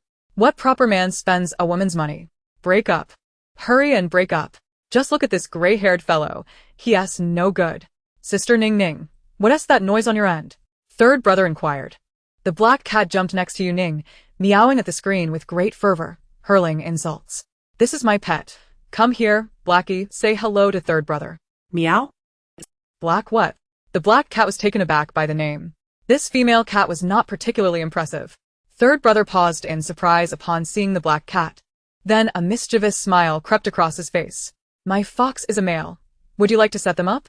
Interspecies romance, how romantic. Why don't you set them up? Transspecies and transgender. You'd have all the buffs stacked. The black cat continued its tirade. Ha ha ha. Third brother burst into hearty laughter, leaving Yu Ning bewildered. What are you laughing at? Your master's taste is truly something. I mean, I'm much better than Lin Zheng. At least he doesn't curse. Meow. You fool, come here, and let us settle this. If I don't knock your head off, my golden belt is just a recharge gift. Ha ha ha. Amber laughed even louder. Yu Ning was oblivious to the reason for his amusement. Third brother's temperament was notoriously peculiar, and she had to tread carefully when asking him for favors, particularly in regards to her appearance, lest he be in a foul mood and refuse her.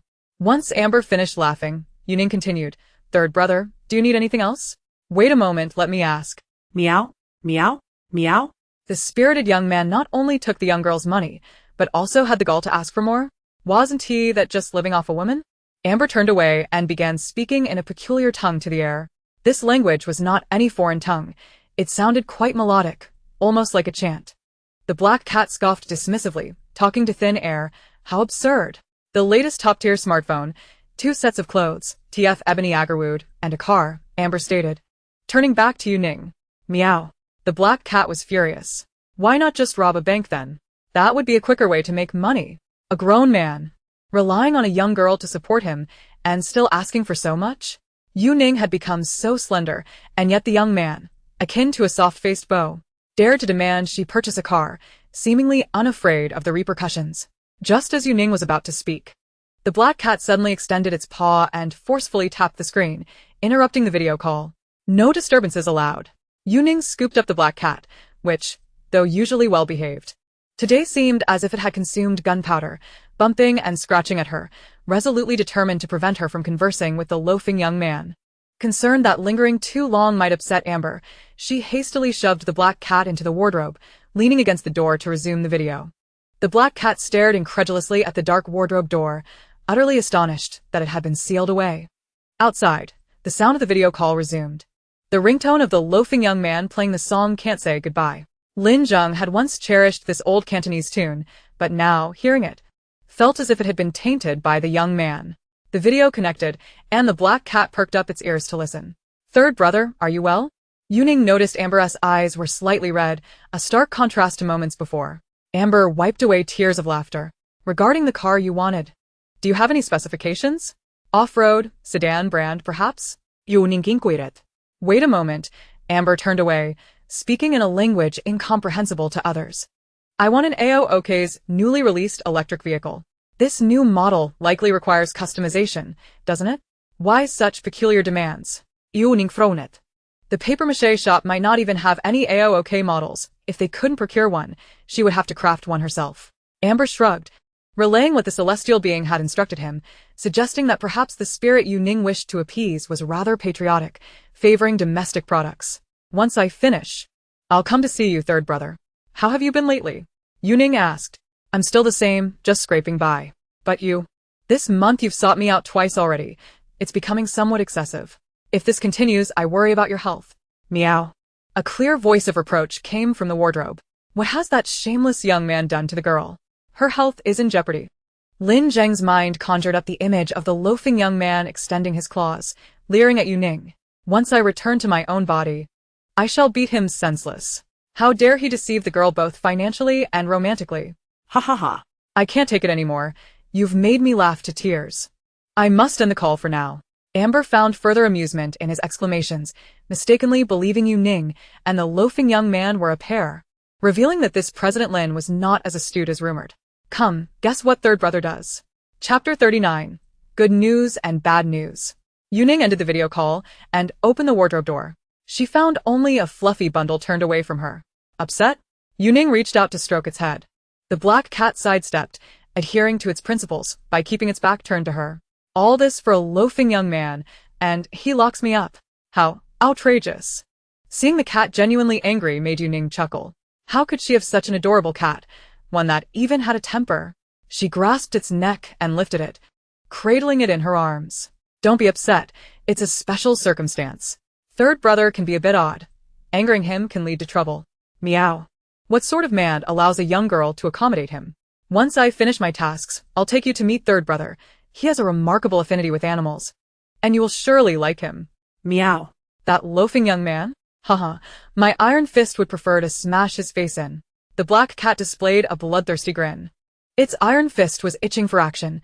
Once back in its own body, the first order of business would be to teach that scoundrel a lesson.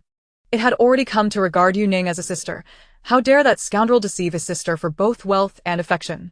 However, this self-proclaimed bloodthirsty smile appeared exceedingly adorable in Yu Ning's eyes. I find you particularly spirited, unlike any ordinary animal. When I take you to meet third brother, I will have his celestial being check if you carry any wind. Celestial being? The black cat paused. Meow? So that loafing young man is a spirit medium? Its housekeeper, Aunt Wu, believed in such things, so Lin Zheng had some understanding. Spirit mediums originated from the northern shamanistic traditions, and most of them in the market were charlatans. Very well, the loafing young man now bears yet another title of fraud. That scoundrel better be ready for a beating. The following day, Yu Ning was roused from slumber by a phone call. Rubbing her sleepy eyes, she answered. Good morning, Officer Xia. It's almost time. It's not early. Xia En's voice sounded rather exuberant. Daoist Ning, your calculations were spot on. It truly is him. I'm not a Daoist. Just call me Yu Ning. Did you catch the person? Indeed. Ha ha ha. Xia En, shedding the gloom of the previous day, was brimming with energy.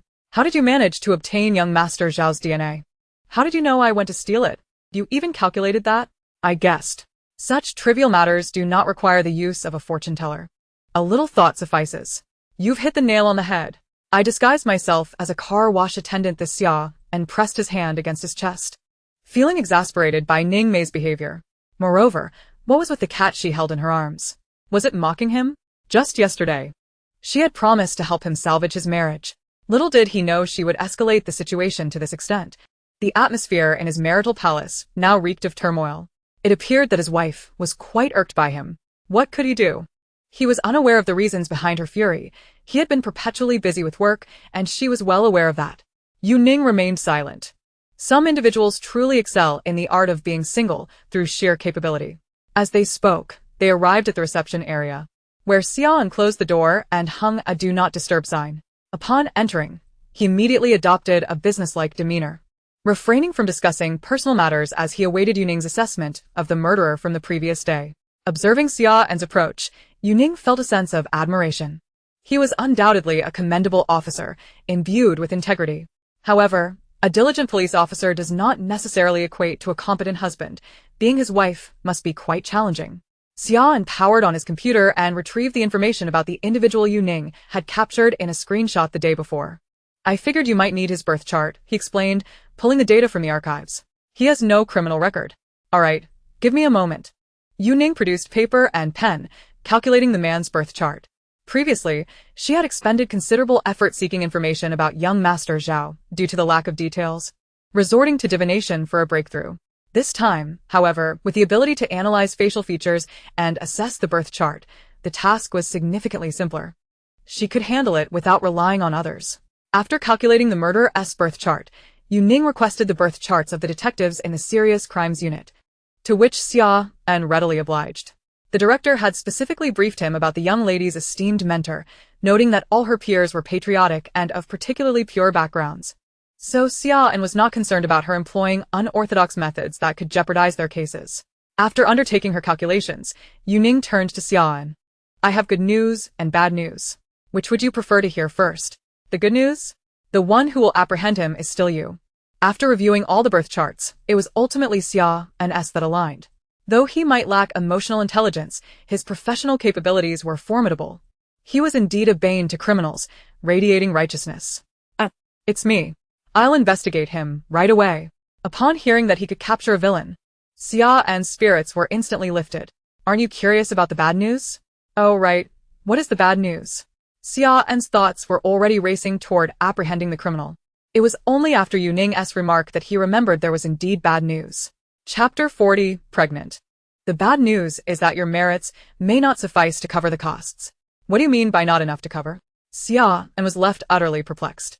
I reviewed his birth chart, and it is foretold that he is destined to kill 2 people. He has just murdered 1. Yu Ning revealed her findings to Xia An. Then, he must be apprehended immediately. Are we to wait until he harms another before taking action?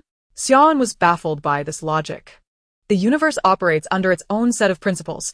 If these fated events are interrupted before they occur, one must deplete a considerable amount of merit. What nonsensical principle is that? Xia An couldn't grasp her meaning. Heaven and earth are indifferent, treating all beings as mere fodder. The celestial beings perceive everything similarly, allowing matters to develop naturally.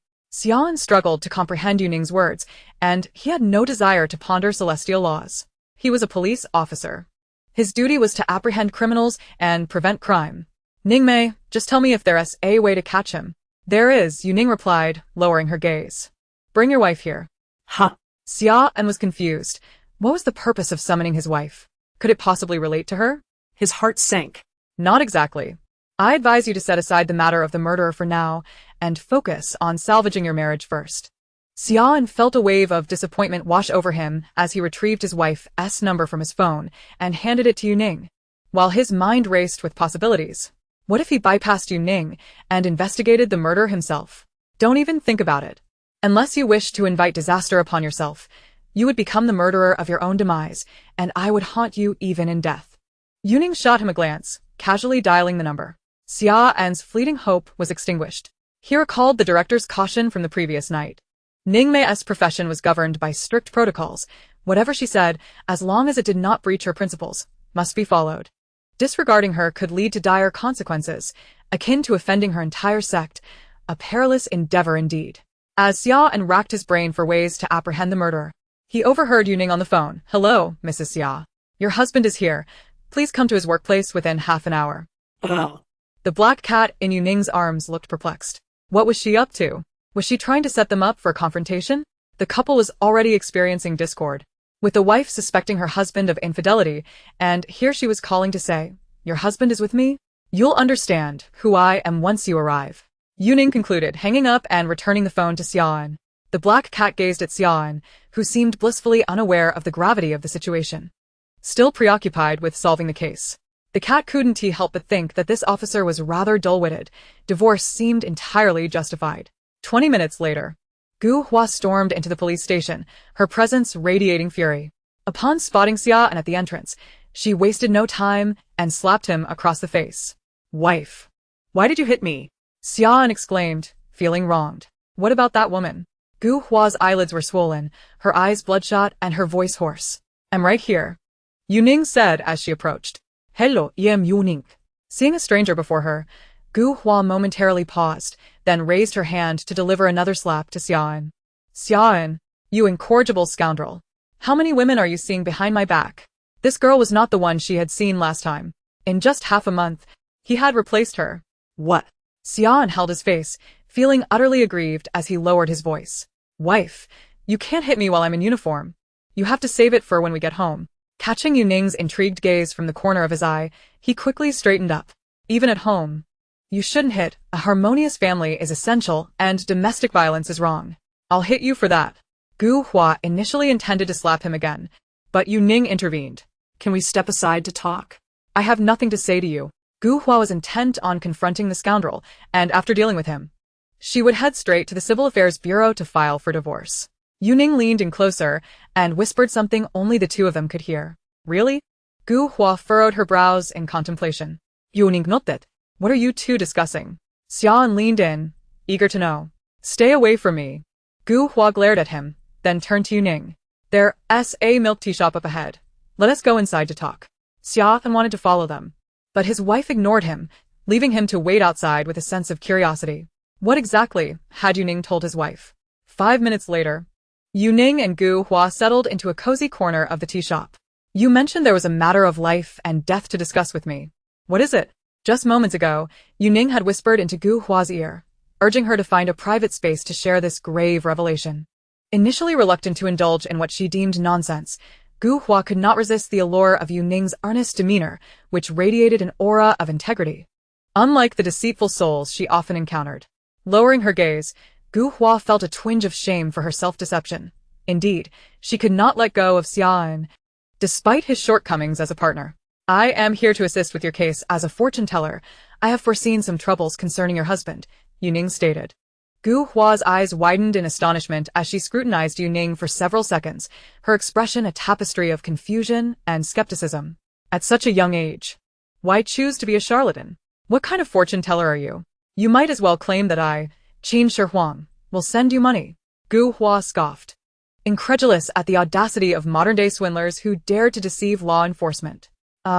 You must be a couple indeed. Your reactions are identical. He had the same response when we first met, Yu Ning remarked, handing over her small notebook and pen. Write a word, and I shall reveal your fortune to you. I am a teacher. I do not believe in such nonsense. Gu Hua retorted defiantly. Neither do I, Yu Ning replied. Retrieving her credentials, a Taoist certificate and a teacher's qualification certificate, laying them before Gu Hua. These must be forgeries. How old are you? A high school student? I ought to call your parents. Gu Hua's professional instincts kicked in, viewing Yu Ning as a misguided fraud. I graduated with a master's degree and passed my teaching exam. I obtained my Taoist certification 2 years ago. I can discern your fate. Just write a single character, and you will see the truth. Yu Ning's tone remained calm and composed, her emotional steadiness evident. The black cat observed Yu Ning with sympathy. Finally understanding why her demeanor was consistently so unwavering, too many suspicions had honed her resilience. Gu Hua wished to refuse, yet when she met Yu Ning's tranquil gaze, her mind went blank. By the time she regained her senses, she had already inscribed a character on the paper. Yu Ning glanced at what she had written, poised to speak, when a female server approached with their fruit tea. Here is your ordered fruit tea. After the server departed, Yu Ning confidently declared, the matter you have been contemplating has already come to fruition. You know what I'm thinking? Gu Hua inquired, astonished. Indeed, you are preoccupied with thoughts of children. There is no need to ponder further. You are already pregnant. What? Gu Hua's face drained of color as she accidentally knocked over the fruit tea on the table. You need not be so blunt. How did you come to know I was thinking of children? Upon your arrival, I observed your expression fixated on a woman outside holding a child. You wrote the character for child. I surmised you were distressed by the absence of children in your marriage after several years. No, that cannot be true. Gu Hua raised her cup, attempting to mask her discomfort. You're pregnant. You should refrain from drinking that. It contains too many additives. Gu Hua immediately set the cup down. It is impossible for me to be pregnant. I visited the doctor last month. Realizing she had divulged too much, Gu Hua quickly went silent. Yet a flicker of anticipation stirred within her as her hand unconsciously rested on her abdomen. There is a pharmacy nearby by a test, and I shall wait. Yu Ning picked up her lemon water, sipping confidently. Once you confirm your pregnancy, we may continue our discussion. 10 minutes later, Gu Hua emerged from the restroom. Her face alight with joy, hesitating to articulate her thoughts to Yu Ning. Can we talk now, Teacher Gu? Yu Ning asked. Gu Hua nodded, taking a seat opposite Yu Ning, and began recounting her story. She had been married to her husband for 10 years without conceiving, trying various traditional and Western remedies without success. Her husband, considerate and never broaching the subject, suggested that being childless was acceptable. However, the pressure from her mother-in-law had become increasingly burdensome, leaving Gu Hua perpetually on edge. Just half a month prior, she had seen her husband enter a hotel with another woman, and in despair, she contemplated that such a marriage had become dull and unfulfilling, prompting thoughts of divorce. Yet today, Yu Ning had effortlessly predicted her pregnancy, leaving Gu Hua bewildered. How did you ascertain this? She pressed. When you arrived, I could read your facial features. The aura of your offspring's palace was a reddish-yellow hue, indicative of pregnancy. However, I was uncertain if this child was desired, so I refrained from mentioning it. Just as you wrote child, the server arrived with your drink. The characters for woman and child together form a harmonious word. I concluded that you wished for this child, which is why I disclosed it to you. Gu Hua's mind drifted to the woman she had seen with her husband.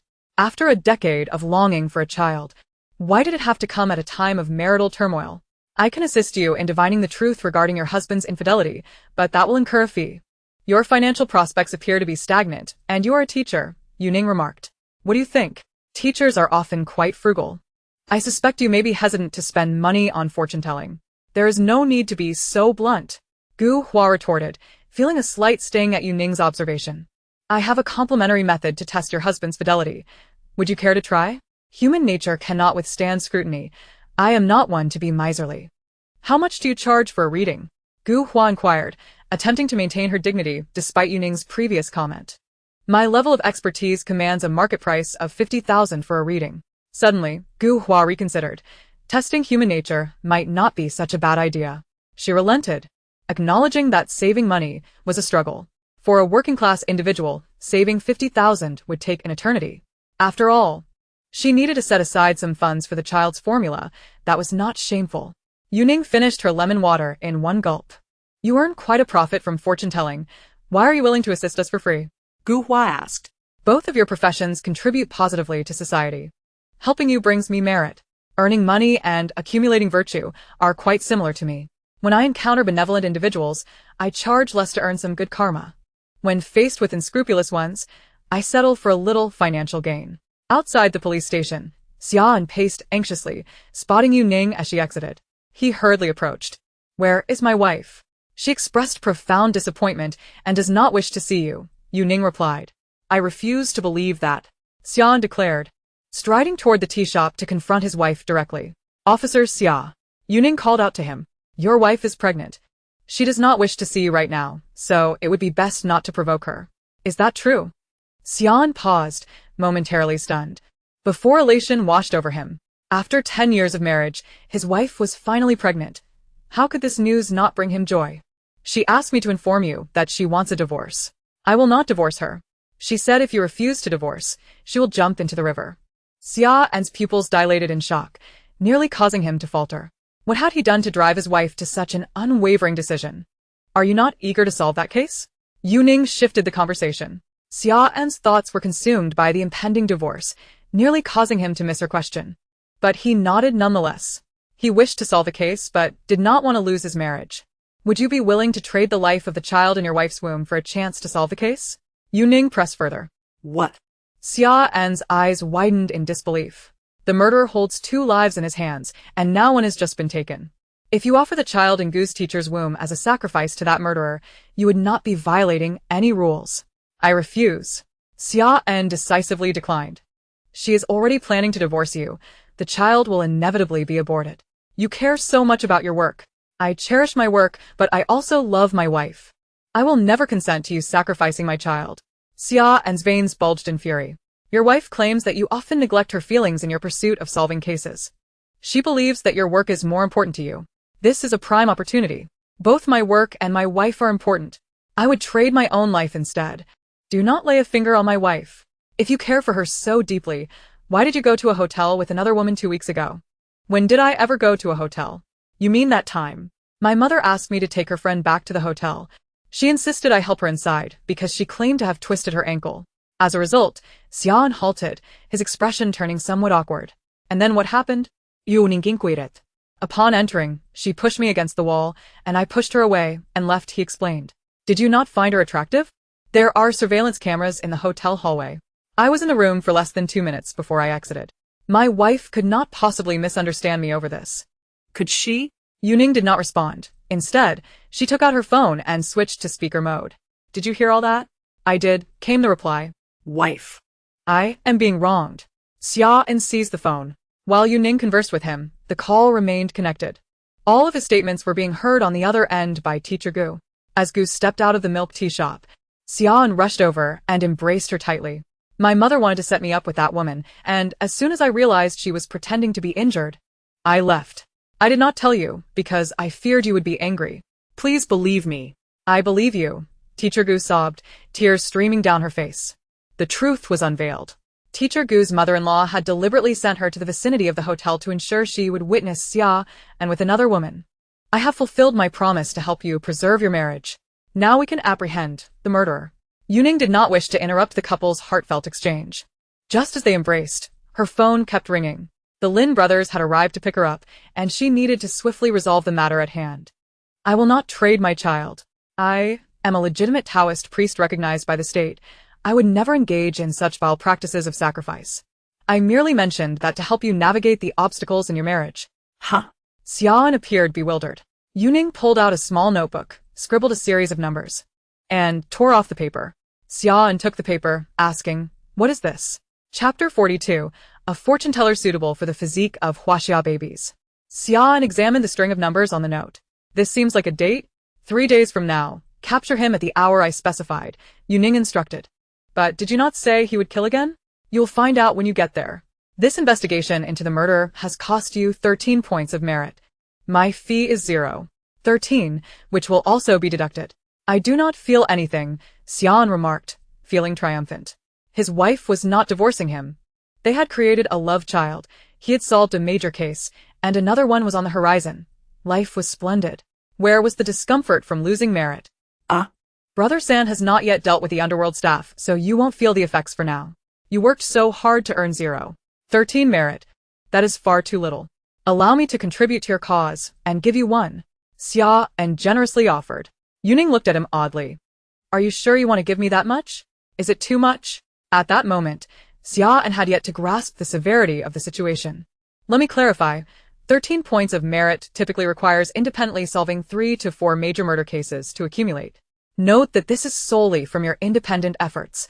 Team cases yield even less. Xia's expression gradually stiffened. In a country with such good public security, where would he find that many murderers to catch? Using metaphysics to investigate had squandered half of the merit he had amassed over many years as a police officer. Oh. Why does this sudden pain in my heart feel so sharp? The gifts bestowed by fate come with their own price tags. Do your job well, and strive not to overdraw your merit in the future, Yu Ning advised. Engaging in such exploitative behaviors should only be a last resort, as it is bound to be a loss. If the heavenly path were so easily exploited, fortune tellers would have already struck it rich. Will using so much merit affect my child? Xian asked, cold sweat trickling down his brow. He recalled Yu Ning mentioning that merit could also influence offspring. After deducting 13 points, you still have over 20 points left, which is considerable for an ordinary person. Moreover, a child's destiny is influenced by the merits of several generations. Your wife, as an educator, has also accrued significant merit. Upon hearing this, the couple collectively sighed in relief. Do you regret it? If you had not overdrawn your merit, in your next life, you might be reborn into a wealthy family. While it may not compare to the Lin family, it would still be quite alright, Yu Ning asked. Xian shook his head, at peace, and offered a slight smile to Yu Ning. I am a police officer. That was his answer. He felt sorrow, yet no regret. Given the chance to choose again, he would still make the same decision. Yu Ning nodded, a faint smile in her eyes. Taoist priest Yu, teacher. After a moment's contemplation, Teacher Gu decided to address Yu Ning as teacher. This title evidently pleased Yu Ning, who observed the hesitant expression on Gu Hua's face. You wish to inquire about the child, do you not? Revealing such secrets comes at a cost. Hearing about the fee, the couple stiffened. They had already witnessed the exorbitance of Yu Ning's prices. However, I can share some non-secretive insights. This child, if nurtured well, will thrive. As long as you do not engage in any mischief. The couple beamed with joy, their faces alight with anticipation for the new life. Teacher Yu, I am very curious. How did you deduce that the affair was a misunderstanding? Gu Hua inquired. Through divination, Yu Ning explained. When I told you that you were pregnant, you spilled water. And the water combined with the character for child you wrote, forming a new character that corresponds to metal in the 5 elements. Fire conquers metal. And your mother-in-law is of the fire element, hence she is a hindrance to you. Although Xia and did not fully comprehend. He found it impressive and gazed at Yu Ning with admiration. However, I do not recall my mother-in-law's birth date, Gu Hua remarked, perplexed. How did teacher know that she was of the fire element? Yu Ning winked at her, and Gu Hua understood. This girl is actually helping her? To prevent such incidents from occurring, keep a respectful distance from your mother-in-law, and that goes for you too, Officer Xia. My mother is being unreasonable. My wife is already pregnant. She will not trouble her in the future, will she? Upon hearing that he needed to distance himself from his mother, Xia hesitated momentarily. Yu Ning smirked, having observed countless unhappy marriages, with unreasonable mothers-in-law and husbands who are oblivious, she had gleaned some wisdom from observing people's faces. Your mother is a burden to your wife, a hindrance to your child, and you are a burden to your mother. Your family is mutually detrimental in a gluttonous manner. Are you sure you want to remain close to your mother? Xia was jolted awake, hastily shaking his head. I will move out as soon as I get home, and will no longer reside in the same community as my mother. Gu Hua could hardly believe her eyes. Happiness arrived so unexpectedly. After enduring so many years of her mother-in-law's displeasure throughout her marriage, it had all been resolved by Yu Ning. This girl was simply a celestial being descended to earth. Remarkable. The Maybach halted at the roadside, and after pressing the horn a few times, Lin Lao Wu exited the passenger seat, waving cheerfully at Yu Ning. Ning ning, yem laving no. Yu Ning bid farewell to the Xia couple, who watched her depart with grateful expressions. Ning Mei's professional prowess was indeed impressive. She was truly deserving of the accolades bestowed upon her by the director. As Xia observed the car fade into the distance, he reflected on the case resolution, feeling as though he had just awoken from a dream. Setting aside her remarkable skills, she was not only intelligent but also compassionate and refreshingly unorthodox. Gu Hua held Yu Ning's observational skills in high esteem. Yet what truly won her over was the girl's adaptable approach to problem-solving. The insightful commentary regarding her mother-in-law was nothing short of a stroke of genius. While Yu Ning was unaware of her mother-in-law's birth chart, she effortlessly alleviated Gu Hua's long-standing predicament with just 3 words. You are cursed. At merely 20 years old, a graduate student, Gu Hua was filled with curiosity. As a high school teacher, she understood the significance of that age. She pulled out her phone and entered Yu Ning's name into the search bar. Soon enough, a plethora of articles about prodigious young talents who had advanced through their studies emerged. A smile of satisfaction graced Gu Hua's face, confirming her suspicions. A genius like her could hardly go unnoticed. Exceptional individuals excel in any field. Beyond talent, they possess adaptable strategies and a moral compass, rendering her future immeasurable. Gu Hua had an inkling that the legend of this prodigious Yu Ning was just beginning. She eagerly anticipated the accomplishments this girl would achieve in the future. Inside the car, Lin Lao Wu spread his arms, yearning to embrace Yu Ning. Without her, he would still be stuck eating box lunches inside. Meow. You mischievous little rascal. Don't you dare hug me indiscriminately. Men and women should maintain a respectful distance.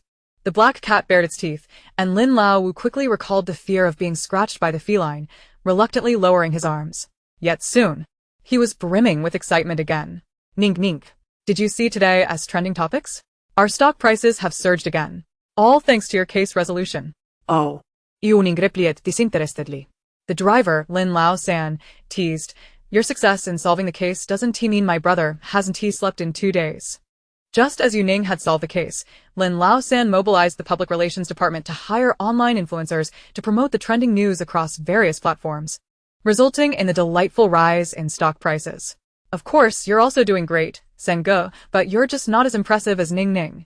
Lin Lao Wu chimed in, excitedly pulling out his phone to show Yu Ning something that brought him immense joy. Chapter 43.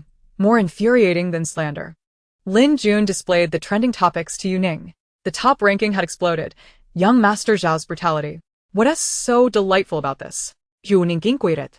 Her black cat equally perplexed by the foolish brother's joy. Look, young Master Zhao has 5 trending topics. When they doubted me, there were only 4. This shows that the Zhao family's public support isn't as strong as ours. When the wall falls, everyone pushes. What a peculiar and absurd sense of humor.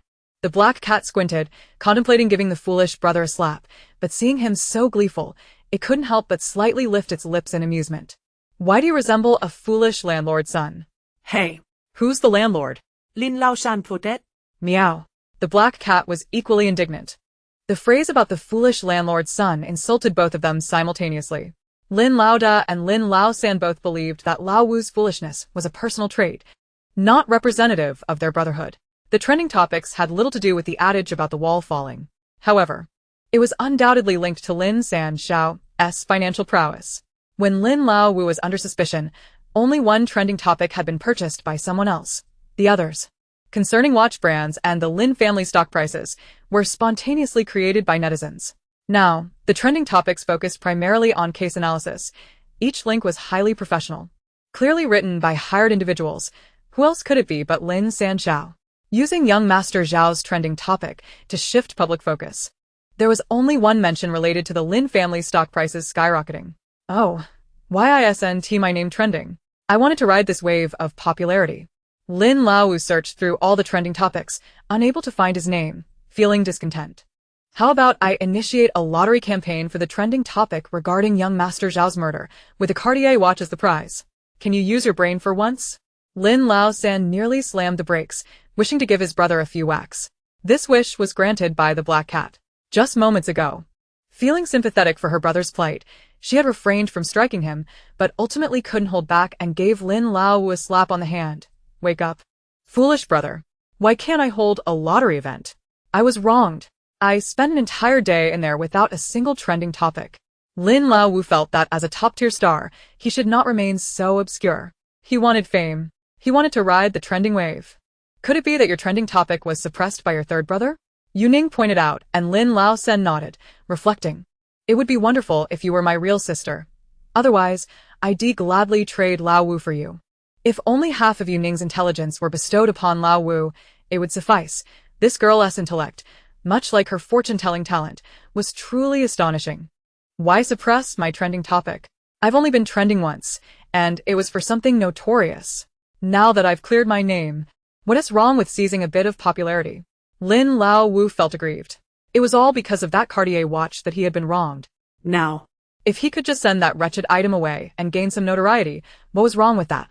Everyone's attention was currently on the Zhao family. Your third brother had seized the opportunity to elevate your family's stock prices, quietly amassing wealth. Is it wise for you to draw attention to yourself with a lottery at this moment, potentially redirecting their animosity towards you? There's such a consideration? Lin Lao Wu blinked, having not thought of the commercial aspect of the matter. Not only that, you're also helping maintain a good impression for the Lin family. Even though he bought the trending topic, he still pretends to be the good guy. One could say this behavior is quite cunning. Can I interpret this as you complimenting me? Lin Sanshao smiled, feeling that after this incident, his impression of Yu Ning had improved significantly. Although she was still not quite at the level of being his sister-in-law, she could certainly be considered a friend. However, I've suffered such great injustice. How can I let it go so easily? I feel so resentful. That scoundrel Han Yu plotted against me. I want him dead. Lin Jun had barely settled down for 5 minutes when he recalled Han Yu's betrayal. How could he have thought of Han Yu as a friend when he had secretly undermined him, even purchasing trending topics that nearly brought ruin to the Lin family? Do you think you're Empress Dowager Cixi or Sister Na? So quick to declare, I want foreigners dead. Lin Lao San retorted to his brother, while the black cat once again delivered a slap to the foolish brother. I'm not wishing death upon foreigners. I want Han Yu dead. Nink nink. Aren't you a fortune-teller? Why don't you cast a curse on him, so he finds himself in the restroom without any toilet paper, and if there is any, it's incredibly thin, leaving him to scrape his hands with excrement? Fifth brother, have you experienced that? Yu Ning found his imagery too vivid. One could not convey such a lively curse without having undergone it. A profound silence enveloped the car. Once, during a film shoot in a remote location with poor conditions, Lin Laowu let out a deep sigh, reflecting on the immense sacrifices he had made for his craft. The black cat disdainfully withdrew its paw from its brother's hand, having no desire to be touched by the hand that had dealt with excrement. I am a serious Taoist. I would never curse others and undermine their virtue, he asserted. Are you implying that an unprincipled Taoist could do such a thing? Lin Laowu inquired, intrigued. Perhaps I should seek out an unscrupulous Taoist to cast a curse upon him. Indeed, such individuals may exist. However, employing malevolent sorcery to harm others necessitates a double measure of virtue in return. Harming others serves no benefit to oneself. Are you certain you wish to proceed? Perhaps it is best to reconsider.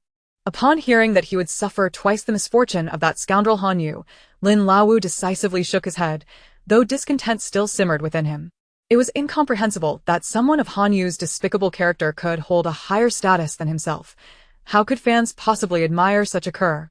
Surely, he would not meet a favorable end, would he, Yu Ning?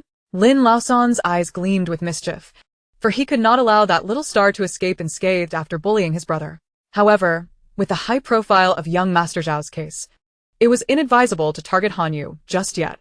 Once the fervor surrounding Zhao's incident had waned, Lin Laosan resolved to buy another wave of trending topics to thoroughly publicize Han Yu's misdeeds. Indeed, misdeeds will eventually bring retribution, Yu Ning mused, having seen through Lin Laosan's intentions but choosing to remain silent. Her concern lay elsewhere. Had the Lin family stock prices rebounded? They have returned to pre-incident levels. But I believe they will experience another surge tomorrow, overall yielding a profit, Lin Laosan replied. So, we have emerged victorious? Yu Ning's expression brightened with relief. Indeed. Then, does Comrade Lin Onbong intend to encircle Sanqing Mountain and imitate a dog's bark?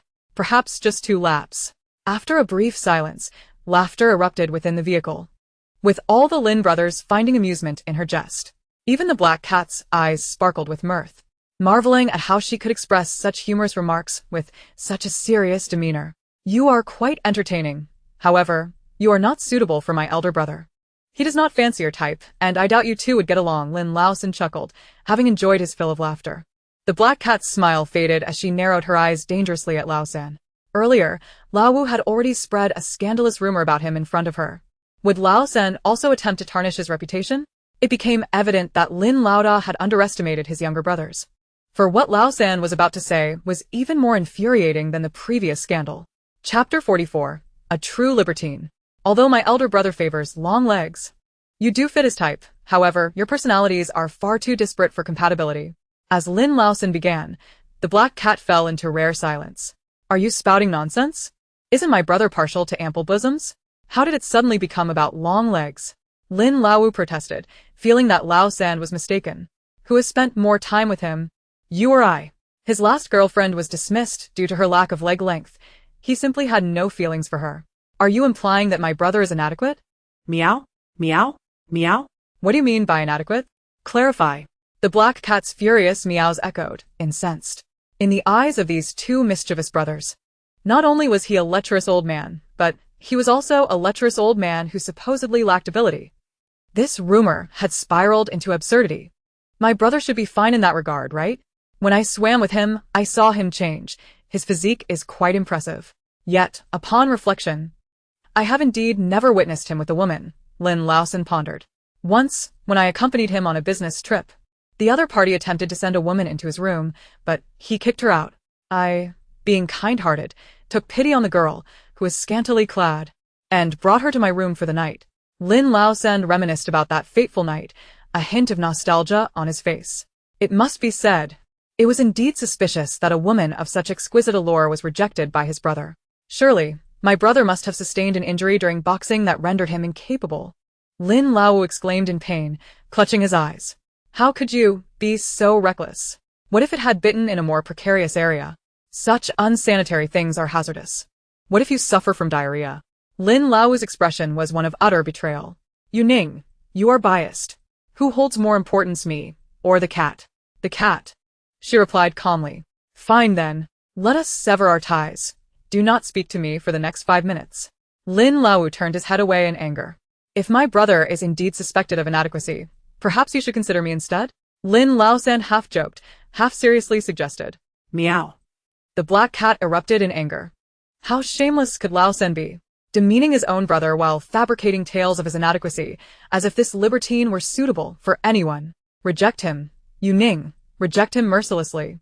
This scoundrel is nothing but a rotten cucumber, utterly unworthy of you. Yu Ning fronet.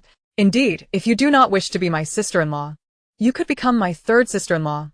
My third brother is quite amiable, far easier to get along with than my elder brother. Lin Lao quickly forgot his one-sided Cold War with Yu Ning, fervently promoting his third brother. Meow. Silly sweetie, be quiet. Do you not see the villain before your eyes? Not happening, Yu Ning firmly rejected. Why not? Am I not wealthy enough or handsome enough? Lao San inquired, though he had just met Yu Ning. Claiming love at first sight would be an exaggeration. Yet he had witnessed her extraordinary talents and was utterly astonished. If Yu Ning's gifts were harnessed well, she could achieve remarkable feats. Such an individual must not fall into the hands of the Lin family's competitors.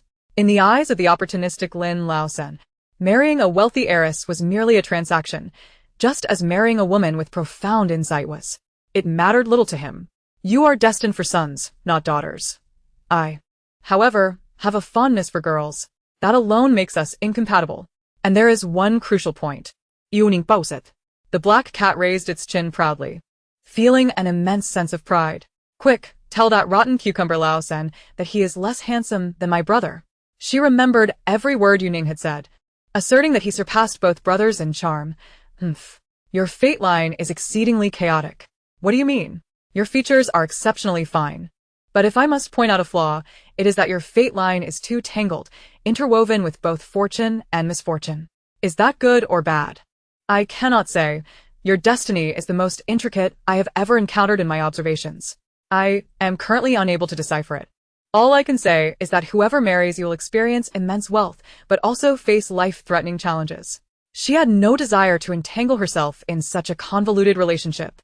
Her only wish was to transcend her limitations, return to the mountains, and become someone akin to her master. Perhaps in the future, after accumulating enough virtue, she might even have a daughter of her own.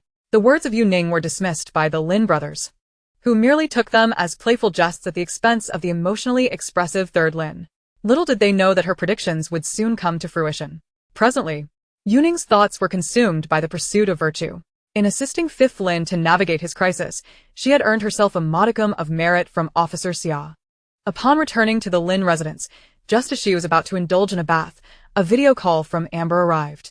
With remarkable swiftness, Yu Ning gathered her recently released hair into an elegant updo, ensuring not a single strand would escape. After checking her attire for coherence and confirming her appearance in the mirror, she accepted Amber's video call.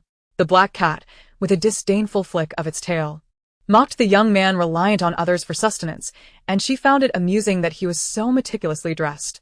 If he felt unworthy of his own brother, then that spirited young man on the other end of the video was even less deserving. Sister Ning Ning, Amber said, blowing her a kiss. The black cat leaped onto Yu Ning's lap, attempting to obstruct the camera. No mischief, she admonished, cradling it in her arms. During her time working on cases, she had lacked the opportunity to cuddle it, and the little creature must have felt lonely.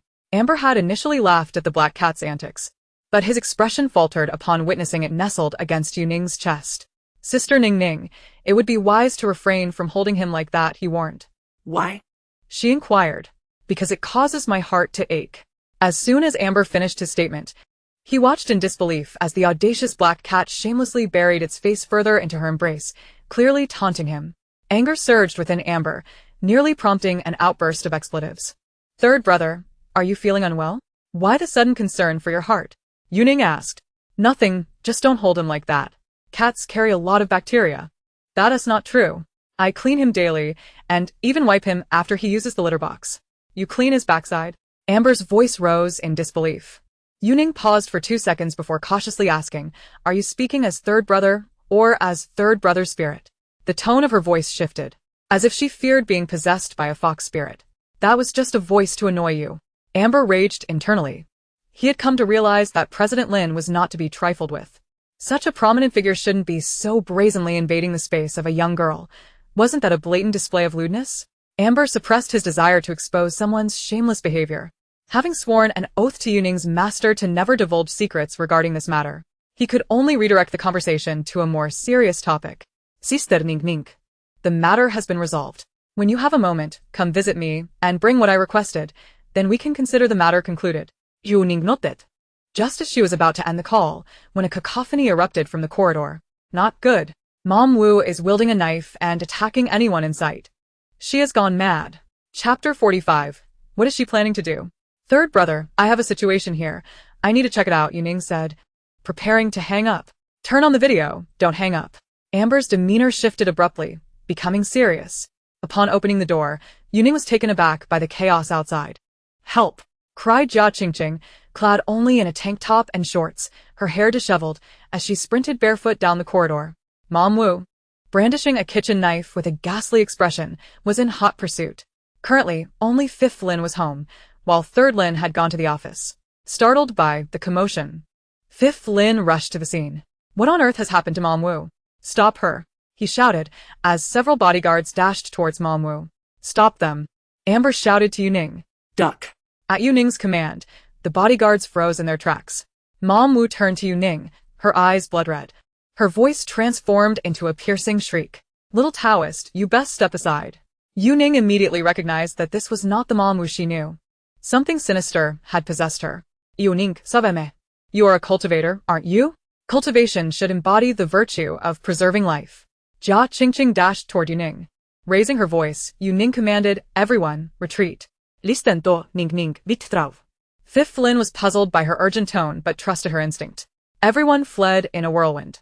The bodyguards, no fools, understood that Mom Wu was not herself. She was clearly unhinged. Madmen are not bound by the law, and who would dare confront her?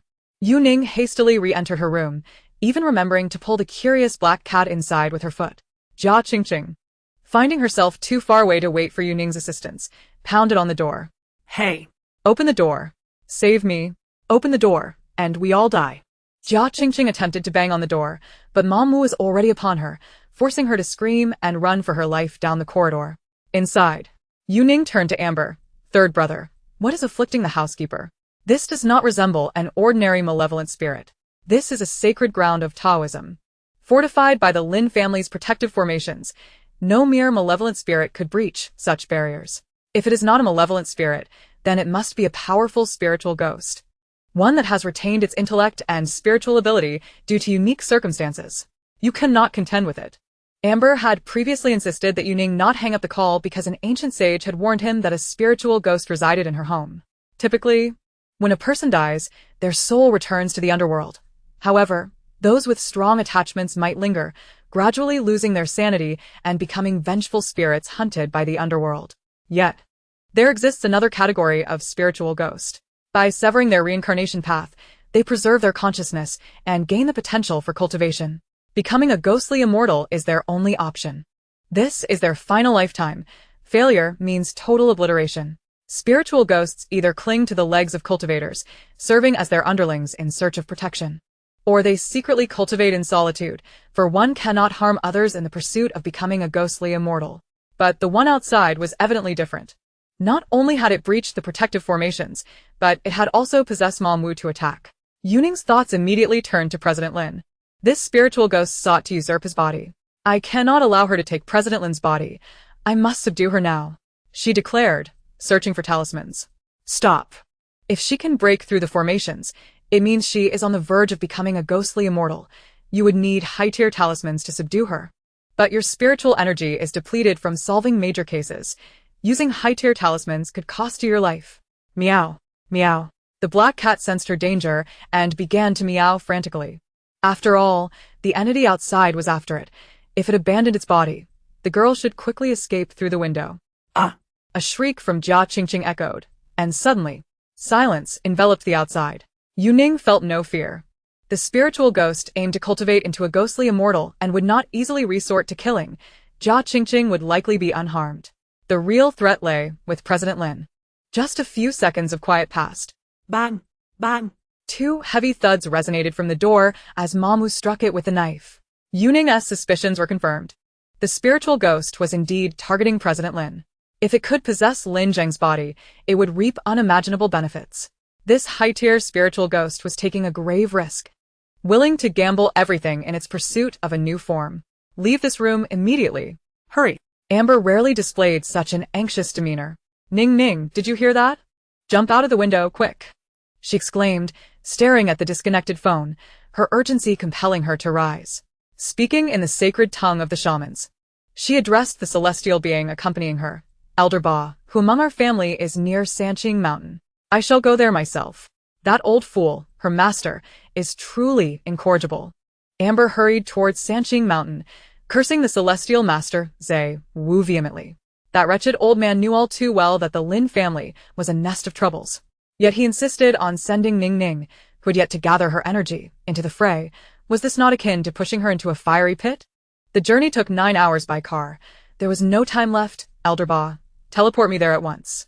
The fox spirit accompanying Amber, of considerable seniority, furrowed her brow upon hearing this. Your body is nearing its limits. You cannot endure much longer.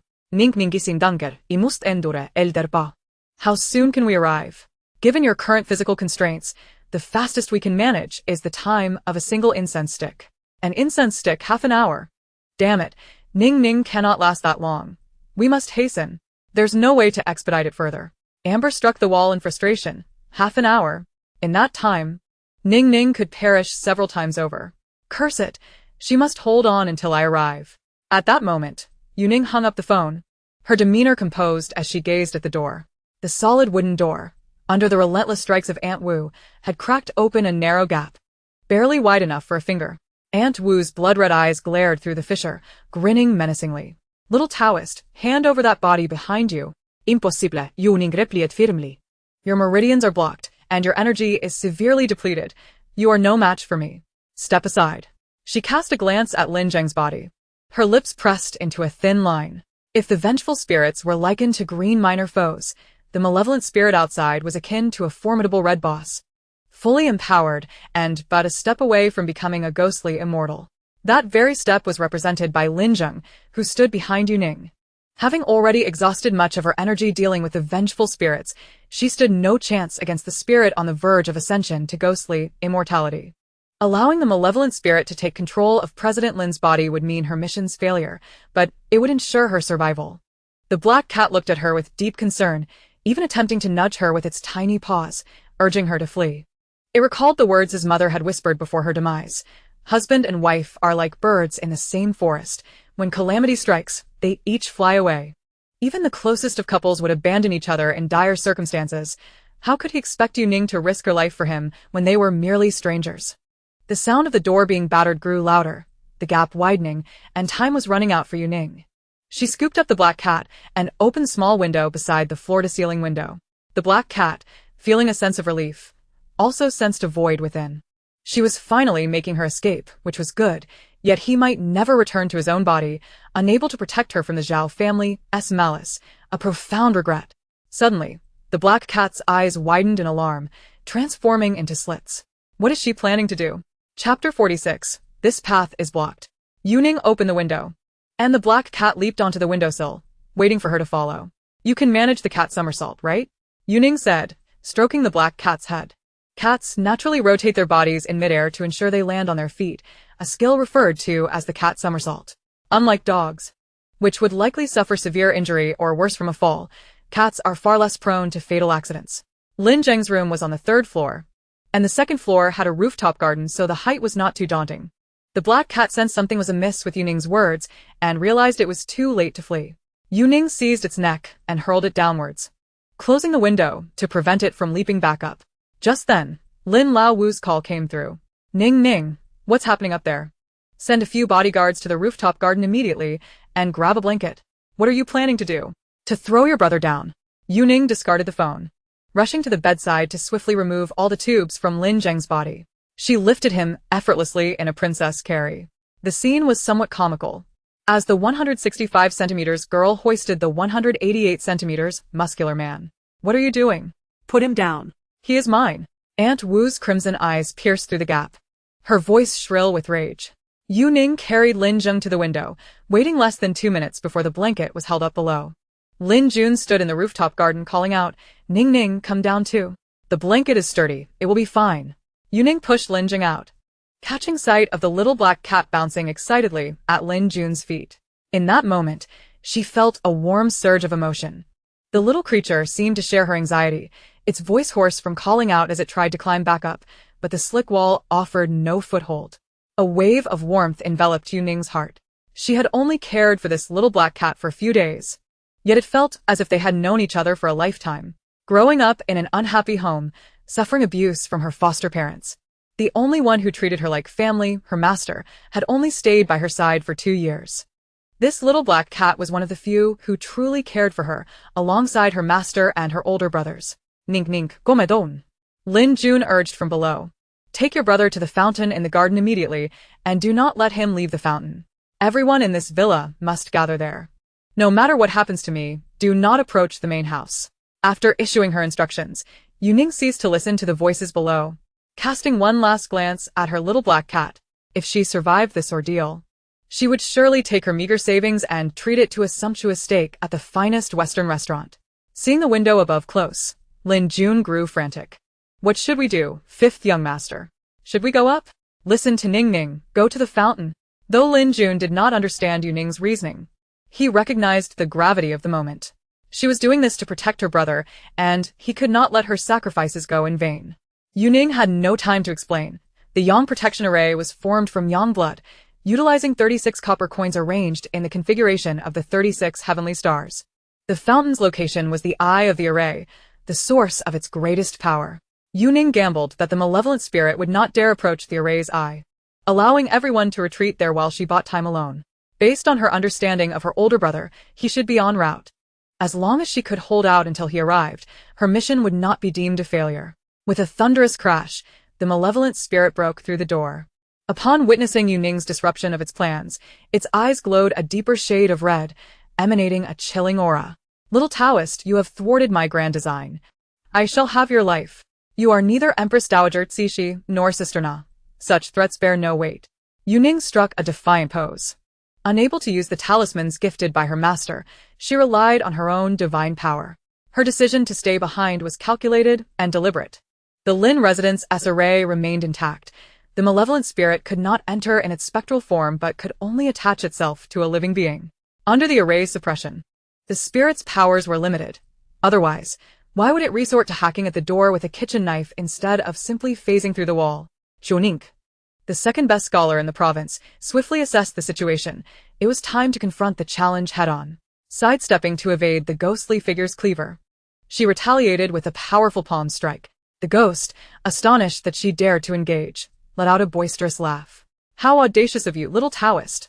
After 3 centuries of cultivation, even without spells, my prowess in martial arts is formidable. You stand no chance against me. Yu Ning delivered a fierce kick to the ghost's abdomen, forcing it back several paces, and both were taken aback. The ghost was surprised by the strength emanating from Yu Ning's slender frame, while she herself was astonished to realize that despite exerting her full strength, the ghost had only been pushed back a mere 2 steps. It seemed the ghost's claims were not mere bravado. After 300 years of cultivation, even relying solely on physical techniques, she was indeed an opponent of considerable caliber. You've angered me, little Taoist. Once I seize that golden body, I shall relish your servitude as my spirit servant. The ghost wiped the blood from her mouth, her murderous intent intensifying as she launched a relentless assault on Yu Ning. Initially, Yu Ning could fend off a few blows with her raw strength, but soon she found herself at a disadvantage. Seizing the moment, the ghost landed a punch squarely on Yu Ning's abdomen, causing her to cough up blood and stagger backwards, finally kneeling on one knee. I warned you. You are no match for me. The ghost, filled with pride, began to stride toward the window, intent on pursuing Lin Jun. Just as she neared the window, Yu Ning, clutching her abdomen, managed to rise unsteadily, seizing the forced stand and bringing it down forcefully onto the ghost's head. Taken aback by her unexpected resilience, the ghost sidestepped the blow, allowing Yu Ning to switch positions and block the window with her body. You shall not pass. As long as she drew breath, Yu Ning would not allow this spirit to escape. Seeking death, the ghost, irritated by her stubbornness, renewed her assault. The forced stand was quickly shattered beneath the ghost's might, prompting Yu Ning to hurl a bedside cabinet at her, resulting in a thunderous crash. The cabinet, however, was effortlessly cleaved in 2 by the ghost's hand. At this juncture, Yu Ning was battered and bruised, her vision beginning to blur. her balance wavering. You tread the path of humanity, while I walk the path of spirits. We should coexist peacefully. Why do you insist on obstructing my fate? The ghost pressed forward, relentlessly advancing upon Yu Ning. Clenching her fists, Yu Ning summoned her last vestiges of strength for one final strike, yet this blow lacked the potency of her earlier attacks. She had reached her physical limits. As the ghost grasped her fist, a chilling wave surged through Yu Ning, penetrating her veins with an icy grip, clouding her vision further.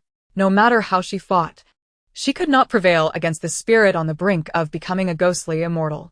Was this to be the end of her journey? Just as the ghost prepared to crush Yu Ning's hand, a dark figure surged into the room like a bolt of lightning. It was a small black cat, its diminutive form radiating an immense fury, eyes ablaze with the spirit of defiance. With all its might, it leapt toward the ghost's head, but its size limited its reach. Instead, it collided heavily with the ghost's back. In that fleeting moment of contact, a golden light erupted from the cat, piercing into the ghost's spine. This surge of power reverberated through the ghost's grasp and into Yu Ning's body, dispelling the icy sensation that had nearly frozen her. Her previously dimmed eyes ignited with renewed vigor. Though she was still weakened, she found the strength to retaliate. In stark contrast, the ghost, who had just moments ago held the upper hand, felt her strength wane significantly. Seizing the opportunity, Yu Ning thrust her knee into the ghost's abdomen, compelling the spirit to release its grip and kneel, bracing itself against the ground. How is this possible? How could my power be diminished? The ghost, bewildered, instinctively searched for the source of her misfortune, only to discover the small black cat. Enraged, she reached out to seize it. Not so fast. Yu Ning leaped forward, kicking the ghost's hand away.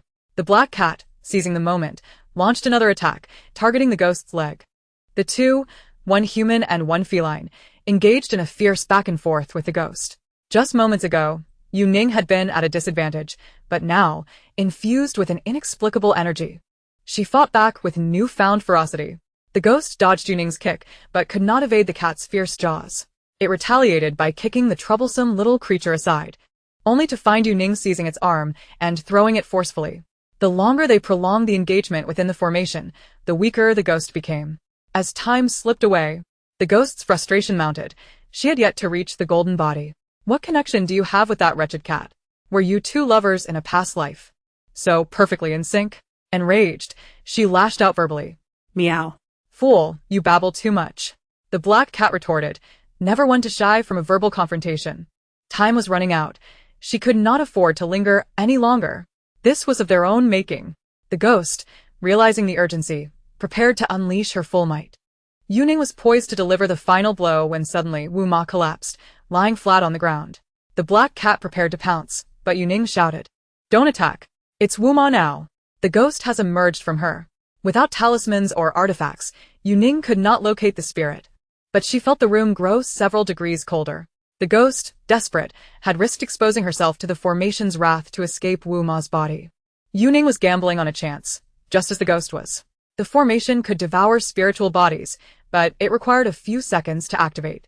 The ghost hoped to seize Yu Ning's body within that critical time frame. As long as she could control Yu Ning, no one could stop her. Meow. The black cat, unable to see the spectral entity, sensed the impending pressure. The girl was in peril.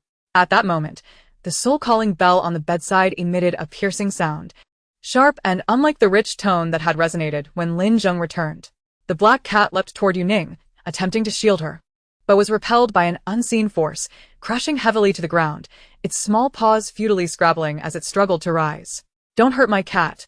Yu Ning get climate. Anger igniting within her as the ghost tormented her beloved black companion, disregarding the warnings from her brother. With a talisman of the army drawn from her pocket, even if it were to consume her entirely, she resolved to strike first. "Don't be reckless." The voice from the entrance instilled an immense sense of reassurance in Yu Ning. Her third brother had arrived. Hoopa stood at the doorway, brandishing a broom nearly half a meter long, and shouted, "Wretched creature! The 8th lady of the Hu family is here. Surrender at once."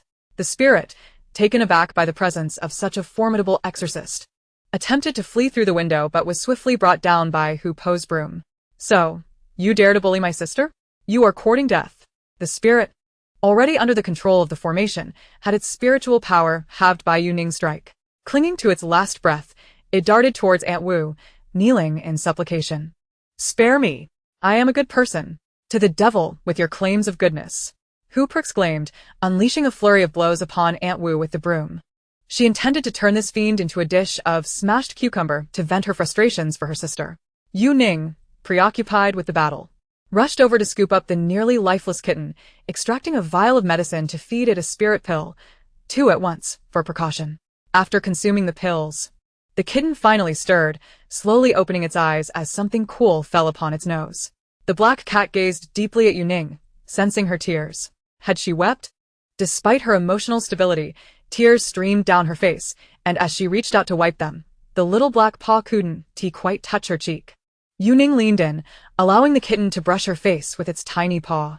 It's all right, she whispered, embracing it, her eyes reddened. You fed your third brother's painstakingly crafted elixir to a cat. You truly lack the wisdom of living. Enough of this, stop crying. He won't perish. He won't even die when the earth meets its end.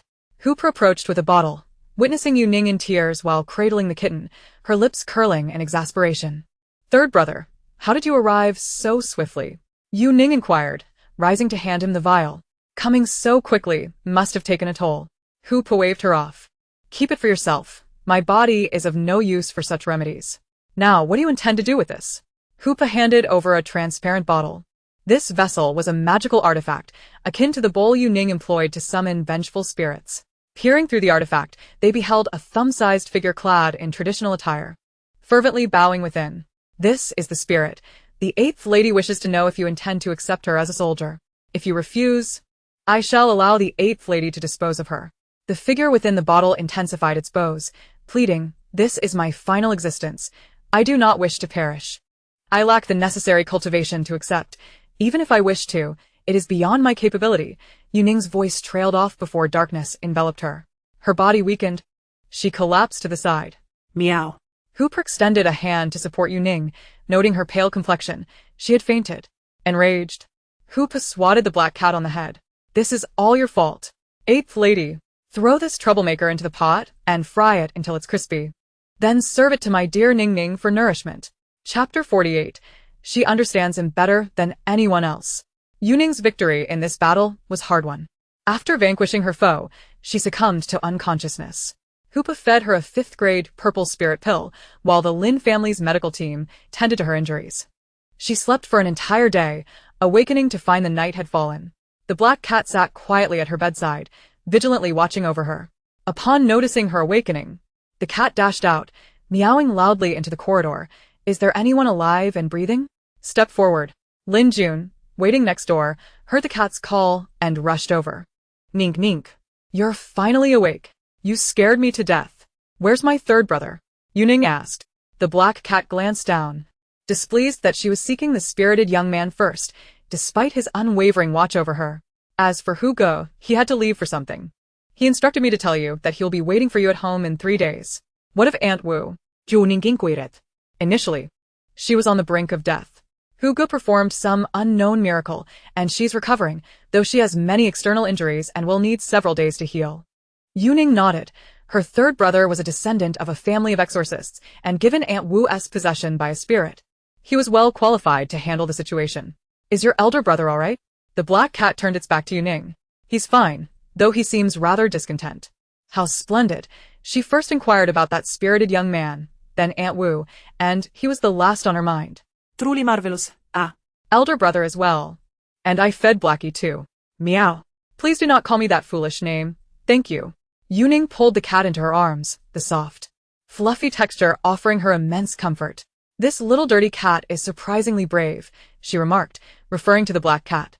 Lin Lao U. Recalling the cat's heroic act of saving her, adjusted its name accordingly. Let us stick with the dirty cat then. Indeed, Yu Ning affirmed. The little one is truly courageous. Without its assistance, I would not have held out until my third brother arrived. She gently stroked its fur with her finger. Although the little creature could be quite proud at times, it had never shown cowardice when it mattered most. Let us see how Aunt Wu is doing. Yu Ning stood, cradling the black cat. The cat leapt from her embrace, watching her with evident concern. With your injuries, can you manage to get out of bed? Lin Yun asked. I'm fine. I'm almost recovered, she reassured him. My third brother gave me a spirit pill. My external wounds are nearly healed, and the remaining weakness can only be remedied with rest. Aunt Wu lay in bed, her body wrapped in bandages, tears streaming down her face as Yu Ning and Lin Jun entered. Aunt Wu hurriedly wiped her tears. Young madam, I am truly sorry. I do not know how it ended up like this. I merely lit incense in my own home, and when I awoke, I was back on the mountain. In this state, usually residing in the Lin residence, Aunt Wu would return to her son's home for a couple of days whenever she missed her grandchildren. Coincidentally, she had prepared numerous offerings to the family deity on the first day of the month, hoping to bless her young master with a swift recovery and for all to go smoothly for the young madam. Just as she lit the incense, her vision darkened, and she remembered nothing more. Upon awakening, she found herself wrapped in bandages, lying in the Lin residence, with others telling her she had attacked Miss Qian and nearly harmed the young master. If it weren't for the young madam's desperate protection, she would have caused the young master's demise.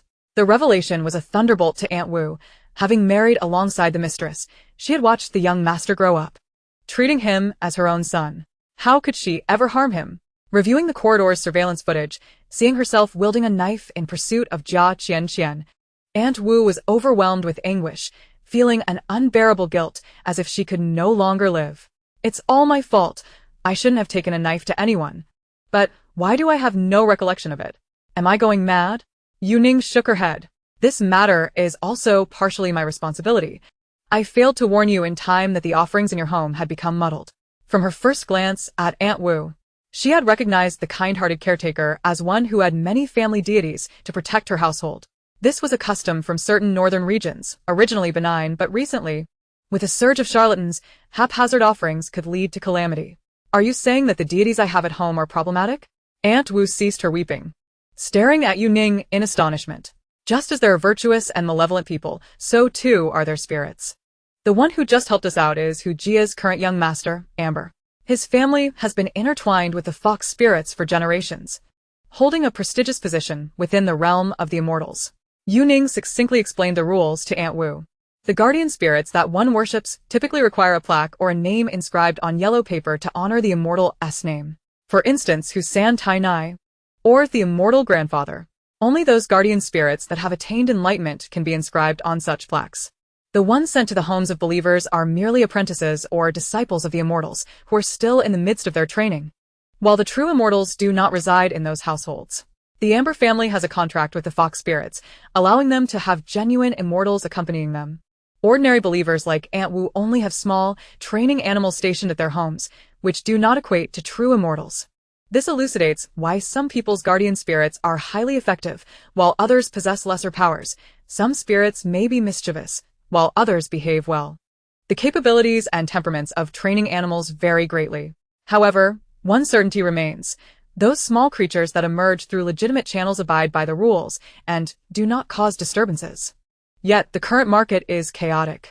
Many seek out dubious paths, and the items in their homes may be problematic. For instance, your home should be a sanctuary, yet it has been inscribed as a recruitment center, and you have even set up 5 plaques, which is akin to Yu Ning Baosit. Searching for the appropriate term, your front door is often ajar, attracting a host of chaotic entities. Thus, engaging in such beliefs carries inherent risks, and it is advisable for ordinary individuals to refrain from meddling, as one cannot ensure that their offerings are legitimate. Amber had previously confided in Yu Ning, lamenting that some young foxes were abducted to serve as guardian spirits shortly after turning a month old.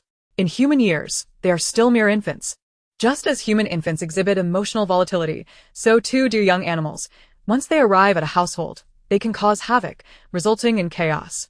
Outsiders are oblivious to the truth and may mistakenly believe that all guardian spirits possess malevolent intentions, ultimately forcing the Amber family to intervene and reclaim the young foxes. This has nothing to do with the nature of the immortals. The true issue lies with those who entice believers to adopt dubious paths. When humans turn wicked, they can be far more terrifying than ghosts or deities. In their pursuit of profit, they abandon their conscience, disregarding virtue in favor of self-interest. Aunt Wu is a prime example of someone who has been duped in a state of confusion. The spirit has long been fixated on Lin Zheng, and the recruitment center set up by Aunt Wu provided an opportunity for possession. Given the circumstances, I cannot face the young master. I shall resign and confess to the bureau. Aunt Wu is sobbing uncontrollably. No need for self-reporting. However, you must first leave the Lin family. My elder brother has awakened and may wish to hold you accountable. I shall gauge his attitude once he is fully conscious. Lin Lao Wu is reluctant to reprimand the steward, yet fears the harsh judgment of his elder brother. The black cat leapt onto the bed. Resting its paw upon her face, it had witnessed the entire ordeal unfold and bore no animosity towards Aunt Wu, recognizing her as a victim. Regrettably, it could not articulate its thoughts, being a cat. You may recuperate peacefully within the Lin household. President Lin will not hold this against you. The black cat regarded Yu Ning, who understood him better than even his own younger brother. Chapter 49. Enough, I cannot bear to watch. Nink nink. You do not comprehend my elder brother. He is meticulous and stringent, intolerant of any transgressions. Lin Wu Xiao observed Yu Ning's intention to keep Aunt Wu and hurriedly advised against it. It seems you may be the one who does not truly understand your brother? Ah? I have only been here a few days. Yet I have witnessed many who sincerely care for your brother. Aside from the scoundrel father and his subsequent partner, the entire Lin family holds President Lin in high regard. Even Lin Lao San, who is cunning and deceitful, behaves like a child, weeping before Lin Zheng. Thus, Yu Ning firmly believed that President Lin must possess exceptional qualities. Aunt Wu's affection for your elder brother is akin to that of a mother. He would not punish her. Meow. The black cat nodded in satisfaction. Indeed. It looked at Yu Ning, finding her both clever and endearing. As for the foolish younger brother, it was best to disregard him. Aunt Wu's tears flowed freely. This girl is perfectly suited for Lin Zheng, both appearing stern yet harboring warmth. Aunt Wu, your salary is quite substantial, your children are dutiful, and your health is robust. Why, then, do you feel the need to hire so many guardian spirits? Lin Lao Wu was puzzled. Although Aunt Wu is nominally the steward, all the Lin brothers treat her with great respect. Lin Zheng retained her position for her comfort and to secure her retirement. She is not required to perform any tasks within the Lin household, as she is attended to by dedicated staff, earning a salary that surpasses that of senior executives. Lin Lao Wu could not fathom why Aunt Wu, living such a carefree life, would still hire so many guardian spirits, only to be deceived in the process. Aunt Wu remained silent, continuously wiping her tears. It must have been for President Lin's sake that she sought them out, Yu Ning surmised. She noted that Aunt Wu had not been worshipping these spirits for long. It likely coincided with the time surrounding President Lin's incident. Those who typically do not believe in such matters may act impulsively in times of crisis, akin to seeking help from dubious sources. With numerous world-renowned doctors at home, the elderly lady had also sought the counsel of a skilled practitioner. When the young master remained unconscious, she thought to try what a friend recommended. Perhaps in hope of a miracle? Aunt Wu was deeply concerned for Lin Zheng, unwilling to see this good child, whom she had watched grow up, reduced to such a state. This desperate desire for quick results was exploited by unscrupulous individuals, leading Aunt Wu to impulsively summon 5 guardian spirits. All 5 were dubious in origin, lacking authentic lineage, and though they bore no malevolent intent, Yu Ning chose not to intervene. Yet, Yu Ning had not anticipated that Aunt Wu's household would not serve as a sanctuary but rather as a recruitment center, continuously attracting unknown and sinister entities. However, after Aunt Wu dealt with Jia Qingqing, even if my elder brother does not pursue accountability, can Aunt Jia simply let it slide? Lin Lao Wu had forgiven Aunt Wu from the depths of his heart, yet the pressing issue still remained unresolved. Had you not mentioned it, I would have forgotten what had happened to Jia Qingqing. She wasn't severely injured, though the location of the injury was somewhat problematic. Lin Jun gestured to the top of his head. I cannot fathom how she managed to slice off a piece of her scalp. Her hair is gone, and she now resembles a kappa. The spirit had not initially intended to cause harm, so it had shown restraint, merely severing a portion of Jia Qingqing's hair, which had caused her to faint. However, for the vain Jia Qingqing, having a bald patch on her head was akin to the sky falling. Once healed, it remained uncertain whether her hair would grow back. Jia Qingqing wept inconsolably, locked in her room, video calling Madame Lin to report the incident. Have the surveillance footage been deleted? Yu Ning inquired. Ah? Lin Lao Wu did not immediately grasp the question. What footage? The supernatural events must remain confidential. It has been erased. Without the footage, who can prove that Aunt Wu was responsible for her injuries? In Yu Ning's perspective, this was not Aunt Wu's doing at all. If there were to be accountability, it should fall upon that spirit. The bodyguards might be manageable, but how should one explain this to Aunt Jia? Aunt Jia has always treated me well. The black cat was so incensed that it felt the urge to strike its younger brother again. How could one be so foolish? You foolish child. Ah? Do you trust your elder brother? Yu Ning interrupted Lin Jr. She discerned that among the members of the great-grandma party, aside from the fifth brother, the other two brothers would never maintain a cordial relationship with Madame Lin. Of course, I trust my elder brother. I want to elaborate further. Just remember that your elder brother does not wish for you to grow too close to Jia Wanwan. Huh? Is that true? When your brother wakes up, you can ask him directly, or there's an even more straightforward approach. Yu Ning located Third Lin's number and made the call, succinctly explaining the situation to him.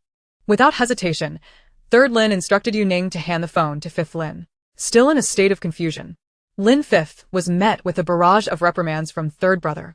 The Black Cat, listening to the tirade directed at Lin Fifth, looked at Yu Ning with a sense of relief. With her presence, he could indeed save a great deal of worry. Although Ning Ning often claimed to be of mediocre talent, Lin Zheng had never encountered a girl as astute as she. 10 minutes later, after Third Lin had exhausted his frustration, he concluded the call with Lin Fifth with an emphatic declaration: I am currently occupied with stabilizing the stock price and cannot return. All household matters are to be overseen by Yu Ning. You merely need to heed her. Lin Fifth hung up, feeling aggrieved, muttering softly, Can't we discuss things civilly? His shouting is making my eardrums ache. Your third brother cares for you. If you were my brother, I would let it go. Yu Ning musset. Thinking that if her brother were as naive as Lin Fifth, she too might be inclined to resort to violence daily. Ning Ning, if I were your brother, you certainly wouldn't treat me as harshly as you do with my elder brother, would you? Lin Fifth asked with wide, innocent eyes. Meow. Silly brother. She would engage in a mixed martial arts duel with me. Why do both you and third brother think Aunt Jia is inadequate? Why didn't my elder brother inform me earlier? Your brother hopes you discover this for yourself. They have sheltered you too well. Now that you have matured, your brothers wish for you to develop the ability to discern right from wrong. The Black Cat fell silent, reflecting on how Lin Fifth had become this way, feeling a sense of responsibility as the elder brother. The year their mother passed, Lin Fifth was still a little crybaby, weeping daily for her. Lin Zheng, feeling pity for his brother, indulged him in every whim, leading to Lin Fifth being raised in a bubble, shielded from the harshness of life. Later, when the company encountered difficulties, Lin Zheng focused on stabilizing it, while Lin Fifth was coddled by Jia Wanwan, intentionally nurtured in a naive direction. By the time Lin Zheng resolved the company's issues, his brother had strayed too far from the right path, making it challenging to correct him. This matter was a sore spot for Lin Zheng, evoking feelings of guilt towards their deceased mother and his younger brother.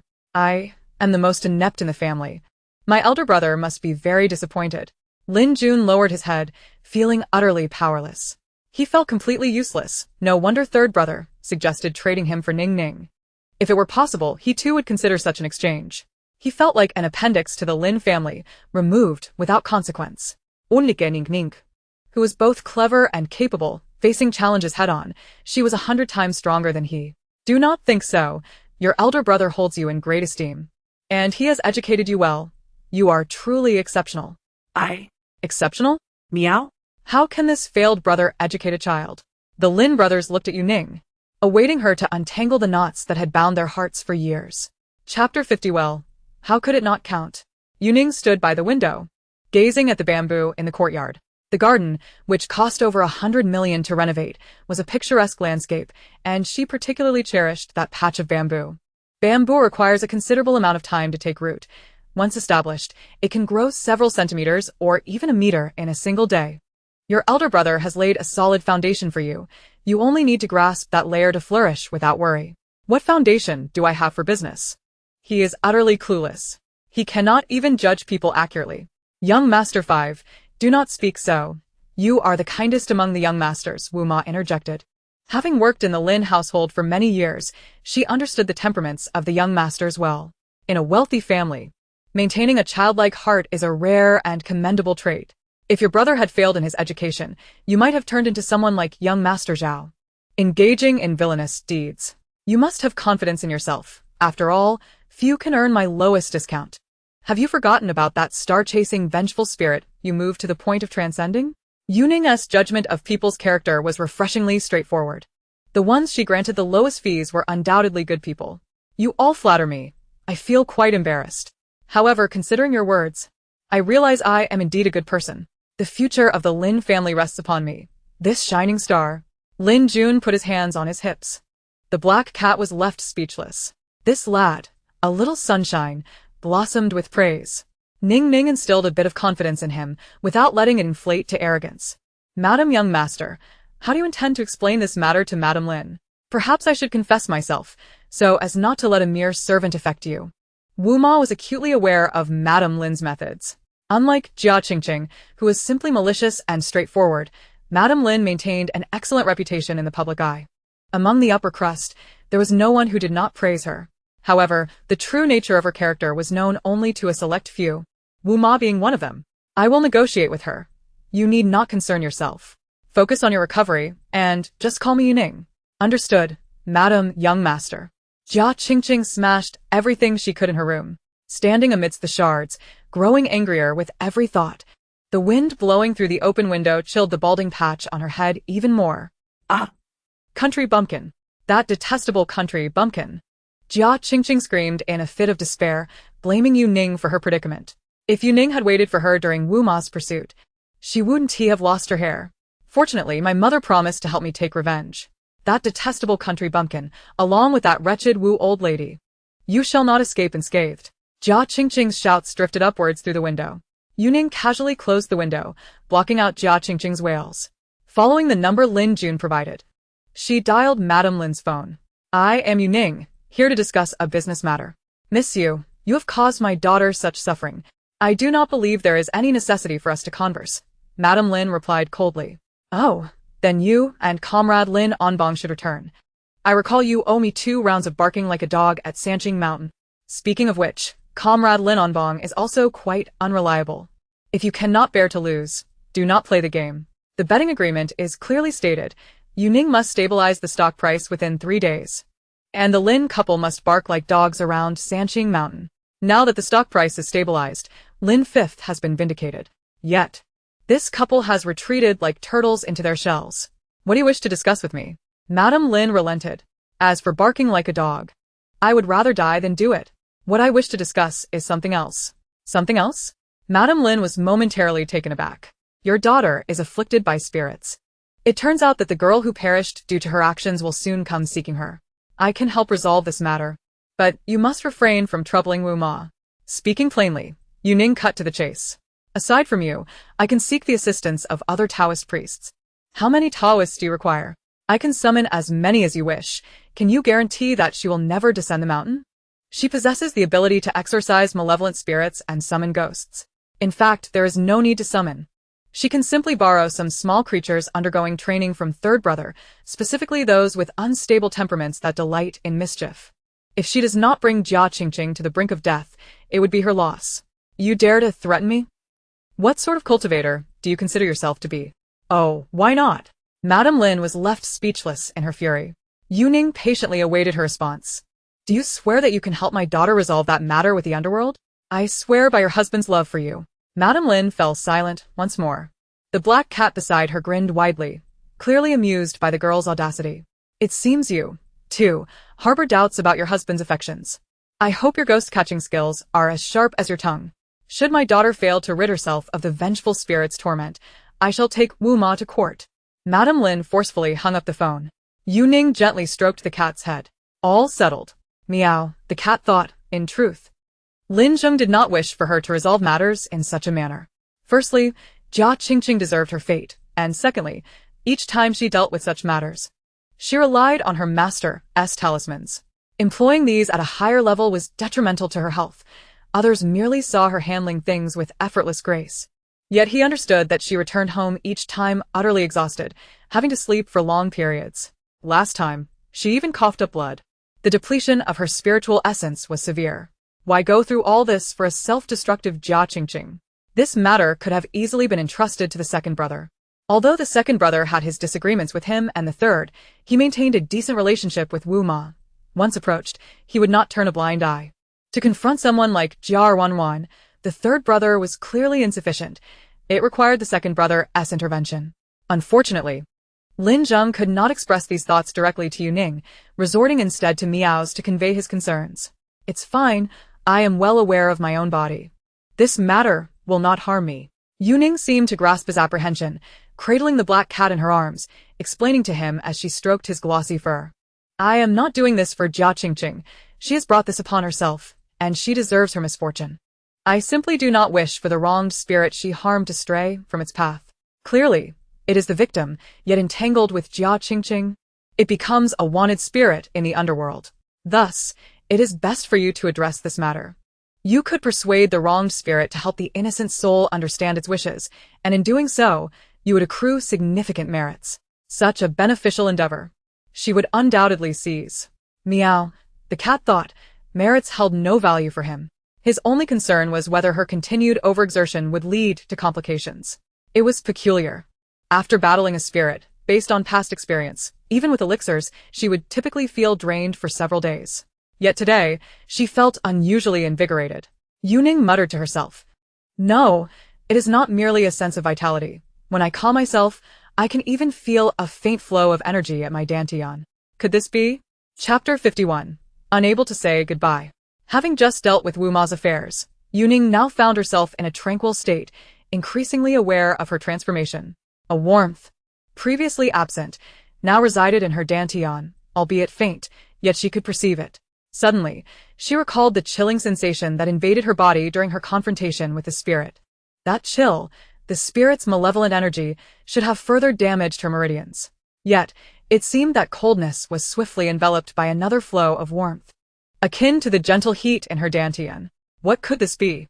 Yu Ning pondered, recalling her master's words that hinted at a breakthrough opportunity within the Lin family.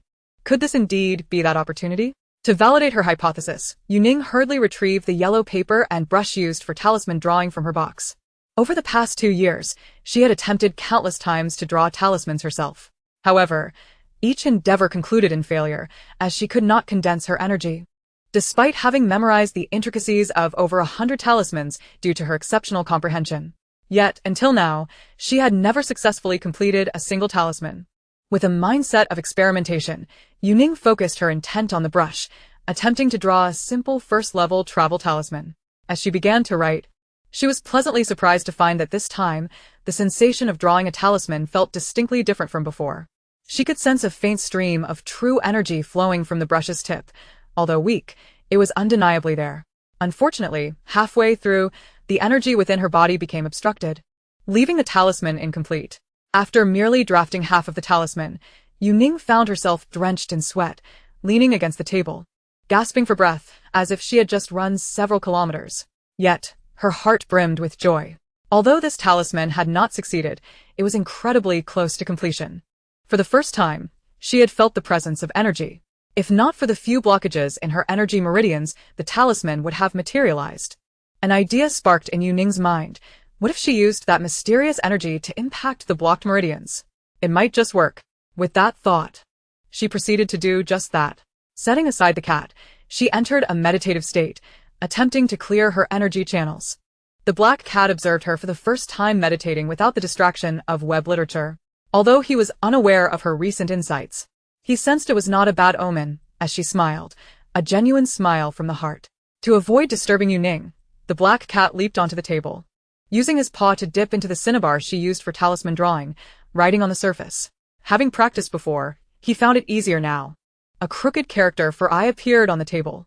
Though unsightly, with careful scrutiny, it was still discernible. As Yu Ning focused on clearing her channels, the black cat concentrated on writing, eager to convey his identity to her. Once he returned to his own body, he would no longer face incidents akin to that of the spirit. The thought of Yu Ning nearly perishing for him was something he could not bear. Yu Ning continued to clear 2 blockage points, her spirits rising with each success. Had she not sensed her body nearing its limits, she could have continued further. At this rate, it would only take a few days to fully clear them. Her master's hint had proven accurate. The Lin family was indeed her opportunity. Just as she reached her highest spirits, Hoopa called her via video. Yu Ning was so elated that she forgot to tidy her appearance. "Oh, Sister Ning Ning, has that wretched Lin Zheng ravaged you?" Hoopa remarked with a hint of envy. Upon seeing her reflection in the video, Yu Ning was taken aback. Why did her face bear so many dark marks?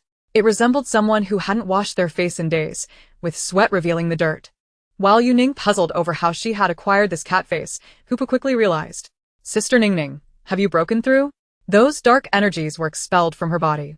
While it could not be said that she had completely broken through, she indeed had made progress. In stark contrast to her joy, Hoopa's expression turned serious. a shadow of sorrow crossing her features. Time is running short. Third brother, what are you saying? Yu Ning did not hear clearly, but the black cat did. Its ears twitching. It's nothing, Ning Ning. Remember, you must not attempt to awaken Lin Zheng before you successfully condense your energy. Even if his soul is right before your eyes, do not try. The black cat had already begun to inscribe the character for Zheng when it paused, its paw hovering. Why? Yu Ning asked, perplexed. You will die. Ah? Amber suddenly raised his voice. Even if that Lin Zheng fellow is not as handsome as I, nor as clever, nor as capable, he should at least possess the most basic sense of conscience. You have done so much for him. He cannot endanger your life just to awaken swiftly. The corners of the black cat's mouth twitched. Was this spirited youth deliberately shouting so loudly? With that grayish-white fur, he was hardly a third of my handsomeness. However, considering what the spirited youth said, that Yu Ning would perish if she woke him now, the black cat unhesitatingly raised its paw and erased the nearly completed character. Though it yearned to return to its own body, Yu Ning's safety was of paramount importance. While it found the spirited youth's demeanor rather unsavory, with vacant eyes and lacking any redeeming qualities, far inferior to itself, it nonetheless chose to trust Amber's words due to the latter's fervent support for Ning Ning. If awakening him was delayed, so be it. Promise your third brother that you will not awaken him before condensing your energy. Swear it in the name of your master. And add this. If you awaken him prematurely, Lin Zheng will be impotent for life. Ah? Yu Ning could comprehend the former part, but found the latter utterly fantastical. How could she swear on behalf of President Lin? Meow? What impotence? Spirited youth, come here. I challenge you. If you don't speak, I shall take it as your acquiescence. Regardless, if you dare to risk your life to aid that fellow, even if he awakens, he will be nothing more than a eunuch. Meow. Who is a eunuch? Clarify. Amidst the black cat's incessant grumbling, Amber initiated a video call. Unable to suppress a chuckle at Lin Zheng's anticipated reaction. As laughter bubbled forth, a wave of sorrow washed over him. Time was running out. He was about to bid farewell to the little sister he had protected for 2 years. Unable to say goodbye, this was his ringtone. Each tone resonating with his heart's voice, unable to utter farewell. Just as Yu Ning concluded her call with Amber, Lin Jun arrived, entering with hands on his hips. He laughed heartily. Ha ha ha. This is what evil reaps. Ning Ning, that scoundrel is trending. Black kitten, what are you up to? Yu Ning glanced over to find the table in disarray. The Wang Wallywood surface was marred by vermilion paint, her cat standing innocently amidst the crimson mess, leaving a trail of blood-red paw prints. Yu Ning felt a wave of darkness wash over her. She had not tended to the little rascal, and it had caused such chaos. How many fortunes would she need to divine to recoup the damage to President Lin's desk? She scrubbed furiously, yet faint traces remained, infuriating Yu Ning to the point of swatting the black cat on its behind. Meow.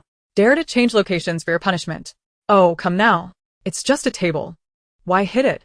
Without you two, my brother would become the unbeatable Eastern hero. When he awakens, he won't hold it against you. Meow? Unbeatable Eastern hero? Explain. What does that mean? If his body were overtaken by that female spirit, wouldn't he become neither male nor female? Wouldn't he that make him the unbeatable Eastern hero? These were not the focal points. Rather, it was the notion of evil reaping its rewards. Ning Ning, look at this. Chapter 52. Cold, utterly cold. Lin Laowu was eager to showcase his new discovery to Yu Ning, neglecting even the little black cat biting his hand. The black cat was currently rather disheartened. It had just been threatened by Amber, who had insisted that failing to succeed would result in impotence. It had also been called the unbeatable Eastern hero by its foolish younger brother. Just 2 days prior, its third brother had doubted its capabilities. How would Yu Ning perceive all this misinformation? Why did it care what she thought? The black cat's expression morphed into a daze, appearing somewhat foolish and adorable. Yu Ning picked it up and gently ruffled its fur. Did fifth young master get something unclean on his hands causing you distress? Hey! Don't wrongfully accuse a good person. Lin Jun protested, his cheeks slightly flushed. Didn't you apply hand cream? You mean hand cream? Of course. I must apply it. After all, this precious hand of mine still needs to be featured in close-ups. Ahaha. Lin Jun chuckled awkwardly. He had thought Yu Ning was referring to his closing the door to work. What did you think I meant? Yu Ning looked at him, perplexed, noticing his flushed face. The black cat nudged her, successfully diverting attention. Such perilous adult topics could not continue. It must not allow fifth young master to lead her astray. Now. It found every female in Yu Ning's vicinity rather distasteful. Nink nink, look. It's trending. Lin Jun exclaimed upon seeing the trending topic. A rush of satisfaction washed over him. This Han Yu had previously purchased trending topics, tarnishing his reputation, causing him to lose the hard-won role of male eighth lead. Now, seeing him exposed, Lin Jun was overjoyed. I'll register 10 accounts to retweet. He loves trending so much. Let him trend to his heart's content. No need for such trouble, just retweet one openly. Didn't you say you wanted to hold a lottery last time? Now is the time to do it. Previously, Lin Laosan had prevented his brother from pursuing this due to the last trending topic involving young Master Zhao, as he did not wish to exacerbate tensions between the families. Now that the trending topic involved Han Yu, there were no reservations. Yes, I'll do it right now. But he has a lot of fans. Won't I get overwhelmed? Lin Yun hesitated. Ning Ning, you have no idea how crazy fans can be. Yu Ning lowered her gaze, fully aware of their fervor. The resentful spirit she had sent away was a fervent fan, and she had witnessed the extent of their obsession. However, no matter how intense the obsession, it falters in the face of policy. According to current regulations, artists with moral blemishes are subject to being blacklisted. His hiring of bots to interfere with police investigations would certainly qualify as scandalous. Truly, as expected of a political teacher, their discourse always hinges on relevant laws and regulations. Only then did Lin Jun feel justified in posting on Weibo. After completing the post, he felt a wave of relief, having finally vented his pent-up frustration. He'll be thoroughly finished now, won't he? Show me a picture of him. Yu Ning took the phone, zooming in on Han Yu's features, nodding in agreement. Finished. Utterly finished. Han Yu's features indicated that he was not only embroiled in lawsuits, but had also offended significant figures. Yu Ning surmised that this influential figure was Lin Laosan. Although Lin Laosan would not confront the Zhao family, dealing with a mere celebrity was no issue. If one were to target his younger brother, that petty yet charming fox would never let it slide. Set the comments to allow replies only from fans, and do not delete any posts. Regardless of how others curse you, Yu Ning advised Lin Jun. Why? To gain followers. When else is there a chance to ride Th Lemon? It's all those wretched fans of hers. I feel rather uneasy. What should I do? Don't worry, let me take a look. Yu Ning cast a couple of glances at his face and nodded. You have a benefactor assisting you, just stay put in this room and don't move, alright? I'll step out to perform a rite for you. Lemon, you are truly wonderful. Lin Jun gazed at Yu Ning as she exited, his eyes sparkling like stars. He felt an urge to burst into song, proclaiming, "This is love." Speaking of which, the sister-in-law I need to cling to for support. Is she truly not Lemon? Lin Yun muttered. Why did he have a feeling that the sister-in-law who would help him ascend to the second tier was none other than Lemon? The eldest brother seems unfit. Pass. The third brother, Lemon, is not interested either. Pass. That leaves only the second brother and the fourth. Excluding the fourth brother. Could it be the second brother? Upon recalling the second brother's poker-faced demeanor, Lin Jun shuddered. Forget it. Marrying the second brother would be no better than marrying the eldest. A sexless marriage is certainly preferable to being frozen to death. Achoo. The little black cat in Yu Ning's arm sneezed. Which little rascal is sneaking around behind him? Yu Ning was actually deceiving Lin Laowu. She hadn't brought any charms. How could she possibly perform a rite? While keeping Lin Laowu occupied in the room, she seized the opportunity to slip into his bedroom. As Lin Laowu scrolled through Weibo, she snapped a picture of the doll gifted to him by the vengeful spirit before searching for a similar one in town, arranging for a delivery. The Lin residence is situated on a mountain, and the delivery would take 2 hours to arrive. Yu Ning replaced the original doll with a newly purchased one, all while Lin Laowu remained blissfully unaware. The black cat observed her every move, understanding her desire to spare her brother's feelings and growing more fond of her. Yu Ning hid the swapped doll in the hallway before entering the room to find Lin Jun Lemon. You're back. Quickly, look, the trending topic has exploded again. Lin Laowu handed over his phone, revealing that this time the trending topic was about Han Yu's cruelty to cats. Below it was Lin Laowu's repost of a lottery for a Cartier giveaway. It seems that during the 2 hours she waited for the delivery, the online tides had shifted multiple times. You were right, I do have a benefactor. I wonder who it was that posted the images of Han Yu mistreating cats online. A hacker attacked his computer, exposing hundreds of photos of him abusing cats and dogs. This is solid proof.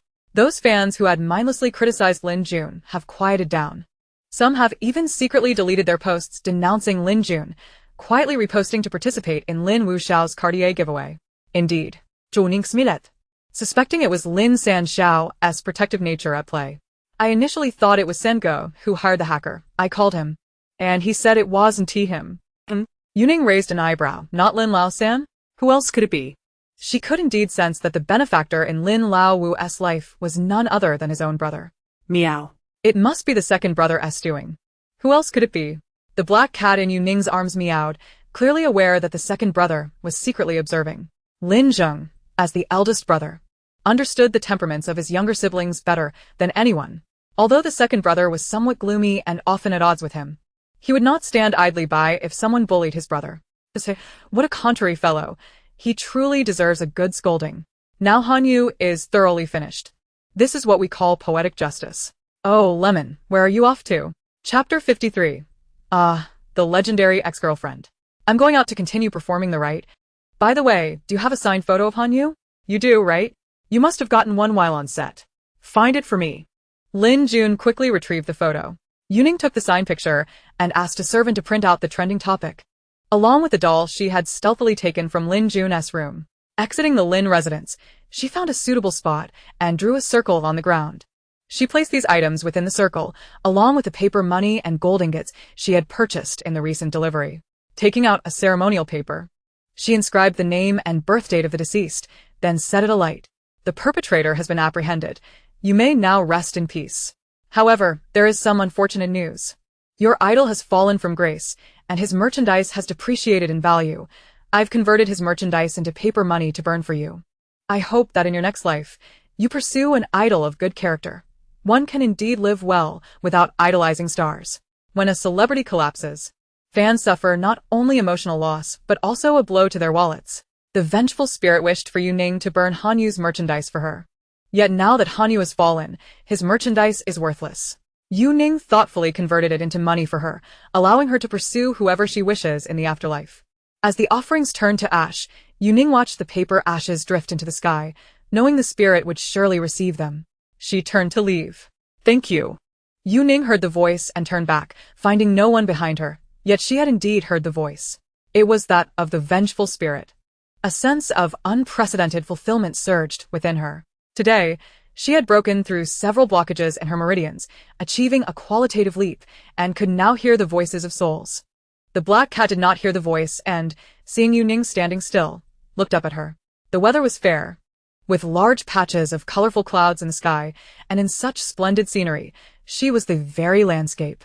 Lin Zheng's heart skipped a beat. For a long time, he had been preoccupied with work, never pausing to truly appreciate the beauty around him. Perhaps because he had never had such a remarkable girl standing in the wind for him to admire. In an instant, he found himself somewhat entranced. His heart raced, a sensation he hadn't experienced since his adolescence. This feeling momentarily captivated him. If it weren't for that jarring voice reaching his ears, he could have gazed a while longer. Cats have sharper hearing than humans, and he could hear sounds from afar. Yu Ning looked down to see the black cat darting ahead, glancing back at her as if beckoning her to follow. The little creature had accompanied her through so many places without ever running off, so she thought little of it and followed, running ahead. After about 50 meters, the black cat stopped behind a large tree. Yu Ning caught up, noticing a vast expanse of lush vegetation ahead, perfectly shielding her and the cat. Little Taoist, you don't look very old. You must be around 20, right? Your accent suggests you're not from this area. Where's your family from? What are you up to? Wearing a hat, Jia Qingqing was conversing with a young Taoist priest. The young priest wore an impatient expression, clearly uninterested in engaging with her further. This was a Taoist priest from the mountain temple, who had come down to gather supplies and encountered Jia Qingqing on his way back. Yu Ning looked sympathetically at the young priest. Encountering Jia Qingqing was truly unfortunate for him. No wonder the black cat had rushed over. It must have heard Jia Qingqing's voice. When dealing with Taoists, there are 3 topics to avoid. 1. Do not inquire about longevity. 2. Do not engage in small talk. 3. Do not ask about origins. Jia Qingqing, however, launched right in with a bombshell, violating all 3 unspoken rules, which was why he was reluctant to converse with her. Tell me, what taboos exist in your profession? What happens if you violate them? I'll pay you. Jia Qingqing brandished her phone as if to initiate a transfer. The young Taoist displayed a look that suggested she was out of her mind, choosing not to engage further and swiftly moving on. No, rather, she was running. She couldn't wait to report back to her master about encountering a lunatic. Bah. You disorganized Taoists. What pretense of moral superiority? Jia Qingqing fumed as she jumped in frustration. The wind carried her voice far away, also sweeping off her hat to reveal a scalp covered in bandages. Her hair was voluminous and curly on both sides, but the patch in the middle, adorned with white gauze, was sunken, making her resemble a kappa even more. As Jia Qingqing bent down to retrieve her hat, the wind intensified, sending the hat tumbling down to the base of the cliff. Yu Ning. May you meet a terrible end. Her voice echoed through the valley, leaving Yu Ning behind a tree in a state of utter confusion. Why was she being cursed? Had she wronged anyone? Whether or not the Taoists were afraid was irrelevant. She would investigate herself. Jia Qingqing typed Taoist taboos into her phone. A plethora of information soon appeared, which she read aloud. Taoists refrain from consuming beef, wild geese, squid, and dog meat. Good. She would prepare steak for Yu Ning. She would not allow her to escape unscathed. Yu Ning sleeps fitted. The black cat, however, was struck with realization. No wonder she had given him beef while she herself feasted on pickles. It turned out she was forbidden from eating beef. So, despite the option to order something else, she had chosen the beef set for him. What was he to do? His heart raced even more. The black cat lowered its head, striving to suppress the mounting agitation within. Yu Ning remained oblivious to her little black cat's unusual behavior, gazing speechlessly at Jia Qingqing, who was still conspiring loudly. Jia Qingqing had come out wounded, seeking leverage against Yu Ning, attempting to harm her in any way possible. How dreadfully mundane. Just as Yu Ning was about to return to the Lin residence, she suddenly caught a whiff of an exquisite fragrance.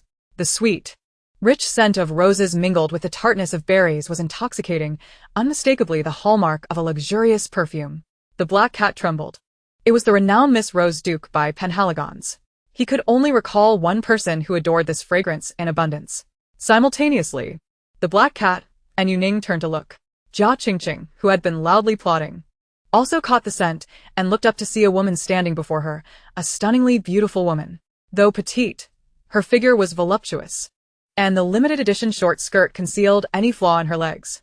Every detail of her attire exuded an air of understated elegance, a quality that could only belong to the affluent, radiating a demeanor that made Jia Qianqian envious. Oh, isn't that sushi? It's been over 10 days since Brother Lin has lain there, and only now do you think to visit him? It's too late. Let me inform you. Uncle Lin has already decided to have me marry Brother Lin.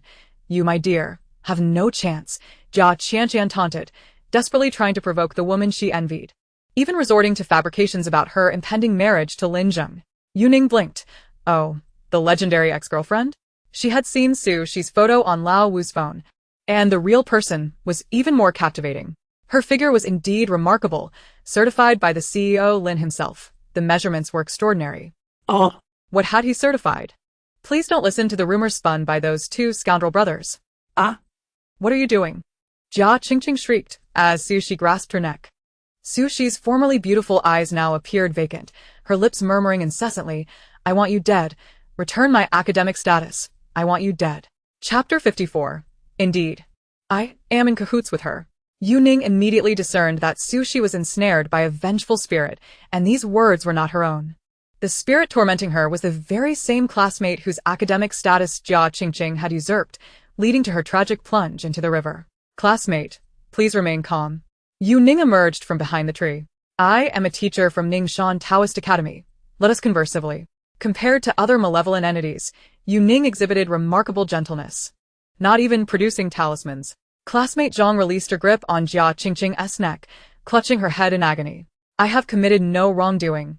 Jia Qingqing, why do you wish to harm me? Jia Qingqing coughed lightly, retreating behind Yu Ning's shoulder. Yu Ning, you promised my mother to resolve this matter. Eliminate her. Make her vanish into thin air, quickly. Jia Qingqing's words incited Zhang's fury. Suddenly, Zhang sprang to her feet, her hair billowing in the wind, her piercing screams scattering the birds from the branches. You deceived me. You also accepted money from her family. The rich are despicable. Does wealth give you the right to do as you please? Meow. The black cat urged Yu Ning to act swiftly. She had brought talismans when she came out. He had witnessed it with his own eyes. Hurry, subdue her. Yu Ning, aren't you capable of dealing with spirits?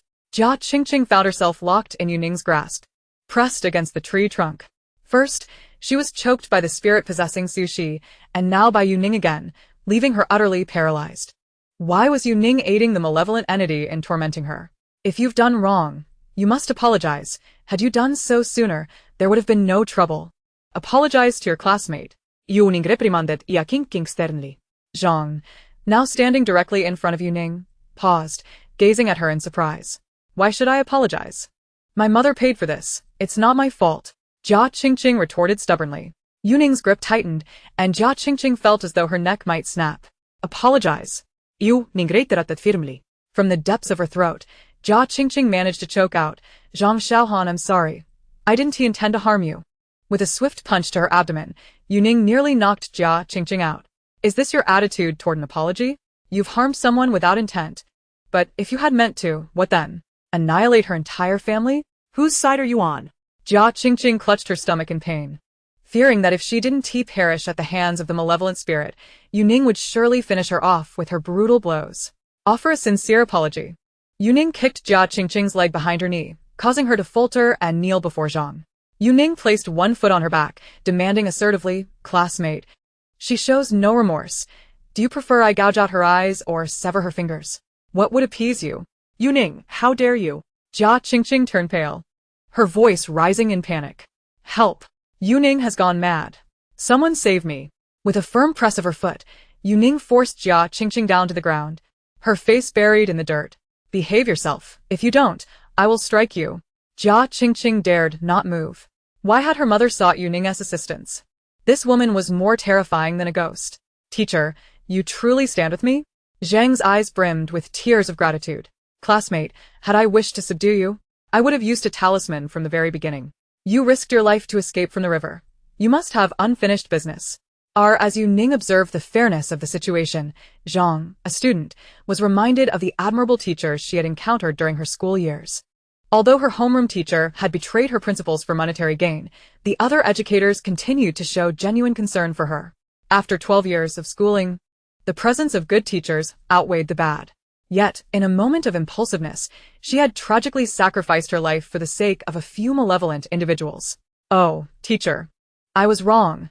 Zhang lamented, kneeling on the ground with her face buried in her hands, weeping. Please help me, teacher.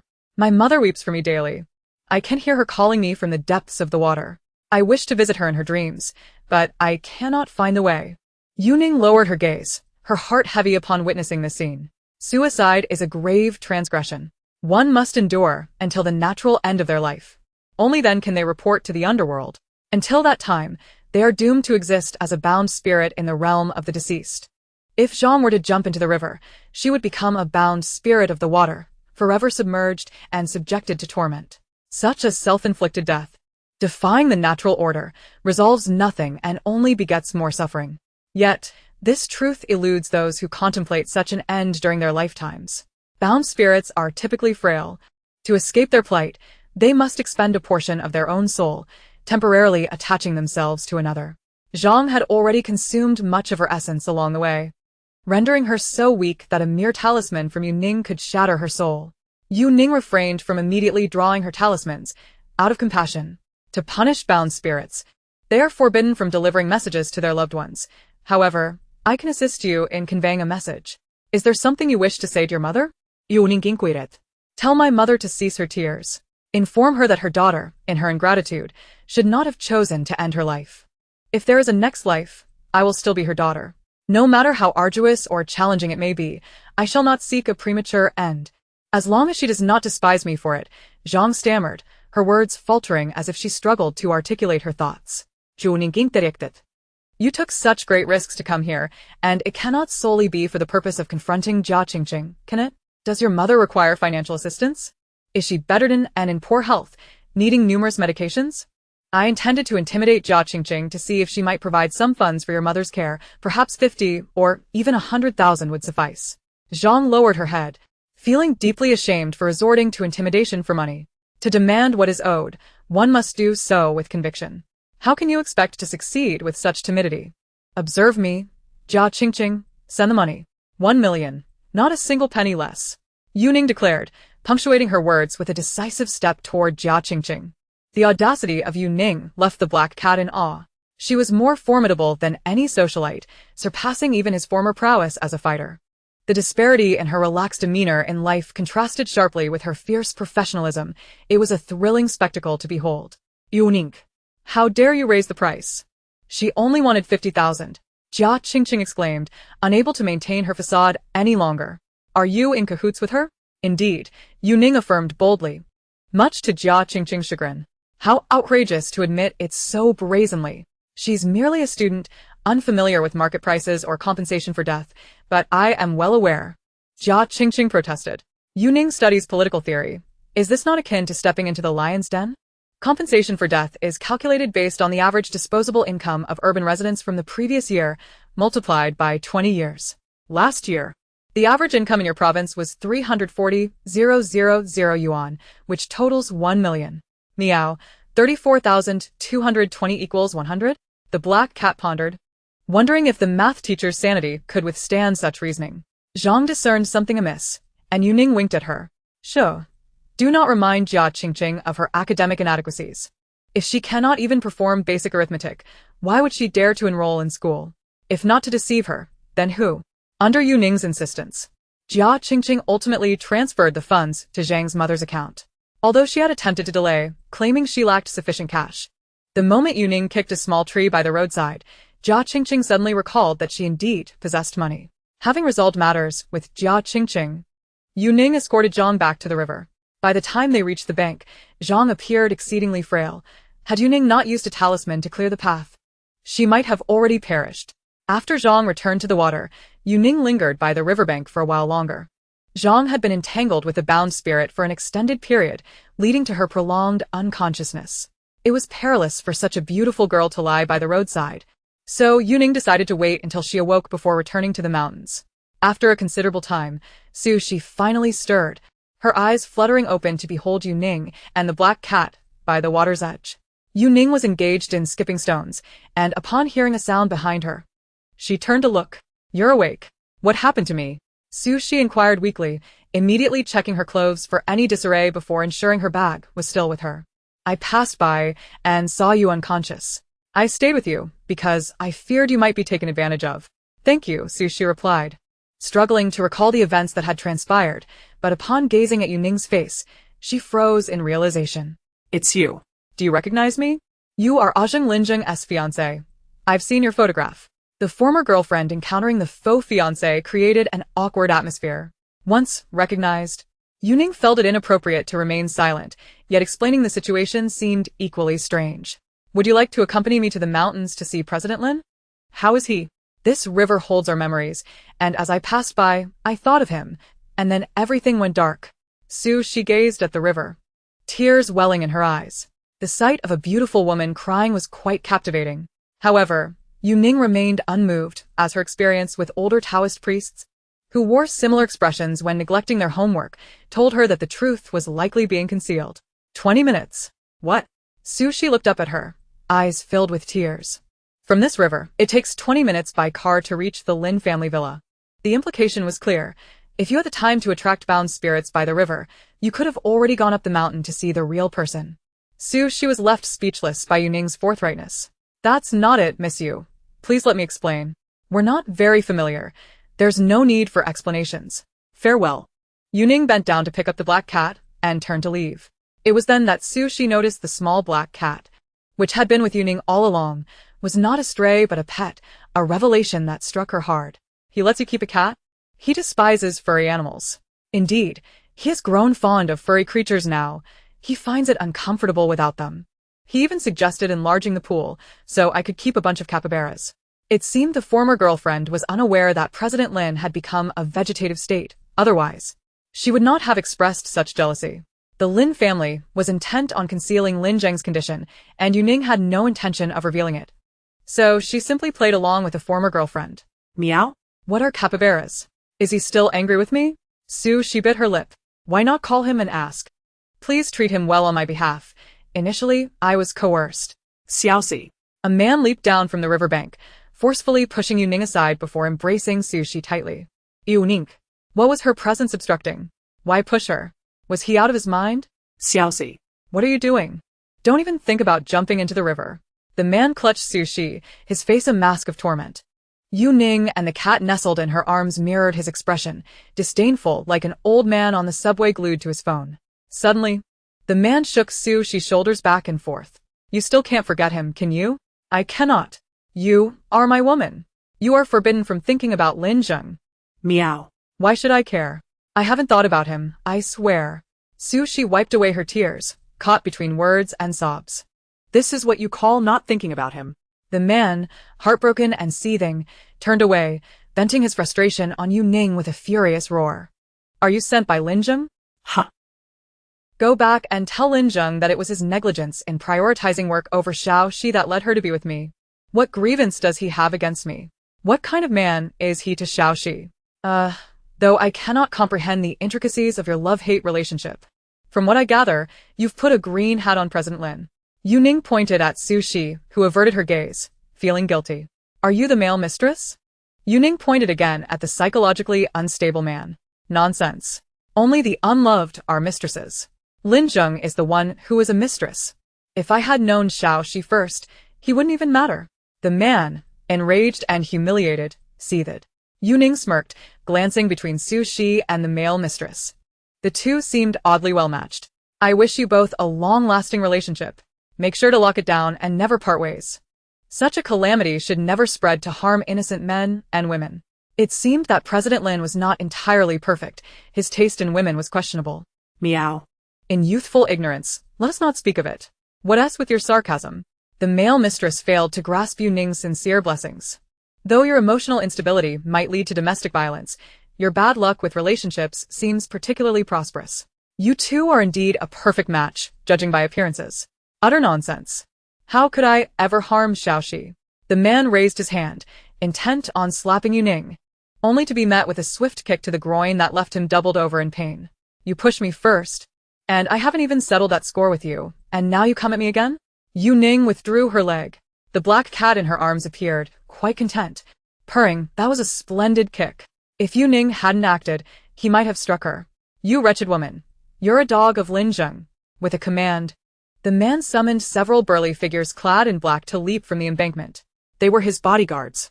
One should always check the calendar before stepping out. Encountering a mad dog is perilous, Yu Ning thought to herself, rolling her eyes. It was clear she should have minded her own business, having escorted her classmate Zhang. She should have left, but now she was entangled like gum. Meow. The black cat bristled. What kind of man is Tang Feng? Unable to handle my Yu Ning, and resorting to calling in bodyguards for a group assault? Teach her a lesson. Tang Feng commanded, pointing at Yu Ning. Su Shi grasped his arm, pleading, let it go. She insulted you by claiming you wore a green hat for Lin Zheng. I won't allow anyone to insult you. You, a sycophantic wretch serving Lin Zheng, silence yourself.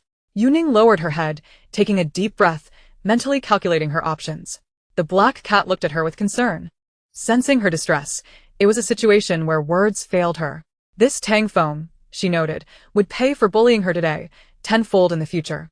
Despite her good deeds not yielding much merit, she was forced to witness a pair of lovey-dovey fools while being insulted by a mad dog, leaving her sense of justice quite unsettled.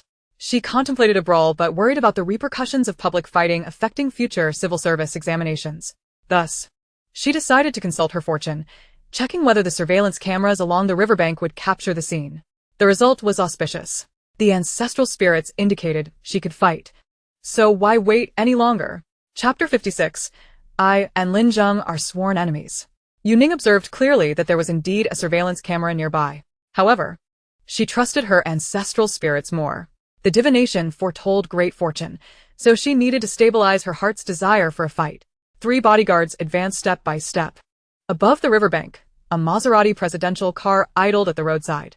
The man inside the car had a clear view of Yu Ning being encircled by the 3 bodyguards. Get down and help her, he instructed the driver. As the driver prepared to exit the vehicle, the situation at the embankment shifted. The first bodyguard to approach Yu Ning was sent flying by a swift kick. The remaining 2 were caught off guard. And Yu Ning swiftly charged at the one on the left, executing a flying kick that sent him sprawling. Only 1 bodyguard remained standing. And upon witnessing Yu Ning dispatching his companions so effortlessly, he instinctively attempted to evade. Just as he turned, he was met with a flash of black. The black cat Having stealthily maneuvered to the third man's side, propelled itself into the air like a spring, its combat prowess honed through numerous experiences. In midair, it wielded its tiny paws, with claws long and sharp like curved hooks. The bodyguard felt a chilling breeze before a sharp pain struck his face. Ah! He cried, clutching his face, now adorned with a large mark. The black cat, expression cold, twirled gracefully before landing elegantly. Aiming at Tang Feng, it prepared to deliver another mark, but Yu Ning scooped it up. Meow. Put me down. I want to fight. Be good, you've done enough. What more do I need to do? Yu Ning goet. Stroking its fur while her gaze remained sharply fixed on Tang Feng. Tang Feng, witnessing his 3 bodyguards sprawled on the ground within 3 minutes, regarded Yu Ning with growing apprehension as she approached him step by step. He retreated, still clutching Su Shi's hand. What do you want? Tang Feng asked warily. Yu Ning casually tucked the cat into the large pocket on her belly, leaving only its head visible. Not much, can you swim? Why do you ask that? Dang Feng. Realizing he had unconsciously answered the violent woman's question, felt a surge of anger. The aura she exuded, compelling and oppressive, reminded him of Lin Zheng. Because I'm a bit tired from fighting. Yu Ning, having spoken, extended her hand and gave Tang Feng a strong shove. He stumbled back 2 steps, slipping and falling backwards into the water. What are you doing? Su Shi exclaimed in alarm, stamping her feet as she watched her boyfriend fall into the water. Yu Ning ignored her, calmly pulling out her phone and casually playing a tune. The vast horizon is my love. To the backdrop of the most flamboyant folk music, Tang Feng floundered helplessly in the water. How dare you? I want to let this slide. Under the gentle embrace of the rolling hills, flowers bloom. Yu Ning stood on the shore with one hand on her hip, silently extending her left hand forward, first raising her middle finger, then gently beckoning with it. Her lips parting slightly. Come here. How can you be so barbaric? Can't we talk this out civilly? Suwon Segast. Horrified at the sight of the additional hand around her neck, Yu Ning constricted her grip around her throat, yet without exerting any force. Sure. My Dao heart is not yet fully stable. She made a gesture with her other hand, signaling for silence. Su Shi, startled, froze in place like a timid quail. Ordinarily, their affair would not have concerned her. One was willing to engage in infidelity, while the other reveled in disgrace. However, being labeled as President Lin's lackey and a harlot was intolerable. With an air of righteous indignation and her eyes ablaze with fervor, Yu Ning earnestly addressed the dazed Su Shi. If your morals were commendable, a mere insult might not have irked me so. But to be berated by such a shameless pair, failing to retaliate would be a disservice to my ancestors. Apologize. Yes, I'm sorry, Su Shi replied, too fearful to utter a word in protest, genuinely concerned that Yu Ning might take her enthusiasm too far and push her into the depths. Only then did Yu Ning release her grip from Su Shi's neck, lightly patting her cheek. Though gentle, it was quite intimidating. By the way, your taste in men is rather lacking. Your current partner is unworthy of even carrying President Lin's shoes. Just look at all these miscreants he surrounds himself with. Yu Ning cast a disdainful glance at the bodyguards sprawled on the ground. The guards of the Lin residence could easily overpower her, while the Tang family's henchmen were no match for her cat. You are the most beautiful cloud in my sky, accompanied by a powerful melody. Yu Ning waved at Tang Feng, who was in the water. I cannot be tethered to a man who is all talk and no substance. Farewell.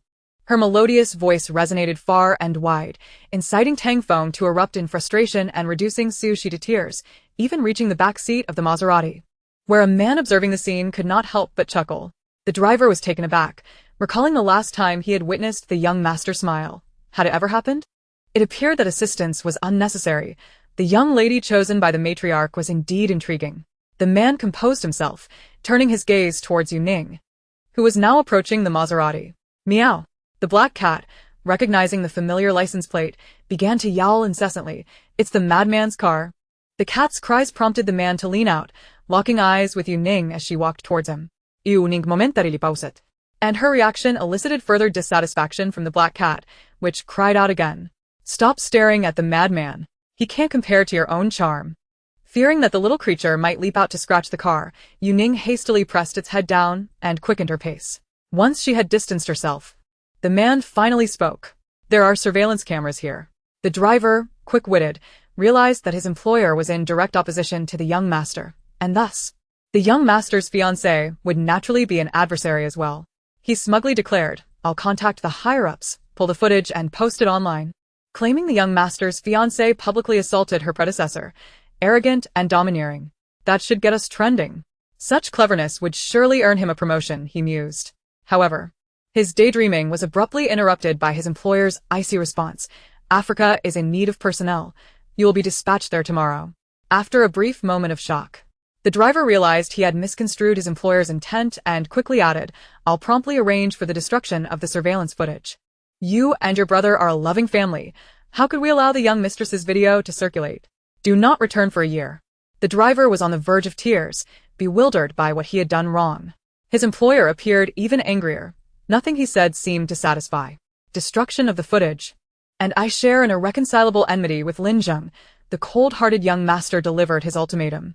You profess to have an irreconcilable enmity while assisting his fiancée in destroying the fighting video? The driver felt wronged in silence. His employer's heart was as vast as the sky and sea, yet devoid of human warmth. Chapter 57. The Dao heart has exploded. Meow. Meow. Meow. The black cat screeched. Yu Ning snapped back to reality, nearly stepping into a mound of dog excrement directly in her path. Be good. She gently stroked the cat's head, grateful for her black companion. Meow. The black cat huffed, irked. Ever since she spotted the madman, the girl had seemed lost in thought, not even watching where she walked. Could it be that she had developed feelings for the madman? Just look at her distracted demeanor. I was contemplating the man I saw earlier. Meow. What is there to contemplate? His appearance is... Meow? Like mine? Isn't that quite normal? The black cat raised its chin. The man she had just seen was merely a fraction less appealing than his rebellious brother, Lin Ke, the second son of the Lin family. He looks just like President Lin. Meow? They're not twins, how can they look alike? The second son is clearly less handsome. I'm not referring to looks but rather his demeanor, his golden aura. Yu Ning was momentarily dazzled by the radiant golden aura. My master once mentioned that in 100 years, one might not encounter a single celestial being, yet I have witnessed two in my lifetime. Thus, even one as composed as Yu Ning could not help but exclaim internally, goodness, this is truly astonishing. Is the heavenly realm hosting a promotional event? A buy one get one free for celestial beings? Meow hee hee, so I am no longer your only one? However, I still prefer to cling to President Lin's leg. Meow. Your thoughts are correct, very correct. That earlier gentleman seemed rather difficult to approach. Yu Ning could not discern the man's aura through the 12 palaces. But his aloof and unapproachable demeanor was unmistakable. Meow. Your intuition is spot on. The madman is indeed hard to deal with and prone to fits of rage. President Lin, on the other hand, appears more accessible, despite his abusive tendencies and poor taste in women. Meow. Nonsense. Not a single word of that is true. All are rumors. Classmate Zhang lives in a somewhat dated neighborhood. Yu Ning purchased some fruits at a shop near the entrance and grabbed a carton of milk from the supermarket before heading to the door. Upon arrival, she was greeted by the sound of laughter emanating from within. Such laughter in a bereaved household felt oddly eerie. Yu Ning knocked on the door, and a middle-aged woman with a head full of white hair answered, maneuvering her wheelchair. Who are you? The woman gazed at Yu Ning with vacant eyes.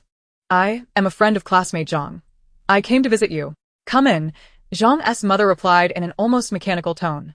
Yu Ning had prepared a story, intending to tell Zhang's mother that her son had visited her in a dream and urged her to buy a lottery ticket, which had won 1 million. She planned to convey Zhang's wishes to his mother to complete her task. However, upon seeing Zhang's mother, Yu Ning sensed that things were not straightforward. The aura of gloom surrounding her mother was abnormal, indicating that there were unclean entities in the house. Thus, she refrained from immediately discussing the dream, instead taking advantage of Zhang's mother's moment of pouring water to discreetly wander about with her compass. The house was small, consisting of 1 bedroom and a living room, cluttered with trash, emanating a foul odor. Strangely, the bedroom was impeccably tidy. 2 single beds occupied the room. One was adorned with pristine, fresh pink sheets, while the other bore the marks of time, its sheets patched and worn. Yu Ning gazed silently at the pink bed, reflecting on how long it had been since Zhang had departed, yet this room remained unchanged. A sense of relief washed over her, knowing that Zhang's spirit had not followed him here. If he were to witness the state of this room, he would undoubtedly feel an overwhelming sense of regret, his obsessions compounding until they jeopardized his chance at reincarnation. For those who take their own lives, A staggering 99% begin to regret their decision from the very first moment after death. Life is far too precious. And it is only in loss that one comprehends the gravity of their mistake, a realization that serves no purpose. Thus, earthbound spirits endure immense suffering, enduring years of torment for a fleeting escape, inadvertently dragging their loved ones into the abyss of despair alongside them. Upon the altar lay Zhang's portrait, accompanied by a lifelike doll, with offerings of spicy strips and crispy snacks. The compass spun incessantly upon encountering the doll. Zhang's mother, in a state of numbness, was entirely ensnared by this peculiar doll. Yu Ning reached out to take it. "Don't touch." A sharp voice pierced through from behind her. Zhang's mother maneuvered her wheelchair closer, carefully handing Yu Ning a cup of water, while tenderly cradling the doll in her arms, softly murmuring, "Han Hang is not afraid. A friend has come to see you." This scene was unnervingly bizarre, causing the black cat to heighten its vigilance. Having stayed by Yu Ning's side for some time, it was acutely aware that this woman was entangled with something nefarious. Uncertain if the talismans Yu Ning had brought would suffice, she glanced down at the cup Zhang's mother had just given her, its yellow liquid emanating a strange, fishy odor. It seemed that Zhang's mother had been ensnared by this foul entity for some time, her mind already fraying. Fortunately, Yu Ning had arrived. Had she delayed even a few more days, Zhang's mother might have succumbed to madness. Yu Ning retrieved a small red bead, roughly the size of a fingernail, and discreetly placed it in Zhang's mother's hand. This was vermilion, known for its properties in dispelling evil and stabilizing emotions, and when placed near the incense of ancestral offerings, its efficacy was magnified. Indeed, after grasping the vermilion, a flicker of clarity returned to Zhang's mother's gaze, though this bead only addressed the symptoms, failing to restore her mind completely. "Auntie, what is the story behind this doll?" "Yu Ning inquired. "She is Han Hang. Her soul resides within," Zhang's mother replied. "Where did it come from?" Yu Ning pressed, as Zhang's mother tilted her head, struggling to sift through her muddled memories. From her incoherent narrative, Yu Ning pieced together the events. After Zhang Xiaohan's death, her mother was consumed by grief, weeping daily. Just days prior, a self-proclaimed master of the purple robe had come to their home, selling this doll to Zhang's mother for 5,000 yuan. He claimed that if she devoted herself to the doll, Zhang Xiaohan's spirit would return, allowing them to live together once more. Initially skeptical, Zhang's mother, overwhelmed by longing for her daughter, succumbed to the ruse. Each night, she dreamt of her daughter's return, sometimes even hearing her cries. This only deepened her faith, leading her to burn incense with increasing fervor, further clouding her mind. Yu Ning immediately recognized the deception. Zhang Xiaohan was an earthbound spirit and could not manifest in dreams.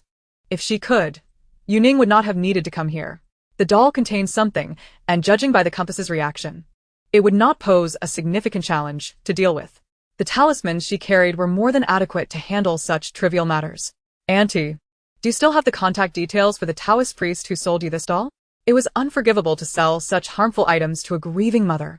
Yu Ning's resolve wavered, her heart heavy with the burden of the situation, knowing sleep would elude her tonight. "Yes, I have it saved." "Just a moment," Zhang's mother replied, rummaging through her phone. "Here, Master Ningshan of the Purple Robe, Taoist Zhe Wu." "Taoist Zhe Wu is her master?" Yu Ning's heart raced with indignation. How dare that charlatan impersonate her master to exploit the vulnerable? Chapter 58. Anticipation. When the name Taoist Zhe Wu emerged, the black cat instinctively turned its gaze toward Yu Ning. Yu Ning's expression was as cold as ice, yet the tuft of hair atop her head stood on end. Indeed. She was furious. In moments of extreme anger, adrenaline surges, causing the erector pili muscles to contract, resulting in hair standing on end. She was genuinely enraged. Yu Ning instructed Zhang's mother to message the impostor, arranging for him to come over under the pretense of discussing business. Half an hour later, a knock resounded at the Zhang residence. Zhang's mother opened the door to reveal a middle-aged man in his 40s, clad in a black suit and carrying a briefcase. At first glance, he bore no resemblance to a practitioner of the Tao. Rather, he appeared akin to a real estate agent. His face was puffy, with double eyelids above yellowed, barely open eyes. This was what was referred to in physiognomy as ape eyes, indicative of a cunning and unscrupulous character. The dark aura emanating from his forehead further confirmed his misfortune. Upon seeing this man, who dared impersonate her master, Yu Ning's fury intensified, wishing nothing more than to send him sprawling with a single punch. "Who seeks the services of this humble priest?" The middle-aged man feigned, his gaze fixating on Yu Ning, who stood in the center of the living room. Noticing her striking features and tall stature, he could not help but gulp, his murky eyes widening with an unsettling desire. My niece wishes to consult the master. She has felt unwell lately and seeks your guidance on how to alleviate her discomfort, Zhang's mother explained. Unwell, you say? Ah.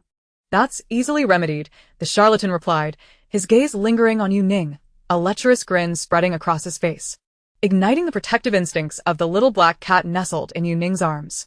What a despicable man. How dare he set his sights on Yu Ning? Do you have a solution for me? Yu Ning inquired. Oh, that's simple. I can perform a ritual, but you'll need to come with me. There are no proper instruments here, he replied, his eyes betraying his intentions as he unwittingly revealed his true feelings. Yu Ning had intended to confront him immediately, but upon hearing his plan to entice her, she lowered her gaze, contemplating her next move. Given the ease with which he attempted to seduce her, it was evident this was not his first encounter of this nature.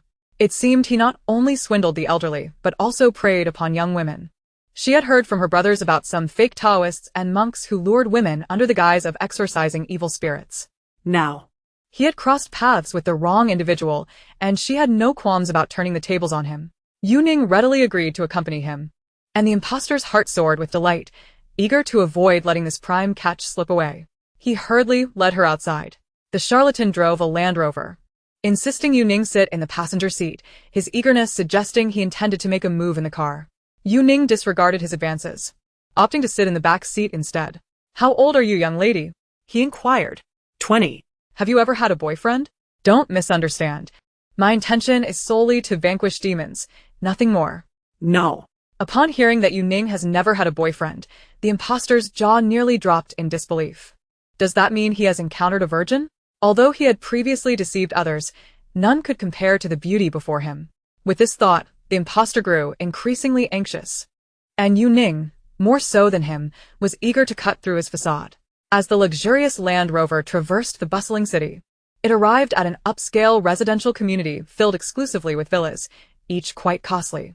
Driving a lavish car and residing in such an elite neighborhood, this fraud had swindled a considerable sum under the guise of her master's name, intensifying the murderous intent in Yu Ning's eyes. Oblivious to the impending doom he faced, the lustful impostor was preoccupied with salacious thoughts as he led Yu Ning into the villa. Upon entering, Yu Ning immediately detected a peculiar odor, faint yet unsettling, despite the heavy incense burning within. Another one. Today, my dear sister appears exceptionally beautiful, a voice chimed in her ears. She looked up towards the source of the sound. Above her, two small, dirty entities floated, resembling 5- or 6-year-old dragon and phoenix twins. Realizing Yu Ning was observing them, they swiftly darted into the beams of the ceiling. Yu Ning furrowed her brow. Venturing further inside, she was met with a cacophony of infant cries, eerie and indistinct, emanating from the depths of the villa. After clearing a few obstacles, she could discern the voices of the foul entities more clearly. It appeared that this villa was far from ordinary, harboring numerous unclean spirits. Yet, judging by the impostor's appearance, he was clearly nothing more than a pretender, not a practitioner of the arcane. Such a charlatan could hardly command such a multitude of malevolent entities. There was someone else behind this, a practitioner of dubious intentions. The black cat sensed the anomaly as well. Although unable to hear the sounds, the strange odor within the house made him exceedingly uncomfortable. This peculiar stench was distinct from that of decaying flesh, reminiscent of the scent encountered during a previous encounter with vengeful spirits in a hotel. It bore a slight resemblance to the odor of a dead rat, faint yet detectable to the keen senses of animals. The impostor led Yu Ning through the grand hall until they halted before a door adorned with intricate carvings. Upon opening it, a large bed came into view. Isn't this for exorcism? What does this mean? Yu Ning inquired. My dear girl, you are beset by evil spirits. I can help you draw them out. But it requires a complex ritual, he replied. Oh. You should first take a shower and don a bathrobe, then lie on the bed, and I shall assist you in expelling the malevolence. He recited his deceitful lines. Typically, young women who had fallen for his ruse would believe him utterly, even developing a sense of admiration for him. Once inside his home, there was no chance of leaving unscathed. The bathroom was equipped with cameras, capturing the bathing scenes. Once they emerged, he would present the victims with a chalice of holy water, which was in fact a sedative. Once the victims succumbed to unconsciousness, he would seize the opportunity to engage with them. Following the act, he would threaten the young women, insisting they must never disclose what transpired that day. Should they do so, the spell would fail, inviting misfortune. This systematic approach had proven infallible thus far. If he found a particular girl especially to his liking, he would continue to pursue her, coercing her into further relations. Should she resist, he would threaten her family with calamity, cursing them to death. To date, he had never failed. Yu Ning was by far the most exquisite girl he had ensnared, and the impostor was growing impatient. Witnessing Yu Ning enter the bathroom, he hastily opened the surveillance app, eager to adjust the view and await the sight of the beautiful maiden bathing. Is the camera broken? Why is it all black? Suddenly, the screen revealed something that sent the impostor into a panic, prompting him to rush towards the bathroom. Chapter 59. Yu Ning, both beautiful and fierce. The surveillance revealed a neatly dressed Yu Ning, holding an all-too-familiar object, smiling at him. The impostor dashed towards the bathroom, but before his hand could grasp the door, he was sent flying. Yu Ning stepped out, wielding a palm-sized demon-slaying club. Return it to me. This club, originally stowed in his bag, had somehow found its way to her. Yu Ning smashed the club against the ground. Crack! The club split in two, causing the impostor's nostrils to flare in anger as he pointed at Yu Ning, cursing, "Do you have any idea how expensive this is?" He was an ordinary man without any cultivation or magical prowess.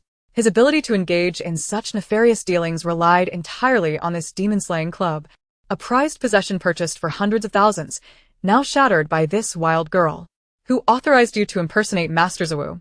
Upon hearing her mention Master Zhiwu, the impostor realized the gravity of the situation and attempted to flee. Yu Ning seized him by the collar, pulling him back, and landed a punch squarely on his nose. Ah! He screamed in agony, his nose bone fracturing. Yu Ning dragged him to the bed and pressed a hidden button at the headboard, causing a set of iron rings to descend from the ceiling. How did you know about this? The dragon and phoenix twins guarding your home informed me. Yu Ning secured his hands in the iron rings, hoisting him up. Upon entering the bathroom, she had cleverly obscured the camera, summoning the twins she had previously spotted. Knowing that they had been confined to the pillars as guardian spirits, she leveraged their release as a bargaining chip, gaining valuable information from them. Which sect do you belong to? We're all associates. The impostor, realizing she could converse with the foul entities, quickly began to plead for mercy. Who the hell are you calling an associate? Yu Ning slapped him, causing a tooth to fly from his mouth. How much do you want? I'll pay you. Just let me go. We're in the same line of work, he begged. To hell with your line of work. Yu Ning delivered another resounding slap. Her strength was such that most could not withstand it. With just 2 strikes, the impostor had lost 2 teeth, his face swelling grotesquely. Speak. Who incited you? There's no one. I did it all myself. Please don't hit me. I'll tell you. Seeing Yu Ning raise her hand, once more, the impostor panicked and confessed, I'm just a hired hand. Buyers approach me, and I sell them the ancient spirits. I have other bosses above me. I only handle the sales, not the rest. I didn't kill those children. Yu Ning was not surprised. The guardian spirits had I lacked the means to contact my employer, it is they who reach out to me. On the 15th of each month, a dedicated individual arrives to deliver goods, and I earn a commission of 10% from the profits. Beyond that, I remain in ignorance. There are several existing Grand Masters in purple robes, yet they deliberately choose to invoke the name of her master. Yu Ning squinted, sensing that someone intends to deliberately tarnish her sect's reputation. This is a society governed by law. You cannot lay a hand on me. Employing extrajudicial measures is against the law. The impostor, witnessing her flexing her wrists, trembled in fear, desperately resorting to legal arguments. Yu Ning scoffed. When you were deceiving others for wealth and lust, did you consider the law? Now, suddenly, it comes to mind. I confess, I trafficked in smuggled dolls, some containing ashes. But what sentence could that warrant? If you kill me, you must repay my life.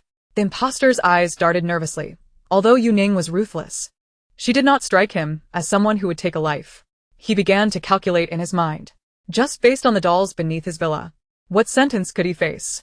As for his deceit, he would never confess, and the victims would not report him. The law could do nothing to him. Let me explain the rules of the underworld to you while you attempt to discuss the law with me. You think you can evade accountability? What do you intend to do? First, stabilize your mind, then I shall deal with you. Yu Ning threw a punch, and screams echoed in the air.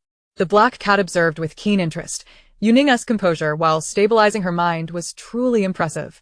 Her strikes lacked finesse, yet each blow landed with purpose.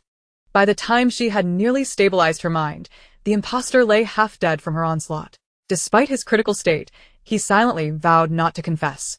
Yu Ning seized his phone, unlocked it with his fingerprint, and switched to camera mode. Detail the crimes you have committed, item by item, and be explicit. I will not confess even if you kill me. Yu Ning produced a talisman, affixing it to his forehead, enabling even ordinary individuals to perceive malevolent entities. Ah! The impostor, having his third eye opened, was horrified. The two guardian children he had corrupted floated in the air, grinning ominously at him, surrounded by a host of infant spirits. These infants were the ghostly companions of the villa. The impostor trembled, his legs shaking uncontrollably. Were he not restrained, he would have knelt. Will you confess? If not, the little ones may wish to play games with you. I confess. I confess everything. Be detailed. Recount your deceptive practices in full. Yu Ning accessed his WeChat and Alipay, locating the transaction records, and read them aloud according to their dates. On January 3rd, 2024, at 10 in the morning, you received a payment of 50,000. What was that for? I swindled a middle-aged woman of 50,000 under the guise of exorcism, lured her into this room, and committed vile acts upon her. Truly shameless. At 12 noon on January 3rd, you received 100,000. What did you do then? Following the transaction records, Yu Ning pursued the investigation further. Under the pressure of the room full of spirits, the impostor dared not withhold the truth and confessed everything. All of this was recorded by Yu Ning. With transaction records, chat logs, and this video, the chain of evidence was complete. Yu Ning nodded gratefully to the guardian children and instructed them to return the spirits, promising to conduct a rite for these little ones once she had concluded her task. Just as she prepared to report the matter to the authorities, the impostor's phone rang. No number was displayed, and Yu Ning gestured for him to answer, pressing the speakerphone button. Old Wang, your employer has predicted your impending doom. You must leave immediately tonight. A youthful voice resonated from the other end.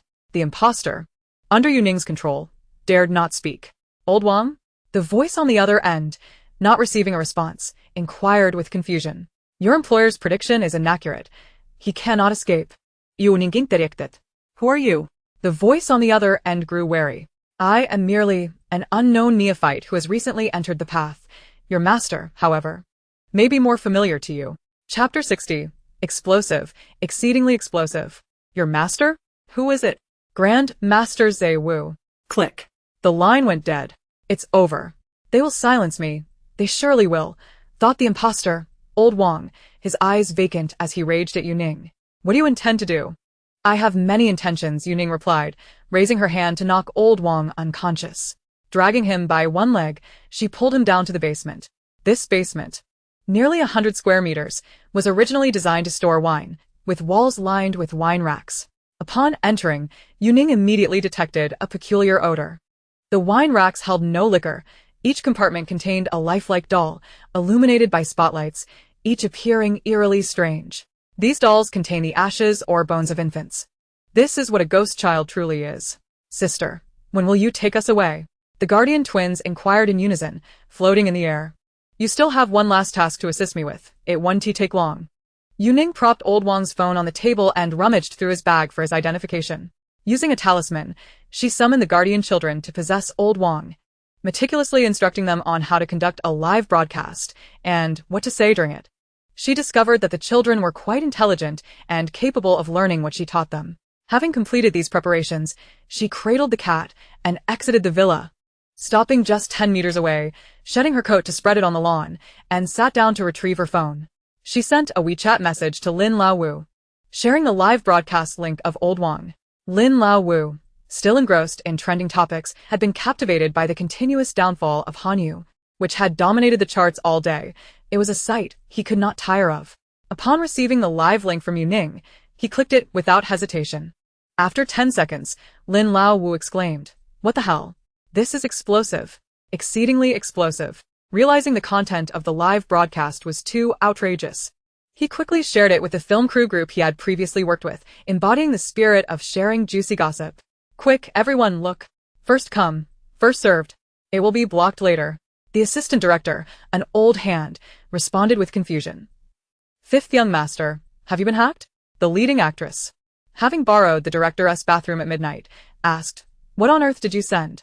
The leading man, who thought himself more attractive than the rich heiress, was unable to open the link. Lin Jun swiftly sent a screenshot of old Wang's live broadcast to the group. How could it not open? He was watching it perfectly well. The screenshot not only captured the broadcast, but also a portion of the chat group content. The assistant director, an old hand, questioned. Fifth young master, explain. Why is my name? Lin Jun hurriedly retracted the message, having forgotten to obscure the name in the screenshot. Cough. Cough. His retraction was a tad slow. Everyone had seen enough. In an instant, Lin Yun's WeChat notifications rang incessantly, all stemming from the female lead knocking on the director's door in the dead of night to borrow the bathroom, which allowed me to witness her private conversation with him. Lin Jun could hardly pay attention to her words. Undoubtedly, she was denying any affair with the director. Who has the time to concern themselves with her romantic entanglements when the live broadcast is so captivating? The small group chat exploded with excitement. The male lead, lacking my charm, had a wealthy woman as his affection. Wow. This live stream is absolutely wild. The director is quite the lecher. Below, various members of the crew shared a myriad of astonished emojis. Yu Ning sat quietly on the lawn, cradling a cat, engrossed in the live stream. On the screen, old Wang, possessed by the spirit of a guardian boy, was eloquently discussing. Do you know what comatose is? A revered monk takes the soul of a child who died young and encapsulates it within a doll or a talisman, granting them a place to reside. In return for offerings from believers, the Gumantong can fulfill your wishes. The top donor requested to connect live? No. Dear top donor, do not purchase anything. Believing in such things can lead to dire consequences. His voice, distinctly that of a 5- or 6-year-old child, contrasted with his middle-aged visage, creating a chilling visual effect for the live stream. Initially, the broadcast attracted only a few viewers, presumed to be a new host using voice modulation for attention. However, as the top donor showered rockets, the viewer count surged dramatically, propelling it into popularity. The top donor, the fifth Master Lin, was present, engaging with the audience. Why would purchasing this be dangerous? Brother, if you send a rocket, I will enlighten you. Although this guardian boy was new to live streaming, he had likely observed old Wang's antics closely, mastering the art of soliciting gifts from female streamers. The top donor was indeed generous, sending several rockets in quick succession. Yu Ning silently noted the name of the top donor, her lips twitching slightly. The fifth Master Lin was relentless in seizing every opportunity for attention. The guardian boy, upon seeing the rockets, emitted a child's gleeful laughter, sending chills down the spines of thousands of viewers. Thank you, fifth Master Lin, for your generous donations. Now I will explain why you must not buy or believe. With advancements in medical care, infant mortality rates have significantly diminished. Where are all these homeless infant souls? Unscrupulous individuals abroad have exploited this market, employing sinister methods to create harmful evil children, kidnapping, snatching children, and even exhuming recently deceased infants. These methods are not unheard of. Top donor. Do you not believe? Look, I will smash a doll to show you. On screen, the rotund middle-aged man casually seized a doll and shattered it, revealing a tiny skeletal hand within. Although minuscule, it was evidently human. The comment section erupted in horror. While the guardian boy had been trapped within the pillar for over a century, his spirit remained that of a child, thoroughly enjoying the commotion he had caused. He yearned to smash a few more dolls for the viewers, but the guardian girl beside him cautioned, "Do not forget the elder sister's instructions. Hurry, time is running out." The boy had no choice but to abandon his intentions and focus on fulfilling the task Yu Ning had assigned him. In short, do not purchase. It will not fulfill your wishes and could indeed harm you. Blind faith will only lead to your ruin.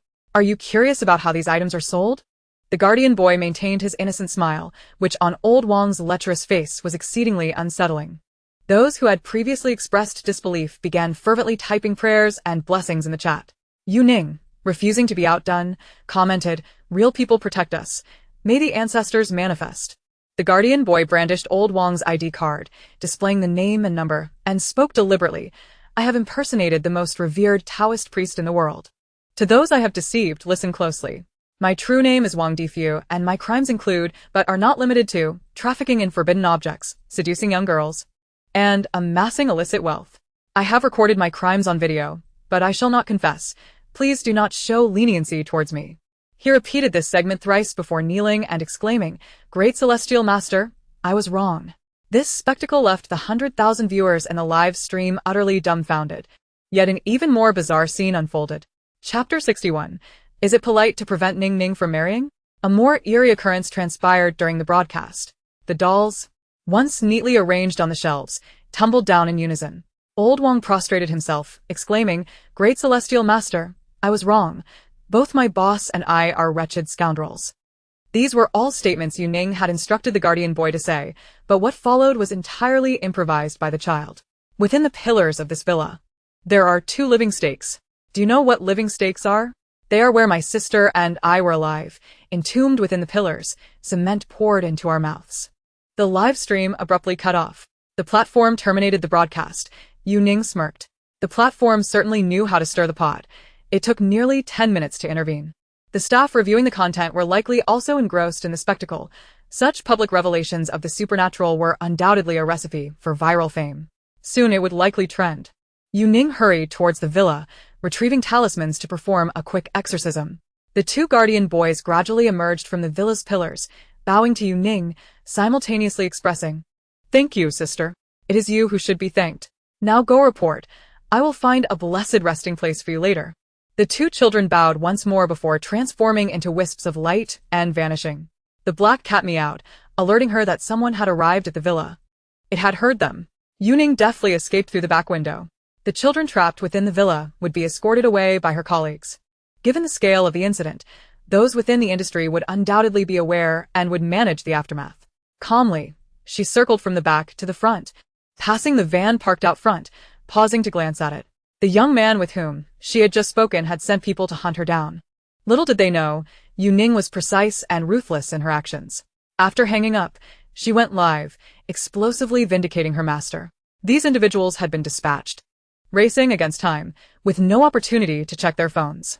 The 10-minute broadcast perfectly coincided with their journey. All of this was meticulously calculated by Yu Ning. As the assassins arrived at the villa, the police arrived simultaneously. Other residents of the neighborhood emerged to witness the commotion, while Yu Ning nonchalantly blended into the crowd, observing. Her remarkable composure captivated Lin Zheng, confirming his initial impression of her. Beneath her tranquil exterior lay a tempestuous heart, cleverly concealed, only revealing its charming true nature when provoked. The assailants storming the villa had yet to silence Old Wang when the police burst the room filled with ancient Gu-man dolls, left the police utterly astonished. Recognizing the gravity of the situation, they promptly cordoned off the area. Yu Ning, having avenged her master's grievances with great satisfaction, turned and departed with an air of elegance.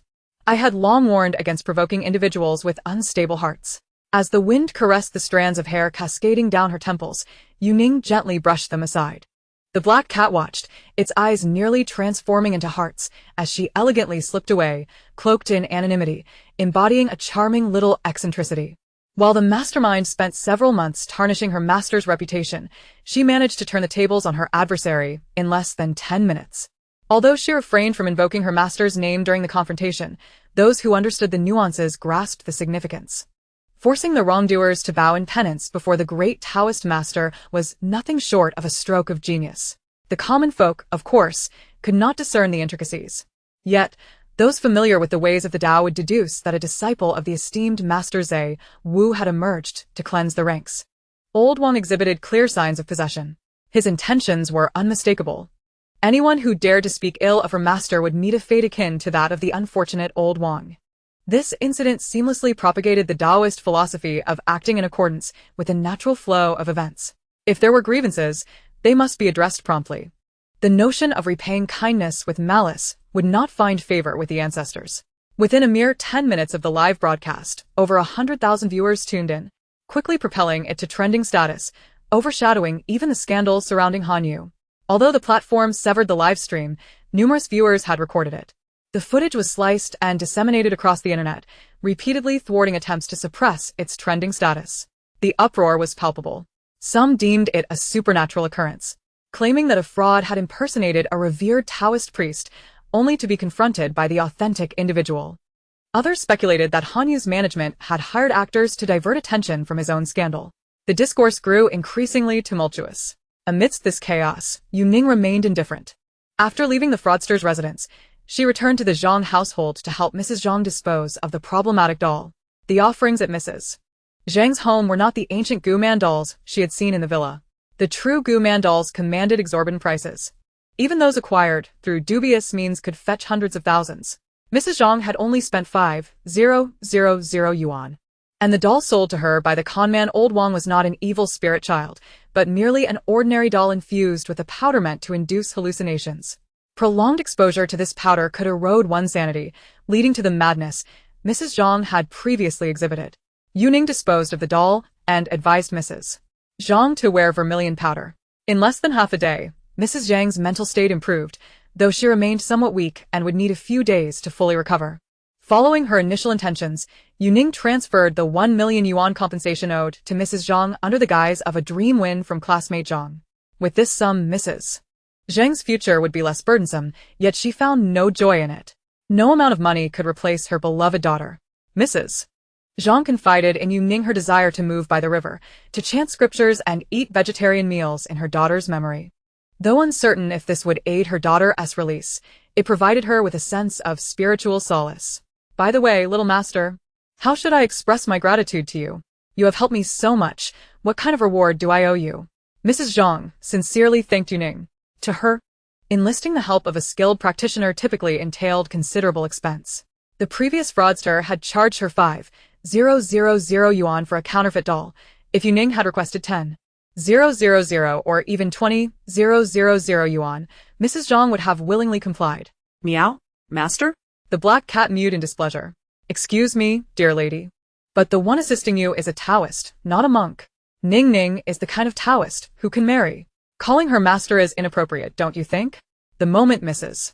Zhang mentioned moving to the river to chant the Earth Store Sutra, the black cat felt compelled to voice its objections. Yu Ning, sensing the cat's indignation on her behalf, gestured for silence. However, the act of doing good should not be contingent on titles. Such formalities held little significance. Would this suffice as my reward? Yu Ning approached the offering table and retrieved a bag of spicy strips. Ah? Is this really all you want? This seems far too cheap. Mrs. Zhang was taken aback that Yu Ning only requested a bag of spicy strips. Yes, it's sufficient. Yu Ning bid farewell to Mrs.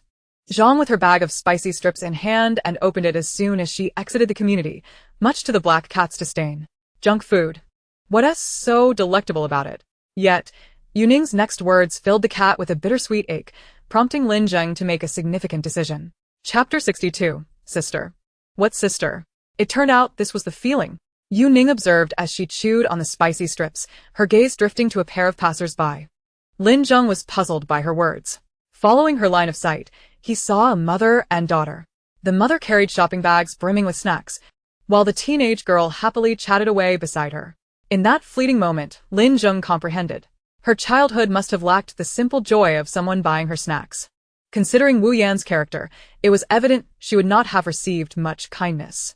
No wonder she chose a bag of spicy strips as a reward. It symbolized a maternal love she had never experienced.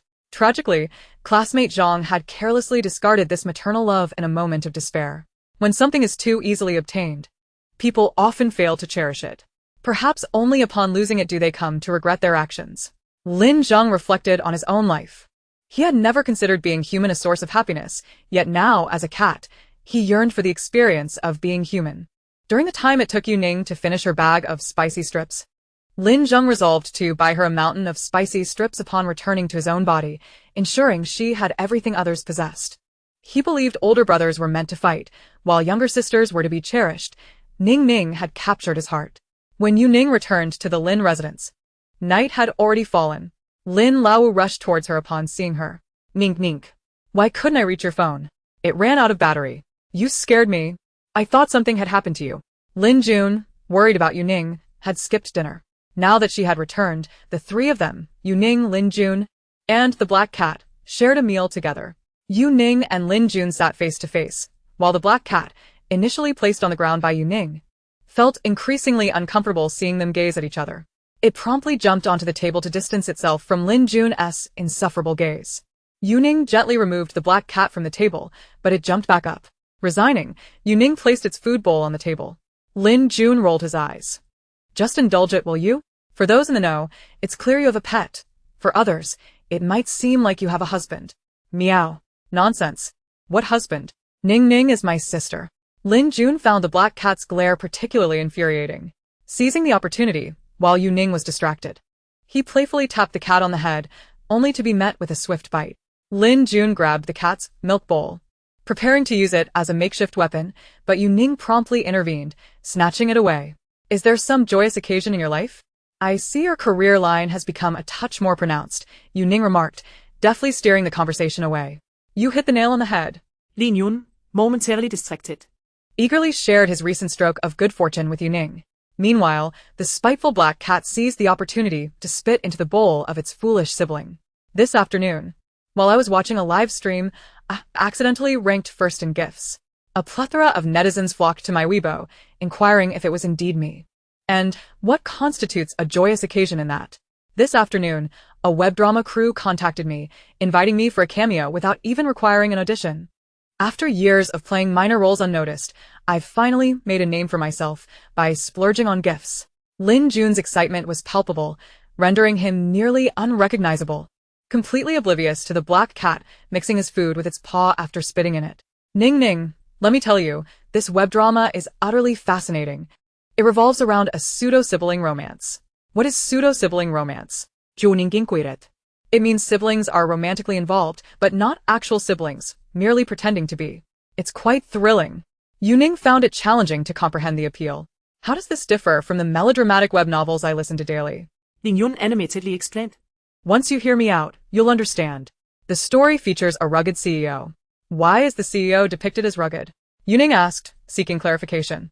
Based on her extensive experience with web novels, she believed CEOs were typically portrayed as domineering, cold, and expressionless. It's precisely because such a character is rare that it becomes intriguing. Imagine envisioning my brother's face in that role. It's particularly compelling, isn't it? A handsome, rugged male lead brimming with charisma. Who wouldn't adore that? Do you think the web drama could find an actor as dashing as your brother? Certainly not. The male lead isn't even as handsome as I am. Just picture my brother in the role.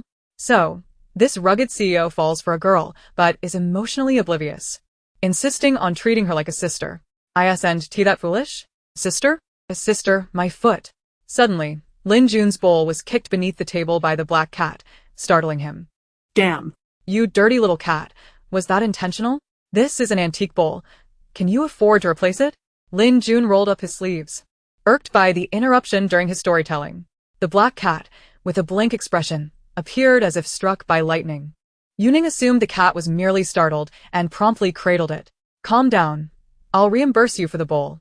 If you cook that one in your arms into a cat meat hot pot, I won't be angry anymore. Lin Yun huffed. I predict that landing this role will significantly boost your popularity. Yu Ning flattered, motivated by her affection for the feline. Really? Lin Yun's anger dissipated, Replaced by a beaming smile. Then let me continue narrating the plot. Yu Ning's eye twitched involuntarily. She truly despised such melodramatic plots, merely enduring them during her daily meditations. Dedicated Lin Wuxiao reveled in the joy of having a role to play, regardless of Yu Ning's disinterest, pursuing her with the storyline for nearly an hour. Yu Ning, on the verge of slumber, noticed that the black cat in her arms grew increasingly animated and alarmed as the tale unfolded. Having dinner. They found it was already 9 o'clock. Yu Ning headed to the bathroom while the black cat maintained its dazed expression, staring vacantly at the ceiling. The plot Lin Jun had described was indeed cliched, yet one particular line resonated deeply with Lin Jun. To ascertain whether a man harbors feelings for a woman akin to a brother's affection or a romantic interest, simply ask yourself if you would be willing to entrust her hand to another man. The rugged CEO in the drama only realized his feelings when he saw another man pursuing the female lead. This revelation struck Lin Jun with the force of a meteorite. If it came to giving Ning Ning's hand to another man, would he be willing? His mind immediately conjured images of Hu Po and then several younger brothers from his household. Regardless of who it was, he felt an overwhelming urge to confront them. He thought of the composed Yu Ning in public, the steadying presence she embodied, and the tranquil demeanor she exhibited during her daily meditations. Each version of Ning Ning was equally captivating. His thoughts simmered with intensity, yet he struggled to conceive of a man worthy of such an extraordinary girl as Ning Ning. Yu Ning emerged from the bathroom wrapped in a towel, catching sight of the black cat gazing sorrowfully at a 45-degree angle. She couldn't help but chuckle. Do you have something on your mind? Yu Ning reached out to stroke its head, only to have her gaze fall upon her wrist. Huh. The black cat turned at the sound. Yu Ning observed the jade bracelet adorning her wrist, muttering to herself, this bracelet, it seems to have changed slightly. Chapter 63. the CEO in less than 5 minutes. The jade bracelet on Yu Ning's wrist was a gift from Grandma Lin on her first day at the Lin household. Yu Ning had previously seen this bracelet on her master's offering table, believing it to be a token from her master, facilitating her service to Grandma Lin, and thus had worn it consistently. Busy with other matters, she had not paid attention to the bracelet until she noticed, while petting the cat, that the once ordinary jade seemed to have become somewhat translucent and more beautiful. How could it possibly change? Yu Ning raised her wrist to let the light pass through the jade, confirming it was not an illusion. The quality of the bracelet had indeed improved. Jade bracelet. The dazed black cat suddenly perked up, as if struck by a thought, darting to the bedside table and pawing at it. What's the matter? What are you searching for? Yu Ning approached and opened the drawer for it. The black cat leaped inside the drawer and soon emerged with a small box in its mouth, placing it before Yu Ning. Is it appropriate to rummage through President Lin's belongings? Yu Ning contemplated returning the box, but the little black cat nudged her persistently, as if urging her to open it. Yu Ning obliged and opened the box, revealing a jade pendant identical in quality to her bracelet. Could this possibly be made from the same jade core? Are they a pair? Yu Ning held her wrist near the jade pendant, increasingly convinced that it was indeed a piece of jade, with similar patterns and textures. But my bracelet wasn't like this before. Could it be that this pendant also changes along with the bracelet? She pondered aloud. The black cat nodded in affirmation, confirming that they indeed changed together. This jade pendant had been entrusted to him by Grandma Lin, who had insisted he keep it safe, as the future of the Lin family depended on it. At the time, Lin Zheng had not taken it seriously, for the pendant had initially appeared just as poor in quality as the bracelet Yu Ning wore. Had it not been for Grandma Lin's repeated insistence, Lin Zheng would have discarded the trinket long ago, as it resembled the shoddy jade stones sold to unsuspecting tourists. Yu Ning had worn the bracelet for several days, and Lin Zheng had never considered that they might be a matching set. It was only when she mentioned it that he recalled possessing a jade pendant. This was clearly a token from Grandma Lin for him to marry a wife. The fact that the two pieces were a pair was undeniable. Lin Zheng experienced a moment of clarity. Just moments ago, he had been perplexed about what kind of man would be worthy of the perfect Ning Ning. Upon replacing the faces of various unsuitable men with his own, he found it remarkably pleasing. Even the tokens were a match set. With parental approval and matchmaking in the mix, this could only be described as a match made in heaven. The pugilist approaches tasks with unwavering decisiveness. Upon grasping this notion, Lin Zheng promptly ceased to hesitate, experiencing an exhilarating sense of understanding akin to being profoundly understood by an elder. The black cat reveled in solitary contemplation, while Yu Ning found herself lost in deep thought regarding the bracelet. Although she was unaware of why its quality had improved, she pondered whether it could eventually transform into an ice jade bangle. Meow? Does my fiancé favor ice jade? Once he returns to his own body, he shall procure a truckload for her. Lin Zheng, within a mere 5 minutes, joyfully embraced the persona of a devoted fiancé. Ice jade bangles must be worth a fortune. Yu Ning mused, her thoughts consumed by the symbols of wealth. Meow. It cannot be sold. It is a token, a symbol. It has been validated by my elders. If circumstances allowed, I would sell it right now. Alas, I find myself in dire straits. Yu Ning sighed at the bracelet. Although she did not comprehend the principle behind its enhancement, she was acutely aware that her bank account held less than 100 yuan. Despite her tireless efforts over the past few days, she had failed to earn any money. The only income had been Lin Jun's 50,000 yuan, which she had scarcely held on to before transferring it to Sangha to settle debts. While I managed to exploit a loophole and accumulate some merit, aiding Zhang's mother also garnered merit, yet merit cannot be converted into currency. Meow. Fear not. When brother awakens, I shall procure a black card for you, ensuring you are forever financially secure. Yu Ning could not fathom his words, but the incessant meowing of the little cat ignited a fierce determination within her. She must devise a means to earn some money. She could not afford to let her beloved pet go hungry. In her line of work, one cannot seek merit if one wishes to earn money, and to seek merit is to forfeit the chance of earning. Thus, she needed to find someone lacking in virtue to acquire some funds. Who among my acquaintances is most devoid of virtue? Wu Yan is quite unscrupulous, and really, Qian Jin is too.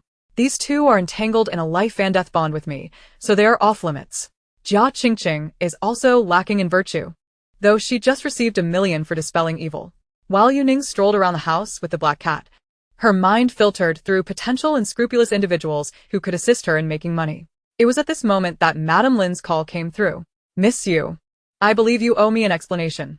Madam Lin spoke coldly. I entrusted you with aiding my daughter, and this is how you choose to help her? Jia Qingqing had rushed back to complain to Madam Lin. Originally, Zhang was only supposed to receive 50,000, yet with Yu Ning's involvement, it had escalated to 100,000. Miss Yu, being a law graduate, I trust you are aware of the penalties for defrauding 100,000. Oh. Feel free to report me then. I am currently destitute. I have not even 100 yuan to my name. No matter, I shall hang up now. I have a classmate who has opened a hotel on an island in Tea Country and wishes to invite someone to assess feng shui. If you are willing to go, I can overlook the 100,000 you defrauded my daughter of. Madam Lin hastily laid out her intentions. Dear, regarding your daughter's 100,000, it may be advisable for you to report it. I believe the police would be interested in the matter concerning your daughter's purchase of academic credentials. Come now. Let's both suffer the consequences. Should you be willing to go, I shall add an additional 20,000. Only for feng shui? No other dealings involved? Indeed. Merely for feng shui. Meow, meow, meow. Do not go. Lin Zheng was well aware of Madam Lin's true nature and sensed that the situation was not as straightforward as it appeared. However, the financially desperate Yu Ning could not decipher Lin Zheng's cryptic hints and had already begun to negotiate with Madam Lin. Travel expenses, accommodation, and meals fully reimbursed. 20,000 for a mere feng shui assessment. Any subsequent requests for talismans or magical implements would incur additional charges, with specific pricing to be sent later. You have a price list? Madam Lin clearly had never encountered such a shrewd merchant. Indeed, the prices vary based on the type of talismans and magical implements. Rest assured, I conduct my business with utmost integrity. Even if you are morally bankrupt, I shall not overcharge you. I did not quite catch that. What kind of person am I? Madam Lin inquired softly. You are my esteemed guest. For the sake of financial gain, Yu Ning refrained from voicing her personal opinion. The black cat face-bombed. This incident imparted a profound truth. One must never be impoverished in spirit, especially not when it comes to Ning Ning. When she is without funds, she dares to accept any job. Yu Ning ended the call and added Madam Lin on WeChat, promptly sending her the price list. Viknessing Ning Ningesfication on Welt. The black cat, in a fit of urgency, leaped onto his own body, bouncing back and forth. If Ning Ning were to travel to the island in Tea Country, what would become of him and his body? As though sensing his inner turmoil, Yu Ning scooped him up. I shall take you along with President Lin. Meow? How will you manage that? Lao Wu just mentioned that the location for filming his web series is on the island in Tea Country. I can hitch a ride on Lao Wu's plane, bringing along President Lin and my cat. Chapter 64. The hatred is as deep as the sea and as high as the sky. After hanging up, Yu Ning rummaged through her belongings. Lin Zheng assumed she was preparing for her trip, but after considerable searching, she unearthed a book titled Feng Shui's Structural Layout. Last-minute preparations, even if not swift, are still beneficial. Yu Ning opened the book and began from the first page. So, she fundamentally lacked any understanding of Feng Shui? And yet she dared to demand 20,000?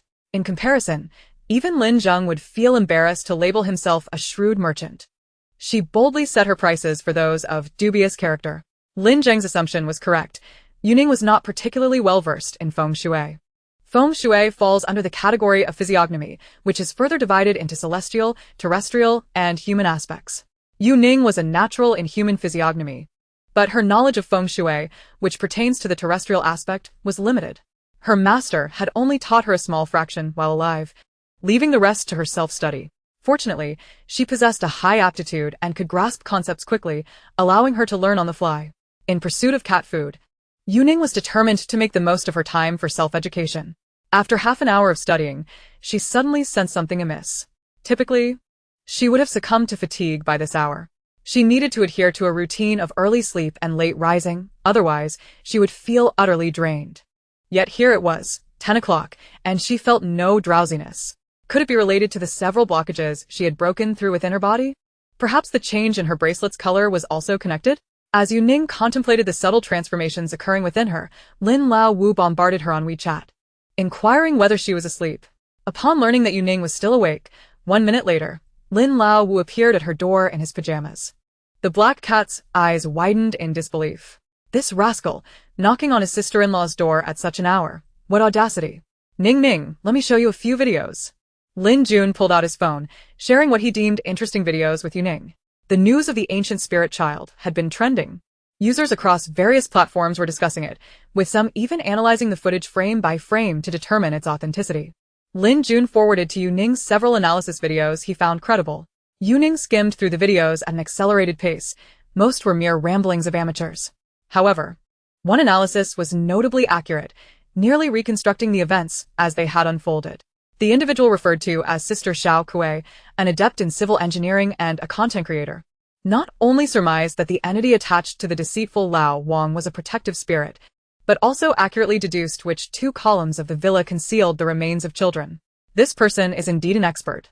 Ning Ning, Ling Yo Ning Guiret. Is it truly the case that there are living souls entombed within those two columns? Yu Ning nodded, causing Lin Jun to gasp in astonishment. Isn't this tantamount to murder on the part of the developers? Furthermore, why would one need to create living piles? It's not the developers' doing. The columns were added later. Those two living piles date back to the Republic of China era and were relocated here by individuals with ulterior motives. In ancient times, civil construction often faced unforeseen accidents, and to ensure a smooth operation, it was customary to perform human sacrifices, embedding individuals within columns or bridges. This is what is referred to as creating living piles. Typically, young boys and girls were chosen, and upon their demise, they would transform into guardians of the structure. Unless aided by someone like Yu Ning to facilitate their release, they would remain trapped indefinitely, making it a ritual that benefits the few at the expense of the many. After the establishment of the nation, the practice of creating living piles was explicitly prohibited. However, many ancient buildings still harbor such remnants, and with diligent searching, they can still be discovered.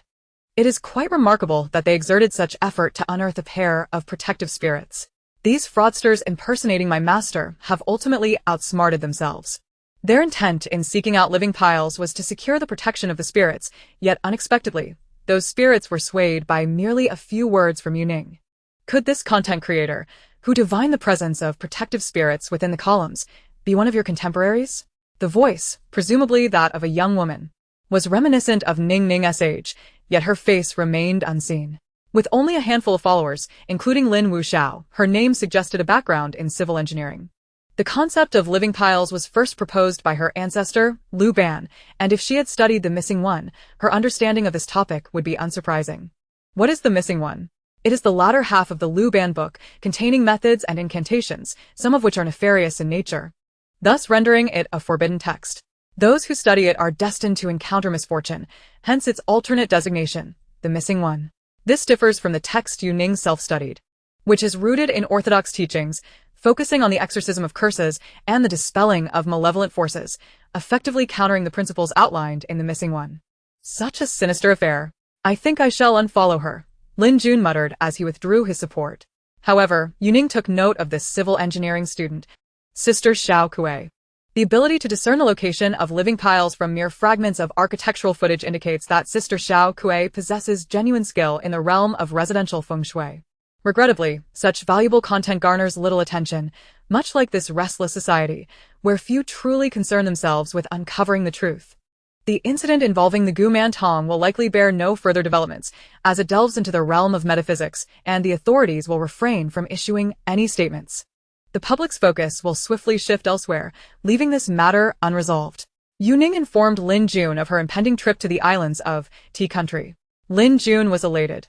But upon hearing that she intended to take Lin Jing's body along, his anxiety resurfaced. Isn't that rather inappropriate? Wherever I am, your elder brother must be as well.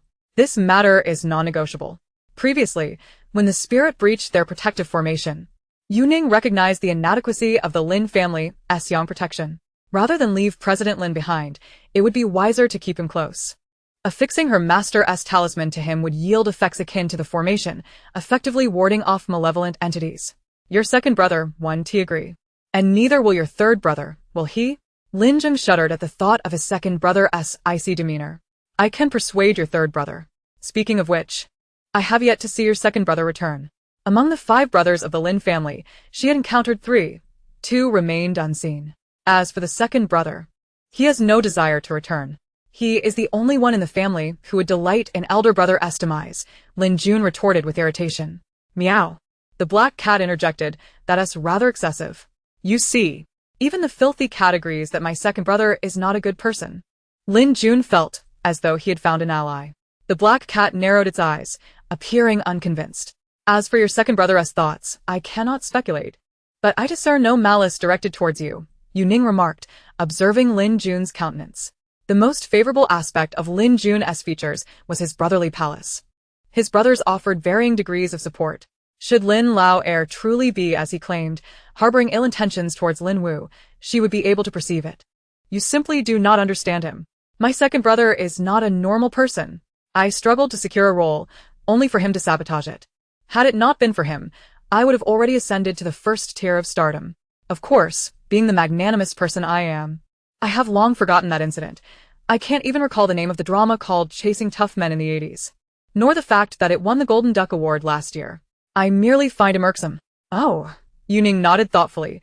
It appears the resentment runs quite deep. It is a memory etched into your very bones. Chapter 65. Your fate is to clash with the bed. Once the topic of Lin Lao Heir, the so-called not a good person, arose, Lin Lao Wu's grievances flowed ceaselessly. For more than half an hour, Yu Ning endured his tirade about how Lin Lao Heir was a terrible individual, how unreasonable he was, and so forth. Thanks to this loquacious individual. Although Yu Ning had never met Lin Lao Heir, she gleaned insights into his character from Lin Wu's descriptions, which included, but were not limited to, being petty, vengeful, cold-faced, psychologically twisted, and perpetually at odds with his elder brother, along with an alleged lack of virility. Yu Ning had initially intended to refrain from gossiping about others. But upon hearing Lin Lao Wu's critiques of his second brother, she could not resist interjecting. Are there no normal men among the Lin family? If my memory serves me right, President Lin has already been suspected by his two younger brothers of having issues in that regard. Now Lin Lao Wu is criticizing his second brother, suggesting he too has problems. Surely the Lin family does not lack in the element of the rooster? Yu Ning pondered for a moment before arriving at what she deemed an apt descriptor. Eldest brother, suspected of dysfunction. Second brother, also suspected of dysfunction. It stands to reason that the feng shui of the Lin family must be flawed, lacking in roosters, destined to clash with beds? Meow. The black cat, upon hearing this, became agitated, unable to direct its ire at Yu Ning, and instead lunged at Lin Lao Wu. Criticizing the second brother is one thing, but why must you criticize him? He is perfectly normal. Ouch. You little filthy cat, just wait. Lin Lao Wu grimaced in pain but quickly remembered to defend the men of the Lin family. We are all normal men. The notion of lacking roosters is utterly unfounded. Your elder brother is a lecher, enamored with ample bosoms. Is that not what you said? Lin Lao Wu fell silent, as if he had indeed made such a statement. Meow. What nonsense. Fabrication. All fabrication. And your second brother, with male assistants, male drivers, and even dogs that are all male. Is that not what you just stated? Lin Lao Wu again lapsed into silence, as if he had also said that. Meow. The black cat nodded. This statement is not unfounded. It is quite possible that the second brother is not normal, but I am certainly normal. As for your third brother, I did not mention my third brother. Lin Yun quickly denied. You may not have said it, but I can see it clearly. His emotional entanglements are so intricate, having dated numerous women and with inadequate precautions, he might very well contract some unsavory disease. Lin Jun's expression turned grave as he nodded in agreement. The black cat wore a similar expression, also nodding. The two brothers, in unison, contemplated. The revival of the Lin family rests solely upon our shoulders. Apart from me, it is evident that this family is rife with scoundrels. Is there perhaps an issue with your family's feng shui? Have you not noticed that your family has no daughters? Not only did your father's generation lack them, but neither you nor your third brother possess the fortune to father a daughter. Yu Ning had long since recognized the peculiarities of the Lin family. If it were due to a preference for sons, leading to the termination of female fetuses or miscarriages of daughters, such families are not uncommon. Even if the children were never born, the lineage's potential for daughters could still manifest. In a large family like the Lins, thriving through generations yet devoid of daughters. It is indeed a curious anomaly. From grandmother Lin to Lin Onbong, and on to Lin San and Lin Wu, none have been blessed with daughters. Indeed. Your observation strikes me as peculiar. Lin Jun had always envied those with siblings, for his own family resembled a monk's abode. Thus, when Mrs. Lin first married into the family, he felt a flicker of happiness upon seeing Jia Qingqing, thinking he might finally have a sister. However, after spending time together, he realized that not all sisters are angels, some could very well be nuisances. I have encountered many fortune tellers, yet this situation in your family is unprecedented to me, which is why I harbor doubts regarding your feng shui. Is there a way to rectify this? Lin Wu inquired earnestly. He truly longed for a daughter. Even though he currently had no partner, this did not hinder his aspirations. I believe the circumstances surrounding your family are undoubtedly linked to karmic repercussions. My current abilities prevent me from perceiving past lives, but once I refine my skills further, I shall assist you in unraveling this mystery. Lin Wu excitedly grasped Yu Ning's hands, shaking them fervently. The black cat, incensed, promptly swatted Lin Jun's hand. You oaf, release your sister-in-law's hands. Lin Jun winced and withdrew his hands, while the black cat leaped into Yu Ning's embrace, brazenly flaunting its superiority over its foolish brother. What are you speaking of? Did not Yu Ning previously mention that once she attains the requisite mastery, she would bear a daughter? By marrying her, you would indirectly gain a daughter as well. Upon this realization, the black cat's expression swelled with pride. Merely by possessing a daughter, he could overshadow the insufferable boys in the family. Most notably, the second brother would likely be consumed with envy, sobbing into his pillow late into the night. As this thought crossed his mind, the black cat's composure began to unravel. And thus, yet another reason to marry Yu Ning emerged. Yu Ning, you must diligently hone your skills. The future of our Lin family rests upon your ability to produce a healthy daughter. Lin Wu regarded Yu Ning with the fervor of a man bearing the hopes of an entire village. Yu Ning nodded in agreement, readily acquiescing. With renewed vigor, Lin Wu exited the room, only to pause after a few steps, sensing something amiss. The primary topic of his conversation with Yu Ning seemed to have strayed from the absence of daughters in his family. Yet, the crux of the matter eluded him. Never mind, he thought. He must return to continue browsing Weibo and indulge in the latest gossip. In the room, the black cat, nestled in Yu Ning's arms, rolled its eyes. That foolish brother had rambled on with Yu Ning for ages, without addressing the core issue. Wasn't the initial discussion centered around how to discreetly relocate the second brother's body? The second brother was astute. Deceiving him would not be an easy feat. Only Lin Zheng understood his second brother best. Despite Lin Zheng's condition as a vegetable, the second brother had never returned. Yet Lin Zheng firmly believed that there were numerous spies within the household, and any hint of movement on his part would be swiftly reported. If the second brother discovered that Yu Ning had taken him away, he would undoubtedly seize the opportunity to suppress the third and fifth brothers, ensuring they suffered the consequences. Lin Zheng could not confide these thoughts to Yu Ning, yet he harbored his own plans. As her fiancé, he could not permit anyone, not even the second brother, to bully her. He must find a way to protect her. Yu Ning, having seen off Lin Jun, felt a wave of fatigue wash over her and soon drifted into slumber. The black cat, having leapt from her arms, traversed the bedroom to the cloakroom, rummaging about before emerging with an item clamped in its jaws. Seizing the opportunity while Yu Ning slept, it stealthily stowed the item within the compartment of her backpack. Having accomplished its mission, the black cat returned to the bed, comfortably curling up in her embrace. Strangely enough, with their relationship now defined, it felt entirely justified to sleep wherever, devoid of the anxiety that had plagued previous days. Chapter 66. This irritating sensation feels oddly familiar. After filming so many scenes, this is the first time he hasn't incurred a loss.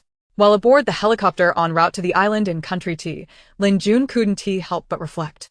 Yu Ning, cradling her little black cat and engrossed in her feng shui layout diagram, had already reviewed a third of it within a mere 2 days. Lin Yun, almost always operating at a loss during shoots, found that the expenses related to transportation were invariably the culprit. For journeys that required a longer distance, he opted for his private helicopter. The annual salary of the pilot, along with operational costs, amounted to several million, making each trip's expenses approach 6 figures. Despite this journey being lengthy, he had not incurred a loss, thanks to Yu Ning's efforts. She had negotiated with Mrs. Lin to have travel expenses accounted separately, thus covering the costs associated with Lin Wu's flight within the travel budget. One wondered how Mrs. Lin would react upon receiving a travel bill exceeding the remuneration. Speaking of which, I never anticipated that you would employ such a method to extricate my elder brother, Lin Jun continued. Yu Ning remained absorbed in her reading, while the loquacious fifth young master chattered beside his elder brother. Much like when the spirit came to relocate Lin Zheng, Yu Ning had discreetly carried Lin Zheng down from the window during the night. This was the method she calculated would entail the least expense. The second brother could not possibly monitor the surveillance constantly. His means of gathering intelligence regarding the inner residence must be through the household staff. By obstructing the cameras facing the window, avoiding the household aides, and instructing Aunt Wu to inform the family that Yu Ning was in seclusion to summon Lin Jing as spirit. She could effectively cloak her actions. Do you know what it reminds me of? You carrying my brother down from the window? The last time you hurled my brother out of the window. It resembled a high-altitude disposal. This time, you embraced him like one would a head of cabbage while leaping down. The black cat, leaning against Yu Ning, began to doze off, but, upon hearing its sibling liken him to both a corpse and a cabbage, swatted him with a paw. This dimwit has never spoken a sensible word. With such a vivid imagination, perhaps you should consider switching careers and write web novels instead. Yu Ning's gaze remained fixed upon her book. The 20,000 from Mrs. Lin had already been deposited. In light of the financial incentive, she was quite willing to enhance her professional skills. I refuse to entertain such notions. The monotonous drivel you indulge in daily is utterly tiresome. Speaking of which, Ning, since you harbor such a fondness for CEO romances, why not consider marrying my elder brother? A counterfeit CEO pales in comparison to the allure of his genuine counterpart. Meow. The black cat retracted its claws, finally hearing a semblance of sensible discourse from the lad. Lin Laovu, noticing Yu Ning sin difference, began to extol the virtues of his elder brother. Having you by my side has truly transformed my fortunes. First, I secured a role, and now I am spared the cost of travel expenses. I genuinely cannot bear the thought of you departing in the future. Meow. The black cat gazed at its sibling with approval, realizing that this child had matured, now actively seeking to unite the elder brother and sister-in-law. After careful consideration, I believe my brother is the perfect match for you. Though he is somewhat of a lecher, you needn't worry, he is rather inept in that regard, thus relieving you of any pressure. I shall even procure a few handsome young men for you. Lin Jun let out a lament. This wretched creature is truly testing my patience. Very well, if this is how it shall be. Captain, open the cabin door. I intend to toss this feline out. As Lin Jun engaged in a playful battle with the cat, exchanging barbs that resonated throughout the cabin, Yu Ning felt her head throb. Once we arrive at the hotel, I will be heading straight into the production. You won't have any issues being alone, will you? Lin Jun asked, concerned about Yu Ning's adjustment. Not at all. Yu Ning planned to stay for 3 days, believing that time would suffice for her endeavors. She had already reviewed the documents sent by Madame Lin. The hotel she intended to assess for feng shui was among the top 10 on this globally renowned tourist island. This establishment boasted a long and storied history.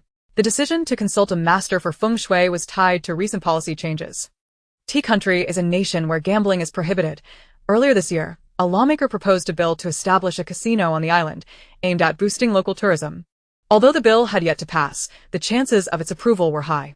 The well-informed hotel had been scouring the globe for feng shui masters to provide insights for the soon-to-be-renovated casino. To Yu Ning. The complexity of this task did not seem daunting. For hours later, the helicopter descended onto the hotel's helipad. Yu Ning retrieved a wheelchair she had prepared in advance, while Lin Jun signaled the pilot to assist in lifting Lin Zheng onto it. There's no need for such fuss, Yu Ning interjected. In a display of strength, she effortlessly cradled Lin Zheng in a princess carry and gently placed him in the wheelchair. To my brother, you are akin to a hefty potato, Lin Jun remarked, swallowing hard. No matter how many times he viewed it, the visual impact remained striking. I have carried wild boars up the mountain. Your brother is considerably lighter. The black cat wore an expression of utter dismay. Very well, that's rather amusing. Comparing him to cabbage, potatoes, and wild boars, we could almost concoct a famous northeastern dish: cabbage, potato, and pork stew with vermicelli. At the helipad, a beautiful manager from the hotel had been eagerly awaiting their arrival. As the cabin door opened, a slender girl clad in athletic wear leaped out. Her lithe movements were graceful, and upon landing, she turned back towards the cabin door. The manager, noticing a wheelchair at the entrance, was about to send someone to assist when the girl raised her slender arm and, with remarkable agility, lifted the wheelchair effortlessly. Onlookers were left speechless. The cabin door stood over half a meter above the ground, yet this seemingly delicate girl managed to maneuver the wheelchair out, holding it aloft for at least a minute before gently lowering it to the ground. Manager, I must be mistaken. The staff behind her nearly believed they were witnessing an illusion. Did she just lift both wheelchair and occupant like that? How much strength does she possess? The feng shui masters invited this time were indeed extraordinary, possessing remarkable abilities that were not surprising. The female manager, though she feigned nonchalance, was deeply impressed by Yu Ning. Yu Ning did not intend to showcase her innate strength, Rather, she was concerned about Lin Zheng's physical condition and thus refrained from making any sudden movements. The black cat leaped onto the armrest of the wheelchair, desperately attempting to delineate its own identity. Feeling a sense of embarrassment at being carried and cradled by a young girl, Lin Zheng could only console himself with the thought that he was abroad, where no one would recognize him. If acquaintances were to witness him being toted around like a mere doll by his fiancée, it would be utterly mortifying. Just then, an untimely voice pierced through his thoughts. "Mom, that girl lifting the wheelchair looks so much like my sister." "Don't be ridiculous."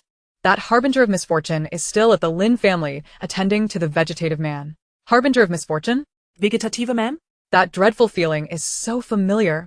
Yu Ning and the black cat exchanged knowing glances. Chapter 67. The Mo family, Mo Xiaokue. Yu Ning turned to follow the sound, spotting Yu Zihan, with her arm in a sling, pushing the wheelchair of Wu Yan, approaching them. Upon seeing the battered visage of the true heiress, Yu Ning gasped. "The last time I saw her, she didn't look this ghastly. What on earth happened? It's really her." Yu Zihan stomped her foot. The true heiress had been enduring an exceptionally unlucky streak. Her attempts to sabotage Yu Ning had resulted in her own fracture. Her meddling in Yu Ning's engagement had led to her being scratched by a wild cat, leaving her severely injured. Encountering an intern doctor who scrutinized her face for an extended period, muttering superstitions about her attracting misfortune, she had applied a medicated ointment, only to discover an allergic reaction. For 3 days, her face swelled grotesquely and later erupted in a rash that itched unbearably. Unable to resist scratching, she was left with a face marred by pits and scars. Wu Yan, incensed, sought recourse at the hospital. The supervising physician of the intern examined the faces of Wu Yan and her daughter for an extended time, then, after some divination, murmured about their impending misfortune. It was the same familiar pattern, the same unsettling sensation.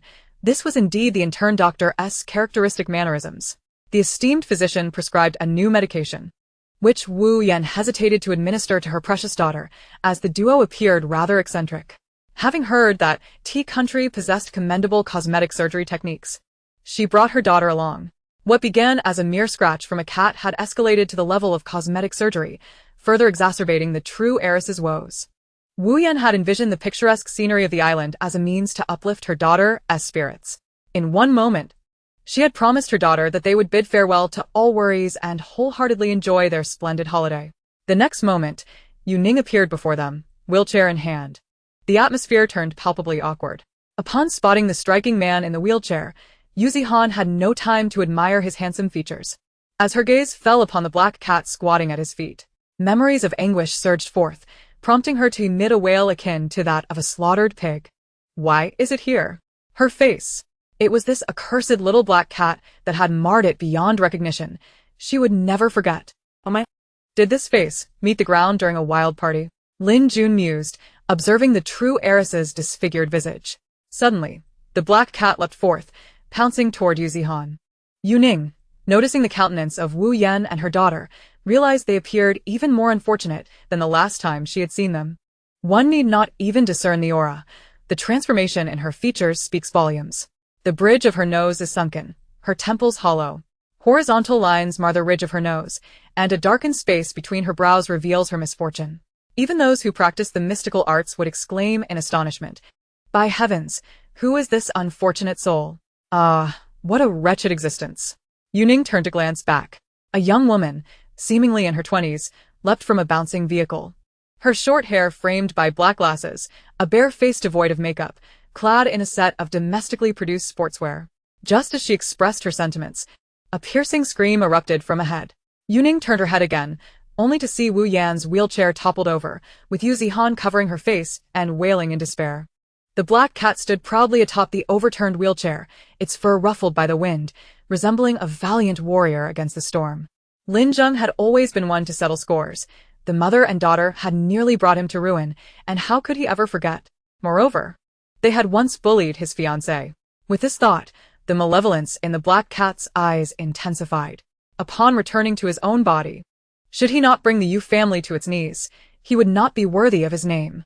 Oh, it seems she is even more unfortunate than before. The girl behind the glasses regarded Wu Yan and her daughter with uncertainty, drawing a ruler from her bag. What a relic! Lin Jun chuckled at the sight of the girl's tattered measuring tool, which resembled a colossal triangle made of deep red wood whose grain had nearly worn away. This ruler must be older than his great-grandfather. Yu Ning, however, gazed at it with reverence. The girl raised the ruler, pointing it at Wu Yan and her daughter, measuring them with satisfaction. Indeed, I have not erred. They are truly the unfortunate ones. Yu Ning. You wretched child. What brings you here? Wu Yan bellowed at Yu Ning. The black cat, hearing the insult directed at his fiancée, leapt forward and landed heavily on her stomach, causing Wu Yan to cry out in pain. The girl measured Wu Yan again with the ruler, exclaiming in astonishment, "Your fate has diminished by half an inch, madam. I would advise against offending that cat if I were you." She muttered under her breath, "By the heavens! I have never encountered anyone whose fate could shrink by half an inch with a mere word. What kind of person have they angered?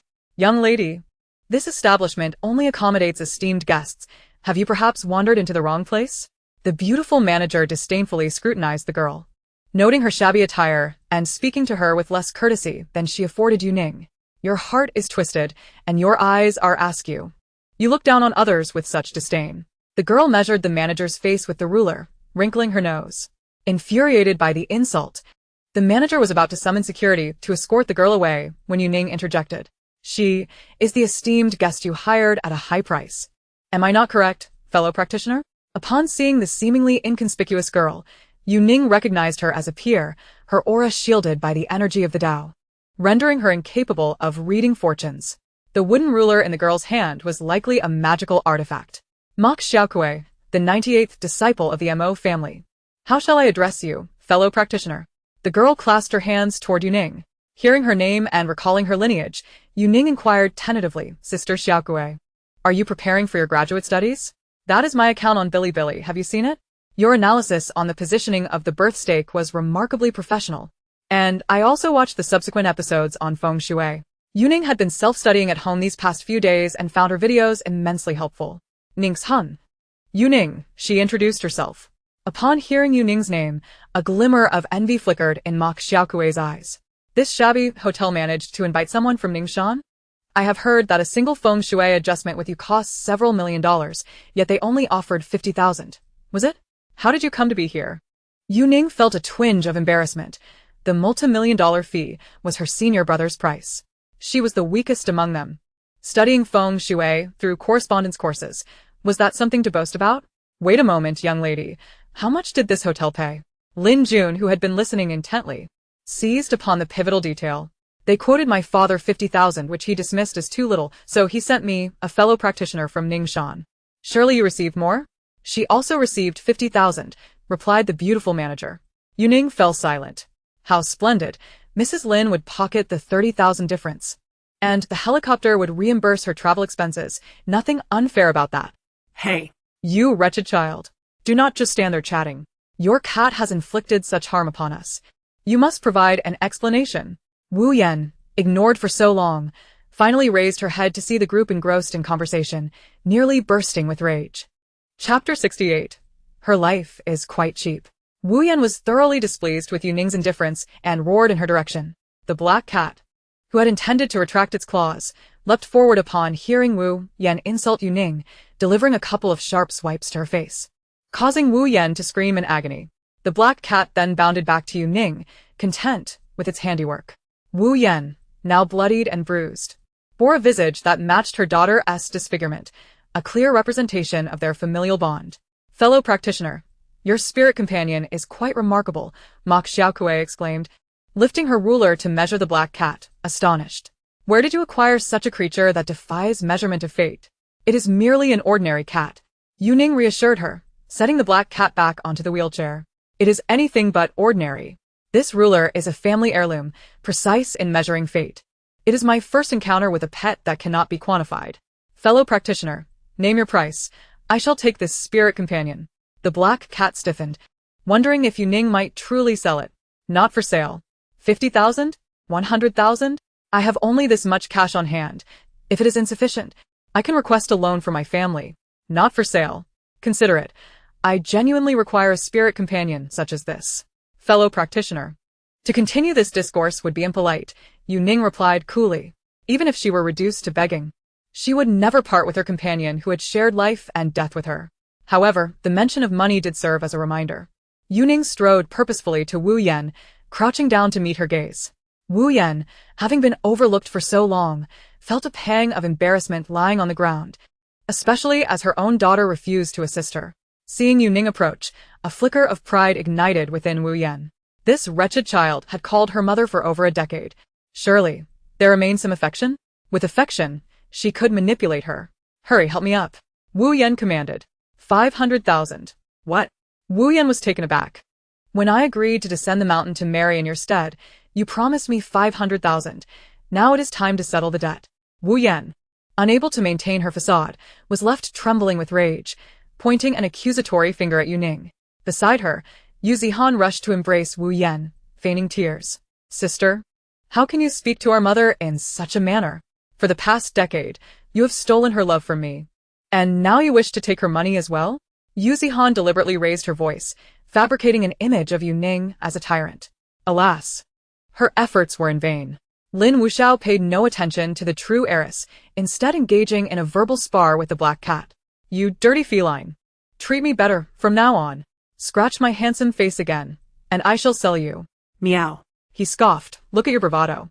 Once I return to my own body, the first thing I will do is seize your allowance.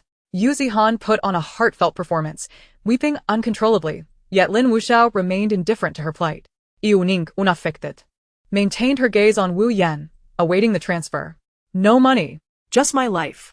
Wu Yan shrieked in despair. Yu Ning's demeanor left Wu Yan utterly distraught. This child, who once was easily subdued, now blatantly ignored her, which was utterly vexatious. Your life is hardly valuable. Why would I want it? Seeing Wu Yan refusing to settle her debts, Yu Ning picked up the bag Wu Yan had dropped and extracted her phone. What are you doing? Wu Yan screamed. Yu Ning pressed down on her hand, unlocked the device with her fingerprint, and accessed the banking app, continuing to unlock it with her fingerprint. This is robbery. Yu Zihan, abandoning her act, rushed to snatch the phone, but Yu Ning pinned her back into the wheelchair and delivered a swift kick, sending the chair sliding down the slope. Ah! Yu Zihan's scream echoed as it grew distant. You wretched little brat. Hurry and save your sister. Wu Yan lamented, her heart breaking as she witnessed her daughter flying down the slope in the wheelchair. Life for a life. Debts must be repaid. Yu Ning initiated a transfer using the banking app, intending to send 5 million, but found her balance insufficient. Oh, is the Yu family on the brink of bankruptcy? Yu Ning pondered, perplexed. Wu Yan had previously spent over $1 million on a handbag, so how could her account lack 5 million? It's all because of your bad luck. Wu Yan retorted, her gaze following the wheelchair. Since when is Ning Ning considered bad luck in our Lin family? Lin Yun interjected, advocating for fairness. Since Ning Ning arrived, our stock prices have soared, not to mention my third brother has profited handsomely under her suggestions. Such a money-attracting treasure, how could you bear to let her go? The black cat nodded in satisfaction, recognizing his brother's intermittent moments of clarity, particularly in this instance. Lin Jun spoke the truth. Yu Ning had brought Lin Jing out. Although she kept it from Lin Laonyo, Lin Laosan was in agreement. 2 days before their departure, Lin Laosan had visited Yu Ning. The two of them secluded in a room for half an hour. When he left, he appeared somewhat doubtful. Yet the following day, he sent Yu Ning a video, granting her permission to take Lin Jing out. During the video call, Lin Laowu was nearby, watching as his third brother beamed with joy, repeatedly addressing her as Ningmei. His enthusiasm palpable. Such elation from a shrewd businessman could only be tied to monetary matters.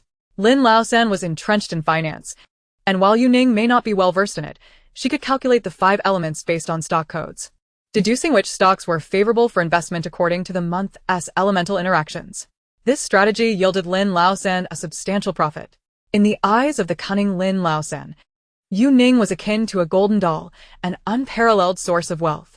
Lin Laowu also found Ning Ning exceptionally fortuitous. Since her arrival, his fortunes visibly improved. Thus, he was perplexed by Wu Yan's incessant claims of Ning Ning being a harbinger of bad luck. What exactly have you done to Ning Ning to make her so unlucky for you? Meow. The black cat nodded vigorously, affirming the sentiment. Mo Xiaokue gazed enviously at the black cat, admiring its intelligence, wishing to possess such a clever spirit companion. She is indeed a harbinger of misfortune. I keep her in my home, yet my own flesh and blood daughter suffers. Who else could be the source of her misfortune? Wu Yan wailed. Yu Ning, with an impassive expression, checked Wu Yan's account balance. She had grown accustomed to Wu Yan's accusations, her ears calloused from the incessant complaints. And she was too fatigued to offer explanations.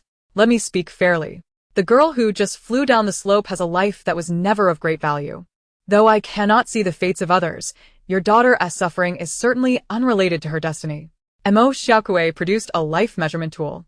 Comparing it to the true heiress sprawled at the bottom of the slope, nodding in affirmation. Indeed, her fate was dismal.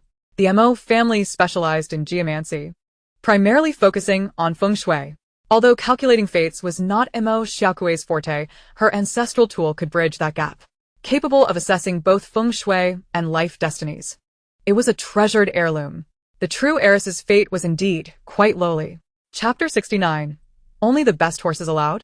You have completed a Union Pay transaction of 300,000 RMB on September 4th, with a balance of 500,090. Yu Ning read the message from the bank, finally feeling a semblance of security. You still owe me 7 million. Remember to repay it. She returned Wu Yan's phone and stood to leave. Little brat. Return my money. Wu Yan screamed, distraught. I left you enough for your return fare. It is more than sufficient. Yu Ning had not withdrawn all the funds from her card. Having acted with a measure of mercy, Wu Yan watched helplessly as Yu Ning departed, furious, her nails scratching frantically at the ground. The hotel's beautiful manager led a group into the establishment. As Wu Yan awaited her daughter's ascent from the slope, both mother and daughter, bearing injuries, approached the door Yu Ning had just entered, only to be halted by the doorman. Ma'am, this is a VIP entrance. You cannot proceed through here. She can go. So why can't I? Yu Zihan, unable to comprehend the doorman's foreign language, roared in frustration at being denied entry. She constantly felt the need to compete with Yu Ning. Whatever Yu Ning possessed, she yearned for as well. I have this. Yu Zihan brandished the room key. As Wu Yan had booked a room at this hotel, the doorman glanced at it and began speaking rapidly, though Yu Zihan could not understand. However, it became clear. Their room was too inexpensive to allow access through that door. Only the best horses allowed. Yu Zihan inquired in her broken English. To her surprise, the doorman understood. Gesturing a 10 with his fingers. The presidential suite, priced at 100,000 per night, entitled guests to the VIP passage.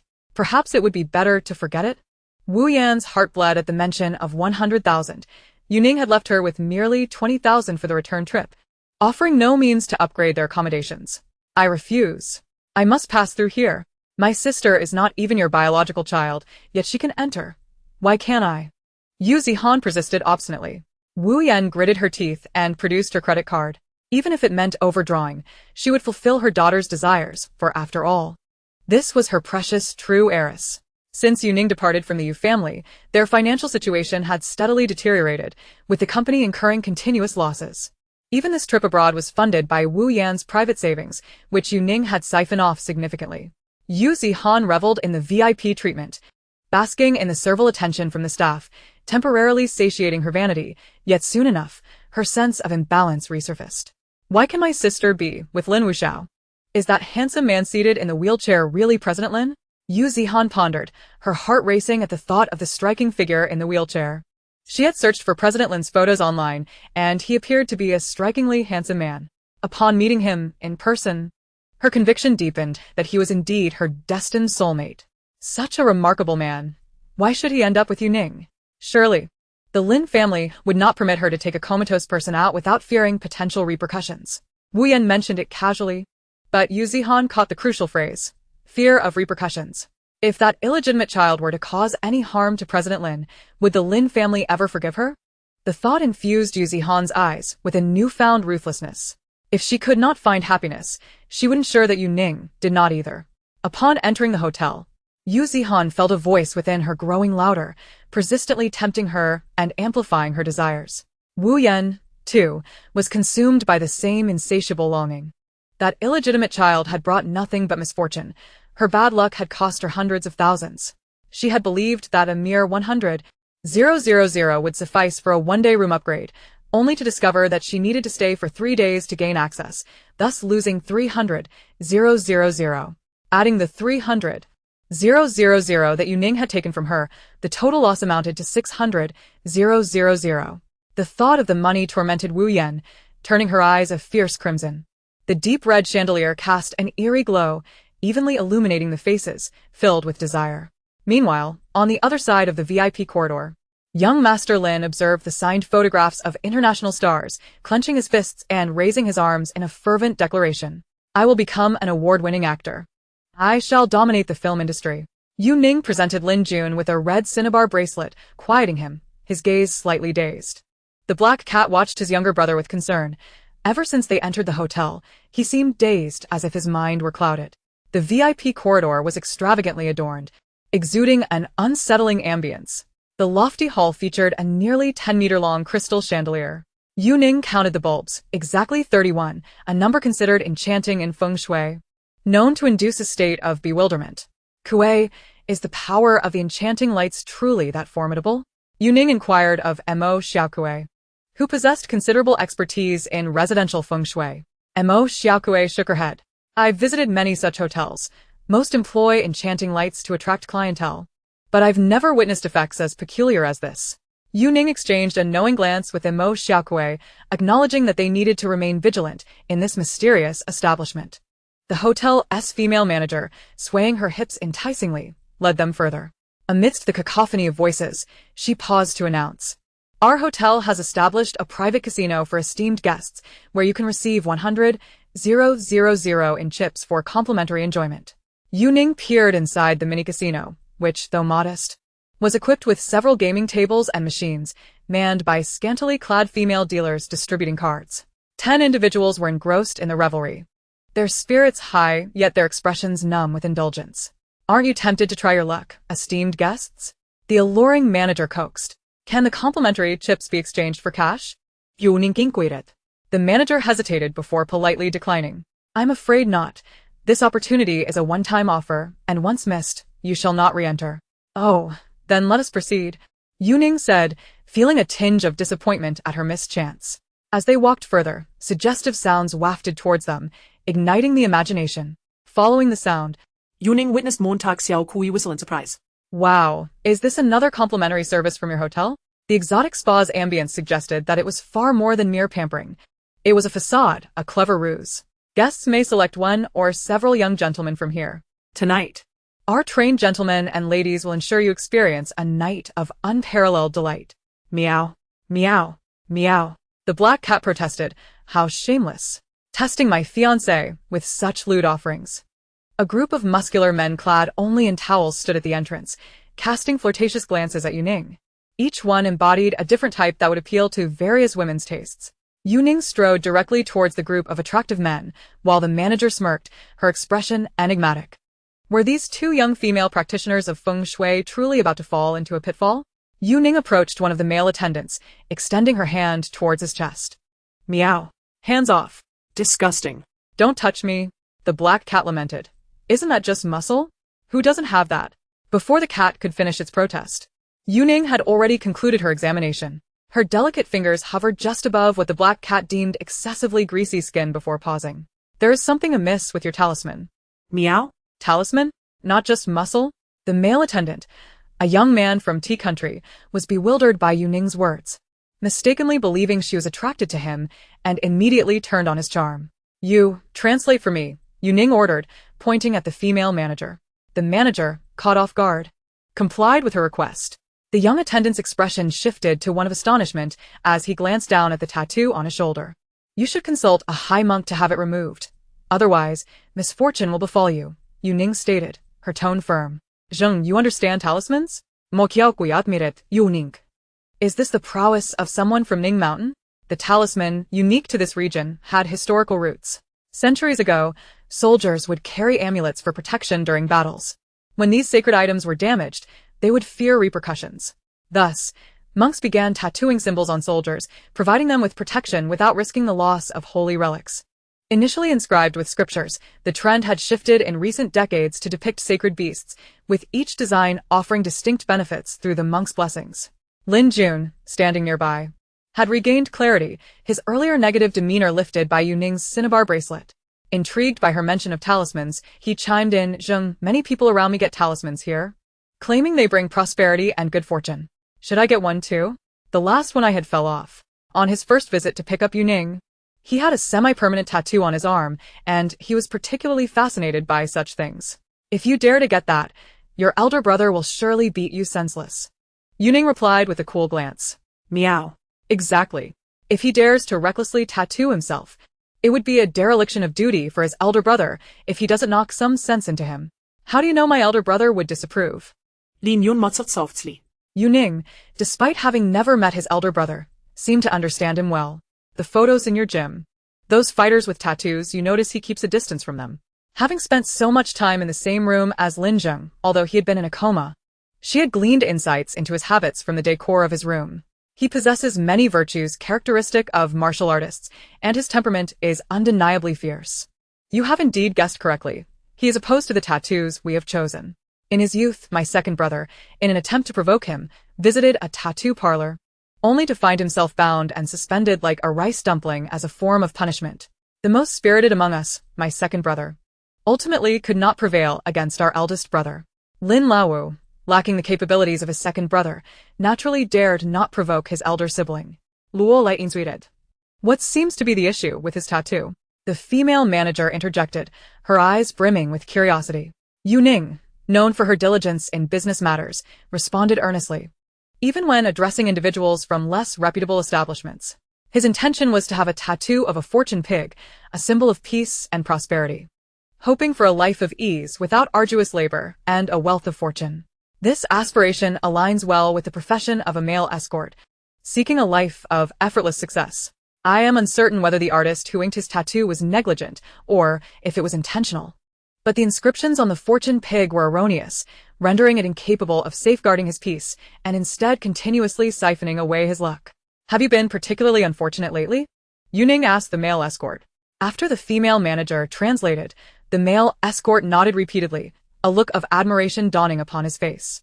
As Yu Ning's gaze swept across the other male escorts, her talent for observation would prove valuable internationally. The aura of individuals remains unchanged regardless of their nationality.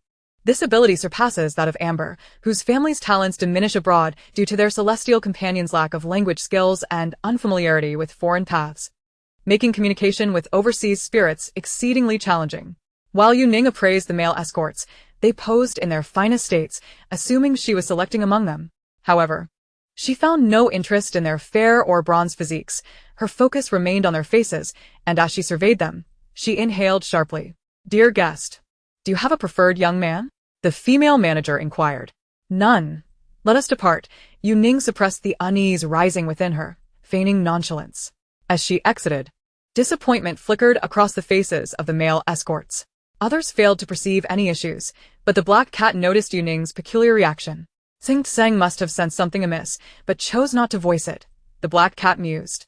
The female manager led the group further, exiting the VIP passageway and arriving in the hotel's guest room area, where the unsettling pressure dissipated. In this area, a male foreman awaited, his expression one of astonishment upon seeing the young guests, seemingly incredulous that those who passed the test were so youthful. However, his expression quickly reverted to normalcy. The female manager entrusted Yu Ning and her companions to him before turning back toward the extravagant VIP area. The immense red crystal chandelier cast a luminous glow, enveloping her graceful figure as she disappeared into the distance. Tseng Daoyu, did you notice anything unusual just now? Mo Xiaokui whispered to Yu Ning. Those male escorts do not have long to live. Ah. Montag Xiao Kui Gastenschak. The Mo family's abilities lie in feng shui, but discerning human fate requires Yu Ning's insight. The black cat, in contemplation, understood why the usually composed Tsing Tseng had been so taken aback. Witnessing so many souls destined for death would indeed be startling. You did not misinterpret? Mo Xiaokui asked. Yu Ning shook her head, wishing fervently that she had. Aside from the one with the tattoo, who held a slim chance of survival, the rest were marked for death, their fates intertwined with calamity. Tsing Daoyu, can you intervene? Montag Xiao Kui inquiret. Yu Ning shook her head again. Life and death are determined by fate. Such destined tribulations cannot be altered, even by my master. This hotel harbors too many enigmas. We must act swiftly and not linger here. The two young women conversed quietly, their words inaudible to all but the keen-eared black cat. Lin Laowu, preoccupied with thoughts of the tattoo, remained oblivious to the danger that lurked nearby. Sing, can a tattoo truly grant one's wishes? If I were to risk the wrath of my elder brother and get one, could I ascend to prominence? I can only say that the gifts bestowed by fate come with a price. What do you mean? If a tattoo could indeed alter one's destiny, then what need would there be for effort? Yu Ning posed a profound question. Whether domestically or abroad, there will always be individuals seeking to make wishes at minimal cost, attempting to defy fate. They burn incense worth 2 yuan while wishing for 5 million. If a deity fails to grant a wish, they deem the entity ineffective. However, numerous individuals in the entertainment industry have indeed experienced shifts in fortune after receiving tattoos, Lin Lao countered. What they acquire comes at the cost of their own merits or luck. For instance, everyone possesses a bucket of water. But if someone wishes to drain it all at once, they must pay a hefty price for what is essentially theirs. Regardless of how prematurely they wish for it, the water is finite and once consumed, it is gone. Lin Lao grasped the concept. For example, if a wish yields 200,000, it may actually overdraw 400,000 in future fortune. That excess 200,000 represents a breach of cosmic law. If wishes are made through legitimate channels, the impact is less severe, provided one has sufficient virtue. However, those seeking shortcuts will undoubtedly pay a hefty price. I understand now. Making wishes is akin to borrowing from a bank with reasonable interest, while those dubious methods resemble usurious loans with exorbitant rates. Lin Lao comprehended thoroughly. Yu Ning nodded, affirming his realization. Engaging in business with spirits can never yield a profit for you. Some trade their lifespans for wealth, while others exchange love for fortune. In such transactions, the loss is always theirs. Seeking to fulfill a 5 million wish for just 2 yuan, or trading one's future for fleeting fame, are both ill-advised actions. There is no such thing as a free lunch in this world. Desire and attainment are separated by the act of doing. If you diligently perform your duties, what is rightfully yours will come to you, while what is not meant for you cannot be forced. You, a practitioner of the metaphysical, how can you be so materialistic? Constantly advising others against superstition. Practicing the Tao is a journey to uncover the principles of the universe and life. Those who languidly seek divine protection are, in essence, contravening cosmic law. The black cat displayed a satisfied expression. Their worldviews aligned seamlessly, affirming that he and Tsung were indeed a match made in heaven. And he basked in her excellence. The male foreman escorted the group to the 18th floor, where the rooms of Yu Ning and Mo Xiaokui were adjacent. He invited them to enter and rest, assuring them that a designated person would guide them to meet the boss in an hour. Lin Lao's crew could not afford such a luxurious hotel, having been arranged at a budget chain on the island. Initially, he had intended to cover the expenses himself, but Yu Ning had declined. Do not bring anyone along. Why not? I can settle my elder brother's bill. The black cat narrowed his eyes, contemplating. Very well. Thank you. Elder brother. What a spendthrift.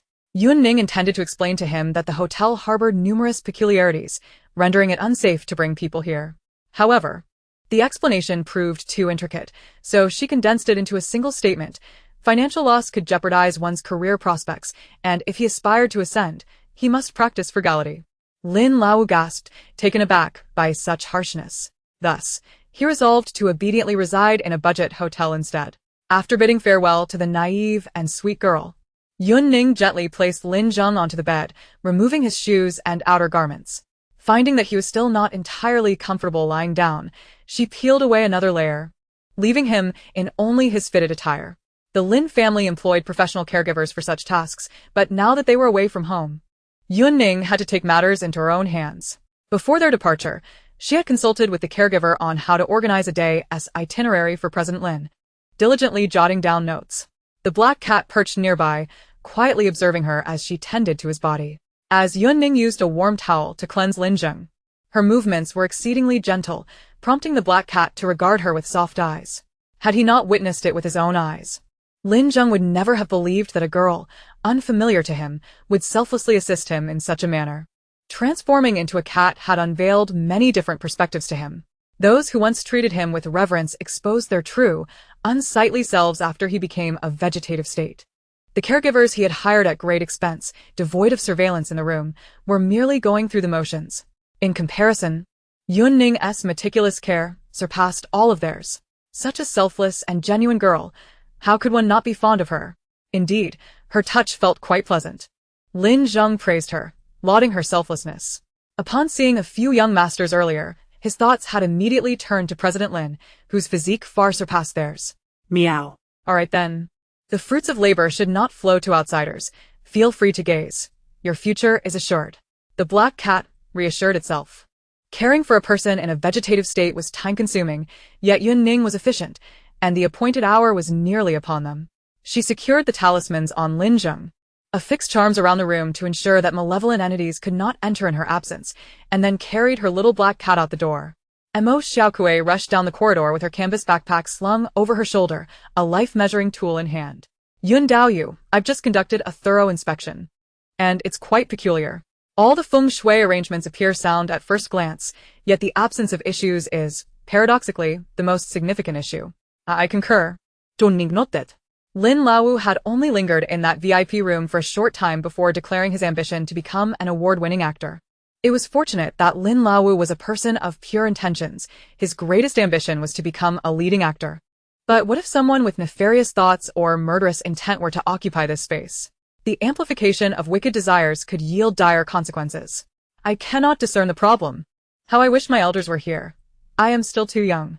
A 500,000 feng shui arrangement was considered a modest undertaking in their industry, and Mo Xiaokui had never anticipated encountering such a formidable challenge. I do harbor a hypothesis, but I lack the means to substantiate it. Upon hearing this, the black cat nestled in Yu Ning's arms took on a maternal demeanor. Truly, she was worthy of being his fiancée. Exceptional. Too exceptional. Having self-studied for merely 2 days, she was able to identify issues that even those from prominent feng shui families could not perceive. Mo Xiaokui was about to inquire about Yu Ning's hypothesis when their contact arrived. Tonight, accompany me out and you will understand. My hypothesis requires your cooperation. Yu Ning whispered to Mo Xiaokui. Mo Xiaokui nodded vigorously, reassured by her presence. The name Ningshan was indeed a prestigious label. Perhaps you shouldn't be so confident. My skills are rather average, Yu Ning remarked candidly. Yun Daoyu, you are too humble. What should I do? I find myself increasingly drawn to you. Mo Xiaokui thought she was merely being polite, gazing at her with the eyes of an infatuated admirer. I am genuinely not being polite. My feng shui knowledge is entirely self-taught, and I've only been studying for 2 days.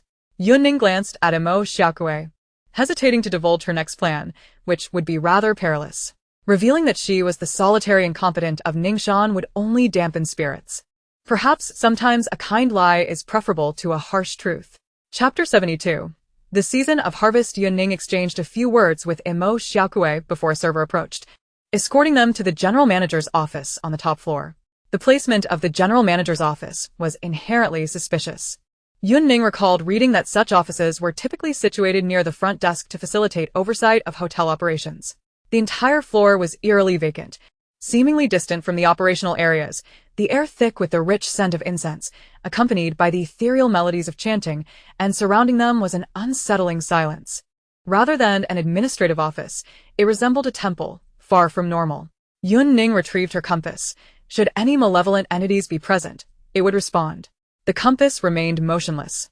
Yet she perceived a faint, elusive laughter, not transmitted through the ears, but directly penetrating her mind, mocking her audacity. Clearly something was amiss. As the compass failed to register any disturbances, it seemed that the presence within this floor was neither malevolent nor benevolent, suppressing the growing unease within her. She contemplated requesting additional compensation from Madame Lin, although she had initially agreed to merely assess the feng shui. Upon arrival, she realized that everything here required more than just feng shui. Fortunately, she had prepared adequately, bringing a comprehensive assortment of talismans and tools. While Yu Ning deliberated, Mo Xiaokui busied herself, measuring the surroundings with her life-measuring tool. Her expression had shifted from one of ease to one of gravity as they ventured further inside. The corridor was adorned with a red carpet, its dark hue resembling that of blood, and numerous frames hung along the walls, depicting exotic scenes. The black cat in Yu Ning's pocket began to meow at the paintings. Have you noticed? Yu Ning reached out to stroke the cat's head, soothing its agitated demeanor. These paintings were recounting a story in reverse. To be precise, they were not merely a reverse narrative. Rather, they illustrated the beginning of a tale. Starting from the office door, at the end of the corridor. Having entered via the elevator, the painting hanging at that entrance depicted the conclusion of the entire story. Now. They found themselves midway through the narrative.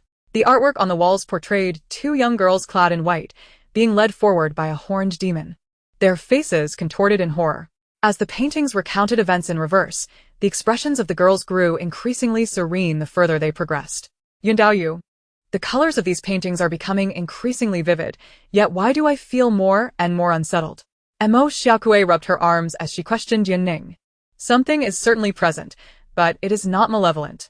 As for why these paintings evoke such a sense of dread, do they not resemble a lantern show of memories that one experiences as they approach death? Mo Xiaokui had an epiphany, the eerie sensation intensifying. Indeed, as one nears death, they rapidly recall the significant events of their life, akin to a reel of memories flashing before their eyes. As they spoke, the two individuals arrived at the threshold of the general manager's office. At the end of the corridor hung a magnificent painting, the prologue to the entire narrative. Two maidens clad in white descended from the heavens, their faces radiant with joy, landing in an orchard poised to embrace the season of harvest. Verdant trees flourished, and the colossal fruit trees bore diminutive fruits, while the girls, reminiscent of blossoms, rendered the scene breathtakingly beautiful. Much like Yu Ning and Mo Xiaokui, they arrived here filled with hopeful anticipation, as if stepping into a fairy tale. Yet, it was this exquisite artwork that simultaneously evoked memories of another painting they had glimpsed upon exiting the elevator. The dimensions were identical to the one before them, featuring the same two maidens in white, amidst the same harvest season and orchard. However, the style of the painting contrasted starkly with the one before them. The piece displayed at the elevator depicted the two girls suspended from the trees, grotesquely sacrificed to the sinister tree. The fruits on the trees appeared significantly larger than those at the commencement of the artwork, hanging heavily from the branches, on the verge of plummeting. This was the denouement of the painting. The maidens had been offered as sacrifices to the malevolent tree, marking a true season of harvest for it. What on earth does this ominous implication signify? Montag Xiaokui pondered. Two offerings, both female. Surely this cannot refer to us? Gazing at the enchanting painting before her, Mo Xiaokui's thoughts were consumed by the gruesome image of the disemboweled sacrifices they had seen upon exiting the elevator, inciting her to draw out a lighter in a fit of rage, intent on setting the painting ablaze. 27 million, Yu Ning interjected. What? Montag Xiaokui replied, bewildert. Look at the signature on the painting, James Wei, Yu Ning pointed out. Mo Xiaokui was momentarily taken aback. He is an internationally renowned artist whose works fetched $500,000 per square foot at Sotheby's this spring. The current piece measures 2 meters in length and 3 meters in height, totaling 54 square feet. 54 square feet multiplied by 500,000 equals 27 million US dollars, Yu Ning calculated, adding, of course, that's just the base price. The actual value may be even greater. Mo Xiaokui quietly returned the lighter to her pocket. Too expensive for me to afford. What kind of reputable artist resorts to creating such sinister works? A single painting can sell for millions. Why sully his name with these grotesque pieces? Montag Xiaokui muttert. What if he mingled with such unsavory characters first, allowing him to command such prices for his work? Yu Ning mused, her instincts suggesting that the artist was far from ordinary. Perhaps upon their return, she could investigate his background, provided she could return at all. The attendant led them to the door, knocking lightly. A resonant, exuberant voice called from within, "Come in." Yu Ning pushed the door open. Her black cat nestled in her pocket, remaining unblinking. Throughout their journey here, it had sensed something amiss, keeping her on high alert. The office was spacious, and at its center stood a tree. Upon closer inspection, it was revealed to be an artificial tree, yet astonishingly lifelike. Towering nearly 3 meters, it reached toward the ceiling, beneath which stood a man with his back to Yu Ning and Mo Xiaokui. Upon hearing the door open, the man slowly turned around. Meow. The black cat in Yu Ning's pocket emitted a warning cry, prompting her to stroke its back, noticing the fur standing on end. The cat's strong reaction was a clear warning to Yu Ning to be wary of the man before them. The man appeared to be in his 30s, with an unremarkable visage and a somewhat dazed expression. Upon spotting Yu Ning and Mo Xiaokui, his face lit up with delight as he strode forward. Greetings, esteemed masters. I am Gil Gordon, the manager here. Mo Xiaokui extended her hand for a handshake, noting the man's palm felt unusually cool. When it came to Yu Ning, she discreetly hid her hand behind her back, avoiding the handshake altogether. Yu Ning refrained from contact, not wanting to touch something she deemed unclean. and also to conceal the cold sweat gathering in her palm. She felt a surge of anxiety as she discerned something unsettling about Gil Gordon's demeanor. His countenance exuded a sense of terror. Chapter 73. The Soul of Ning Mountain. Yu Ning could not perceive the man's aura. He was the second non-cultivator she had encountered, aside from Madame Lin, yet she could not detect any aura from him. In the absence of aura, ordinary individuals fall into three categories. One is a celestial being incarnate like President Lin. The other two categories comprise individuals of great virtue or great malevolence, burdened by immense karmic weight. While Yu Ning could not ascertain Madame Lin's situation, she could sense that this man bore the heavy weight of countless lives lost due to his misdeeds, explaining his lack of any discernible aura. Despite the absence of aura from his 12 palaces, his eyes betrayed a sinister glint, an expression no virtuous person would possess. His gaze toward Yu Ning and Mo Xiaokui resembled that of a predator sizing up its prey. The Black Cat's reaction further solidified Yu Ning's conviction that this man was indeed nefarious. Lin Zheng's strong response stemmed from his recognition of Gil Gordon. The last time he had seen him, he was an elderly man, frail and withered, but now, months later, he appeared decades younger. This transformation was clearly beyond the reach of mere cosmetic enhancement. Hence, Lin Zheng's warning to Yu Ning to be cautious of the man. The arrival of esteemed masters such as yourselves truly elevates the prestige of our hotel. I am most fortunate to meet you, Gil Gordon declared. His gaze fixated on Yu Ning and Mo Xiaokui, unable to suppress his fervor as he licked his lips with a crimson tongue. We have assessed the hotel's feng shui, and it is already quite commendable. We cannot make further improvements. The Mo family withdraws from this task, Mo Xiaokui stated, glancing at Yu Ning, signaling her to make a swift exit. She had noticed numerous anomalies on this floor. The paintings were merely the surface of something far more sinister. Mo Xiaokui was confident Yu Ning had perceived this as well. A mere 500,000 is not worth risking our lives. The Black Cat was also urging Yu Ning to retreat, communicating the need to leave with its eyes. It trusted that Yu Ning, with her prudence, would understand the gravity of the situation. This task requires an increase in compensation. Yu Ning's suggestion astonished both the Black Cat and Mo Xiaokui. Sang Dao friend. Mo Xiaokui exclaimed in disbelief, while the Black Cat meowed incessantly.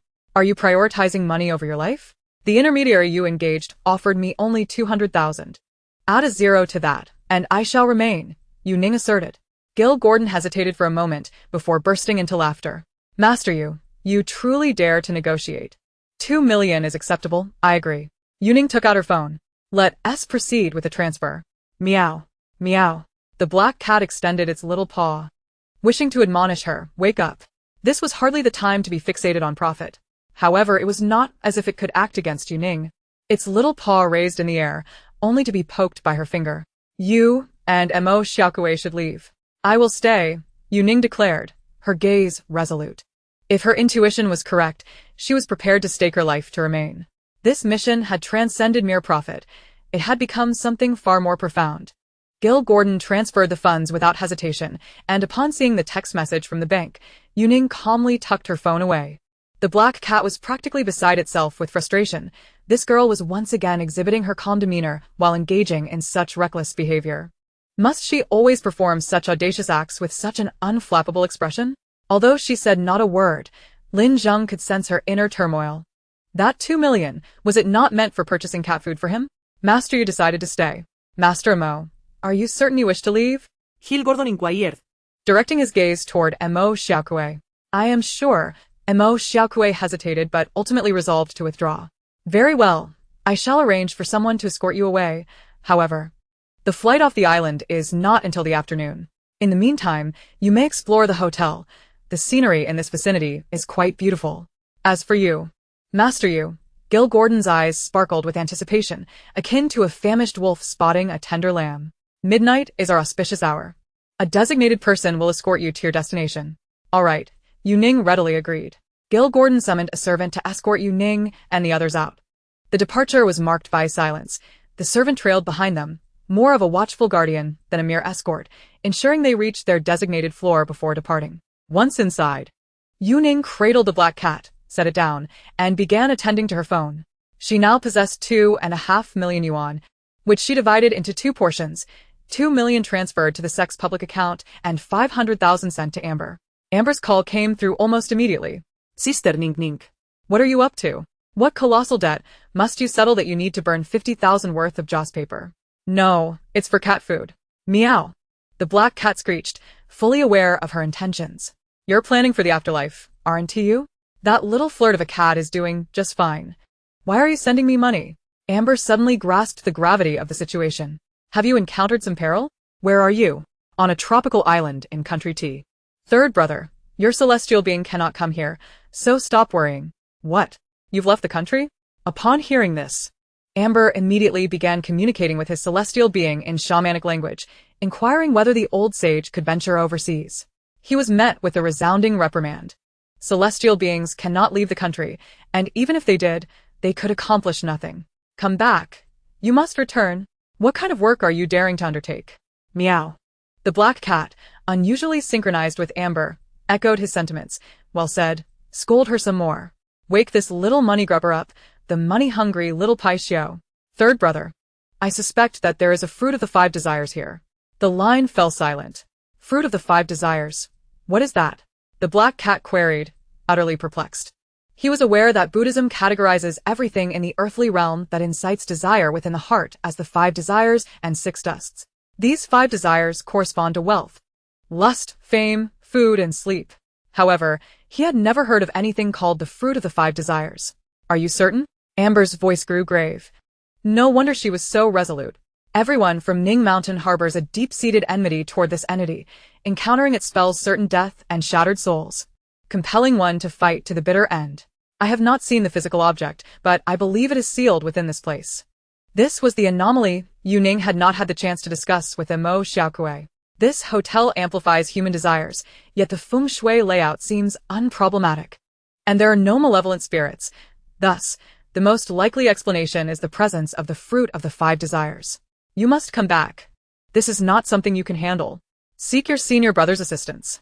Third brother, even if I am the most useless one from Ning Mountain, I am still one of them. My master perished because of this thing. If I encounter it, I must confront it head-on. Huh, your master? The black cat was even more bewildered. Hadn't she claimed that her master had ascended when she first arrived at the Lin family? How could she now say that her master died because of this inexplicable fruit of the 5 desires? By the way, what exactly is this fruit? Chapter 74. The little ancestor's embrace of the thigh. She has made her choice. The conversation between Yu Ning and Amber was laden with implications, leaving Lin Zheng thoroughly perplexed. Third brother, do not be overly concerned. The probability of my demise here is quite low.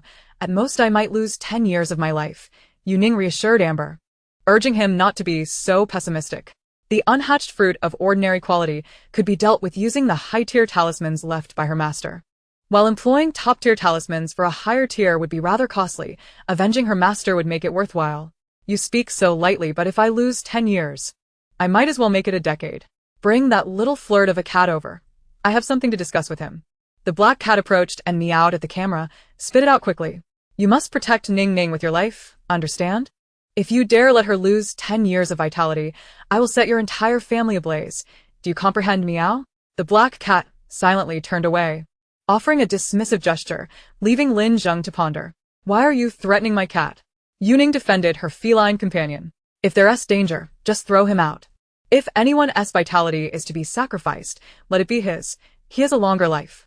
Lin Zheng seemed to glean some insight. He sensed that Amber was implying something. The goal should be to eradicate the fruit before it hatches. If it is already hatched, then escape is the better option. By the way, do you have anyone nearby who can be of assistance? No. Yu Ning feigned ignorance, deliberately not mentioning that Mo Xiaokui was present. Based on her understanding of third brother, if he were to learn of this, he would undoubtedly coerce Xiaokui to remain and aid her. If she refused, he might bring his celestial being to cause chaos at the Mo family's stronghold. Third brother was certainly capable of such a thing. Just as Yu Ning finished speaking, there was a knock at the door. Friend Ning, are you there? It's Mo Xiaokui. You have someone from the Mo family there? Amber exclaimed with delight. Having someone from the Mo family makes things easier. They are well versed in the feng shui of Yinyang houses and can locate the fruit more swiftly. The signal is poor. I'll hang up. Yu Ning hurriedly ended the video call, fearing third brother might call again, and logged out of her account. I'm coming in. Mo Xiaokui pushed the door open. Friend Ning, let us leave together. This place is too sinister. While on the top floor, Mo Xiaokui had been eager to discuss this with Yu Ning. The entire floor's decor felt more akin to a tomb than a residence. It was arranged with the four symbols, facing east from the west, featuring a large tree, and the office layout mimicked that of a burial site. I just spoke with my father. He cannot fathom why this place is arranged in such a way. He asked me to persuade you to leave. This is beyond our capabilities. The Mo family specializes in feng shui, but dealing with malevolent spirits falls under the expertise of the Ning Mountain sect. Mo's father had inquired about Yu Ning's age upon learning that someone from Ning Mountain was present, upon discovering she was a young girl.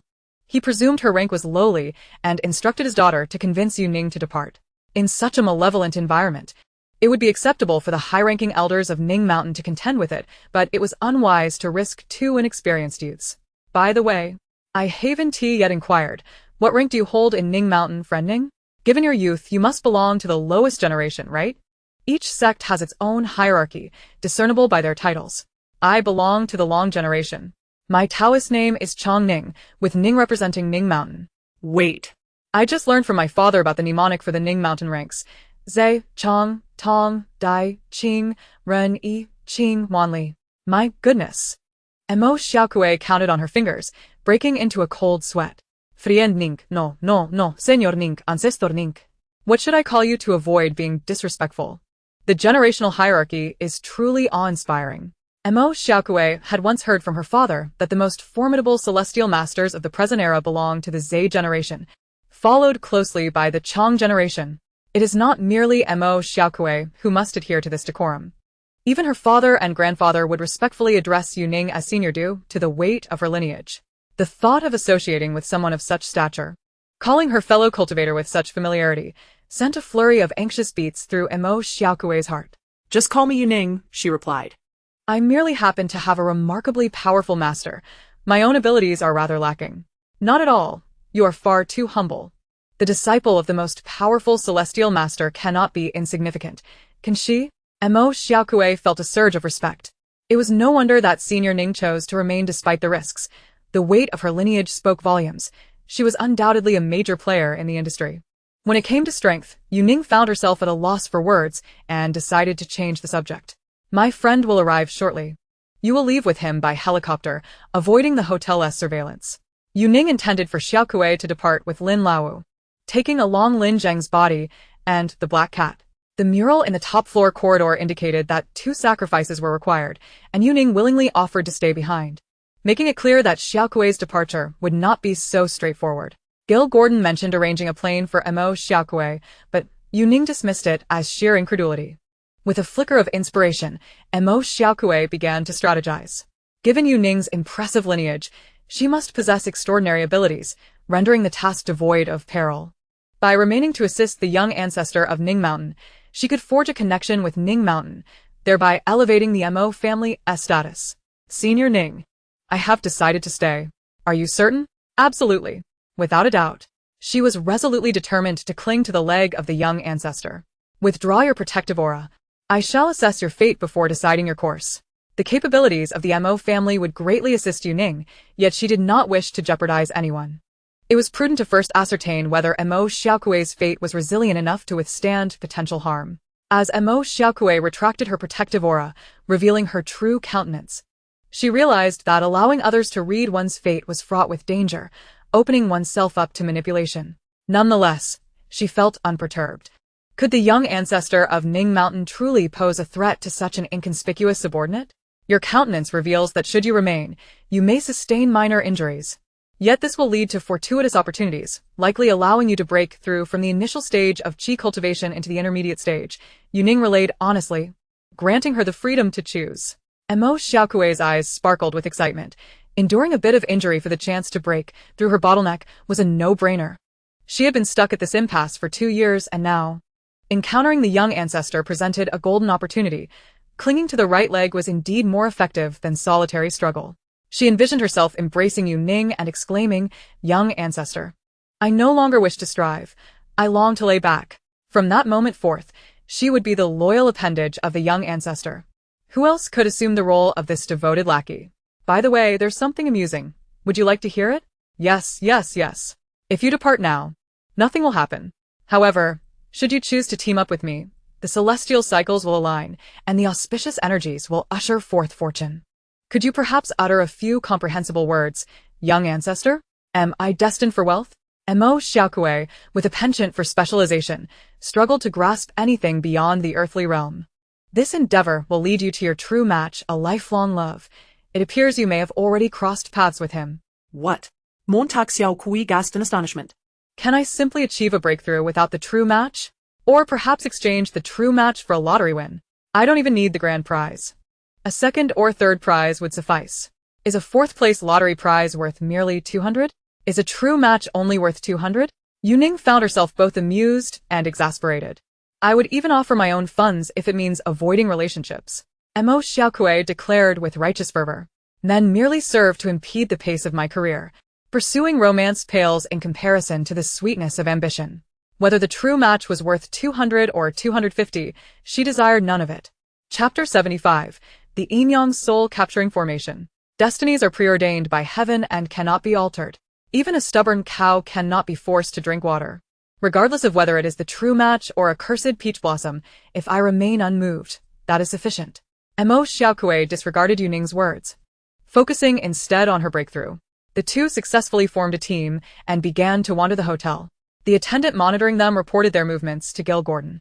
The two girls meandered from their guest room to the sky garden, then to the pool area, and after a skirmish with drunken patrons near their room, they ventured to the hotel's buffet to dine. The attendant pondered for a moment before adding, the two of them and one cat consumed 30 lobsters and 2 king crabs, and they are still eating. The accommodations for the geomancer were covered by the hotel. Though it was ostensibly complimentary, they were particularly discerning in their choices of exquisite seafood, a rather audacious display amongst all the offerings. The attendant's eyes were open to the spectacle. Let them eat. After all, they would not see the dawn of another day. So why not indulge in a sumptuous final meal? As Gil Gordon anticipated the midnight sacrifice, an uncontainable joy illuminated his eyes. He had offered many lives to the Tree of Life, yet their contributions of youth were limited. This time, having specifically sought out a cultivator, he was certain to awaken the Tree of Life, granting him even greater vitality. Gil Gordon could hardly contain his eagerness, longing for midnight to arrive swiftly. In the dining room, Yu Ning observed Mo Xiaokui feasting heartily, her table already piled with plates. Eat up, the seafood here is incredibly fresh. Mo Xiaokui encouraged Yu Ning, who, in contrast, exhibited a rather modest appetite. Is your stomach alright? Yu Ning expressed concern for the slender girl before her, worried she might overextend herself. Such a petite figure possessed an astonishing capacity for food. Meow. The black cat nestled in Yu Ning's arms munched on a lobster, swearing that even during her training, she had never encountered someone with such an appetite. Not to worry, I am a natural big eater. Thankfully, our profession is lucrative, otherwise, I would worry about supporting myself. Mo Xiaokui quipped, summoning the attendant with a wave. In disbelief, she pointed to the menu, requesting everything except beef and dog meat, asking for a second helping of each remaining meat and seafood dish. Ordering in such a manner, Yu Ning bore witness to the prowess of a true master. Their meal extended nearly 2 hours, and at long last, Mo Xiaokui felt satiated. The two young women continued to meander through the hotel, appearing leisurely while actually assessing the feng shui. They circled every area, and Mo Xiaokui reached a conclusion. This hotel is entirely normal, save for the top floor and that VIP passage, which feels amiss. Having previously surveyed the premises, she now had the benefit of Yu Ning's company for a more accurate assessment. Xiaokui, if you were to arrange the feng shui, where would you place the focal point? Yu Ning inquired, contemplating that the position of the focal point would correlate with where the offerings were placed. That would depend on whether you are arranging a yin or yang residence. For a prosperous yang residence, I would position the golden dragon at the heart of the casino in the VIP passage. A dragon in the northern sector symbolizes boundless prospects, and the casino is conveniently located in the north, the wealth center of the structure. And for yin residence?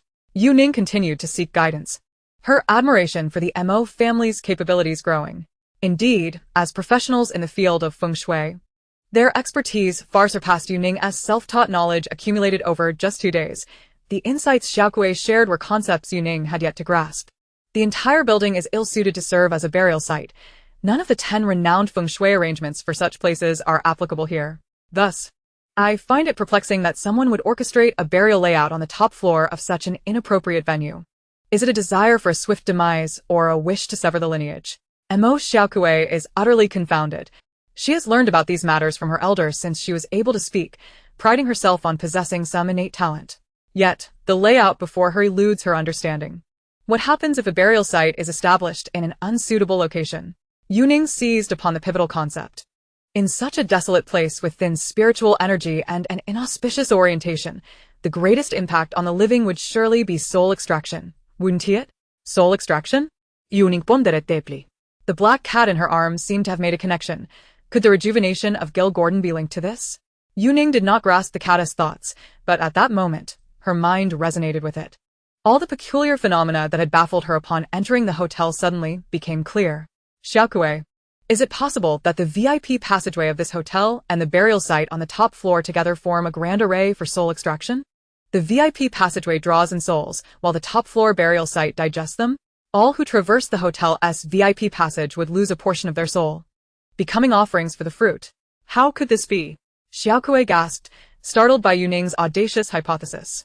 Although my elders have mentioned that many hotels in Southeast Asia utilize special feng shui to create soul extraction arrays, allowing guests to leave a part of their souls behind, the scale of such arrays is typically modest, leaving patrons blissfully unaware.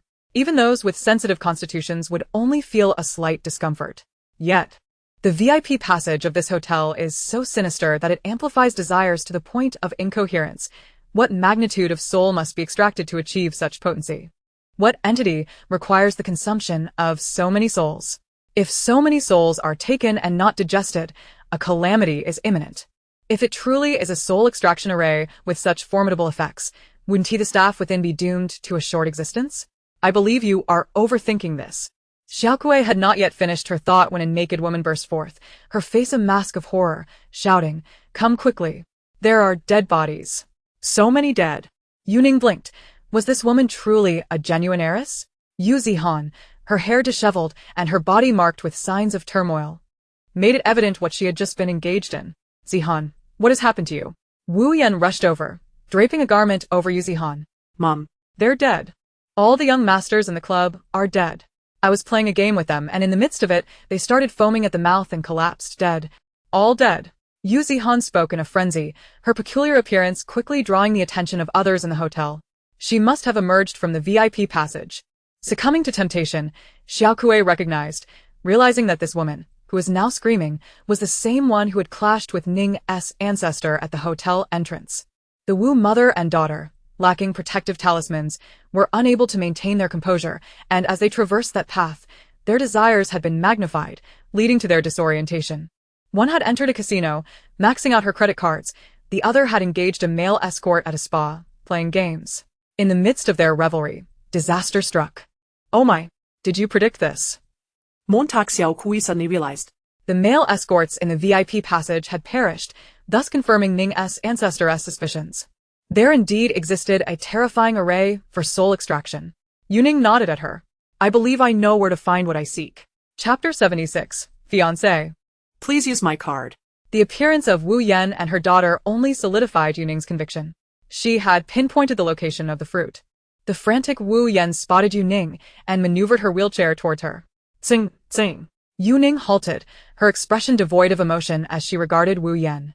Ever since Wu Yan had reclaimed her biological daughter, she had persistently referred to Yu Ning as a wild seed, whenever she called her by her given name. It was invariably a plea for assistance. Please save your sister. She has been possessed. Her body cannot endure this. My poor daughter. What do you want me to do to save her?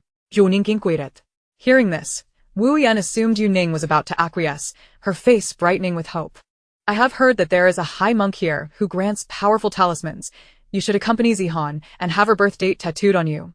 That way, you can enjoy the wealth that belongs to my daughter. Are you suggesting I absorb her misfortunes? Yu Ning interjected. Enjoy wealth and nobility? Such an affront to my intelligence. Wu Yan clearly believed that the genuine heiress had recently suffered a streak of misfortunes, from losing limbs to disfigurement, and that her reckless games had resulted in fatalities. She thought to employ dubious means to transfer her daughter's bad luck onto Yu Ning. My Zihan is a scion of a wealthy family, sharing her fate with you, and allowing you to siphon off her wealth while warding off some calamities is your rightful duty. Your family is on the verge of bankruptcy, Yu Ning stated, locking eyes with Wu Yan for several seconds before speaking. What? Wu Yan gasped, alarmed. What ill-fated words would this wild seed utter now? Her so-called cursed tongue had rarely uttered anything positive. You and your precious daughter have the stars aligned in the financial palace, with the star of obligation, the star of bell, and the star of heavenly punishment in conjunction. Your family's business will face ruin, and your husband may encounter legal troubles. Therefore, I cannot partake in your familial fortune. Wu Yan's lips quivered in anger. Ting Xiaozu, you are too audacious.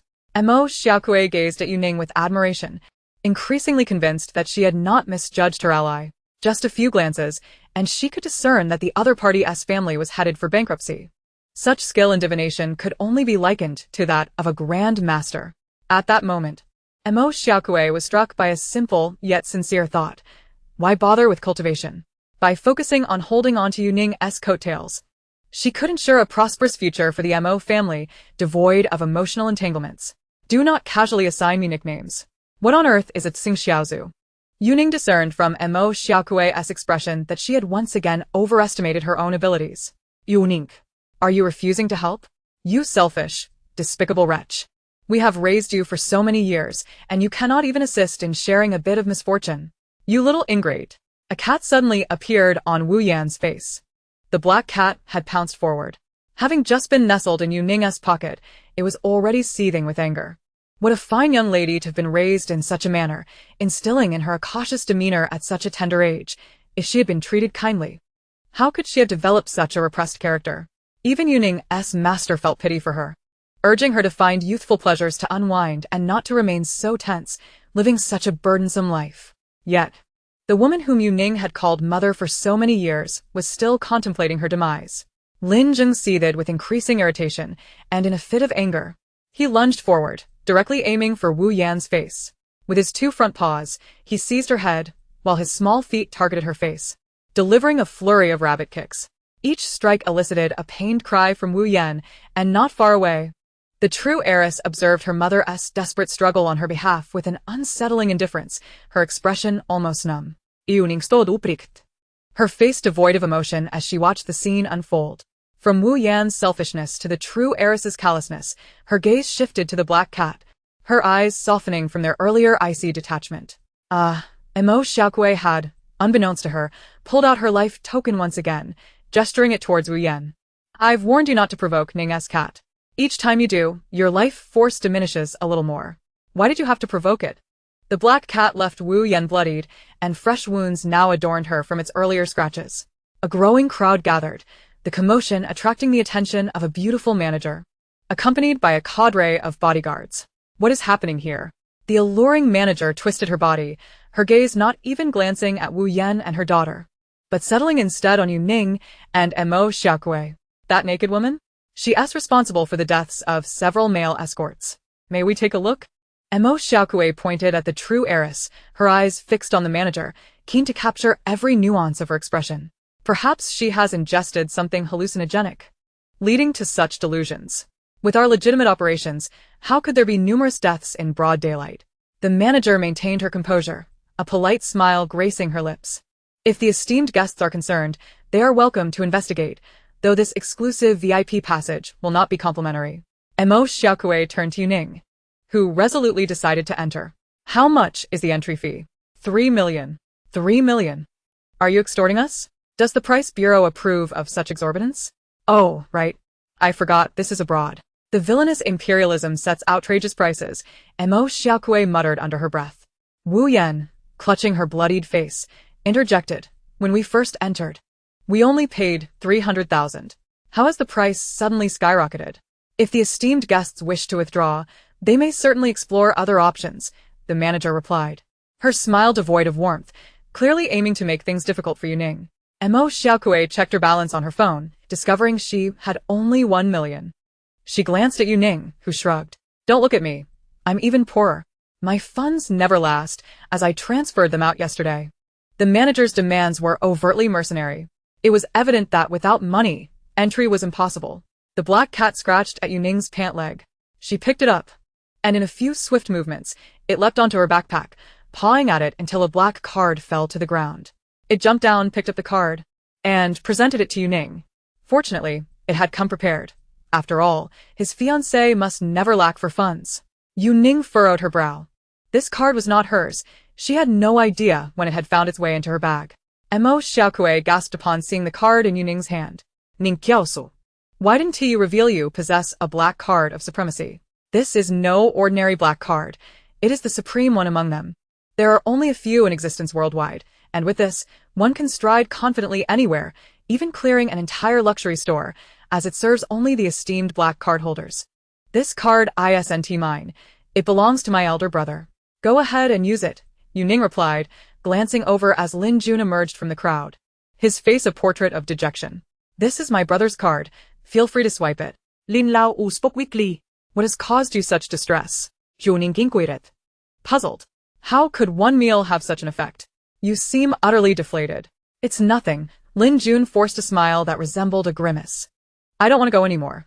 Let us just return to the room. Yu Ning exchanged a knowing glance with Mo Xiaokui. Back in Yu Ning's room, Lin Jun broke down. Ning, I'm hiring you. Summon lightning to strike that shameless person down for me. Who are you wanting to strike with lightning? Han Yu. I can't believe I saw him in the crew. He asked the male lead. Upon seeing Han Yu, Lin Wuxiao felt as though he had swallowed a ton of flies. His frustration rendered him incapable of continuing with the shoot, leading him to confide in Yu Ning. Han Yu, isn't that the infamous actor who bought trending topics to ruin you? Montag Xiao Kui recalled. Do you recognize me? Lin Wuxiao straightened, his idol persona suddenly re-emerging. You're Lin Wuxiao. I've seen your dramas. In truth, Mo Xiaokui had recognized Lin Jun when they first met at the hotel entrance, but had feigned ignorance. The Lin family was renovating a luxurious villa in Sanqing Mountain, and her family had also bid for the project but lost out. The reason for their rejection was Lin Wuxiao's single vote against her design. He preferred another renovation company. The Lin family contract was worth a staggering 100 million, and she had faced severe reprimands from her elders for losing such a lucrative opportunity. For a time, Mo Xiaokui found herself irked by Lin Wuxiao's news. And had she not refrained from cursing him using the Book of Luban, she would have considered it a breach of professional ethics. Lin Jun decisively produced a pen and pulled out a photo from his jacket pocket, signing it with a flourish. Here, this is for you. He handed her the photo. A faint air of, yes, I am indeed a star, gracing his demeanor. Mo Xiaokui felt a twinge of guilt. He couldn't possibly know that after losing the bid, she had secretly printed his photo and used a compass to poke holes in it. Why else would he be giving her a new one? I'll step out for a moment. You two can chat, Lin Jun declared, striding out with a confidence that belied his earlier dismay. While he had entered looking defeated, he now walked with poise, his voice resonating deeply. This transformation struck Mo Xiaokui as eerie, like the calm before a storm. Deciding to seek support, she confessed, Ning Xiaozu. I must come clean. I have ulterior motives for approaching you at the hotel entrance. With a flutter of trepidation, she recounted her enmity with Wu Xiao, even admitting to her misdeeds with the photo. This matter should remain between the two of them, left unspoken. Yu Ning, now aware of the truth, felt a silent sympathy for Lin Wu. He must have dashed out to revel in joy, right? His signature was so practiced. He must have rehearsed it for quite some time. The reality, however, was quite the opposite. How delightful it felt to be with a capable leader. She felt completely secure. By the way, why didn't you use the black card earlier when we were downstairs? Were we not headed to the VIP area?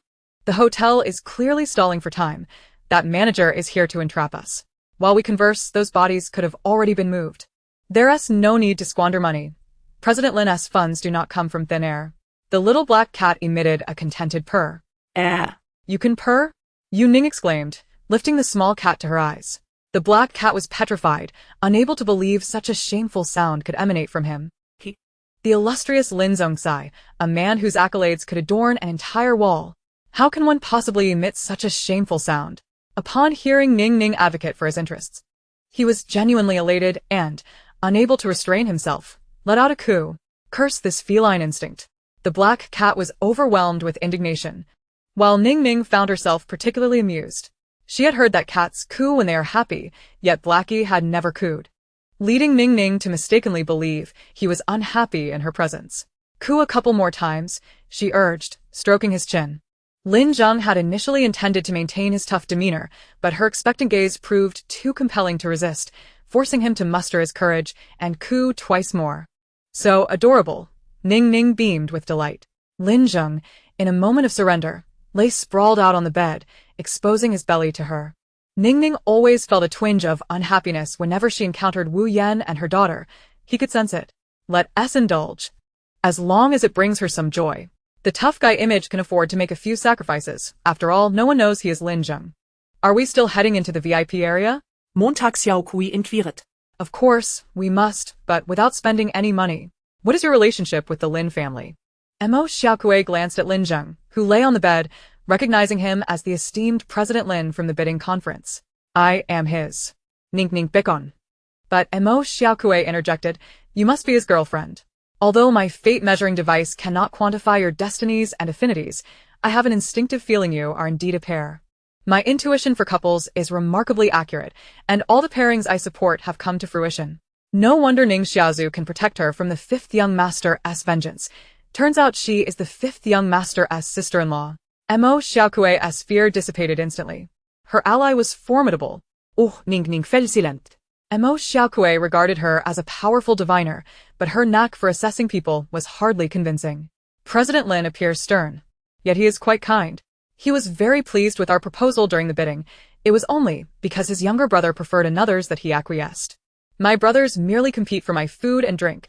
In comparison, President Lin's brothers resemble boorish hogs. Despite the loss of a significant contract, the doting yet stubborn older brother left a profound impression on Mo Xiaokui. She would gladly exchange her gluttonous brothers for someone like President Lin. Why is President Lin in such a deep slumber?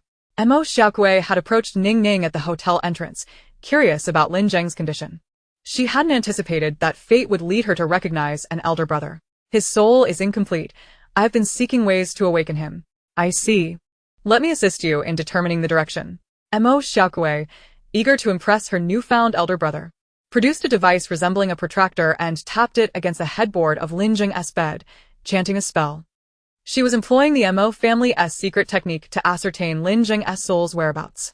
Mo Xiaokui's ancestral figure was Lu Ban, hence her tools were related to carpentry. No reaction. If his soul were far away, there should be some directional indication, she mused. His soul can't be lingering nearby, or there would be no response.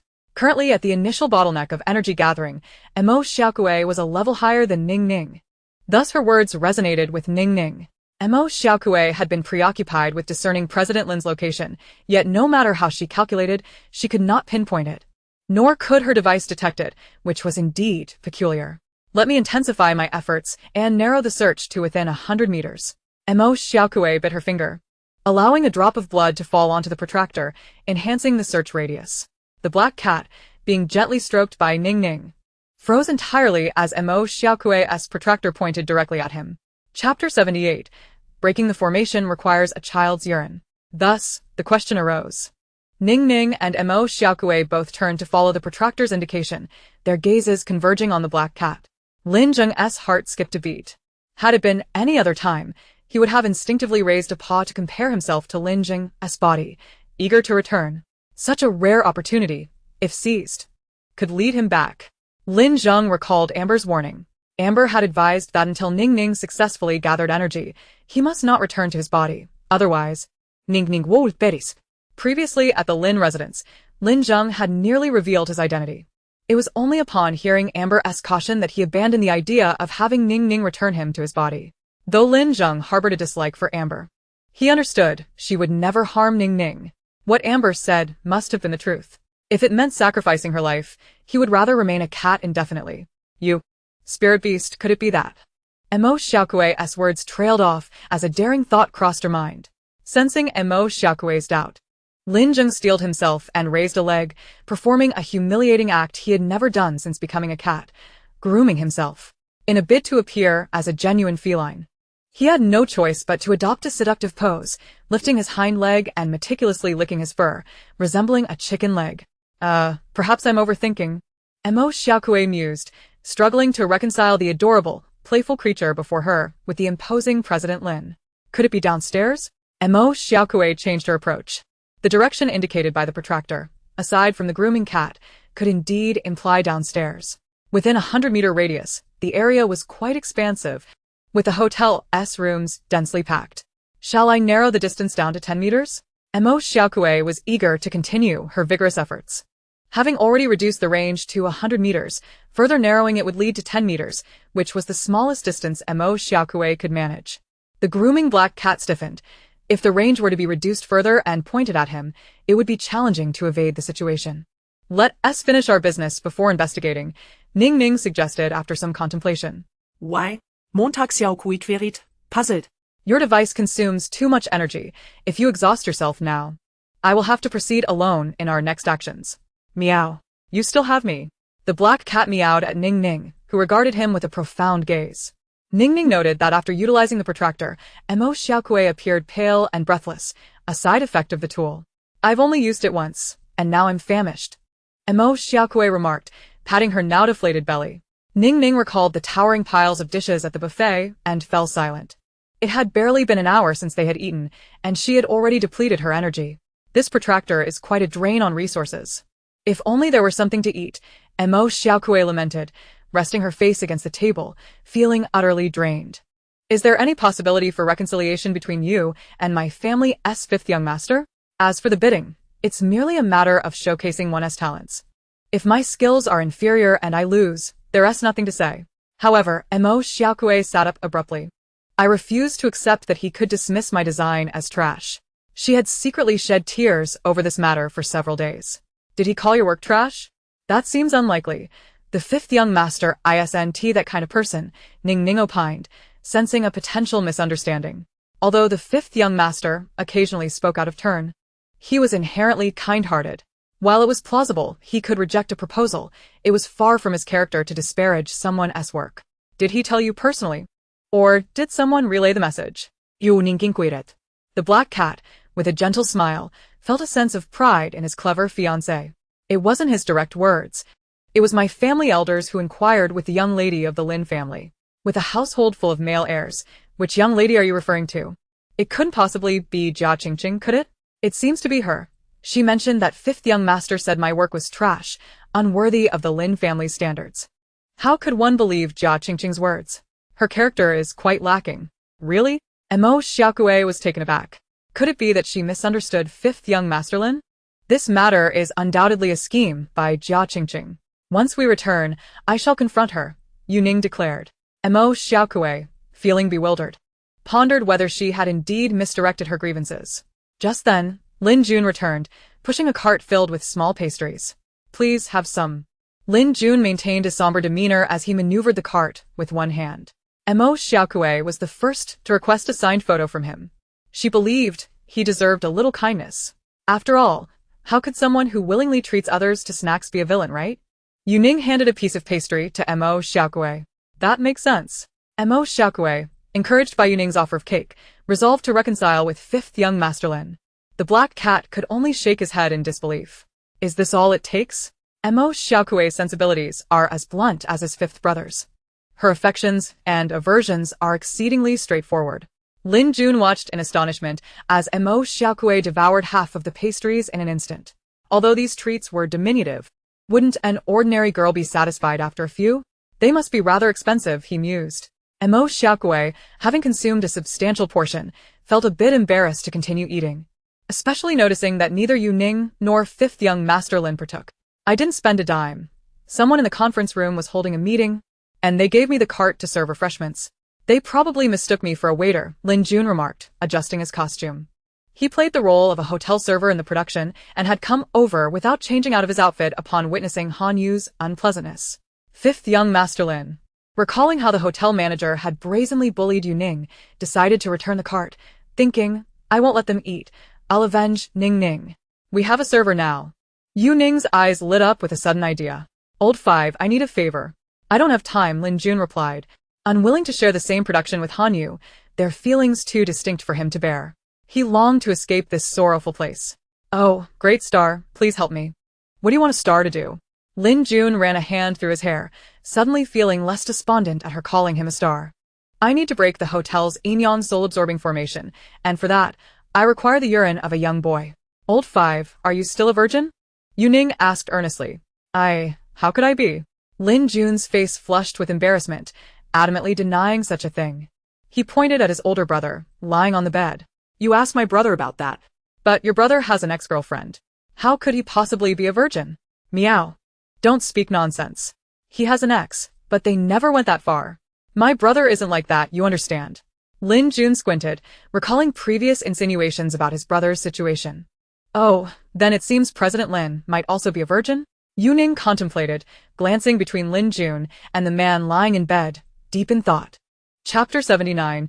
This is quite the dilemma. Yu Ning realized that in order to find the 5 desires fruit, she must first dismantle the hotel's soul-absorbing formation. She surmised that this sinister hotel magnifies people's desires while simultaneously siphoning their souls, which ultimately flow into the 5 desires fruit. If the fruit continues to absorb desires, it may very well hatch. Once it does, it won't be a simple matter of losing 10 years of life. Disrupting the formation is of utmost urgency. The formation is particularly sensitive to the urine of young boys, especially that of those under 10. However, such resources are scarce. Although Lin Zheng and Lin Jun, being older virgins, could suffice, their effectiveness would be diminished. Yet, Yu Ning could hardly believe that the man lying on the bed could be a virgin at his age. A 29-year-old virgin? That's akin to winning 5 million in the lottery. Using the wrong urine might not only fail to break the formation but also attract the hotel's attention, a risk Yu Ning was unwilling to take. Thus, her focus shifted to Lin Jun. You truly aren't a virgin? Yu Ning inquired once more. Lin Jun wanted to deny it, but Yu Ning added, those who lie will never ascend to the first tier and will find no roles. You are so cruel. Lin Jun gritted his teeth. Oh, so that is settled. Yu Ning let out a sigh of relief, producing a small jar and handing it to Lin Jun. Here, go fill this in the restroom. I would rather die than do that. Help me, and in return, once I succeed, I shall read your fortune, ensuring you land a role as a supporting character or higher. Really? Lin Jun's face lit up, snatching the jar eagerly. It's just virgin urine. I can provide as much as needed. A star like me has no shortage of roles. I'm primarily doing this to assist you. Yes, great star. You are handsome and kind-hearted. Good fortune awaits. Today 1 jar of urine, tomorrow a leap to a supporting role. Yu Ning clasped her hands together, as Lin Jun dashed toward the bathroom like a valiant warrior. The black cat let out a sigh of relief. Thankfully, he wouldn't have to collect it himself.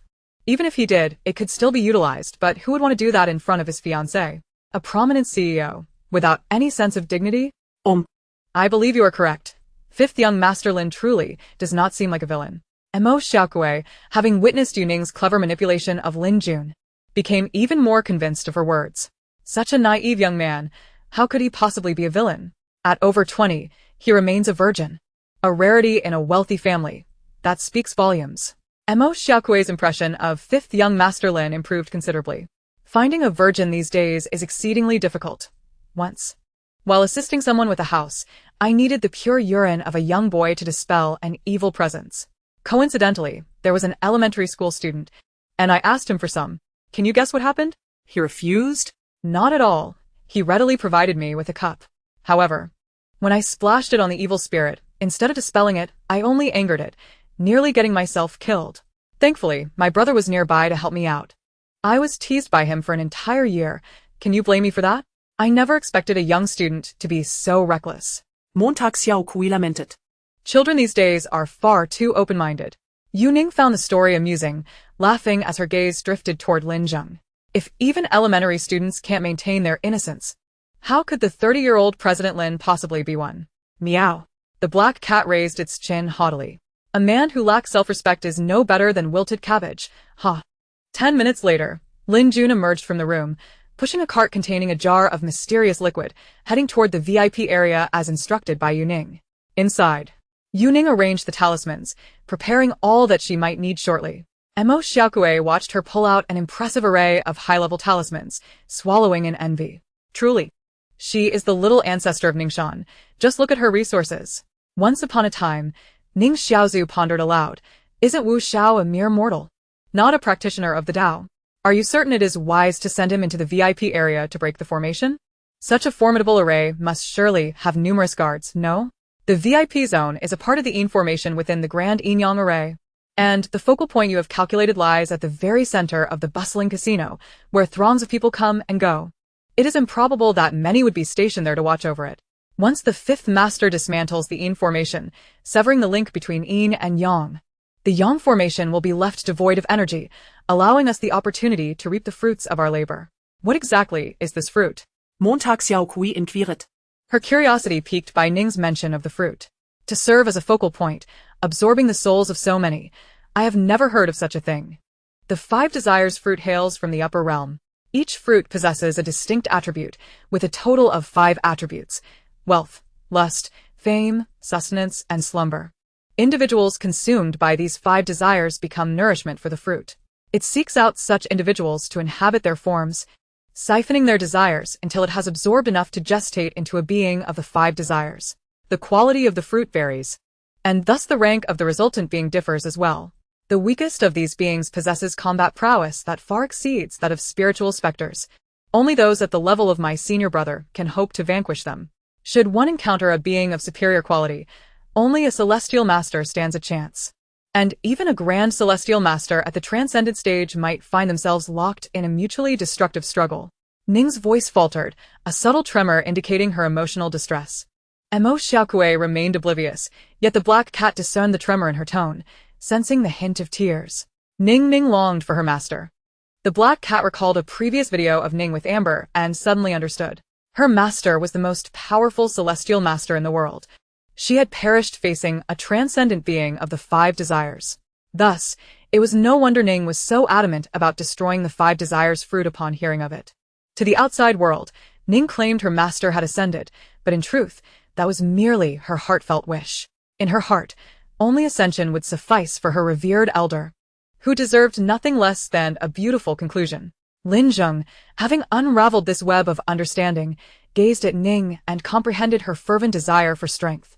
Previously, she had cautiously inquired about her master through her master soldiers, and though she appeared calm after being rebuffed, Lin Zheng now realized that beneath her serene facade, her heart must have been shattered. To prevent her master from departing this world in unrest, she diligently maintained an appearance of emotional stability, striving to live earnestly. Yet, each day, indeed every second, she was plagued by self-reproach, berating herself for her weakness, for her inability to protect those she held dear. Her earnest life was but a means to fulfill the promise made to her master. It was a heavy burden indeed. The black cat's eyes glistened with moisture. Such a terrifying entity, why have I never heard of it? Are there many of these fruits? Mo Xiaokui was chilled to the bone by Ning's account of this dreadful fruit. They emerged only within the last 2 years, linked to the turbulence in the upper realm. The precise number remains unknown, yet only one has been discovered at the transcendent stage, and it has since been destroyed. My sect has already lost many predecessors in the effort to eradicate this menace. I cannot allow their sacrifices to be in vain. Ning prepared her backpack. The black cat leaped onto her lap, yearning to burrow into her pocket, wishing to share in her fate. In the next moment, she lifted it by the scruff of its neck. Meow. This is far too perilous. I cannot bring you along. Ning confined the black cat to a cabinet, ignoring its heart-wrenching cries. I have already lost one loved one. I cannot bear to lose you as well. Chapter 80. Goodness, your cat is making an awful racket. Are you sure everything is all right? Mo Xiaokui could hear the cat's cries even through the door. Although she could not comprehend its words, she was certain they were harsh. I checked. The cabinet has ventilation. It won't suffocate him, Ning reassured, hastily departing, relieved to be out of earshot of the cat's anguished wails. The elevator doors opened, revealing Lin Jun, his face ashen. I swear, you nearly gave me a heart attack. Disguised as a waiter, Lin Jun had infiltrated the VIP area, where patrons mistook him for someone delivering refreshments and did not obstruct his passage. Entering the casino, he pushed a canister of child's urine to the location Mo Xiaokui had indicated, right at the center of the casino. Indeed, there stood a statue, sculpted in the likeness of a Western dragon, as onlookers engaged in gambling. Lin Jun unscrewed the canister and poured its contents over the statue. Just as he had emptied half the canister, the casino lights extinguished, plunging the room into darkness, creating chaos. At that moment, he heard the dragon speak, declaring it would end his life. A statue coming to life. How utterly terrifying. The voice did not resonate in his ears, but seemed to penetrate directly into his mind. Alarmed, Lin Jun thrust his hand into the dragon's mouth, retrieving whatever lay within, heedless of what it might be, and sprinted back, his heart racing. It was all bluster. Your life is safe, and it cannot harm you. However, Ning suddenly noticed something amiss with the fifth master's destiny. It had not been there moments ago. Ning glanced between Lin Jun and Mo Xiaokui, her gaze flitting back and forth. Mo Xiaokui's aura was fortified with protective energy, rendering her invisible to Ning's sight. Yet she remembered having seen it before. The two individuals' fateful stars had nearly aligned in the realm of love, making it difficult for Ning to dismiss the notion of a romantic pairing. But what of it? Lin Jun felt trepidation. After all, he had merely assisted Ning in dousing a statue with urine. Surely such a transgression was not punishable by death?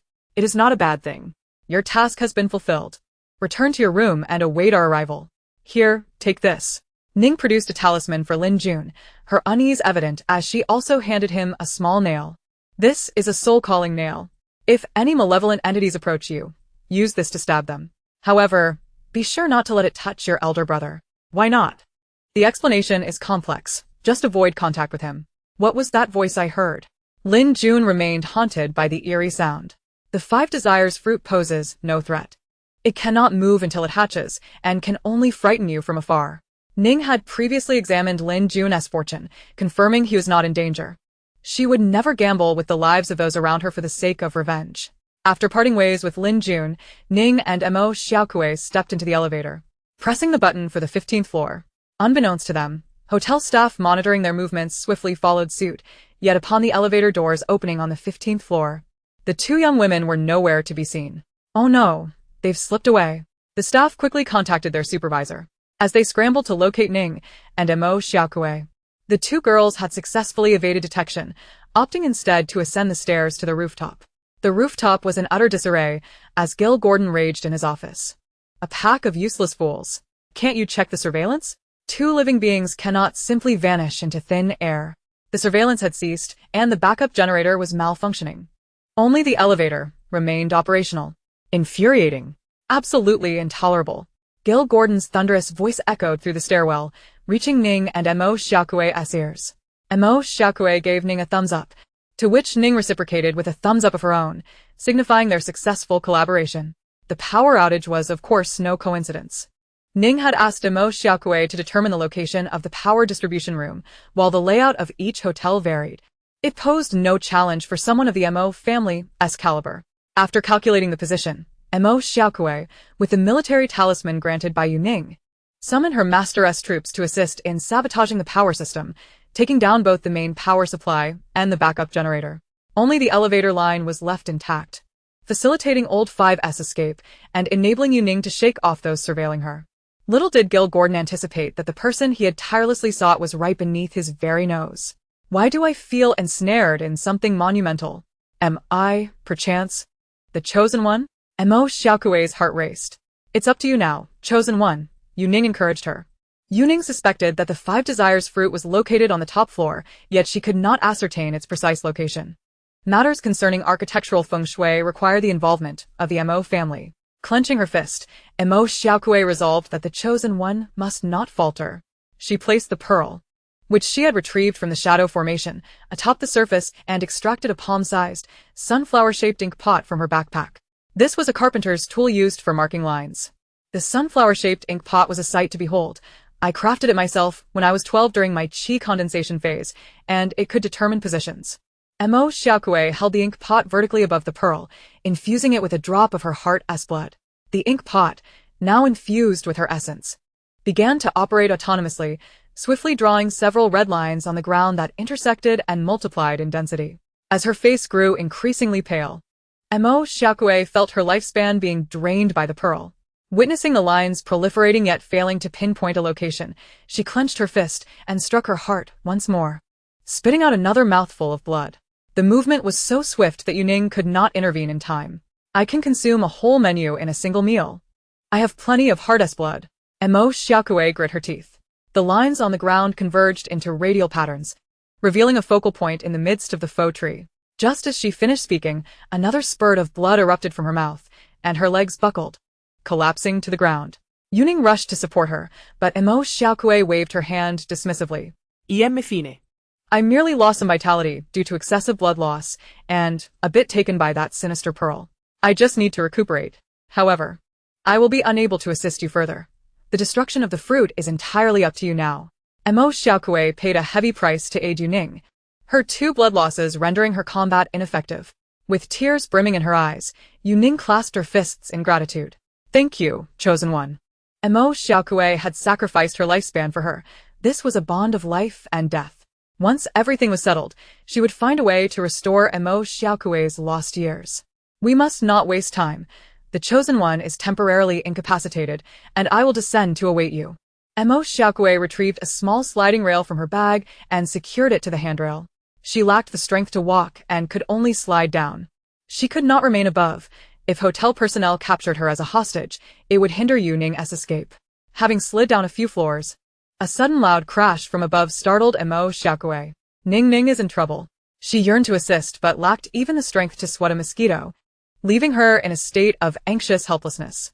In her state of concern, she lost her balance and fell from the sliding rail, tumbling down the stairs. Oh no! Emo Xiaokui shut her eyes, fearing for her life. Just as she rolled a couple of times, a strong hand grasped her collar, lifting her up. Thank you. Emo Xiaokui opened her eyes to find her savior. Their gazes met, and she nearly gasped. Before her stood 2 men. One was Lin Jun, and the other, her rescuer clad only in shorts, was none other than President Lin. What? The vegetative patient has awakened. Chapter 81. President Lin makes his dazzling entrance. Yu Ning parted ways with Emo Xiaokui and ascended to the top floor, stealthily approaching the office. Just a few steps in, a cacophony erupted behind her, and several individuals surged forth. 1, 2, 10, she was surrounded. Gil Gordon emerged from the office with a sinister smile. My dear girl, you possess some skill, managing to disrupt my yin-yang soul absorption array. However, regrettably, this is as far as you can go. It is not too late to turn back now. Yu Ning maintained her composure. Suddenly, Gil Gordon raised the gun in his hand toward Yu Ning, who remained unflinching. Yet, before long, he redirected the weapon, firing a shot at the ceiling. Turn back? Do you not realize that countless lives have already been sacrificed, including those of the male escorts who perished today? That makes over 20 lives. What do I have to turn back for? They say practitioners of Taoism are the most compassionate. You will become the last sacrifice. And if you summon your companions, my wishes will be fulfilled without further loss of life. What is your wish? Yu Ning inquired. Gil Gordon caressed his face, and his subordinates quickly produced a mirror for him.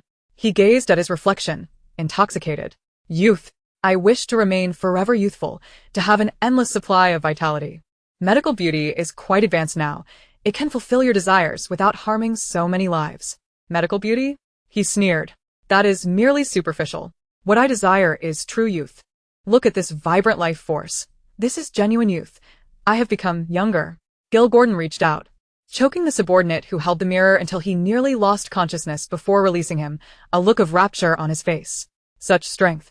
Such exuberance. That vitality belongs only to the young. With the treasure of the tree of life, I have returned to my 30s.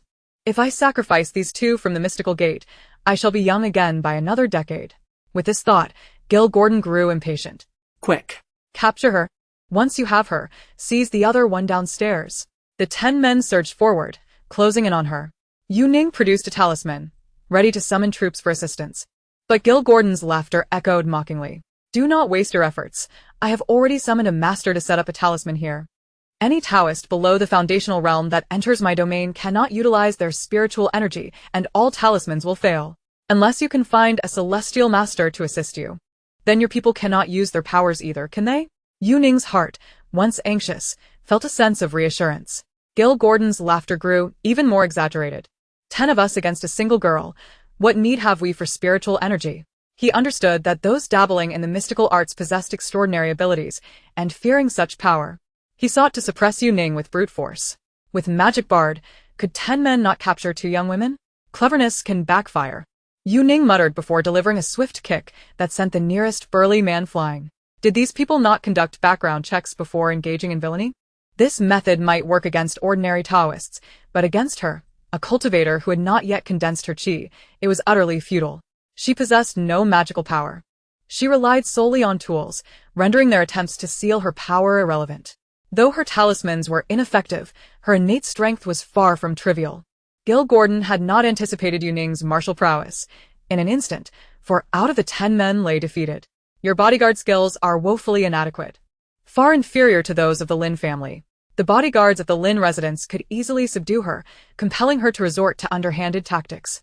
The prowess of Gil Gordon's men pales in comparison. Observing her formidable capabilities, Gil Gordon's expression shifted slightly, a sardonic smile gracing his lips as he remarked, "You prove to be far more troublesome than I anticipated, Wales." With a commanding gesture, a muscular man emerged from the office, exuding an aura of menace that enveloped the room. Wales, a Muay Thai champion, would strike you down as effortlessly as squashing an ant. Gil Gordon reveled in his confidence. Yu Ning's countenance grew grave. She sensed impending danger. Examining the Muay Thai champion's visage, she discerned a harbinger of death in his very being. His temples bulging outward, a testament to his rigorous training. Her innate strength would offer no advantage against such an adversary. She feared she would face dire consequences. With talismans rendered ineffective, she found herself in a precarious predicament. Glancing back at the path behind her, she realized that fleeing now might afford her a chance of escape. However, she feared for Xiao Kuei, who was likely still retreating. Her departure would inevitably lead to Xiao Kuei's capture. With comrades behind her and the enticing allure of the 5 desires fruit within the office, Yu Ning clenched her teeth, resolved to fight to the death today. To martyr herself for a cause, refusing to retreat. With determination, she stepped forward to confront the advancing Muay Thai champion, and the two clashed in combat. The other bodyguards stood aside, encircling them to witness the spectacle. In their eyes, Yu Ning was already ensnared by the Muay Thai champion, destined to be brutally defeated and subsequently sacrificed to the Tree of Life. Yu Ning found herself in a most arduous battle. The disparity in strength became apparent the moment they engaged. Although she possessed considerable force, she could hardly land a blow on her opponent. This Muay Thai champion was far more formidable than the captain of the Lin family's bodyguards. No matter how great her strength, failing to connect with his body rendered her efforts futile. Conversely, her opponent found it effortless to strike her. At first, the champion adopted a leisurely approach, akin to a cat playing with a mouse, probing Yu Ning's capabilities. After a few exchanges, he recognized that while her punches were powerful, they lacked finesse and speed, leading him to form a judgment. "Little girl, surrender now, and you might spare yourself some pain. It would be more merciful than having me beat you to the brink of death," the Muay Thai champion suggested. "Not a chance." Yu Ning inhaled, summoning all her strength to strike at his face. The champion stepped back easily, evading her attack with a scornful grin. "Wales, seize her immediately. Do not waste any more time," Gil Gordon urged. Heeding this, Wales abandoned his playful demeanor, assuming an aggressive stance as he lunged toward Yu Ning, lifting his leg to sweep at her. Yu Ning could perceive his movements, yet her body lacked the agility to evade. She braced herself for the impending blow when suddenly, a pair of powerful hands gripped her shoulders. Someone was behind her. Yu Ning was taken aback. She hadn't even noticed when this person had arrived. However, the individual bore no ill intent. With a firm tug, they pulled her behind their protective frame. As she glimpsed her savior's face, shock washed over her. "I'll handle him. You take care of your business," the newcomer stated, unwavering as a mountain, radiating an overwhelming sense of security. It was none other than Lin Zheng.